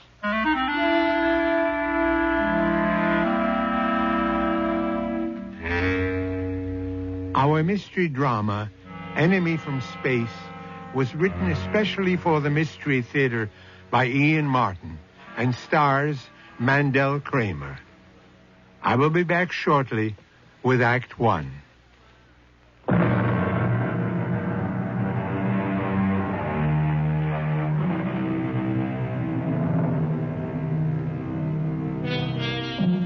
This is the year of 2029. President Winston Alexander is midway through his second term, a commanding figure on the world stage who has brought America to a new surge of leadership. The unfortunate breakdown of arm limitation talks have more than ever isolated the two superpowers, and with nuclear proliferation a fact, the only hope of world peace is that the two superpowers are at last nearing a major accord that will mean peace. This is where we stand on this fateful night at exactly 3 a.m., February 25th, 2029. This is Central Command. Triple red alert. Repeat, this is CENTCOM. Triple red alert. Attention all units. Highest priority. This is alert AAA. This is a triple red alert. An unidentified flying object has pierced the DMZ and has now landed on the front lawn of the White House. Mr. President. Mr. President! What is it, Andy? Why are you knocking so frantically at Father's door? I don't know, Ginny. We may be under attack. Now, Yeah, stick with me until I check on your father. I'd better try the door. Mr. President, Good Lord, no. He's not in his bed. Oh, where is he, Andy? Where is Daddy? Daddy! Daddy! The window is wide open. That thing is still there. Ginny, come back. They must have taken it. Ginny, don't show yourself to the enemy. Get down. Get down. What for? They're not paying any attention to us. That is some kind of warcraft out there. They might fire on you. I don't care what they do to me. They've got my father. Oh, stop them, Andy. Stop them somehow. Ginny, by now, every piece of equipment in the U.S. has been alerted to stop whatever the heck that thing is. Oh, That nobody wants to see the president kidnapped. But we can't bring any firepower to bear on him without risking your father's life. What are you and the rest of you little soldiers going to do? Well, I can't tell you exactly. There are contingency plans for things like this. What? I don't know. I'm not a member of CENTCOM, but there must be something that... Attention, please. Attention. Who's that? It's coming from the spacecraft. There is no cause for alarm. We come in peace. This is Commander Varg aboard the spaceship. We are a communications vessel from the matrix of the mothership Niklo 7. We seek information only and have borrowed your President Alexander in order to get it. He is quite safe. When we have completed our talk, he will be returned unharmed. I don't believe him, Andy. Why doesn't he let Daddy say something? To reassure you, we will let President Alexander talk to you now. I realize this is very unusual. For everyone's best interests, I ask you to call off all alerts and to take no action for the next 24 hours. I am assured by my unexpected hosts that I am in no personal danger, nor is anyone else. I am being taken to meet Commander Varg's superiors for some as yet unrevealed reason. I have agreed to a truce for 24 hours. If I am not returned by then, I ask Congress to put the nation on full war footing for its defense.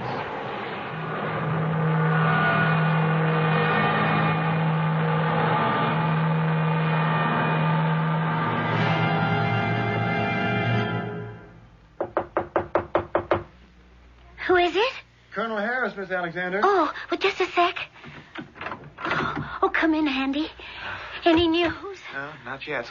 Oh, do I have to be cooped up here like this? Shinny, do I even have to answer that? You know what it's like out there? Panicsville. Oh, what do you think it's like in here? Inside me? Oh, hold me, Andy. Yeah, I got you, Slugger. Oh. Now, hang in. What's happening to us, Andy? To the whole world? Who are they? I don't know, Ginny. Nobody knows yet. Where are they taking Dad and why? Don't you think I'd give my eye teeth to be able to answer those questions? Oh, never mind you. What about all those fancy tracking systems? Our big sophisticated strategic command or whatever you call them? Didn't they follow that saucer thing or whatever it was? Yeah, from the second after it lifted off, the darn thing just disappeared. Where? How? Darling, I'm a lucky little boy in the Air Force who ended up a president's aide-de-camp and I hope pretty soon his son-in-law, but I am not a scientist. Oh, don't try to waffle, Andy. You must have some idea. How could this spacecraft flip all our defenses? Well, first off, it has some kind of radar negator. Otherwise, it never could have gotten here. Second, who knows what this craft is vectored on? It could be traveling on a Mobius curve that took it upside down into some other space continuum or through a galactic time window. All I know is we can't pick it up electronically, by laser, satellite spectroscope, nothing. It's just gone. Oh, and Dad with it?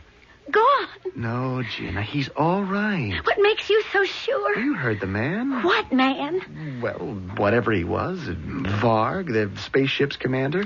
He promised he'd return your father after they talked to him. What do they, whoever they are, want to talk to him about? Search me.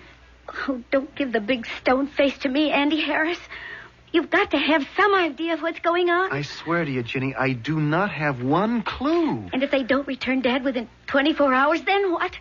I guess we go on full wartime footing. Against what? Well, that's the big question, Ginny. It's bad enough that we have to take a step into the last unthinkable war, but to have to make that step without knowing the enemy is kind of mind-boggling. Do we even know that they are the enemy? Yeah, I think President Alexander answered that one for us in the speech we heard. He was the one that set up the time limit. And the way I read it, he wasn't running all that scared. I think he was laying it on the other guys that they weren't dealing from much strength. You really, honestly believe that, Andy? I don't know what I believe. And neither does anyone else. This is the one contingency nobody ever figured to make plans for.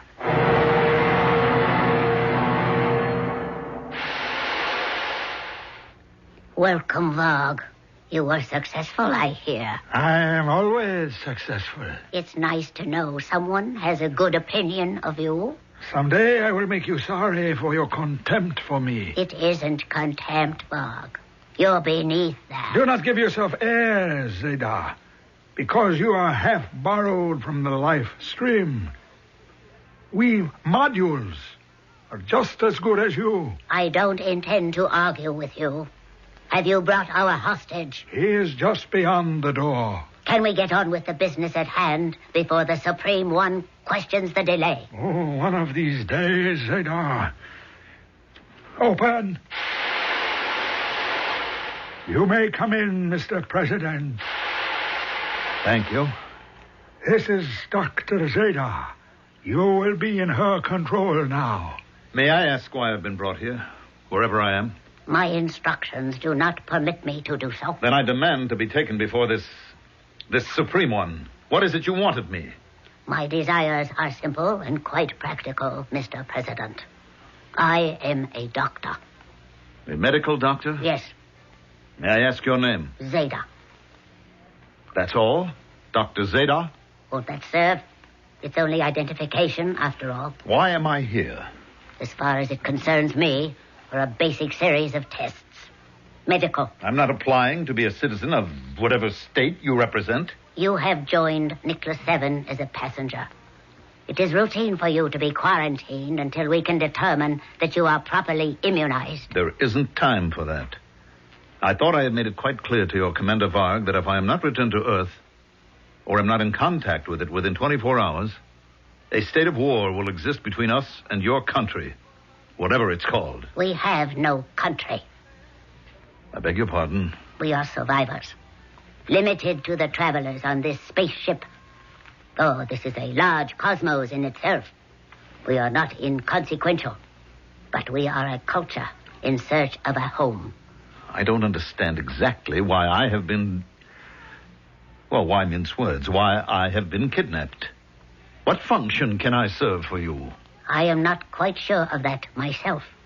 It is something you will have to discuss with the Supreme One after I have finished my tests. Give me your arm, please. What for? I wish to take a blood sample. If you don't get me in to see your precious Supreme One, Dr. Zeta, you will have a bath of blood. My country, for its own protection, will throw all our might against you and blow you and your mother ship out of the sky. Not while you are hostage. Oh, yes. I would disappear with you. I am, after all, not indispensable. You mean you would permit your people to destroy you? I would expect them to if you were the enemy. Are you? First of all, I must carry out my tests. And then I will seek an audience with the Supreme One and tell him you wish to appear before him.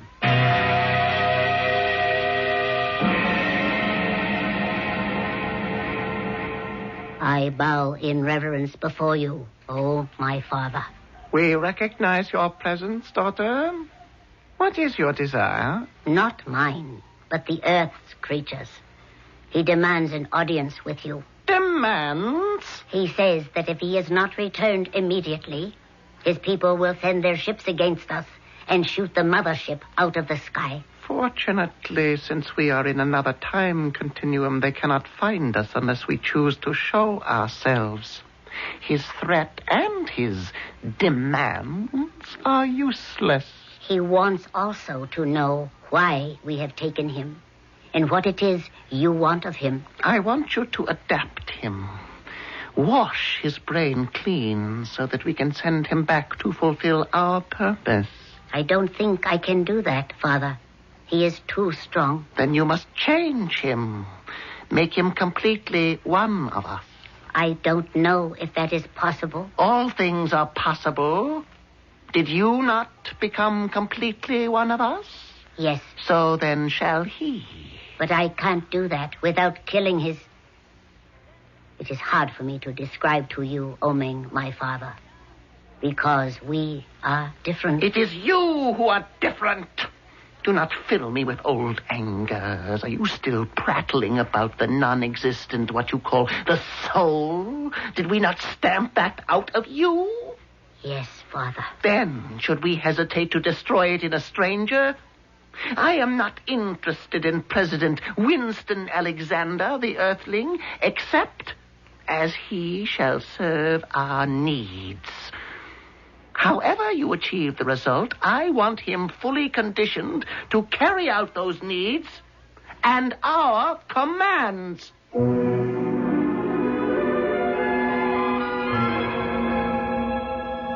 Now remember, this is a story of supposing if. Supposing there was a mothership from some unimaginable planet coursing in space, looking for a new land to colonize, and supposing they singled out Earth and felt that it was their promised land. How much would they lay claim to? Or would they simply follow the pattern of colonialism and take it all? Mystery Theater will return shortly with Act 2.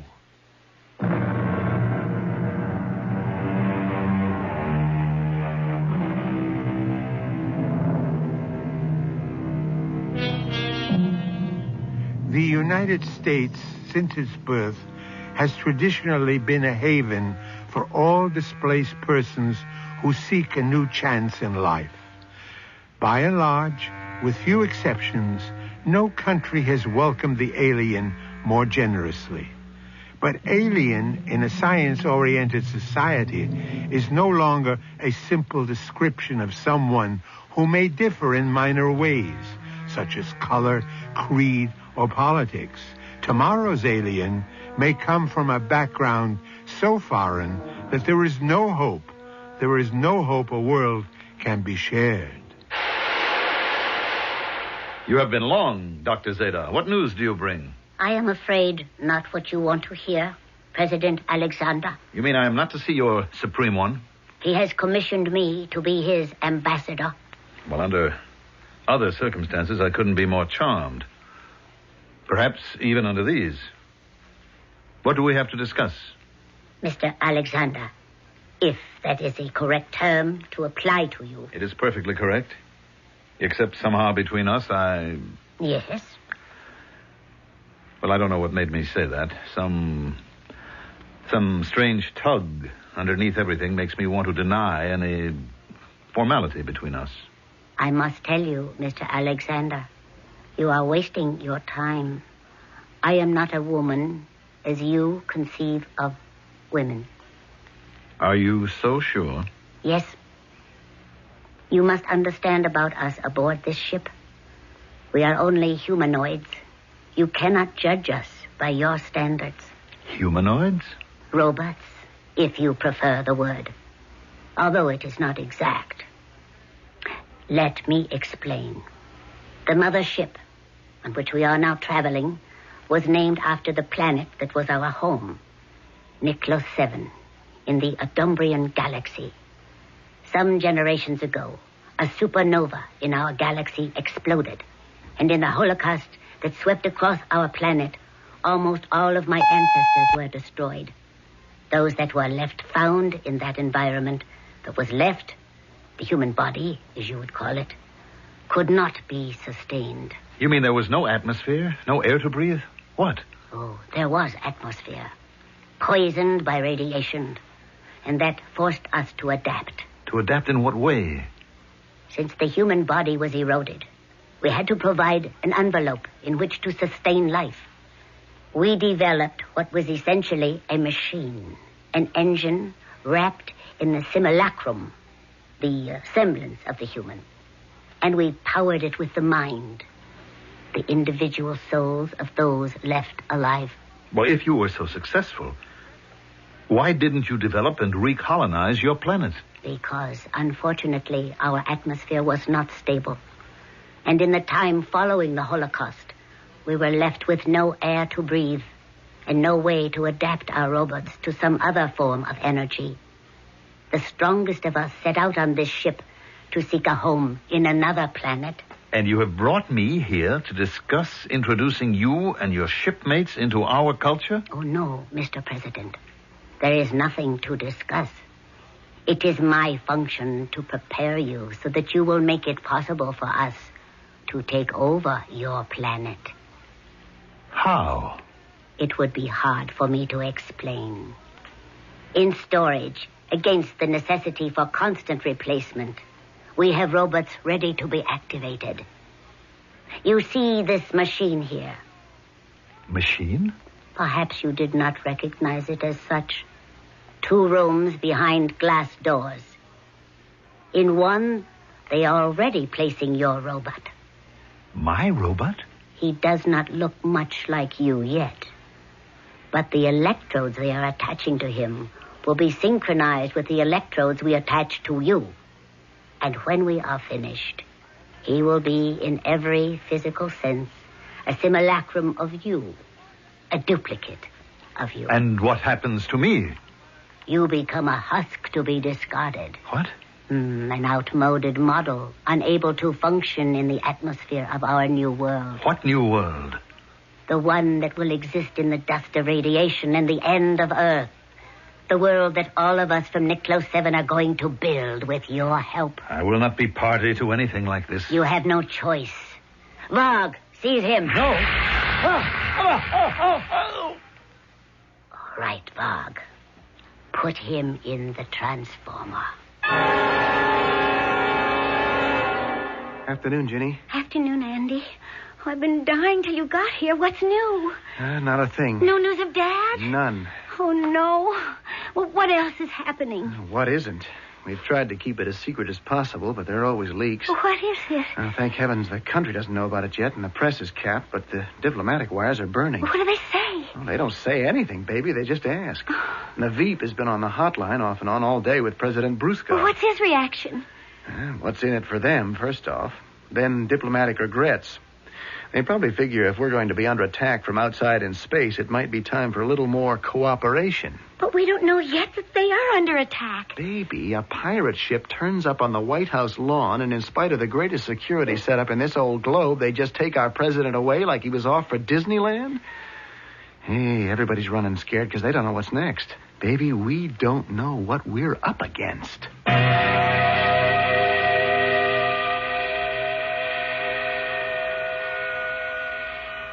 This is President Alexander aboard a shuttle spacecraft returning me as promised to the White House at the pre-agreed time. I have been well treated and am in the best of health. No one need have any concern about me. I have just completed preliminary discussions with a friendly power from outer space, which will have dramatic and earth-shaking consequences for the safety of America and the whole world. I am aware that all our armed forces have been alerted. I ask them as President and Commander-in-Chief to extend safe conduct to the spaceship and allow it to land me and then depart in full safety.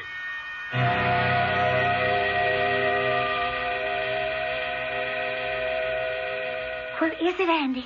I can hear it, but I can't see it. You, me, and everybody else, Ginny. I'll lay you odds even radar and Transcom haven't got a fix on it. Well, it can't be just invisible. Well, it could be. Probably sets up some sort of magnetic field which locks it out of all our sensors, including just plain old eyesight. But it sounds louder and louder. You can tell it's approaching. 10 to 1, it doesn't have to. They just want to warn us they're on the way. You better keep to one side of the window, Ginny. There it is. See it, Andy? Where? Oh, by the monument. It's skimming in like a frisbee. Wish that's all it was. Oh, you don't think anything's going to go wrong, do you? It sure had better not. Oh, Andy. Since that thing showed up in the first place, I got a hunch nothing's going right.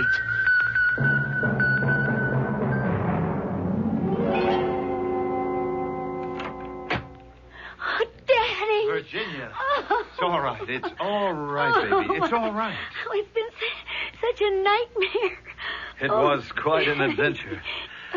What are you doing, still up? Is there anyone who's been aware of what's going on in the last 24 hours? Sleep's been out of the question. Well, I hope the knowledge hasn't been too general. Oh, I wouldn't know. But Andy says not. He thinks they've been able to keep the lid on. I hope so. Oh, you're okay, aren't you, Daddy? As you can see. Oh, but what went on? Why did they take you?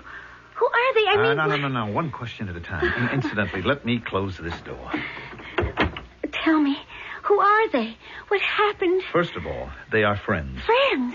I shudder to think of what might be about to happen to our world if they hadn't warned me. Warned you of what? A monstrous plot to destroy America. An unholy alliance to take over and rule the world, if there is any left of it. What do you mean? It's too complex to explain to you, Virginia. There is a secret alliance between a group of mineral-rich nations and our main enemy, which is called the Consortium. The Consortium? They are poised to unleash a massive strike against us, which would wipe us out before we had a chance to reply. Now that plot has been uncovered. We have an opportunity to treat with them, or at least with our knowledge, to instigate a preventive strike. Thanks to our friends from outer space, we have a chance to buy some time, or force enough, to hammer out a new agreement. If not, we must move first. That's the decision that I have to make. And unfortunately, it must be made alone. Oh, poor Dad. Like you always say, if you only could have shared it with Boots. Boots? Mom, what you used to call her. Oh, yes, good. But what does that have to do with anything? This is a decision of state.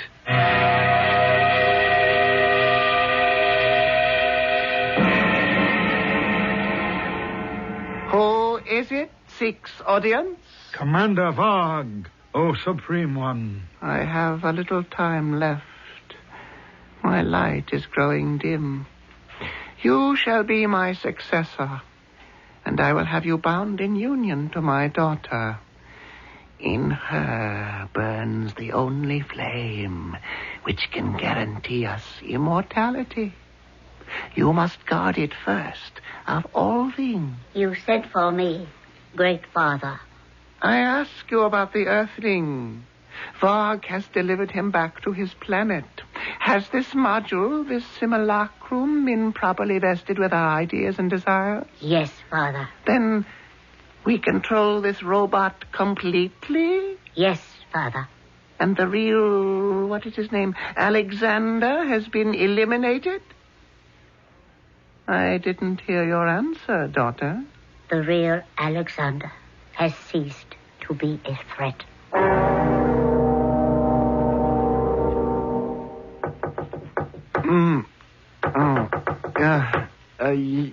Who is it?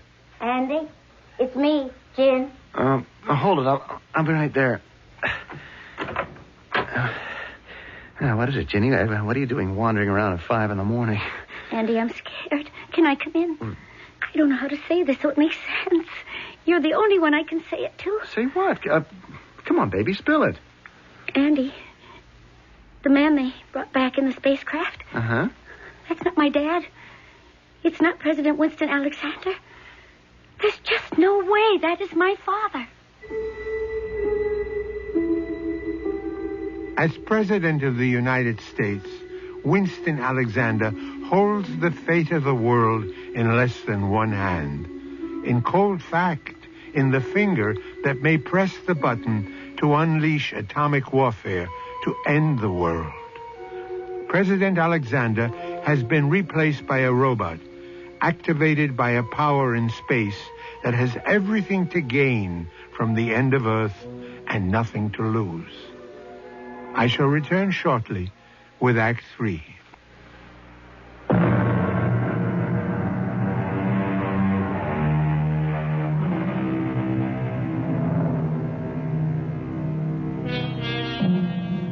while America sleeps safer in the year 2029, secure that her kidnapped president has been returned safe and sound, his daughter is the only one to question what we know to be the truth, that the man who sits at one end of the hotline is a robot from outer space, controlled and operated at the whim of the leader of a spacecraft, desperate to find a home for his alien cargo. Only President Alexander's daughter faintly glimpses the truth. Can her instinct be enough to stop disaster? What are you talking about, Ginny? I tell you, he is not my father. Well, you mean they brainwashed him or something? I don't know what I mean, Andy. It's just, I don't know, little things. He is not my father. What little things? Oh, I don't know. Like, he calls me Virginia. Now, that's funny. That's strange. Dad never called me anything but Gin. And he doesn't... I don't know how to describe it. It just doesn't feel right. Ginny, we've all been through the ringer and been pretty shook. Now, you're just jumping at shadows. I'm not. At Boots. Huh? Boots. That was Dad's name for my mother. Dad could never forget it. Ginny, your mother's been dead for 15 years. But you don't forget things like that. Dad wouldn't. He can't forget his own name for her that he loved to call her. If it isn't your father, who is it? I don't know. Oh, Andy, do you think I'm losing my mind? Because there's something about him that scares me. It scares me right down to my heels. Wake up, Mr. President Alexander. Wake up. Well... That's such a long name. Oh. We must find something more suitable. What did your wife call you? What? What did you say? Did your wife have a name for you? My wife? Ruth? Boots? She called me Wink. Wink? Yes, short for Winston. It was a silly name, but I liked it. Wink. I like it, too. Wink. Where am I? Where I brought you. To my bed. To your bed? I can't stay here. You must. Where else can I hide you? Hide me? Why must I be hidden? Because I should have destroyed you once I made your other self. What other self? The one we sent back to Earth. The one we programmed to destroy all the people on Earth. So we Nicklausians may have a home again. To destroy all the people on Earth? How? Why? You ask me. You were the ones who made the seed of your own destruction. What the bombs do not obliterate, the radiation will disintegrate. When there are no living left, we robots can make it home. Nuclear war? That's unthinkable. Look, I know President Bruskov. He's a man of sanity. He could not start such a war. It is not he who will start it. Who then? Yourself. What? Me? In the image I have created of you and sent back to take your place. Wait a minute. Now I'm beginning to remember that machine, that scanner, and a robot that you were molding so that it would look like me. But you didn't. You couldn't have. I already have. He is sleeping at this moment in your bed on Earth. When he rises tomorrow, he will still believe what he has been programmed to believe. That his friend, President Bruskov, and a number of leaders from the Third World have betrayed him and are prepared to start an atomic war against America. Convinced he has no other option, he will initiate the war instead. In the resulting Holocaust, what survivors are left, we will exterminate, so that your Earth will be fit for us to occupy. Well, then what purpose am I being saved for? When we met, you felt the same urge I did. A long-forgotten urge for me. I am not like most Nicklausians. My mother was alive, the last of the humans on our planet. You are the first living man I have ever known. What? I want you. You want me? You want me for what? As a luck charm? As a house pet? Look, I have got to stop what you say is going to happen. There is no way. There has to be. Zadar, listen to me. Now, you say that your mother was human, and you are her child. So you must have some feelings. If you have any love for me. Love? Well, what made you keep me alive? I don't know. I wanted to know, to feel, to understand why I felt these things in me I never. Wink. Is what I feel for you love? I doubt that. Love doesn't ask or demand. Love gives. You want me to give you something? Yes. Give me my freedom to go back and to save my world.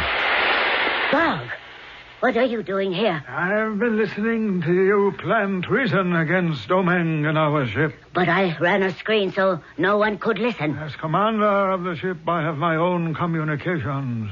No one can shut them down. What is it you want? Him. Why? To eliminate him, as you should have done. Leave him alone. Give me the Earthman to destroy. And give yourself to me. And I will keep your treachery my secret. No. I am in no mood to argue. I will destroy him now. Don't. I warn you. How can you stop me? Like this. How can you? No one is to be harmed but me. You fool. I am a doctor. If I can create the simulacrum of life, do you think I would not have the power to destroy it? But we are deathless. Only the human spirit is that. A robot dies forever with the body. But you can give another body to... Never. It's time that all of us went down to destruction. Good Lord, he's just disintegrating. It's not a body at all. It's just a mass of wires and circuits and transistors. Is that what's sitting in place of me at this very minute? And programmed to blow up your world as you know it. I've got to get back and stop it. You can't stop it. Only I can do that. Then you have got to. I don't have to do anything. But this I can do out of free will. You said that loving was giving. I only hope we are in time.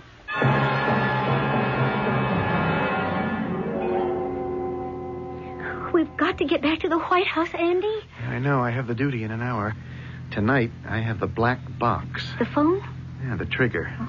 Once the code words are spoken into it, that's the end of it all. Oh, no. No, Andy. He's not planning to use it. I don't know, honey. This has been a day to remember. Or forget. Ever since he came back from wherever the spacenicks took him, he's been obsessed by this plot, he says. They proved to him that the other side is set to push the button. I want to tell you, the cabinet meeting was a shambles. He is not my father. Well, whatever he is not the president. Yeah, that's why I had to get you away from there to talk to you for a moment. Crazy as it is, somewhere along in this afternoon, watching him, I knew you were right. The guy in the White House is not our president. Could you convince any of the cabinet members or the Veep of that? I'm just a lowly lieutenant colonel and the president's special aide. I'm still on the outside looking in. So what can we do? Try to keep cool. Nothing's happened yet. And nothing is going to happen. But you just said that... Yeah, that I was on the outside looking in. That's true. Except for one thing. Tonight, I have the special duty. Remember? The black box. Right. If he tries to use it, Ginny, I'm going to stop him.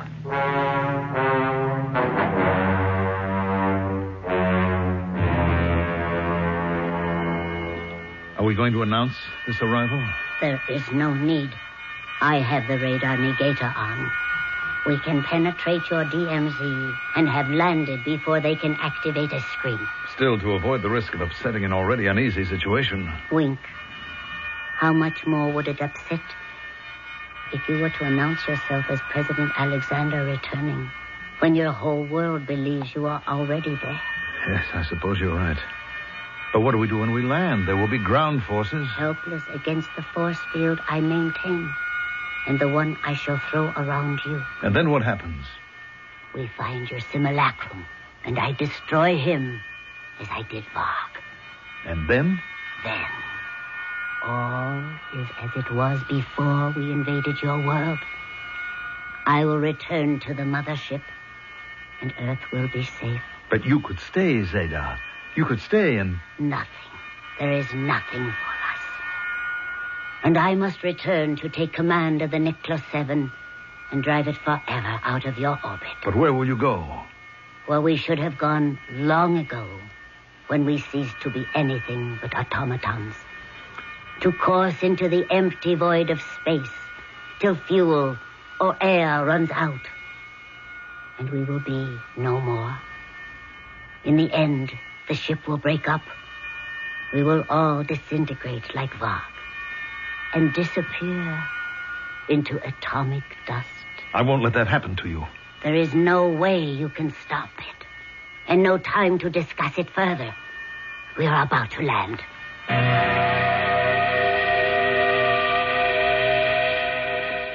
Close the door, Colonel. Yes, sir, Mr. President. Only what? Ginny wanted to talk to you for a moment. Well, Ginny will have to wait. I have no time to talk to her now. Close the door. Yes, sir. Bring the box over to the desk and open it. Yes, sir. Why did you, want me to open it, sir? Because I'm going to have to use it. Use it, Mr. President? The forces of evil have bound themselves together in an unholy alliance to wipe the America we know from the face of the earth. We have no choice but to take preemptive action. Open the box and give me the phone. No, sir. What? If you disobey my orders, I'll have you shot. Yes, sir, but not much chance of that, since I'm the only one that's armed at the moment. You think for one moment that outmoded weapon that you're pointing at me could... What's that? I'll open the window and... It's the spaceship. What's it doing here? Let me see. The door is opening. Zeta! What are you doing here? Eliminating you.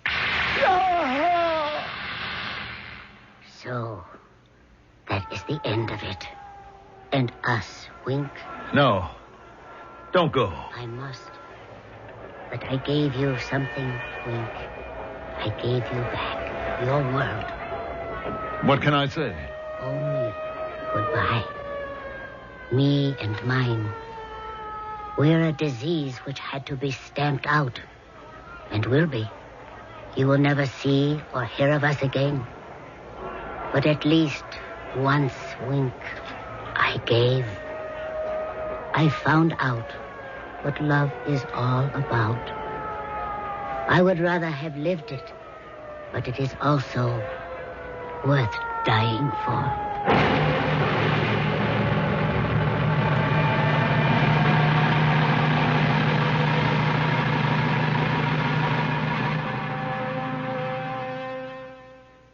I'll be back shortly with a final thought.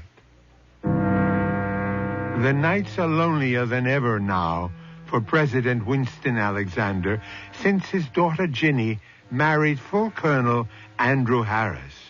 Oh, they live in Georgetown, not too far away, but far away are his thoughts, far away beyond the stars, with a woman named Zaida, who learned about the miracle of love just in time, but still too late.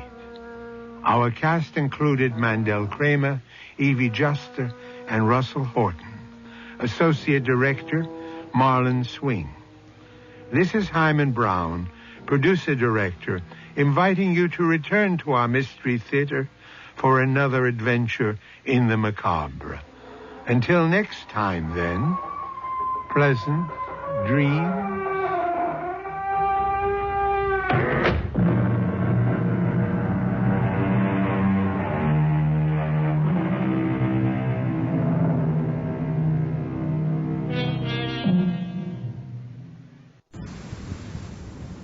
It's 10:07.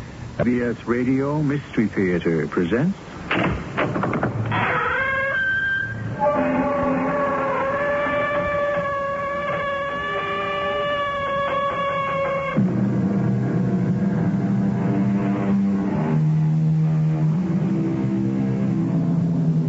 Come in. Welcome. I'm E.G. Marshall. The occult is described by Webster as that which is not to be apprehended or understood, that which is beyond the scope of plain understanding. Now, the simplest forms of life know certain things: how to feed, how to propagate, without the least desire to learn how or why. More complex animals grasp more difficult problems till today. There are monkeys who can communicate with us in sign language. But only man, restless, greedy, and complex man, persists in trying to comprehend everything. Wake up. Wake up. What? Nobody needs you here anymore, nurse. Nobody what? He has seen the great light. He is submerged in it. He is dead.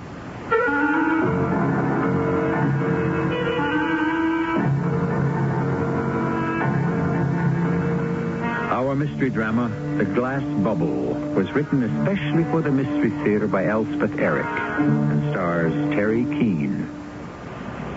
It is sponsored in part by Contact, the 12-hour cold capsule.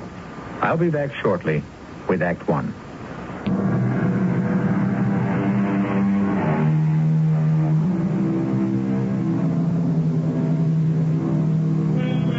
Will man ever be satisfied? Will he ever stop asking how and what and why and wherefore? Will he ever call a halt to his search for the total knowledge that he believes will bring him total power? The answer is no, never. He will know it all, even if it kills him.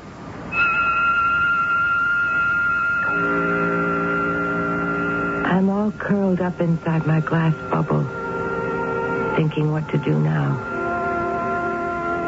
Of course, to other people, my glass bubble would seem to be just a room. A little room only 8 feet square with white walls, white ceiling, a white chenille rug on the white floor, a white bed with a white cover, a little white chest next to the bed, with a white reading lamp on it, and my white telephone.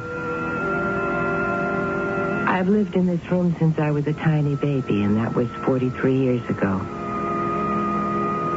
I call it my glass bubble because of something Strindberg wrote that I've always remembered. Living alone in a single room produces a strange feeling of almost morbid intensity, like being inside a glass bubble. So you see,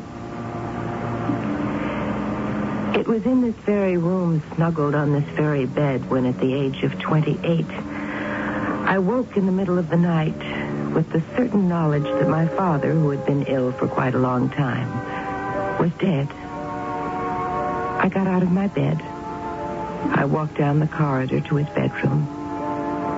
I opened the door. I switched on the light. And I walked over to the big chair where his night nurse was snoozing. I shook her very gently. Wake up. Wake up. What? Nobody needs you anymore, nurse. What is it? You're discharged, as of now. But I was... You can go home and don't come back. But I... My father has seen the great white light. He what? He is submerged in it. He is one with it. He is dead.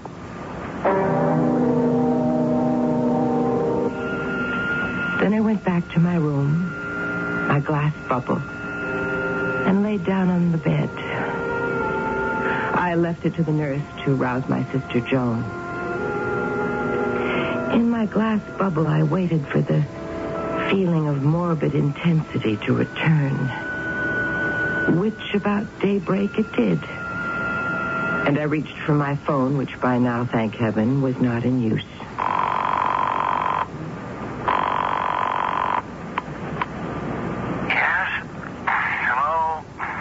This is Doris, Tom.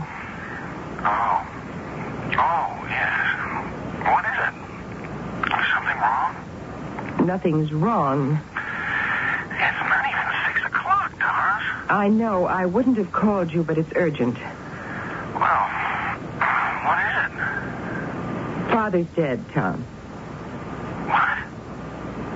Your father? He died a couple of hours ago. Oh, you poor kid. Honey, I'm sorry. I need to see you. Of course. Look, I'll throw on some clothes and I'll come right over. No, don't do that.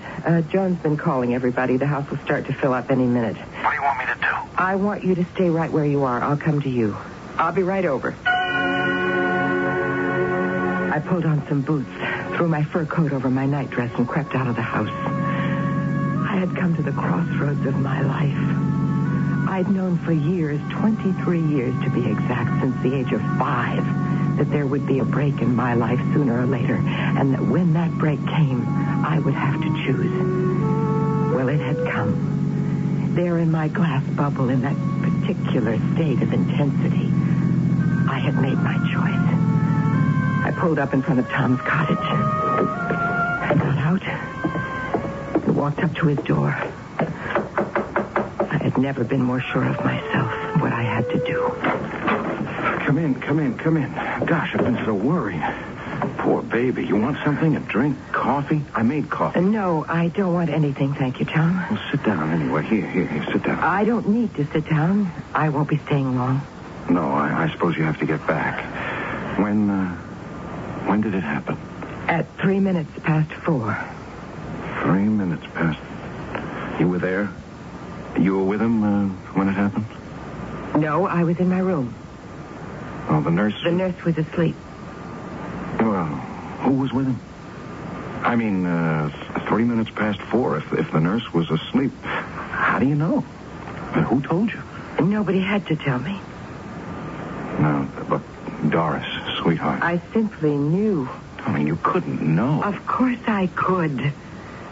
Darling, how? I was asleep in my room, fast asleep.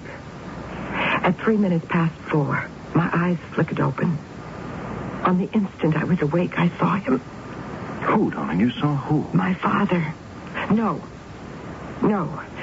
First, I saw the great light, the great white and luminous light filling the room, filling the world, filling all space and everything beyond. No, the moonlight, darling. There was no moon. There weren't even any stars. No, there was just this great light, this gigantic radiance, and my father staring into it, bright as it was. He didn't even blink his eyes. No, he moved forward. He moved into it, and it swallowed him up. So I knew he had died. I don't know what to say to you, Doris. There's nothing for you to say. I wish I could understand you. Well, then listen, and I'll try to make you understand. What happened a few hours ago, it's not the first time such thing has happened to me. When I was 5 years old. Now, that's the first time I remember. There may have been many instances before that. One day, our family cat was missing. He was a dear cat, and we all loved him very much, and there was a big outcry from my father, my mother, even the cook was upset, and the housemaid, too. Everyone but me. You weren't upset? No. Because in my little white room, lying on my little white bed, I could see the cat quite clearly. And I went to my mother and I said, "Don't cry, Mother. The cat is smashed flat on Oak Street in front of the fish market." It must have been the way I said it, because she went right over to the fish place, and there was the cat in the middle of the street, run over by a car, smashed flat. That's quite a story. And I was 10 when Joan was born. Prematurely, you know. No, I didn't know. Oh, yes. They didn't think she'd live. But one day, in my little room, I could see her laughing and cooing and holding out her little arms. And I went to my mother and I said, "Don't worry, Mother. Joan's going to be all right." And my mother gave me a funny look. Maybe she remembered about the cat. I don't know. Anyway, a few days later, Joan was out of danger. Hasn't had a sick day since. What do you think of that? I don't know what to think. It was while I was lying in my little white room that I realized. This was a year or so later. That my mother was losing her mind. Oh, darling. No, I didn't tell anybody about that. It didn't seem the kindly thing to do. But a year later, they had to put her away. So, you see how it is. No, I don't. Tom, it's so obvious. It isn't obvious to You've me. heard of the Psi faculty, haven't you? I've heard of it. I've got it. Are you telling me you're psychic? Is that it? Everyone is psychic, Tom. Potentially psychic. Not me. Oh, no. Everyone. Tom, the mind is limitless. Don't you know that? Not limitless and filled with energy, filled to overflowing. But most people waste this beautiful energy. They let it stagnate instead of freeing it, letting it flow out and out. I have to stick with reality. But reality is energy. Don't you see that? Reality is energy and only energy. Energy. Pure and simple. Not to me. Do you know that I often go alone to the theater or to concerts or to the moving pictures? Not because I care about the plays or the music or the films. No. Just to soak up all the wasted energy from the foolish, heedless people around me who are wasting theirs. No, I didn't know. Well, how could you? Nobody knew. I never told anybody. Because I had to be sure. Sure of what? That my energy, my psi quality, was strong enough to use for the good of mankind. Tonight, when I woke up in my little room and knew for a certainty that my father had just died, and went to his room and found him dead, even then, I wasn't quite sure. Not quite. So I went back to my glass bubble. That's what I call my room. And I stretched out on the bed. And lying there, the certainty grew in me. Grew and grew till it took over my mind, my body, my soul, my entire being. And I knew, with such positiveness, such assurance, that's when I called you. Knew what? What did you know? That you and I, my dear, can never be married.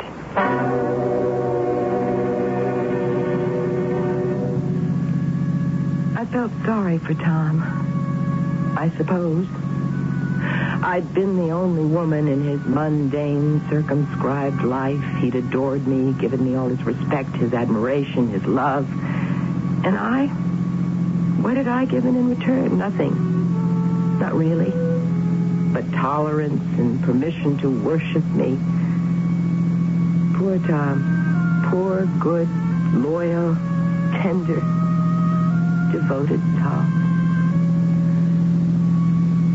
Yes, I tried to feel sorry for him. I really did try. And I almost succeeded, but my mind was too full of the glorious adventures that lay in store for me. I simply couldn't waste any of my precious energy on him. As I lie here now, in my glass bubble, looking back on that momentous decision of mine 25 years ago, I realize how very wise I was. Because the following year, Tom married my sister Joan.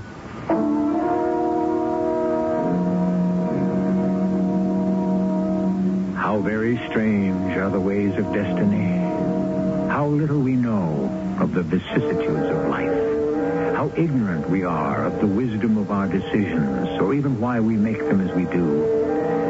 No wonder that sometimes it seems better just to stand still. I shall be back shortly with Act Two.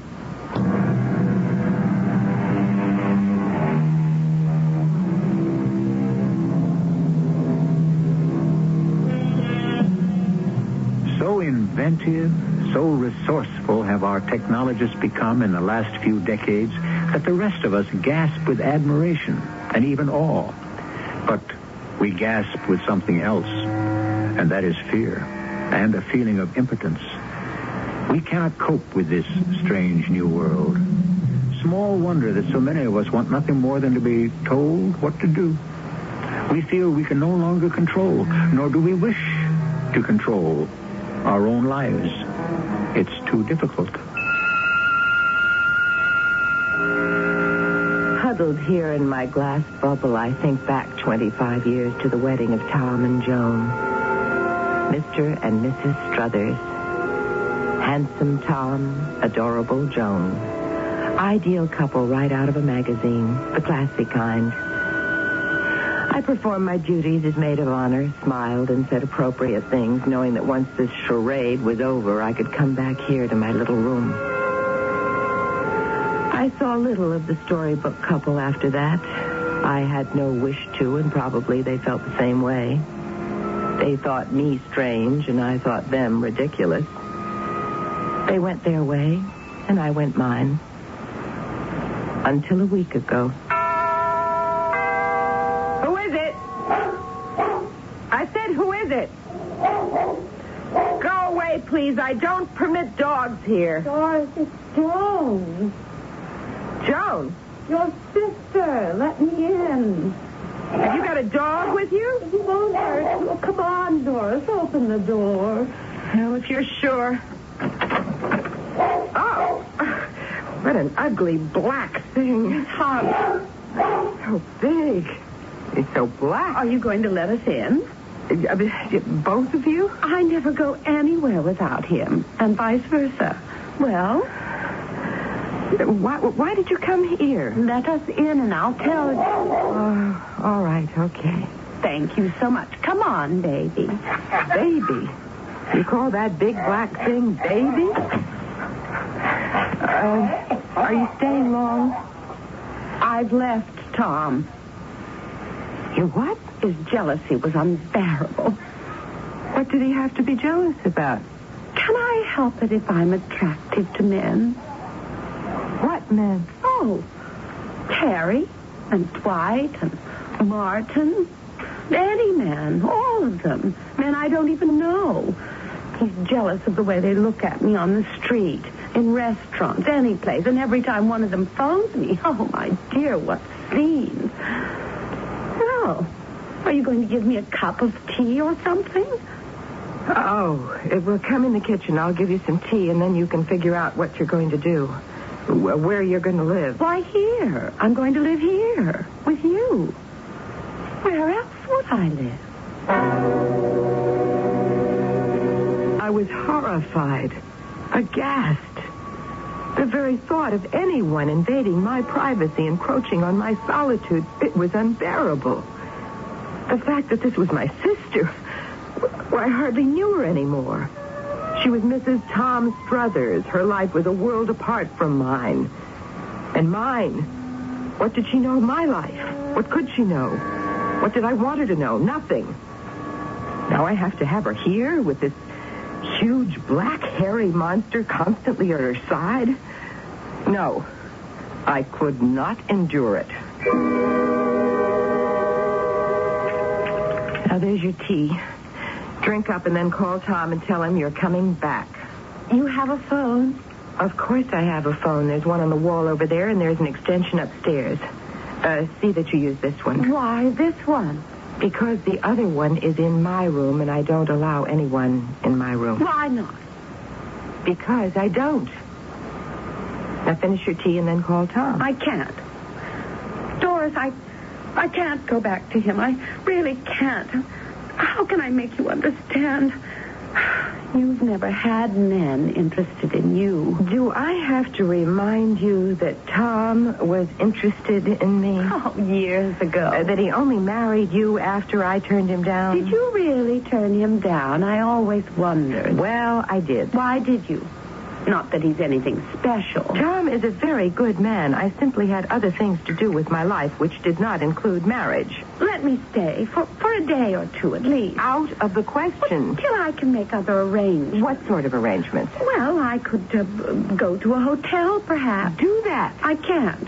Not right away. Why not? Why not this afternoon? Because I'm expecting some calls. Everybody thinks I'm staying here with you. Everybody? You told everybody you were staying with me? Not everybody. Just a few people. Who, for instance? Jack and Marty and Charles. Men. All men? Doris, I can't help it if I have this fascination for men. I suppose I'm what they call a femme fatale. It's not my fault. Then Tom's right. No. You have been playing around. Oh, no, I wouldn't. Tom's got every right to be jealous. He hasn't. I swear to you he hasn't. It's just that they run after me all the time. You mean they'll be calling here? They might. I can't have it. For a week. A few days. Oh, let me stay overnight. At least you can let me stay overnight. Oh, Doris, I'm your sister. You're the only person I can turn to. Please, just till tomorrow. You've got plenty of room. Please. Just for tonight. How about the dog? Well, he'll be good. He'll be quiet. Oh, please. Well, you can have Father's old room. Don't you sleep there? It's the best room in the house. I have my own. The one I had when I was little. That dinky little room. It suits me. I gave her Father's room, and she and her big black dog settled in. The dog behaved well, I have to admit that. He simply followed her around. But he was not quiet. Every time the phone rang, he barked and barked and barked till Joan answered it. And an hour after her arrival, it started ringing. I'll get it. I got it. Yes? Hello. Oh, Stephen, why did you call me? You know I told you not to. Stephen, Jimmy, Marty, Bob, an endless string of phone calls. What was she, this sister of mine? A witch? A sorceress? Or simply a wicked woman? I enclosed myself in my glass bubble oftener each day, and for longer periods of time. I began to be fascinated by these phone calls. And I began to pay them strict attention. The pattern was always the same. I'll get it. I got it. Yes? Oh, Andy. Oh, she was clever. Feline and clever. And my glass bubble was not having its old effect on me. I could not attain that state of morbid intensity. I was too distracted, too distraught. The sound of that provocative little voice stirred memories in me. It was becoming unbearable.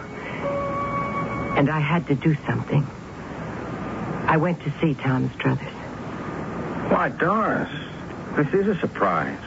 Come in. I have to talk to you, Tom. What's the matter? Are you all right? You know your wife is staying with me. Oh, is she? Oh, I thought she might go to you. Tom, I know about your jealousy. She told me.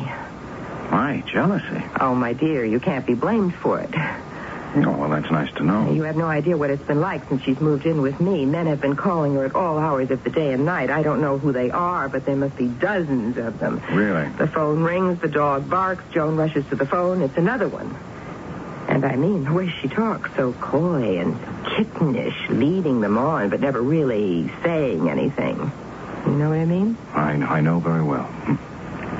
You mean they've called her here? In your very own house? Oh, yes. Oh, poor Tom. Well, no wonder you were jealous. Who could blame you? I wasn't jealous. Well, you must have been. You had every reason to be. Joan was, but I wasn't. Joan was jealous. What did she have to be jealous of? You know. No, I don't. You must know. Don't tell me you don't know. Know what? That I've never stopped being in love with you. In love? In love with me? Or the memory of you. You mustn't say such things. Tom, no. Now, it can't be. It's been 25 years. We've hardly seen each other. I have a very good memory. Look, we will forget you've said any of this. Forget I ever came here. Forget it all. I will go back to my place, and I'll tell Joan to come back to you. But I don't want her back. You must. You must. You will straighten everything out. Now, I'm sure there's a way. No, please don't come near me. Don't touch me. Don't.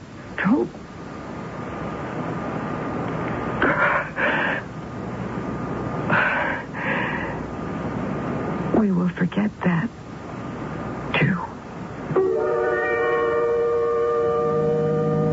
I drove home too fast, too recklessly. My emotions in turmoil, my heart racing, all with confusion. Tom had not been jealous. Tom had loved me. I drove faster and faster and more recklessly. But somehow I reached home safely and let myself in, only to hear the familiar sound. I'll get it. I got it. Yes? Hello. Oh, Tom. Oh, my dear, I know you love me, but Tom, I can't come back. I can't stand any more scenes. Your jealousy. It's too much. No. Tom. No.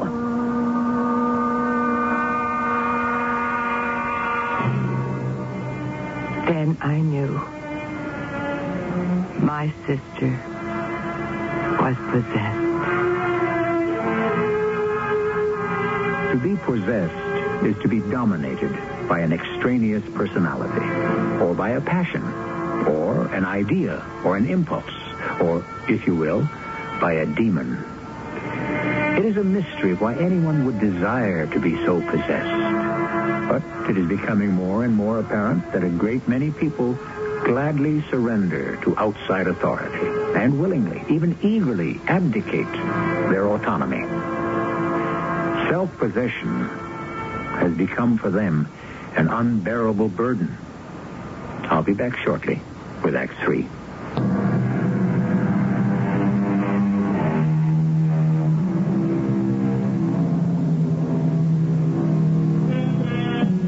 We were talking before about being self-possessed. This is not quite the same thing as being self-sufficient. One self cannot live happily without other selves with whom to share the fancy business of living. But sharing is not the same as owning or being owned. One must belong to no one and nothing but oneself. Or what one shares with other selves is worth little or nothing at all. Curled up here in my glass bubble, my knees pulled up to my chin, and my eyes closed tight. I strive with all my will to induce the feeling of morbid intensity that Strindberg described and so often experienced within his own glass bubble. It will not come. Memories. My mind flits across that last meeting with Tom, when he said he'd loved me all those 25 years, that he cared not a fig whether Joan returned to him or not. I remember leaving him and driving furiously home and hearing Joan on the phone in the kitchen. Yes? Hello? Oh, Tom.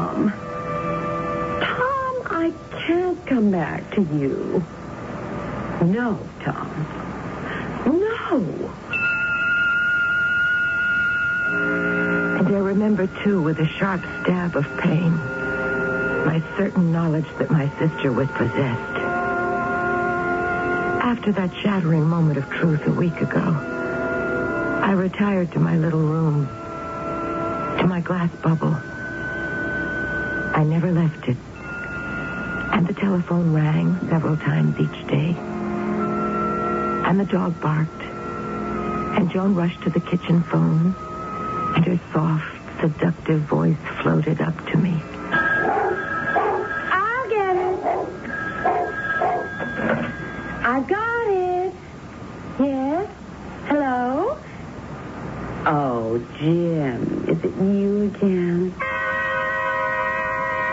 The mood was upon me. Every nerve quivered. Every sense was sharp, acute. I reached out my hand to the white telephone on the little white bedside stand. I had to know who it was that Joan was lying to this time. Softly, stealthily, I lifted the receiver of my white telephone and put it to my ear. Oh, Jimmy, you're such a dear boy, and I'm most awfully fond of you, but... Oh, no, don't say that. You mustn't speak to me that way. Because it's not right. The receiver fell from my hand. There was no second voice on the line. Joan was speaking to a voiceless being, a creature only she could hear. She was still talking to the voiceless entity when I crept out of the house, got into my car, and drove cautiously, deliberately this time, to Tom's cottage. Doris, you came back. Darling. No, Tom, don't come closer. But I have something of the utmost importance to tell you. All right, darling. Sit down and tell me. I will try to be brief. Oh, take as long as you like. No, I must tell you quickly because I have to get back. Joan is possessed. Possessed? Possessed? Oh, come on now, Doris. Listen to me. When I went home after that last time I saw you, when I walked into the house, Joan was on the phone in the kitchen. She was talking to you. To me?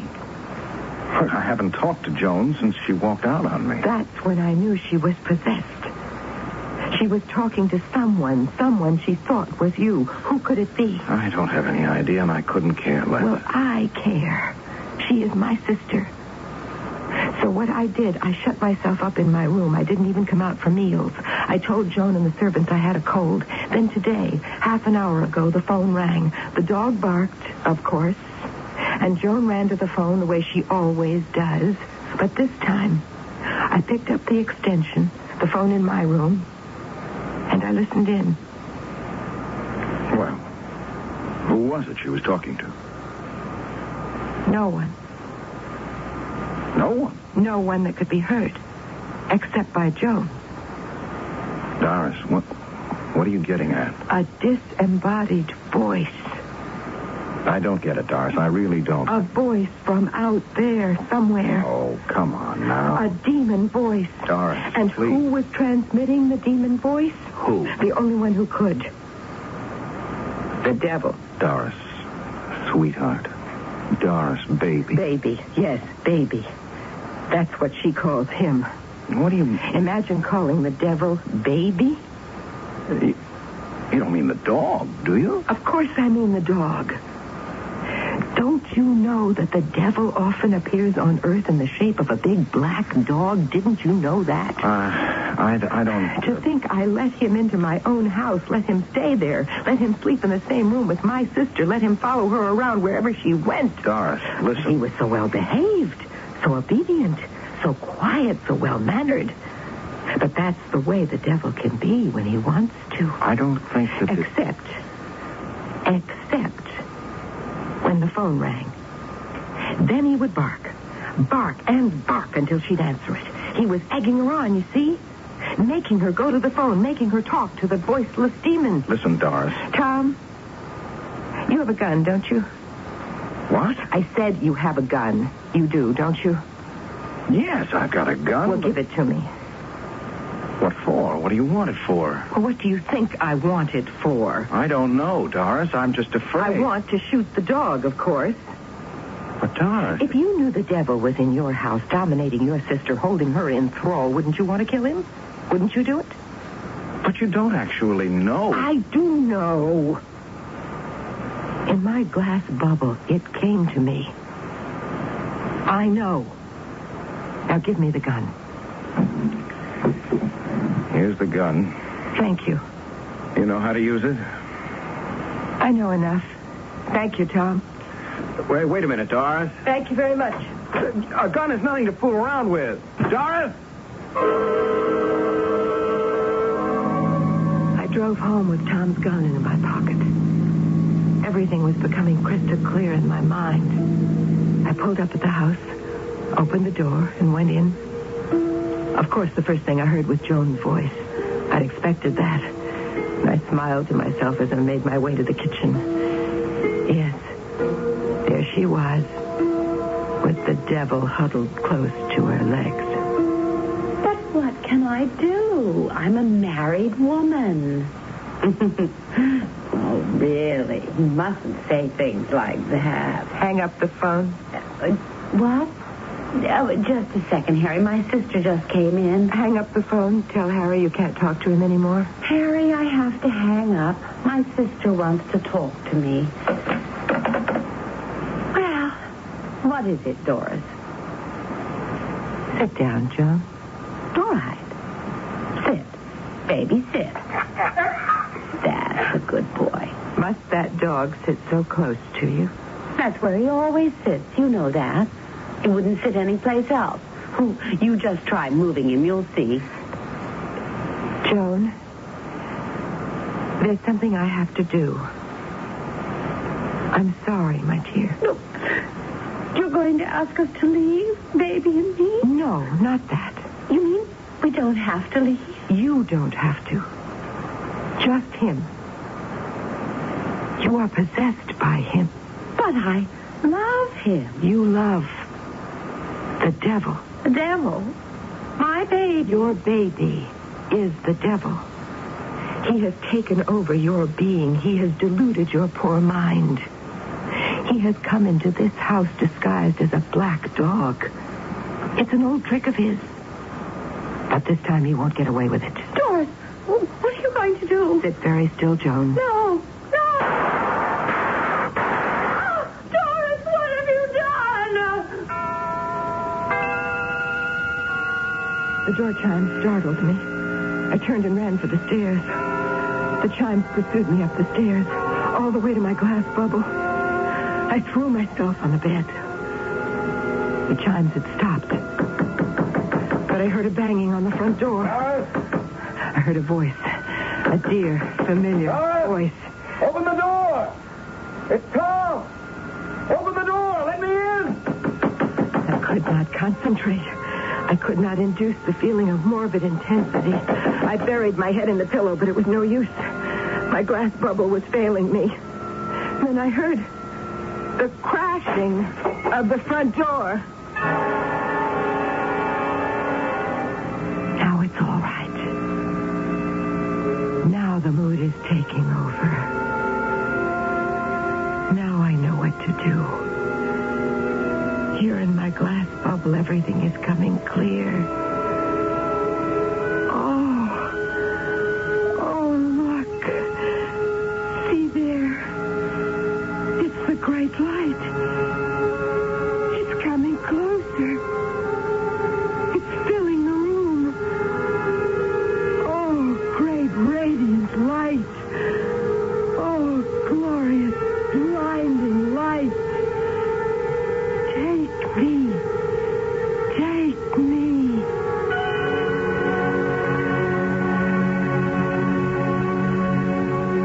I got there too late. I found Joan in the kitchen, sitting in a chair, the dog beside her. She had a bullet through her head. Upstairs, I found Doris. The coroner called it heart failure. What else could he call it? Everybody dies of heart failure, right? As long as your heart beats, you're alive. Am I right? Yes, sure, I'm right. Oh, the dog.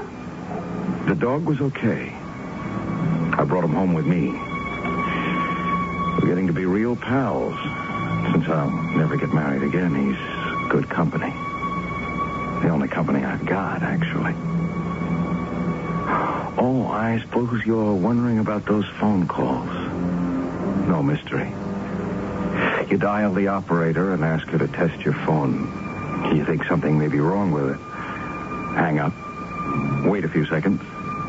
Phone rings. Pick it up. Say thanks. And when she's off the line, you go on talking. To nobody, of course. Very effective if you want to make somebody jealous. Joan used to do it all the time, but it didn't work with me because I still loved Doris. Now there's no one. Just me and the dog.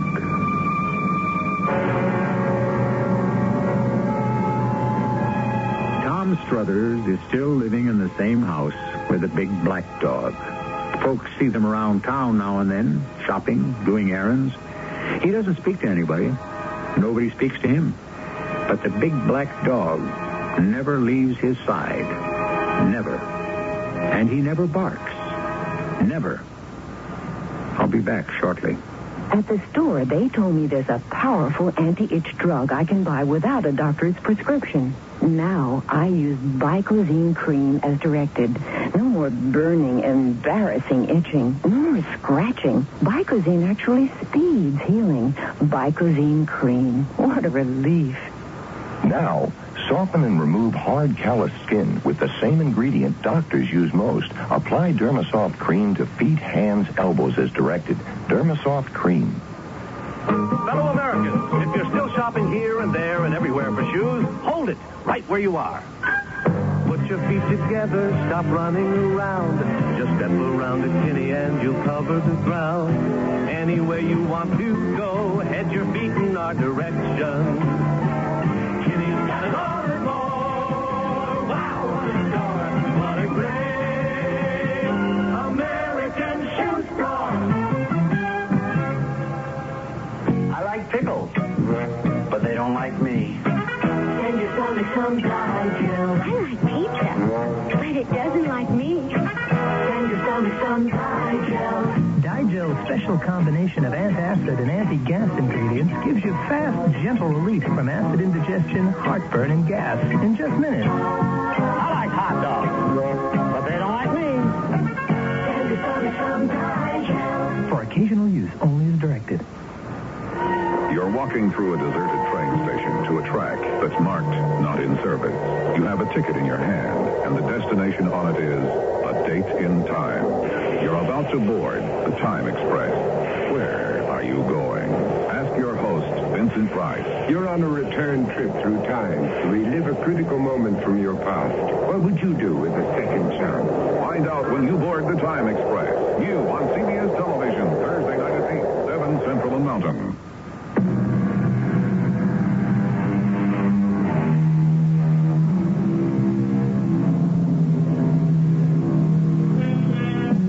The other day, somebody told me he thought he'd heard a sort of muffled bark that seemed to come from inside Tom's house. He thought, too, that he'd heard Tom's phone ring just before. It's occurred to me that after a couple of years, maybe Tom got so lonely that he dialed the operator and asked her to check his telephone. I could be wrong, of course, but I don't really think I am. Our cast included Terry Keane, Patricia Elliott, and Tony Roberts. The entire production was under the direction of Hyman Brown. This is E.G. Marshall inviting you to return to our Mystery Theater for another adventure in the macabre. Until next time, let's...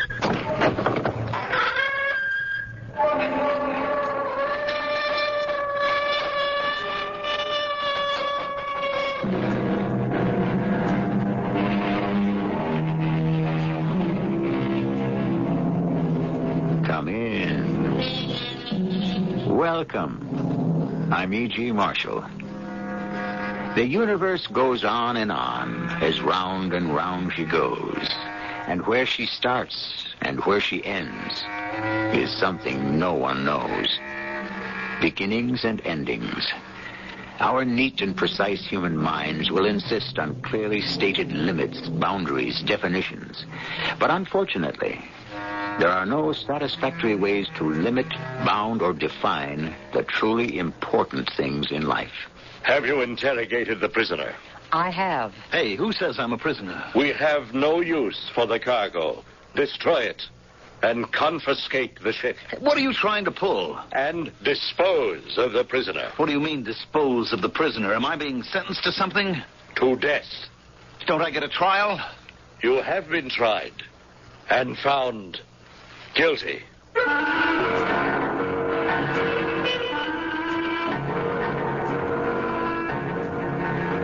Our mystery drama, The Hole in the Sky, was written especially for the Mystery Theater by Sam Dan and stars Mandel Kramer. Rid of that noise, Curly. What's the matter? Don't you like good music? I thought you was a real space jockey. If you want to talk about space, all right. You want to get down to business? Well, how about a little drink first?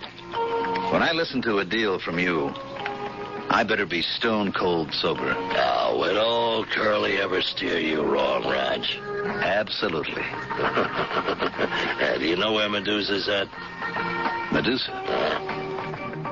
That should be a star beyond Polaris. Well, I got the chart right here. The fifth planet circling around Medusa is called Bacchus. You can see it. Mm-hmm. I can also see it's a pretty good trip. Can that lark of yours hold a 3,000-pound cargo? What kind of cargo? Why do you care? I won't handle contraband. What's contraband? Everything's contraband to somebody somewhere. You know what I'm talking about, Curly. What's the difference, huh? The trip's illegal anyhow. There are no solo flights allowed outside the solar system, so what do you care? No drugs, no weapons, Curly. How would I be mixed up with weapons and drugs? Up to your ears. No. This is just stuff for the ladies. Yeah? Yeah. This Bacchus is a wild place. It's just being colonized. Now, you could clear a fortune with some makeup. You know, powder, makeup, things the ladies just have to have. That's contraband. Sure. But it's nice, harmless contraband. Look, if I'm caught with any sort of non-essential... If you're caught, what's the difference what you're caught with? What's the deal? Hey, fantastic.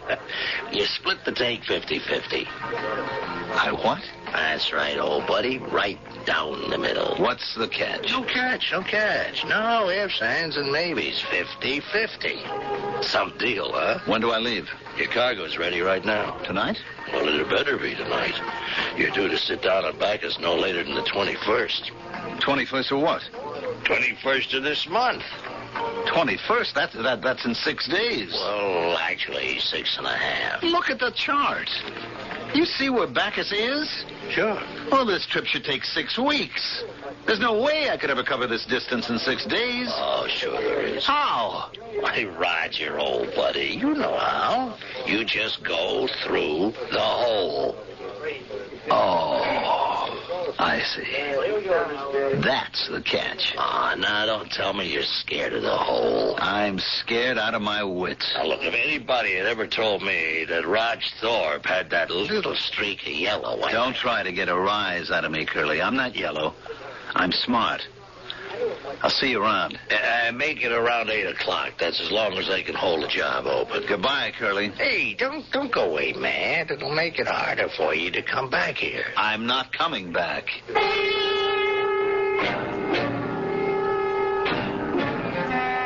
And I meant it. I was through with all that stuff. But what else was there for me to do? What else did I know how to do? I could join the Space Navy and wear a uniform and be assigned to contraband control, which meant I'd have to prowl through space hunting down guys like me or guys like I used to be. Magda was waiting for me when I got home. Curly called. Yeah? He said your ship is loaded and ready. Mm-hmm. That's what he told you, huh? Well, he's in for the surprise of his life because I'm not going. What did you say? I said I'm not going. Honey, that's just great. Is it? Well, it means you got something better. Oh, is that what you think? You do have something better, don't you? I don't have anything at all. Well, then I don't understand. How could you turn Curly down? Because I'm scared. How do you think I've lived this long? Being scared is what keeps you being careful. Okay. It's just I understood there was a fortune in this trip. But I'd have to go through the hole. And I'm never going to do that again. Roger, you've come through it before. Do you have any idea what it is? That hole in the sky? I don't know. Some people say it's all in the spaceman's imagination. Let somebody tell me that. You don't know what it's like. Okay, Raj, okay. It's a hole. A big black hole in the sky. I believe you, Raj. And there is nothing in there. Nothing. Honey, don't you think you need a drink? Nothing. Do you understand? It's a kind of corridor. A crazy kind of corridor. Whatever you say. It's like the back door to everywhere. Wherever you want to go, it's right there. It sounds like fun. Like everything opens up on it. Everything is right there. Once you're there, you're everywhere. I believe you. Stars that are billions and billions of light years away from each other, like Polaris and Orion, like Taurus and Ursa Major. It's as if you can just move from one to the other, like crossing the street. That's why it's only 6 days from here, because 6 days is how long it takes to get to the hole in the sky.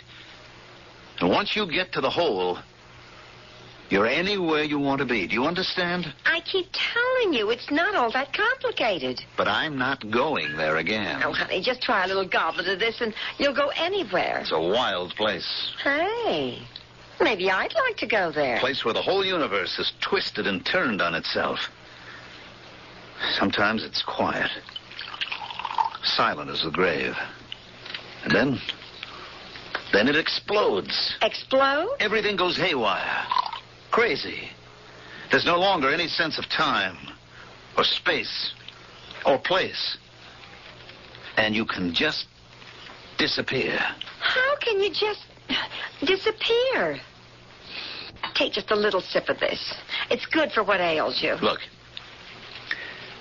Right here on Earth, okay? There used to be a big ocean between Buenos Aires and Cape Town. Thousands of miles of ocean. Sure. And right in the middle, someplace, there used to be a spot called the Bermuda Triangle. How's that so? And the ships that they had, the ones that were supported by... The ships that sailed over that spot disappeared. Ships that flew above this place disappeared. So? So this kind of thing has happened before. Maybe that was a hole in the ocean. Sure, Raj. If you say so. Look, get that tone out of your voice. I can't go through that hole in the sky again. I can't. I made a dozen trips. And nothing happened. How long can I be lucky? No, if I go this time, I'll be lost. I'll disappear. Oh, come on, honey. Take a drink. You'll feel better. You always do. I've been thinking about it. I'm going to sell the Lark. And do what? I can sell the Lark to the Navy and raise a stake. And go where? Where? To a planet like Bacchus. Or maybe right here in our own solar system. A wild place like Venus or a mine. And you could raise enough from the sale of the Lark? Oh, a good piece of it. For the rest, well, I gave you plenty of jewels, money, credits. I know you did. All I'm asking is for you to give me some of it so I can get started. That's not all you're asking, Raj. You're also asking me to go with you and break my back in a mine or on a ranch. It's only tough for the first couple of years. I don't want to go. And as far as the money's concerned, it's mine. You gave it to me. I thought you and I were beyond words like yours and mine. Just said ours. Yeah. What'll I do the day you get tired of me? I'll never get tired of you, Magda. I'm sorry, Roger. I can't say to you, my darling, everything I own in the world is yours. Take it. Magda, I'm not asking for anything which You know that basically I'm out for myself. Did you think you could change me? All right, Magda. 6 days there and 6 days back. Well, honey, that's less than 2 weeks. I'll be waiting for you when you come home. Back from her anyhow. She could only give me what she had to give. Why did I think I was entitled to more? And who was I kidding? I'd become a farmer, a rancher, a miner. I was nothing but a space rat. And I might as well learn to live with it. And die with it. I didn't even bother to tell Curly what he already knew. I went directly to the spaceport. The space conquered. But we had to go through the ritual. Hey, Roger. Hi, Joe. You're inspected and cleared. Okay. Let's do page 2. Destination? Venus. And cargo? None. Purpose of journey? To visit friends. Oh, come on, Roger. You got to do better than that. Why? What's the matter? Give me a break. The sheet does get checked. How does that look? To visit friends? Well, what do you want me to say? You could say medical emergency. Say medical emergency. You got to prove you're sick, though. You got to name the doctor and so forth and so on. Joe, write down anything you please. Well, don't bite my head off. You and I know what you're doing. You and I know where you're going, okay? All right, look, I'm going to visit my poor old mother. Great. But you better have one, and she better be on Venus. Joe, just let me get out of here, will you? Raj, don't go. What do you mean, don't go? I mean, pack it in. Walk away from it. Are you telling me I can't go? No, I'm not telling you not to go. I'm just asking you not to. Why? Because you won't be coming back. How do you know? I know all the signs. You're not coming back, Raj. I know you are not coming back. At this point, he probably knows something we don't. But what? From the little we know about it, we can appreciate that any journey and uncertain. But obviously, there's something especially dangerous and ominously unusual about this one. Well, Act 2 is but a few minutes away.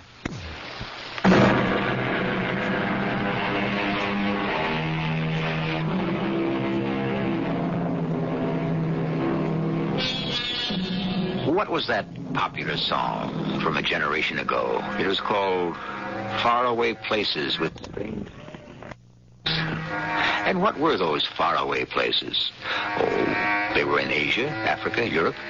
Just a hop, skip, and a jump away. But our story today is about really faraway places with strange names like Tau Ceti, Betelgeuse. And on a clear night, sometimes you may see them up there in the sky. What kind of thing is that to say to me? I'm not coming back. Because it's true. Raj, 5 years ago, I had my own ship, too. 5 years ago, Curly had a job for me. Something like this, only mine was in Orion someplace. Look, why don't we swap stories when I come back? You are not coming back, Raj. You better listen. I came out to the field here feeling just like you do. Everything inside me like jelly, and like you, I knew I wasn't coming home again. I'd been through that hole in the sky too many times. Like you, I was scared. Scared to face guys like Curly. Also scared of starving. What was I going to do to make a living? What else can I do to make a living? Join up, Raj. No, I could never do that. That's what I thought at first. But isn't it better all around if guys like you and me wear the uniform? At least we understand. I have to go now. It isn't too bad. The money's good. It's clean. Bribery, that's clean? Maybe not, but hey, you can protect your friends. I'm only on the take as far as cargo and destination's concerned. All the money in the world wouldn't get you off the ground if I knew your ship wasn't spaceworthy. Yeah. Well, look, I got a schedule to keep. Don't go, Raj. I have to. Well, then, don't go through the hole. You know as well as I do I have no choice. Okay, I'm on the desk tonight. Maybe I can keep the hounds off your trail. In 15 minutes, I was completely clear of the Earth. I would have no problem while in the boundaries of our own solar system. But as soon as I was out in the galaxy, the patrols would be after me. I could outdistance any single pursuit ship. But if they had my position and course, they could set up a fire network that could destroy me in the fraction of a second. I could hear Joe Dresden on the monitor. He was getting reports from all of his scouts who had sighted or thought they had sighted me. He would be feeding all this data into a computer, which would calculate my exact position. Attention all ships, Rainbow Command. Illegal craft identified as Lark, registered Captain Roger Thorpe, probably headed for Polaris. Consult charts 946 and 202. Subtract coordinates 4 and 8 from coordinates 12 and 18. Lark, challenge. Allow 5 minutes for reply, then open fire. Thank you, Joe. He had sent the pursuit off in exactly the opposite direction. He had bought me at least 2 days' time. Attention, all ships, Rainbow Command. Fugitive reported headed for Ursa Major. Consult charts 380426. Fugitive reported headed for Tau Ceti. How skillfully he kept directing the pursuit away from me. I was coming to the end of the 5th day, and now I didn't have to worry. I was near the hole in the sky, and even though so many people were convinced that it was all fiction, that was back down there in the safety and security of Earth. Up here, even the most skeptical suddenly became believers. I could rest assured there was nobody within 1 trillion miles of me now. Roger. Roger. You can answer me, Roger. You won't give away your position. I'm on a sealed frequency. Joe? You're at the edge of the hole, Roger. I know. Turn back. I can't. I'll clear a path for you. I have to keep going. I'll bring you home safe and sound. I'm going in now, Joe. I'm here. And I was there. I was in the hole in the sky. It was so quiet. So peaceful. So tranquil. I better feed my computer. My speed, my course, my declination. I could expect to find myself orbiting Medusa. Then I could set my bearing for the planet Bacchus. I could still hear Joe's voice. Roger, it isn't too late. Now get out of there. It's quiet, Joe. It's quiet. That doesn't mean anything. You know as well as I do it can all change in a fraction of a second. Thanks for everything, Joe. I'm all right now. Come home, Roger. Come home before it's too late. Roger, come home before it's too late. Joe! Joe, where are you? Where are you? Suddenly, everything started to spin. Everything went out of control. Not just my computer and my instruments, but everything inside of me. It was as if I was just coming apart under some terrible pressure. An unbelievable stress and strain that began to pull me in every direction. It was as if it were the end of the world. Or maybe it was the beginning. Maybe it was the chaos that was in the very beginning. Then, there was nothing.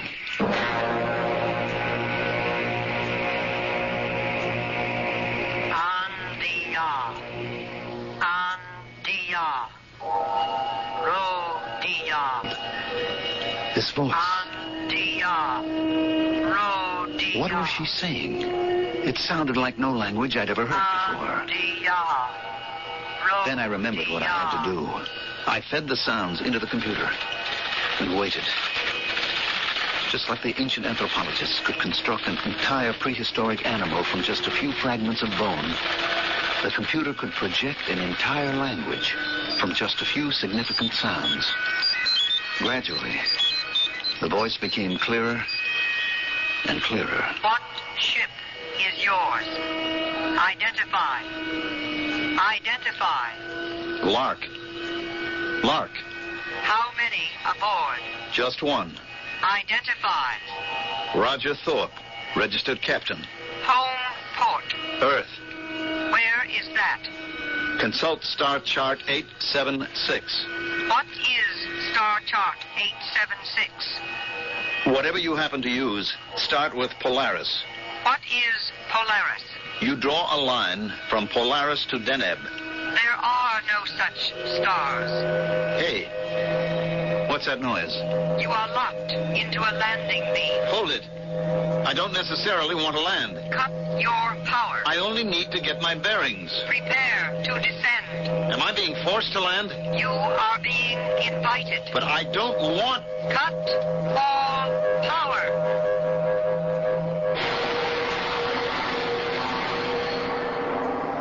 Step clear of the ship. But where... Follow instructions. Under protest. Follow the red line. Where am I going? Stop at the door. Wait. For what? It will slide open.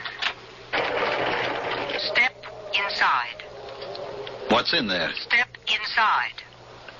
There's nothing in here. Step inside. Oh, all right. All right. What do I do now? Wait.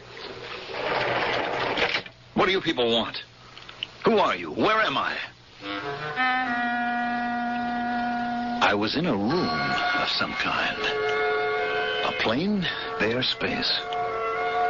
There was a chair. Just a single chair, and that was the only furniture. I sat down. I waited. Who were these people? What did they want? Then the wall slid away. And facing me was a woman. She was sitting behind a desk of some kind. She was young, about 30-ish. She wore a black robe. Her red hair was short. She might have been good-looking if she didn't have such a serious look on her face.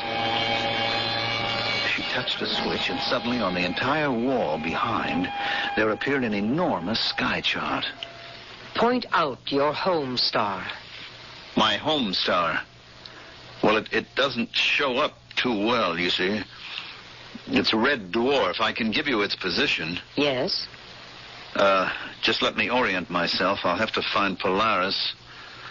And then Tau Ceti. I've never heard of any... Wait a minute. Wait a minute. This isn't possible. I don't recognize any of these patterns. I warn you to tell the truth. But this is all very strange. Orion should be right there.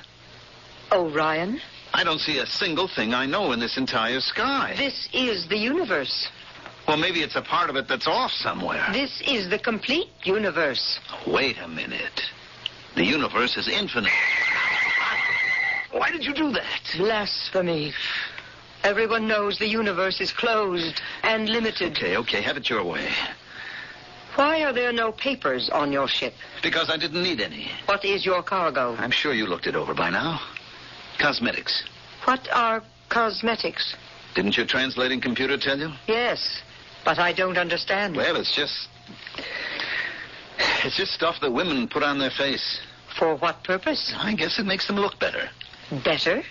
What's the difference? Please, answer the question. Is it important? It may be the most important thing in the universe.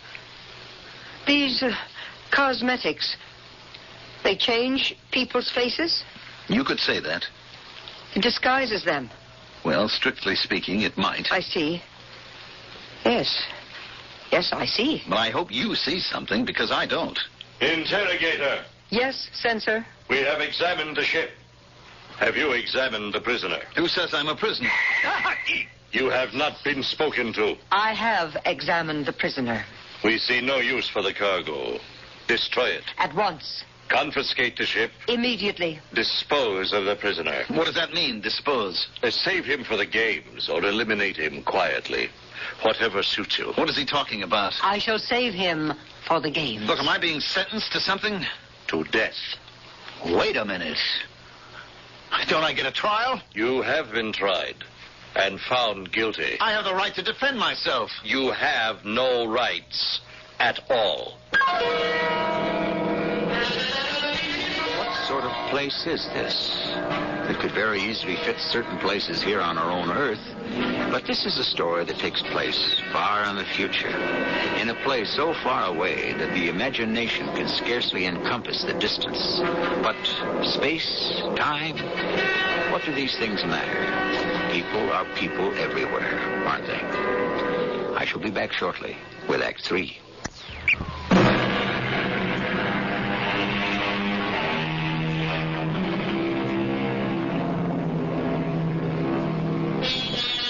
There are more things in heaven and on earth than are dreamed of in your philosophy, is a favorite line of Shakespeare's. And, of course, he had a rather limited idea of heaven. He didn't know that the heavens consisted of an infinity of space with an unlimited number of worlds. Can you imagine what he might have written had he been able to talk with a modern astronomer or an astronaut? From what I could gather, the man was called the censor. The girl who had been talking to me was called the interrogator. Anyhow, they both decided that it was all over for me. The man left. You will be executed at the games. What games are these supposed to be? The games to honor the establishment of the autocracy. Look, I don't have anything to do with all this. What was your purpose in coming here? I was on my way to Medusa. Medusa? Yes, it's a giant yellow star. There is no such star. How can you make a statement like that? Because I never heard of it. That doesn't mean that... If it existed, I would have heard of it. Since I have never heard of it, that is proof that it never existed. Why do I have to be killed? Because you have come here to overthrow the autocrat. That isn't true. Are you a stranger? Yes. The only reason strangers come here is to overthrow the autocrat.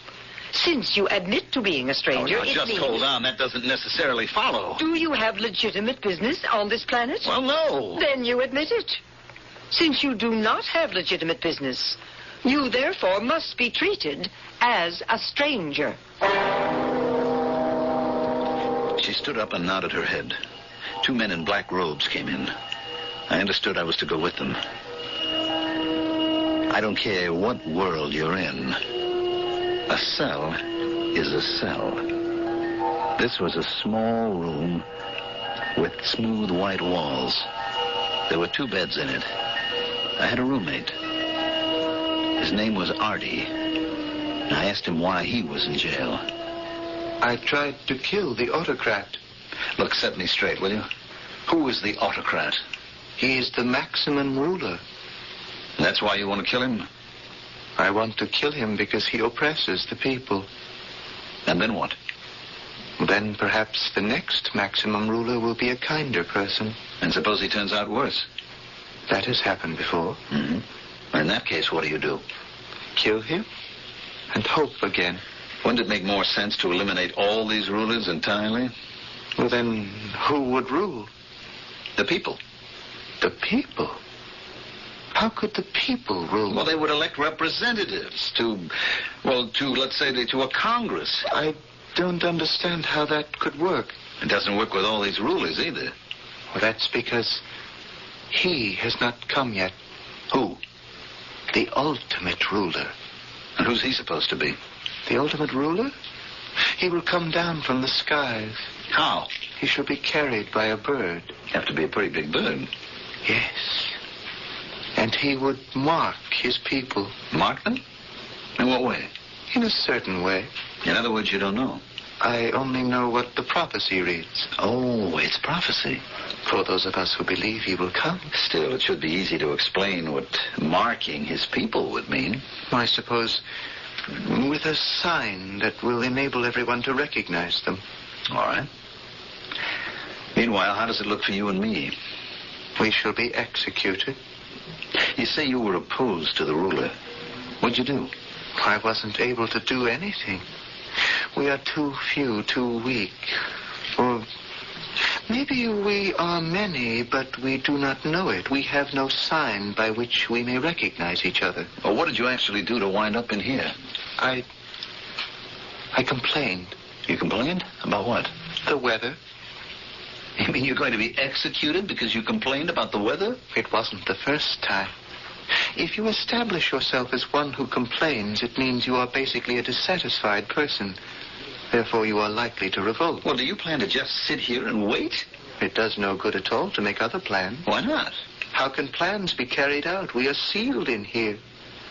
There is no hope of escape. There has to be something we can do. We must face our fate bravely. I can't accept that. Accept it, since you may not reject it. It seemed there was no help at all. The days passed. When would it happen? The games at which the execution would take place. Or were the executions the games? Even Artie didn't know. And the jailer who brought us our food wasn't talking. Then one morning, Artie was taken out of the cell. And I thought, this is it. But why was I being left behind? Then about an hour later, Artie returned. Hey, I thought that was the old ball game for you, Artie. You were worried. I'm sorry. It's my fault. Your fault? Oh, I should have told you. As the day draws closer, you're given a chance to save your life. Oh? What kind of chance? Well, naturally, you don't take it. Why not? What have you got to lose? Everything. You see, you are given an opportunity to inform on your fellow conspirators. Oh. The fact is, I don't have any fellow conspirators. Well, didn't you say that you belong to an organization that wants to overthrow the autocrat? I didn't say it was an organization. Well, then how do you expect to... One person can do it, if he is resourceful enough. But wouldn't it be better if you did have a group? Of course, but how would we know each other? I was very brave, but I wonder... Suppose I did have Confederates. Would I have betrayed them to save my own life? I don't think you would, Artie. Then suddenly the door opened and the guards were in the cell. They grabbed me. I was hustled along some corridors and finally into a room. A small room. She was behind a table. There was no place for me to sit. Suddenly she took a small metal rod from under her black robe. She pointed it at every part of the room. It gave off a squealing noise. One has to be sure. Of what? I'm sorry I cannot offer you a chair. My name is Dinara. What do we have to be sure of? That we are not overheard. We are safe for a moment at any rate. What am I doing here? You know what you are doing here. You have been sent here to save us. I what? You are the ultimate ruler. Me? Now, just hold on. It does you no good to deny it. I'm telling the truth. I have no idea. It's probably the truth as you see it. You do not know that you are the ultimate ruler. But you have fulfilled the prophecy. The prophecy? Surely Artie has talked with you in the cell. Yes, but I didn't believe... It was predicted that the ultimate ruler will come down from the skies. He will be carried by a bird. What is the name of your ship? You can't be serious. The Lark. And it is a bird of delight. It's not an angry bird, a bird of prey. That's all coincidence. And he shall mark his people. Well? What have you brought on your ship, on the Lark? You have brought the devices with which your people can be marked. Paint and powder. Look, I'm afraid you don't understand. It's the prophecy. I am not the ultimate ruler. It does you no good to deny. My name is Roger Thorpe. You told me that. I come from a planet called Earth that revolves around a tiny reddish dwarf star called Sol. It doesn't matter. I'm a trapped space captain. I carry mostly contraband if I want to make a living. It's not important. There's a place called the Hole in the Sky. I never heard of it. It's a spot in the universe where crazy things can happen. You get all twisted and turned in space and time. It makes no difference. So maybe I am in an entirely strange universe. It doesn't change the prophecy. If you are aware or not of being the ultimate ruler, you fulfill all the requirements. Why are you telling me this?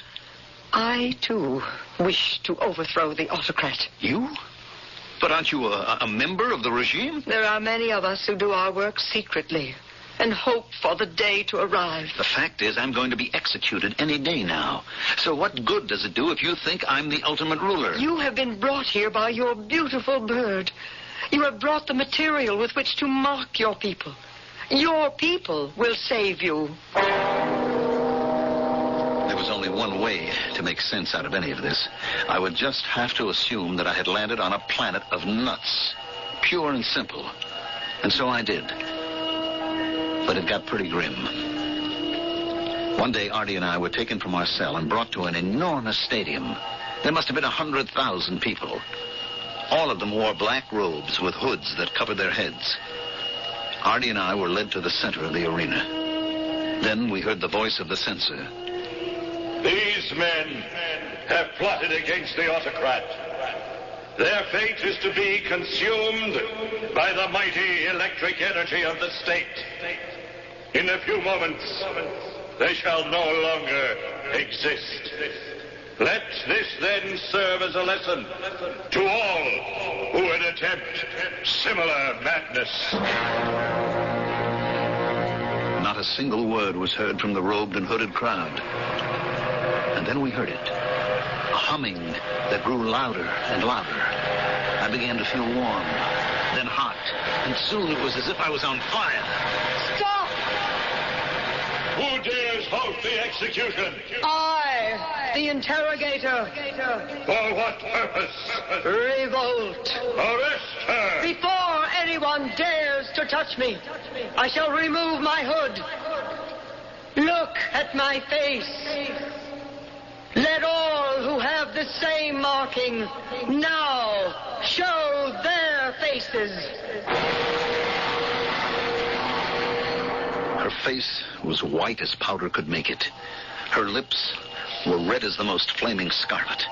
I could hear her voice shouting, Believers in the ultimate ruler, show your markings. And now by the thousands, the hoods came off. And there they were. Men, women, children, with stark white faces and flaming red lips. Hardly anyone remained masked, except for the censor and a few high officers. And they were quickly hustled away. And now the silent crowd began to kneel. Kneel! Homage to the ultimate ruler. No one should kneel to me. You are the ultimate ruler. They must. About that makeup. You mean the sacred markings. Men shouldn't really wear any. Would you deprive us of the privilege of showing our reverence and respect, ultimate ruler? The prophecy has been fulfilled. The ultimate ruler has arrived on a beautiful bird. He has brought with him the markings that his faithful followers have proudly put on and shall wear forever. And now, all hail the ultimate ruler!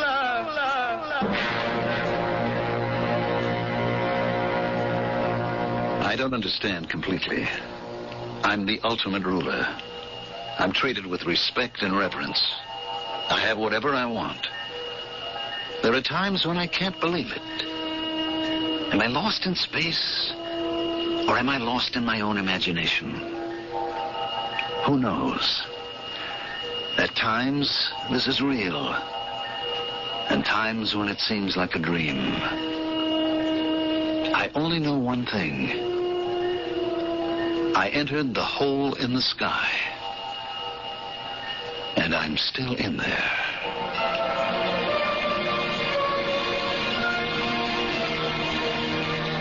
Do any of us know what it means? Is there a hole in the sky? Is there a Bermuda Triangle? Are there mysterious disappearances that simply defy all rational explanation? We work for centuries to solve a riddle.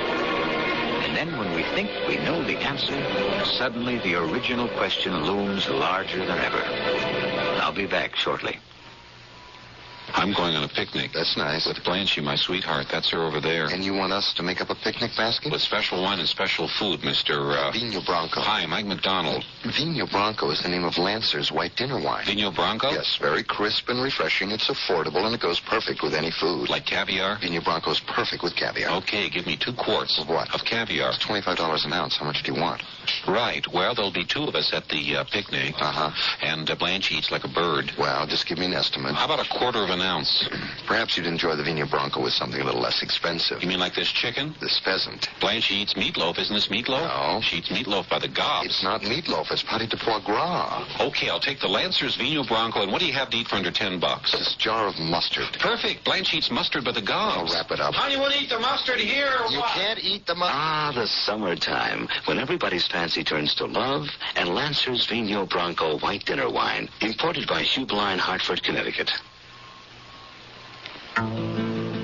You think think you've got a problem buying your mother a present this Mother's Day? Try buying presents for 4 mothers. I have my mother, Jack's mother, my grandmother, and his grandmother. I couldn't possibly leave anybody out, so I give them each the Whitman sampler. The sampler's been a Mother's Day tradition with us for years. If you've got a problem about what to buy your mother this Mother's Day, give her the Whitman sampler. It's the perfect way to say Happy Mother's Day, no matter how many mothers you have. At the store, they told me there's a powerful anti-itch drug I can buy without a doctor's prescription. Now, I use Bicozine cream as directed. No more burning, embarrassing itching. No more scratching. Bicozine actually speeds healing. Bicozine cream. What a relief. Now, soften and remove hard, callous skin with the same ingredient doctors use most. Apply Dermasoft cream to feet, hands, elbows as directed. Dermasoft cream.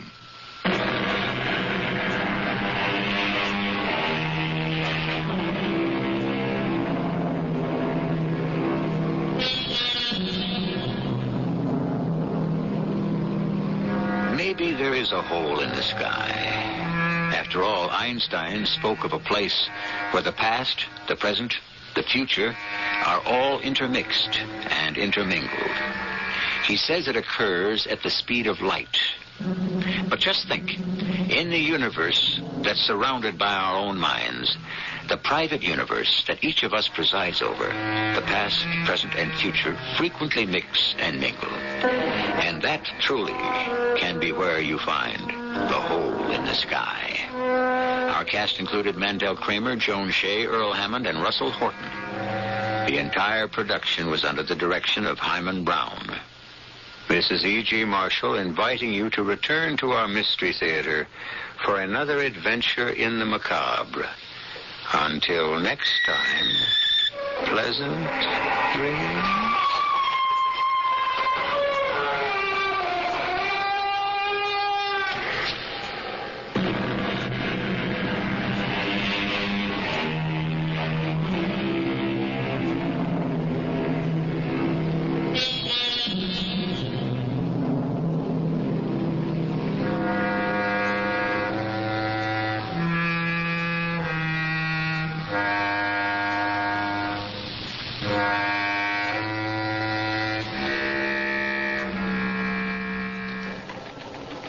If you can't pay your gas, electric, coal, oil, or other fuel bills, you may qualify for help from the city of Detroit. To apply, you must live in...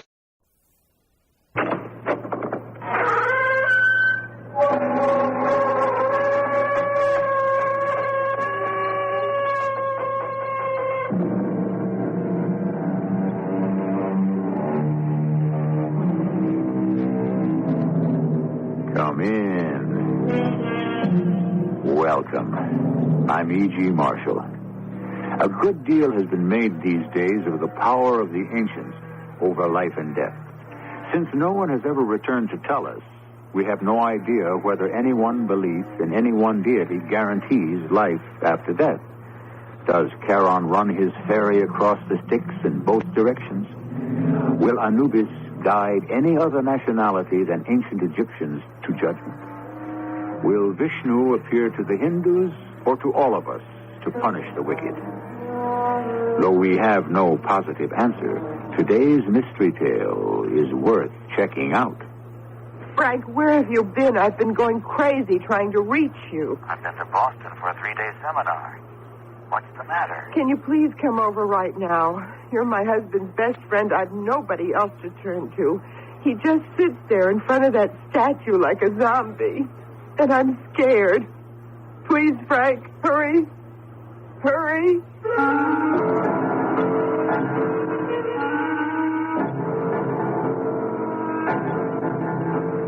Our mystery drama, Messenger from Yesterday, written especially for the Mystery Theater by Gerald Keane, stars Norman Rose.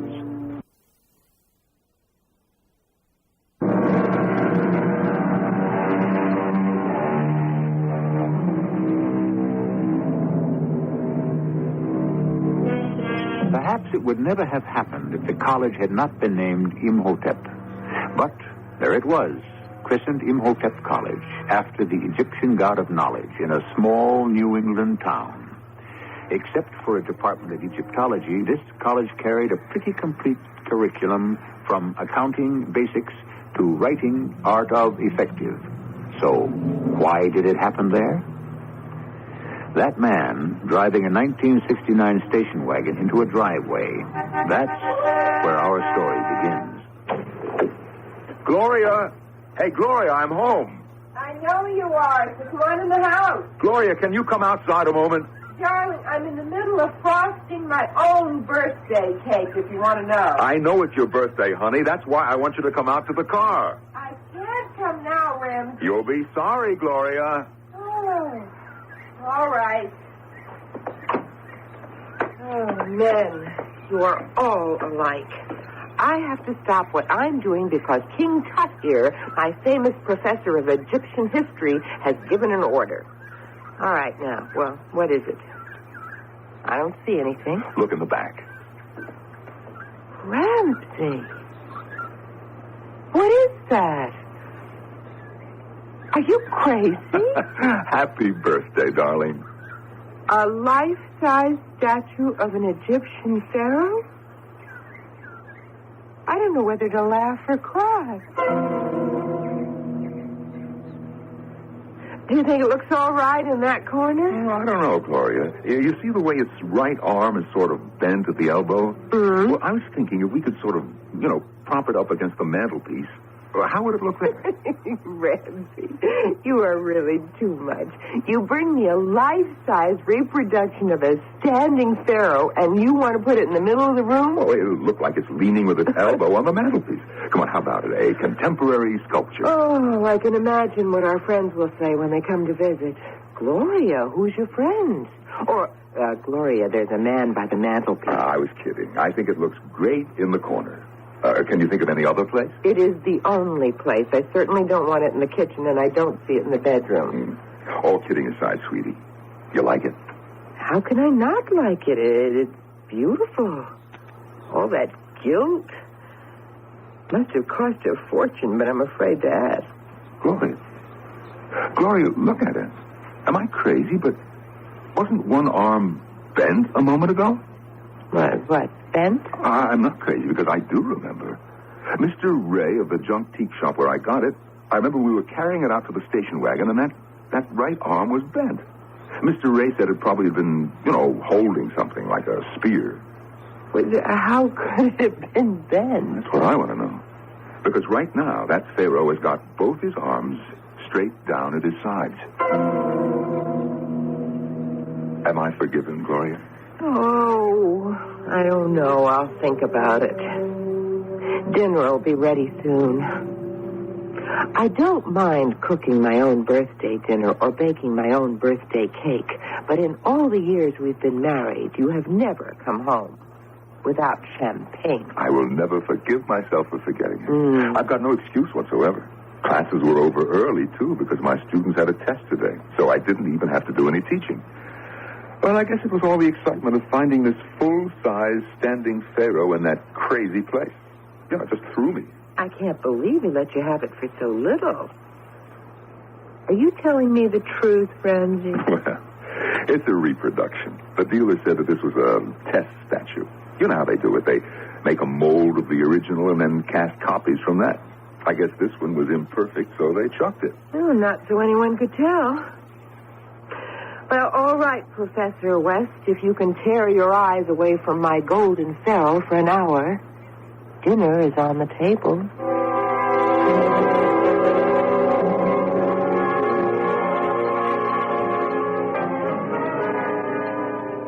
Oh, boy, that was some feast, Gloria. Well, I gotta loosen my belt. That chocolate cake. Some more coffee, darling? Ah, you bet. Look, can I have a second piece? You cannot. I'm putting the rest of this cake in the fridge where you cannot get at it.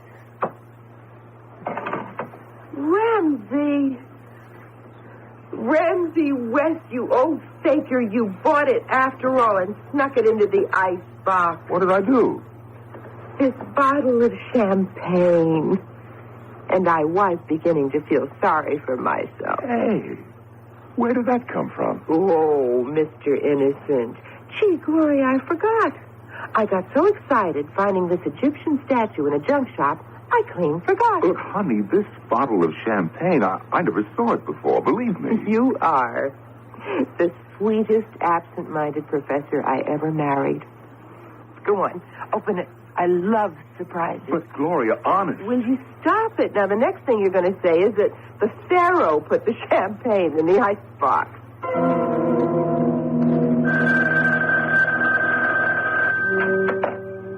Hello? Ma. Oh, gosh, it's good to hear your voice. How's Dad? Mm-hmm. How's life in Florida? What? Oh, she is. When did that happen? Oh, my gosh. Well, now, look, if Sis is ill and there's no one to take care of the kids, sure, I'll go. Which hospital? Uh-huh. I'll take the next plane to Chicago. Don't you worry. No, Ramsey can't come. It's exam time at college. Now, listen, don't you worry about Sis. And call you when I get there. Okay. And love to Dad.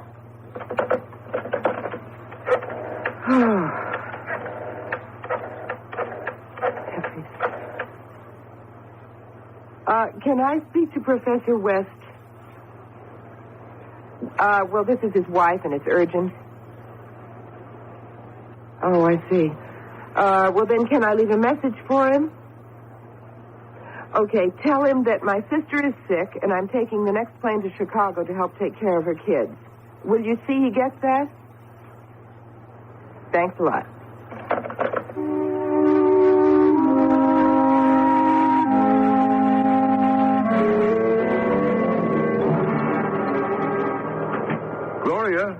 Gloria, I thought you'd gone to your sister's. Oh, great Scott. The Pharaoh's vacuuming the living room. I am making this house ready for the long journey. I must be going crazy. Seeing things, hearing things. This just doesn't happen. A statue that moves, that talks. I better get Frank on the phone fast. He'll know what to do. Hello. Hello, Frank. Hiya, Ramsey. What's on your mind? Frank, are you busy? No, I was just going across the street to a diner for a little supper. They got Greek rice pudding. Look, Frank, would you mind coming over here? When? Now. What's the problem? You sound kind of funny, Ramsey. What's the matter? Well, I don't know. I think I'm suffering from some kind of delusions. What's that noise I hear? Well, someone is vacuuming. I thought Gloria was out of town. Look, Frank, don't ask so many questions. Just get yourself over here as fast as you can. And even when I pulled the vacuum cleaner plug out of the wall, the machine kept right on going, and the Pharaoh kept moving it across the rug. Oh, come on, Ramsey. What is this? That statue over there in the corner was doing your house cleaning? Oh, what can I tell you? Gloria will love you if you're your little Egyptian homemaker when she gets back. No minimum wage or Social Security to cough up. Frank, I tell you, that figure standing there against the wall was vacuuming. All right. Let's be scientific about it. First, let's examine it. Now, see. Oh, it's really a beauty. I haven't seen anything like this outside a museum. Is it on loan from someone? Well, it's Gloria's birthday present. I picked it up at Mr. Ray's junk teak for next to nothing. You were always lucky. Look at the workmanship. This must have been made by one of the master carvers. And the age of it. 19th dynasty, am I right? The original probably was. This 5'5" statue is a copy? Yeah, from the Edwards collection. Oh, even copies aren't cheap. I don't know what to tell you, Ramsey. It's a physical impossibility for this statue to move. You must have imagined it. I didn't. I tell you, it's physically impossible. Now tap all the way around to the back. See? Solid, through and through. It's not on casters. Now, how could the legs have been walking? Search me, but they were. I'd say, on the basis of what you tell me, you need a rest from teaching Egyptology. You've probably become so immersed in your subject, how can I put it, the The ancient Egyptians have become so real to you that your mind has brought this statue to life. Frank, will you take a look at the handle of this vacuum cleaner?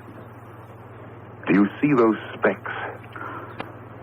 I'll be a son of a gun. Mm-hmm. Would you say that on this handle there are traces of gilt and gold paint?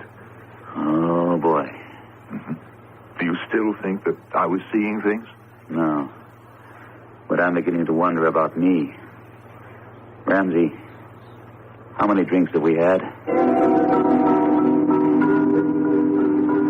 Go on, tell me more. It said, I am making this house ready for the long journey? Right, as clearly as you're saying it now. Tell you what I think. And I'm not a professor of psychology without pretty much knowing that field. Especially aberrations. Aberrations? The human mind is a funny thing. There comes a time when it acts as though it had a mind of its own. You've just had a signal, that's what. A warning. Your mind is saying, Ramsey, you've been overworking. I'm going to give you a sign that'll scare the daylights out of you. So you had better take a rest. That's what my mind is saying to me. Mm-hmm, more or less. Well, I guess you're right. It's been my experience that if those signals are disregarded, the subject could be heading for a nervous breakdown. That's a little free advice. Now, got any food in the kitchen? I'm starving. Wait till you see Gloria's creamy chocolate cake. She's got it tucked away in the icebox.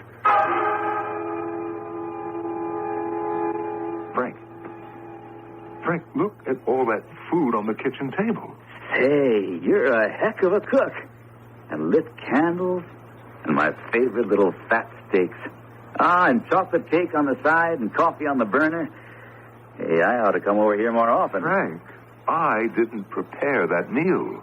What are you talking about? I tell you, I had nothing to do with cooking this dinner, or setting the table, or lighting the candles. Well, whatever magic you practiced, it turned out great. It sure beats the diner. I'm sitting down and digging in.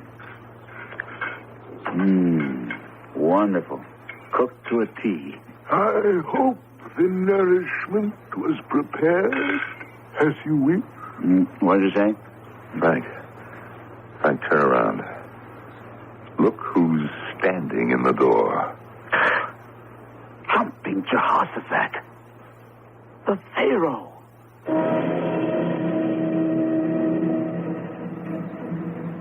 When faced with extraordinary or unexplainable phenomena, the first step is to assess what you know.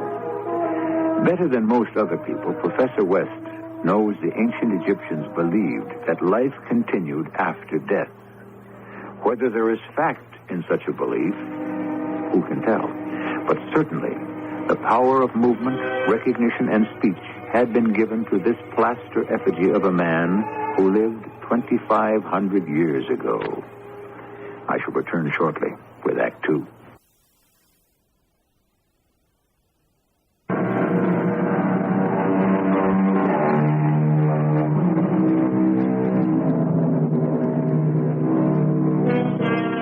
Is there a link between the past and the present?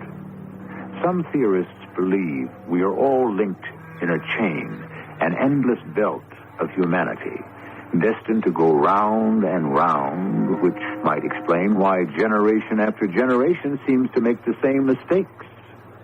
Or is there linear time, as others have said, that we are but travelers on a river of time, passing the shores of events?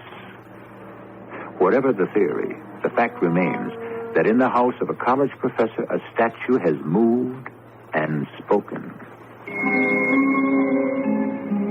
It was the darndest thing. I've made a lifetime study of philosophies and psychologies, and the only explanation I could comfort myself with was mass mesmerism. Hypnotists use it, faith healers use it, and somehow Ramsey and I had fallen for it. I swear to you, Frank, I had nothing to do with preparing that dinner. Now, don't keep saying that. It's too much for me to handle right now. Let me just add up what I do know. And here I am in your living room. It's 10 o'clock at night. I've eaten. I'm sitting in front of your fireplace. You're 6 feet away and standing upright, leaning against that mantelpiece, is a 5'5" reproduction of a 19th dynasty pharaoh. Now, how far would you say I am from the pharaoh? Oh, 2 feet, 3, somewhere between. Mm-hmm. It's made of plaster, has 2 feet that are well balanced on the ground, no platform, covered with gold paint. What any scientist would call a totally inanimate object. Yet I saw it move, and I heard it talk. Glad it's you too, Frank. We might get a raid on twin straitjackets. Now, wait a minute. I never said you were disturbed. What I said was, you may be under a strain. So we're both under a strain. Now, let's keep pulling it apart. Do you mind if I smoke? I'm trying a new tobacco, and when I see you turning blue, I'll stop. There are matches up there on the mantelpiece. Yeah. Now, where's that tobacco?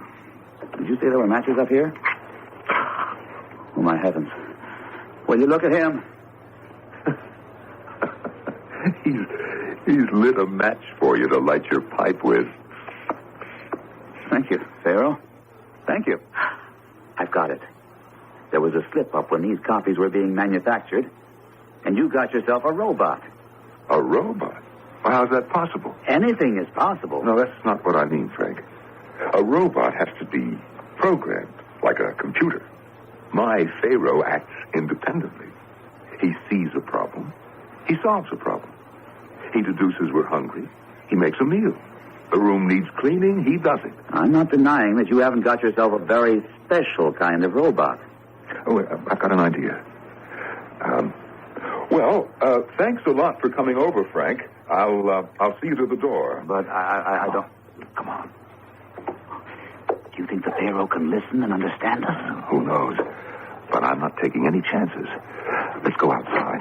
I'll walk you up the street. Look, I'll fix the latch so I can get back inside. Okay, shoot. Oh. I've got to find out who made that Pharaoh. You got something. Who indeed? Well, after my 10 o'clock class tomorrow, I've got the rest of the day off. I'll go to the junk teak and find out where he got it and keep tracking back. How about you? You want to come? Can't. Big day for applied psych. I'm free in the evening, though. A horrible thought that crosses my mind is maybe some manufacturer is turning out a whole army of robots, and all of them may not like to do housework.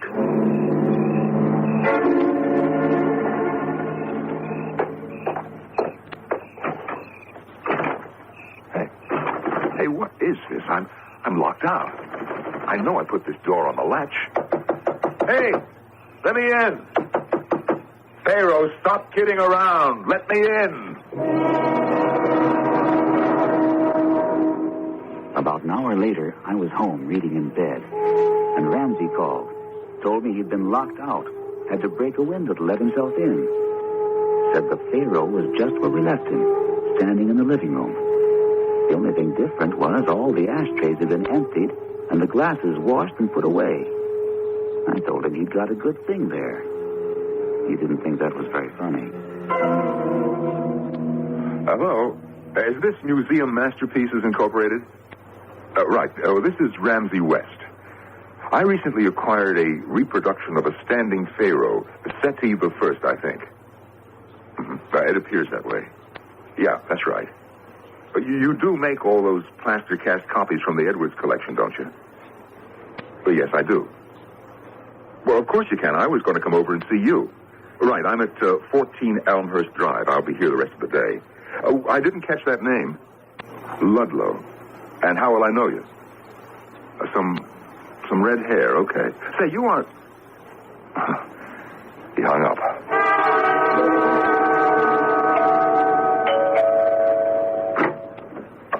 Mr. Ludlow? Mr. West? I thought you were. I know you. Your face looks familiar, too. You're Red Ludlow, class of 61. And you're... Ramsey West. I teach Egyptology at Imhotep College. Well, good for you. Oh, you're with Museum Masterpieces, huh? Professor, I am Museum Masterpieces. There's my truck in your driveway. Oh, yes, so it is. It's a nice job. Oh, come on in, Red. Well, actually, nobody calls me Red anymore. I've got so little of it left. Now, where's the Pharaoh? In the living room. Through here. There he be. The reason I wanted to come over and talk to you, I wanted to know how many of these have you made? Oh, just 100. If more orders come in, we'll cast another batch. Do you think you could move him forward away from the wall? I want to look at something at the back. You see, oh, my goodness. Was I imagining that? I thought he stepped forward. Well, I'm spending too much time in the shop. Those fumes must be getting to me. What are you looking for in back? Serial numbers. You don't think the Egyptians put serial numbers on the statues of their pharaohs? No, but we do on the copies. Oh. I was afraid of this. What's the problem? Professor, can you keep what I'm going to say completely confidential? Well, sure, but what's wrong? Well, of course, it goes without saying. Museum masterpieces will reimburse you for what you paid for the statue. Well, I don't know that I wish to part with it. Oh, I'm afraid you'll have to. No question about that. I'd say there's quite a big question about that. I gave this one to my wife as a birthday present. Oh, in that case, does it matter to you if we give you a duplicate reproduction instead of this one? It certainly would. You see, I've become rather attached to this particular copy. I'm afraid that's just the point, Professor. This is not the copy of the standing Pharaoh Seti I. This is the original. And I'm afraid I shall have to remove it from this house. I'm blinded. I went off right in my face. All this smoke. A fuse must have blown somewhere. Mr. Ludlow, where are... Mr. Ludlow? Red? Where are you? My son, he who stays the hand of Osiris must perish. Pharaoh, did you make Red Ludlow disappear? That wasn't very nice of you. He is at peace with his ancestors. He is? Ramsey? Darling? I'm back. Oh, I'm so glad to be home. Honey, what's the matter with you? You look terrible. Oh, yes. Well, it's just the shock of seeing you. How's your sister? Shock? Well, that's a nice thing to say, I don't think. Oh, I tell you, it's good to be home. And there's that beautiful Pharaoh. How are you, Pharaoh? Did you take good care of Ramsey while I was away? Don't talk to it. Don't say anything. Well, why shouldn't I? He's my pet Pharaoh, my birthday present. You never know. What would you do if he answered you?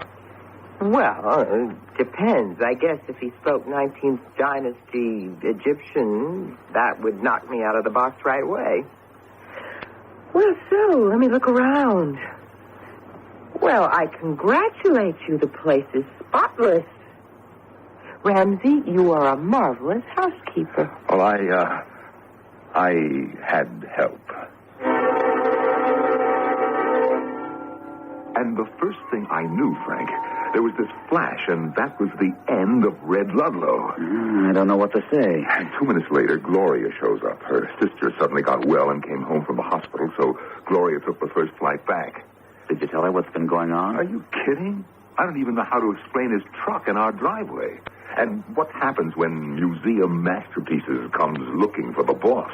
They'll ring my bell, and the next thing you know, the police will stop by. What am I going to tell them? You sure can't tell them Red was atomized by a Pharaoh reproduction.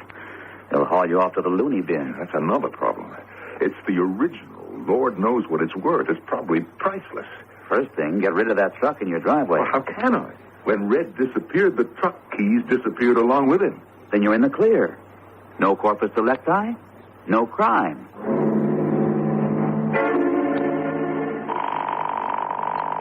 Oh, I hope he's there. I just hope he's there. Hello. Oh, thank heaven, Frank, it's you. Yes, who's this? Gloria? Frank, please, could you come over right now? I know it's late, but I am so worried, and you're his best friend. I don't have anybody else to turn to. Frank, it's just terrible. He hasn't been to his classes all week. It's like I'm married to a zombie. He just sits there and... Frank, just hurry up and come over, will you, please?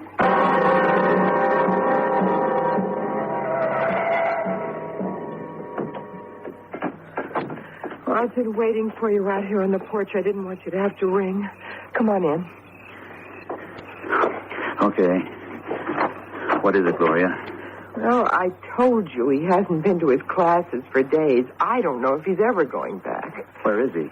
In the living room. You won't recognize it, Frank. He's turned it into a tomb. What? He got some floor-to-ceiling photographic murals of the inside of some Egyptian's tomb from some museum, and they're on the four walls. The fireplace he turned into an altar. And then, you know that exhibit of Egyptian artifacts in the front hall of the college? He brought everything here. All those funny statues of dogs and jackals and snakes and masses of dried flowers and tall grasses, and he just stuck them in jars all over the living room. But why? I don't know. It's something to do with that Egyptian statue he brought me for my birthday. Gloria, get rid of it. He just sits there like a king on a throne with this stunned look on his face. I'll go in there right now, Gloria. I'll do what I can to snap him out of it. And the worst part of it is he just won't let me near him. He makes his own meals. I don't know where he gets the food. Just comes out of thin air, I guess. He sleeps right in that room in that old army cot. I don't know what to do. And he won't let you go in there? When I go marketing, I have to go out the back door. Then I hear him talking, Frank, and I don't understand a word of it. You just leave him to me, Gloria. Go up to your room.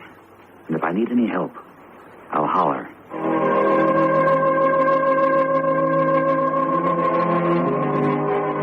Is there a link between a statue thousands of years old and a teacher of today?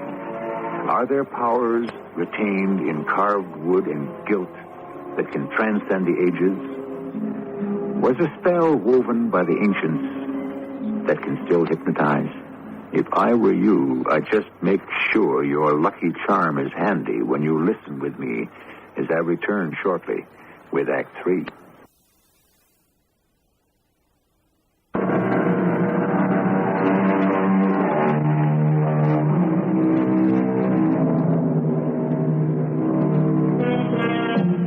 In a perfectly ordinary average house on 14 Elmhurst Drive, in a room transformed to a replica of an Egyptian tomb, there is a statue, the Pharaoh Seti I. It speaks, it performs tasks, it seems to perform miracles, like making people disappear.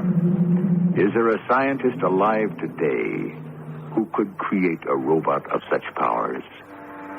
Or are these powers manifest beyond anything we can imagine? I'm not going to pretend I know the answers. All I knew was Ramsey West, professor of Egyptology at Imhotep College, had gotten himself much deeper into ancient death rites than he should have.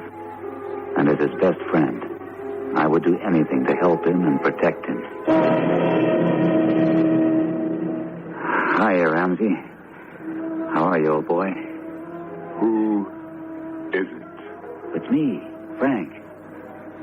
Say, you really made this into quite a museum, didn't you? What are you doing sitting on that... Where did you get that chair? A lot of nice designs you painted on that. Made it look like a throne. You may advance. Oh, hey, Ramsey. It's me, Frank. Kneel, slave. What, are you kidding? You have been ordered to kneel. Oh, hiya, Pharaoh. I didn't see you standing there. Kneel, slave. Sure. Okay, I was going to kneel anyway. What is your message, slave? I just stopped by to see how you were, Ramsey. I see you got the Pharaoh still. So I guess nobody came around for him. Yeah, say, can I get up off my knees? Rise. Oh, Ramsey, snap out of it, pal. What's with you? What's the matter? Ramsey, come on. get up off that chair, will you? What? Frank? The least you could do is offer me a drink. Frank, is that you? Ramsey, you got to snap out of this. And give me your hand. I'm not going to hurt you. Attaboy. Now, slowly, I'm going to pull you off that throne. Here we go. Come on. Come on. Stop. Father, stop him. Darn it. I must have tripped. How dumb can you be? I can't get up. What's the matter with me? Bring me my crook and my flail. Ramsey, somebody stop playing games with me. Let me up off the floor. Ramsey? Are you all right? Ramsey? Frank, are you hurt? I don't think so. I just can't get up. Gloria, go, run, get out of here if you value your life. The next 5 hours in Ramsey West's living room were about the most terrifying I'd ever known. It made me realize that, indeed, all those forgotten dynasties of ancient Egypt, all their beliefs that the dead and their families and friends would continue life after death, were no mere superstitions.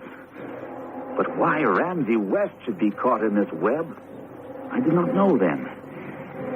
At about 2 a.m, I had talked myself hoarse. Ramsey fell asleep in his chair, and even the Pharaoh's eyes seemed to close. I crept out. Frank, is that you? I didn't expect to find you still up. Been sitting here in the kitchen all this time. Oh, Frank, what am I going to do? Let's begin with a cup of coffee. I've got the water on. You want strong, regular, or weak? How many spoonfuls? Strong, please. I just couldn't connect with Ramsey. I talked, but most of the time he just didn't hear me. He's in some spell of some kind. I don't even want to know what it is. But how can we get him out of it? What's that? It's just the tea kettle. Cooped up in that mausoleum sure made me jumpy. I don't know if I should tell you this. I guess I have to. Somehow, that Pharaoh, somehow it talks. It really does. Oh, Frank. Not you, too. I am perfectly sane, Gloria. It doesn't always say things that make sense to me. Right after you got yourself out of there, I was lying on the floor, remember? Ramsey said, "Father, let him live." But let who live? Me. Now, there are 2 ways we can go. I can pick up the phone and call the hospital and tell them to send over the men in the little white coats. No, I couldn't do that, Frank. Oh, let's try the other way first. Once during the evening, I heard Ramsey call the statue Father. Maybe that's the key. Get rid of that statue, and we're okay. Now, have you got a hammer or a hatchet or something heavy like that? I think so. Don't know if we have a hatchet. Ramsey keeps all our tools in this drawer. A screwdriver and an egg beater. Oh, how's this? That's a pretty good-sized hammer. Thanks. This ought to do the trick. Plaster is plaster, and if you hit it right, it ought to shatter like glass. Gloria, I may make an awful mess of your living room, but it's the only way. What are you going to do? You know, he's sitting in the dark now. May even be asleep. Well, I'm going to walk into that living room, turn off all the lights, go over to that plaster Pharaoh, and I'm going to break it up into little pieces. Frank, it's not a copy. It's the real thing, an original. Gloria, no matter how valuable it is, believe me, it's not worth having above ground. Well, couldn't we call a museum and have them take it away? It must be destroyed. Look at the damage it's already done to this house. To Ramsey, to you, to me. You want to put this... There's only one word I have for that statue, this evil thing, into a museum where it might affect thousands of people who come to look at it? I never thought of it that way. I'm going in now. You stay here. No, I can't. I have to be with Ramsey. He may need me. Okay. this hammer's a good weight. Let's go before we lose our nerve.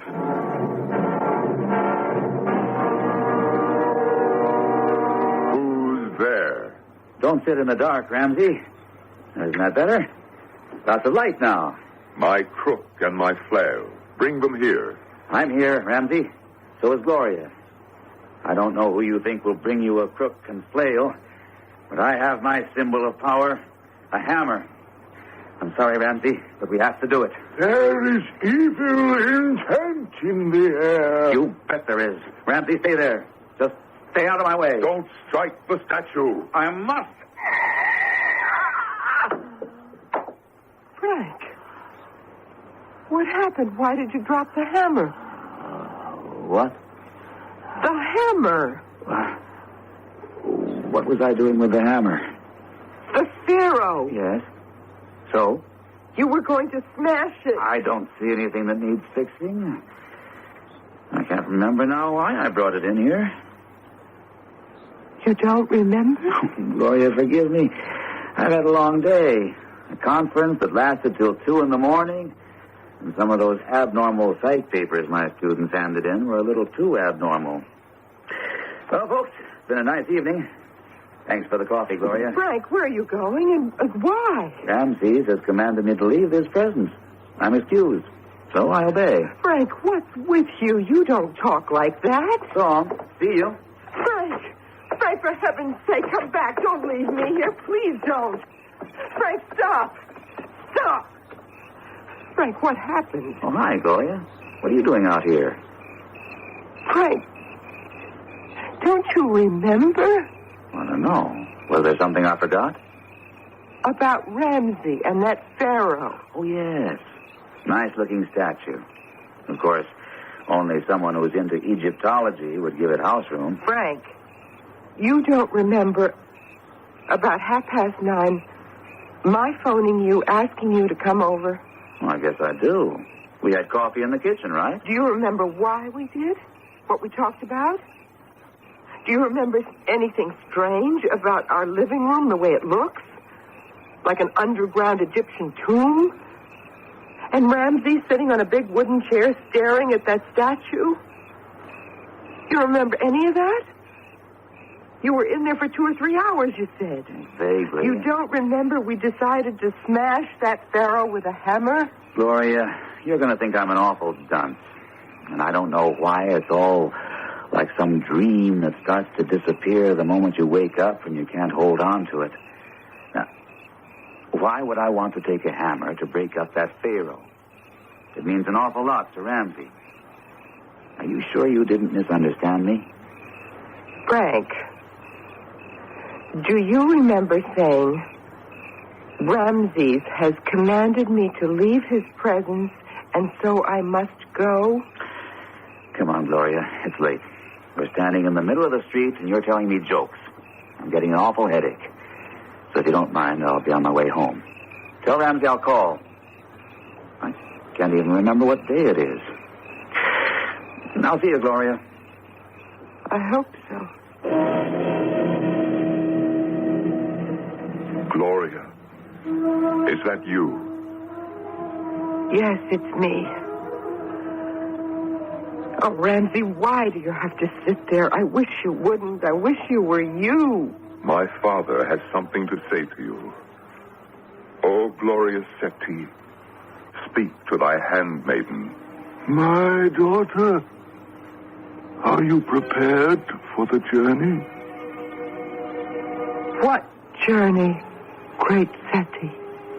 You and my son, Ramses II, have been rescued from reincarnation to return to the proud kingdom.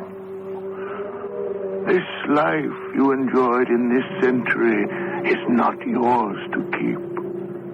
Return to join your ancient ancestors. The gods await you.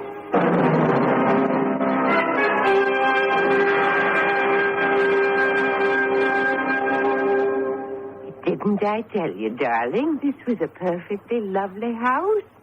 Yes, the real estate agent said we could spend as much time as we liked here and then bring her back the key. It's completely furnished. Oh, really? Who does it belong to? Well, that's the funny part about it. The people who used to live here, a professor and his wife, one day they just left town, disappeared. Will you look at what's standing in that corner? A pharaoh. Yeah, they just left it here. That might be worth something.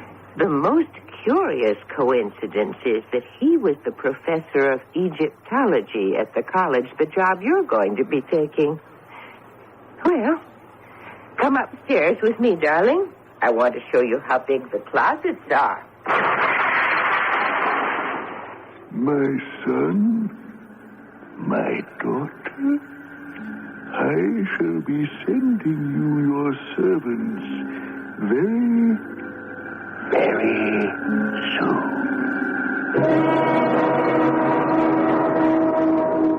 I've been looking through old textbooks on ancient Egypt to try to make sense of what happened. Of course, I was struck with the similarity of names, Ramsey and Ramses II. Then I read all that about reincarnation, and I wondered, had they found themselves in the wrong century and had to go back? Your guess is as good as mine. Which reminds me to tell you what is inscribed over the tomb of Ramses' father at Abydos on the Nile. Death does not end all things.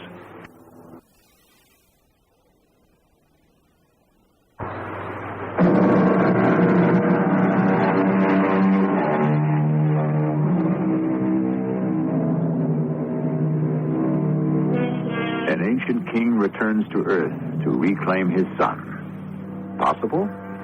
Believable? The pharaohs placed their faith in scarabs, amulets, and colored stones, and buried themselves so they might live forever. Is that any more primitive than current beliefs that opals are unlucky, jade wards off heart disease, copper wristbands cure arthritis? And as for the luck of rabbit's feet, numerology, astrology, let's just say the ancients had no corner on superstitions. Our cast included Norman Rose, Terry Keane, Gordon Gould, and Russell Horton. The entire production was under the direction of Hyman Brown.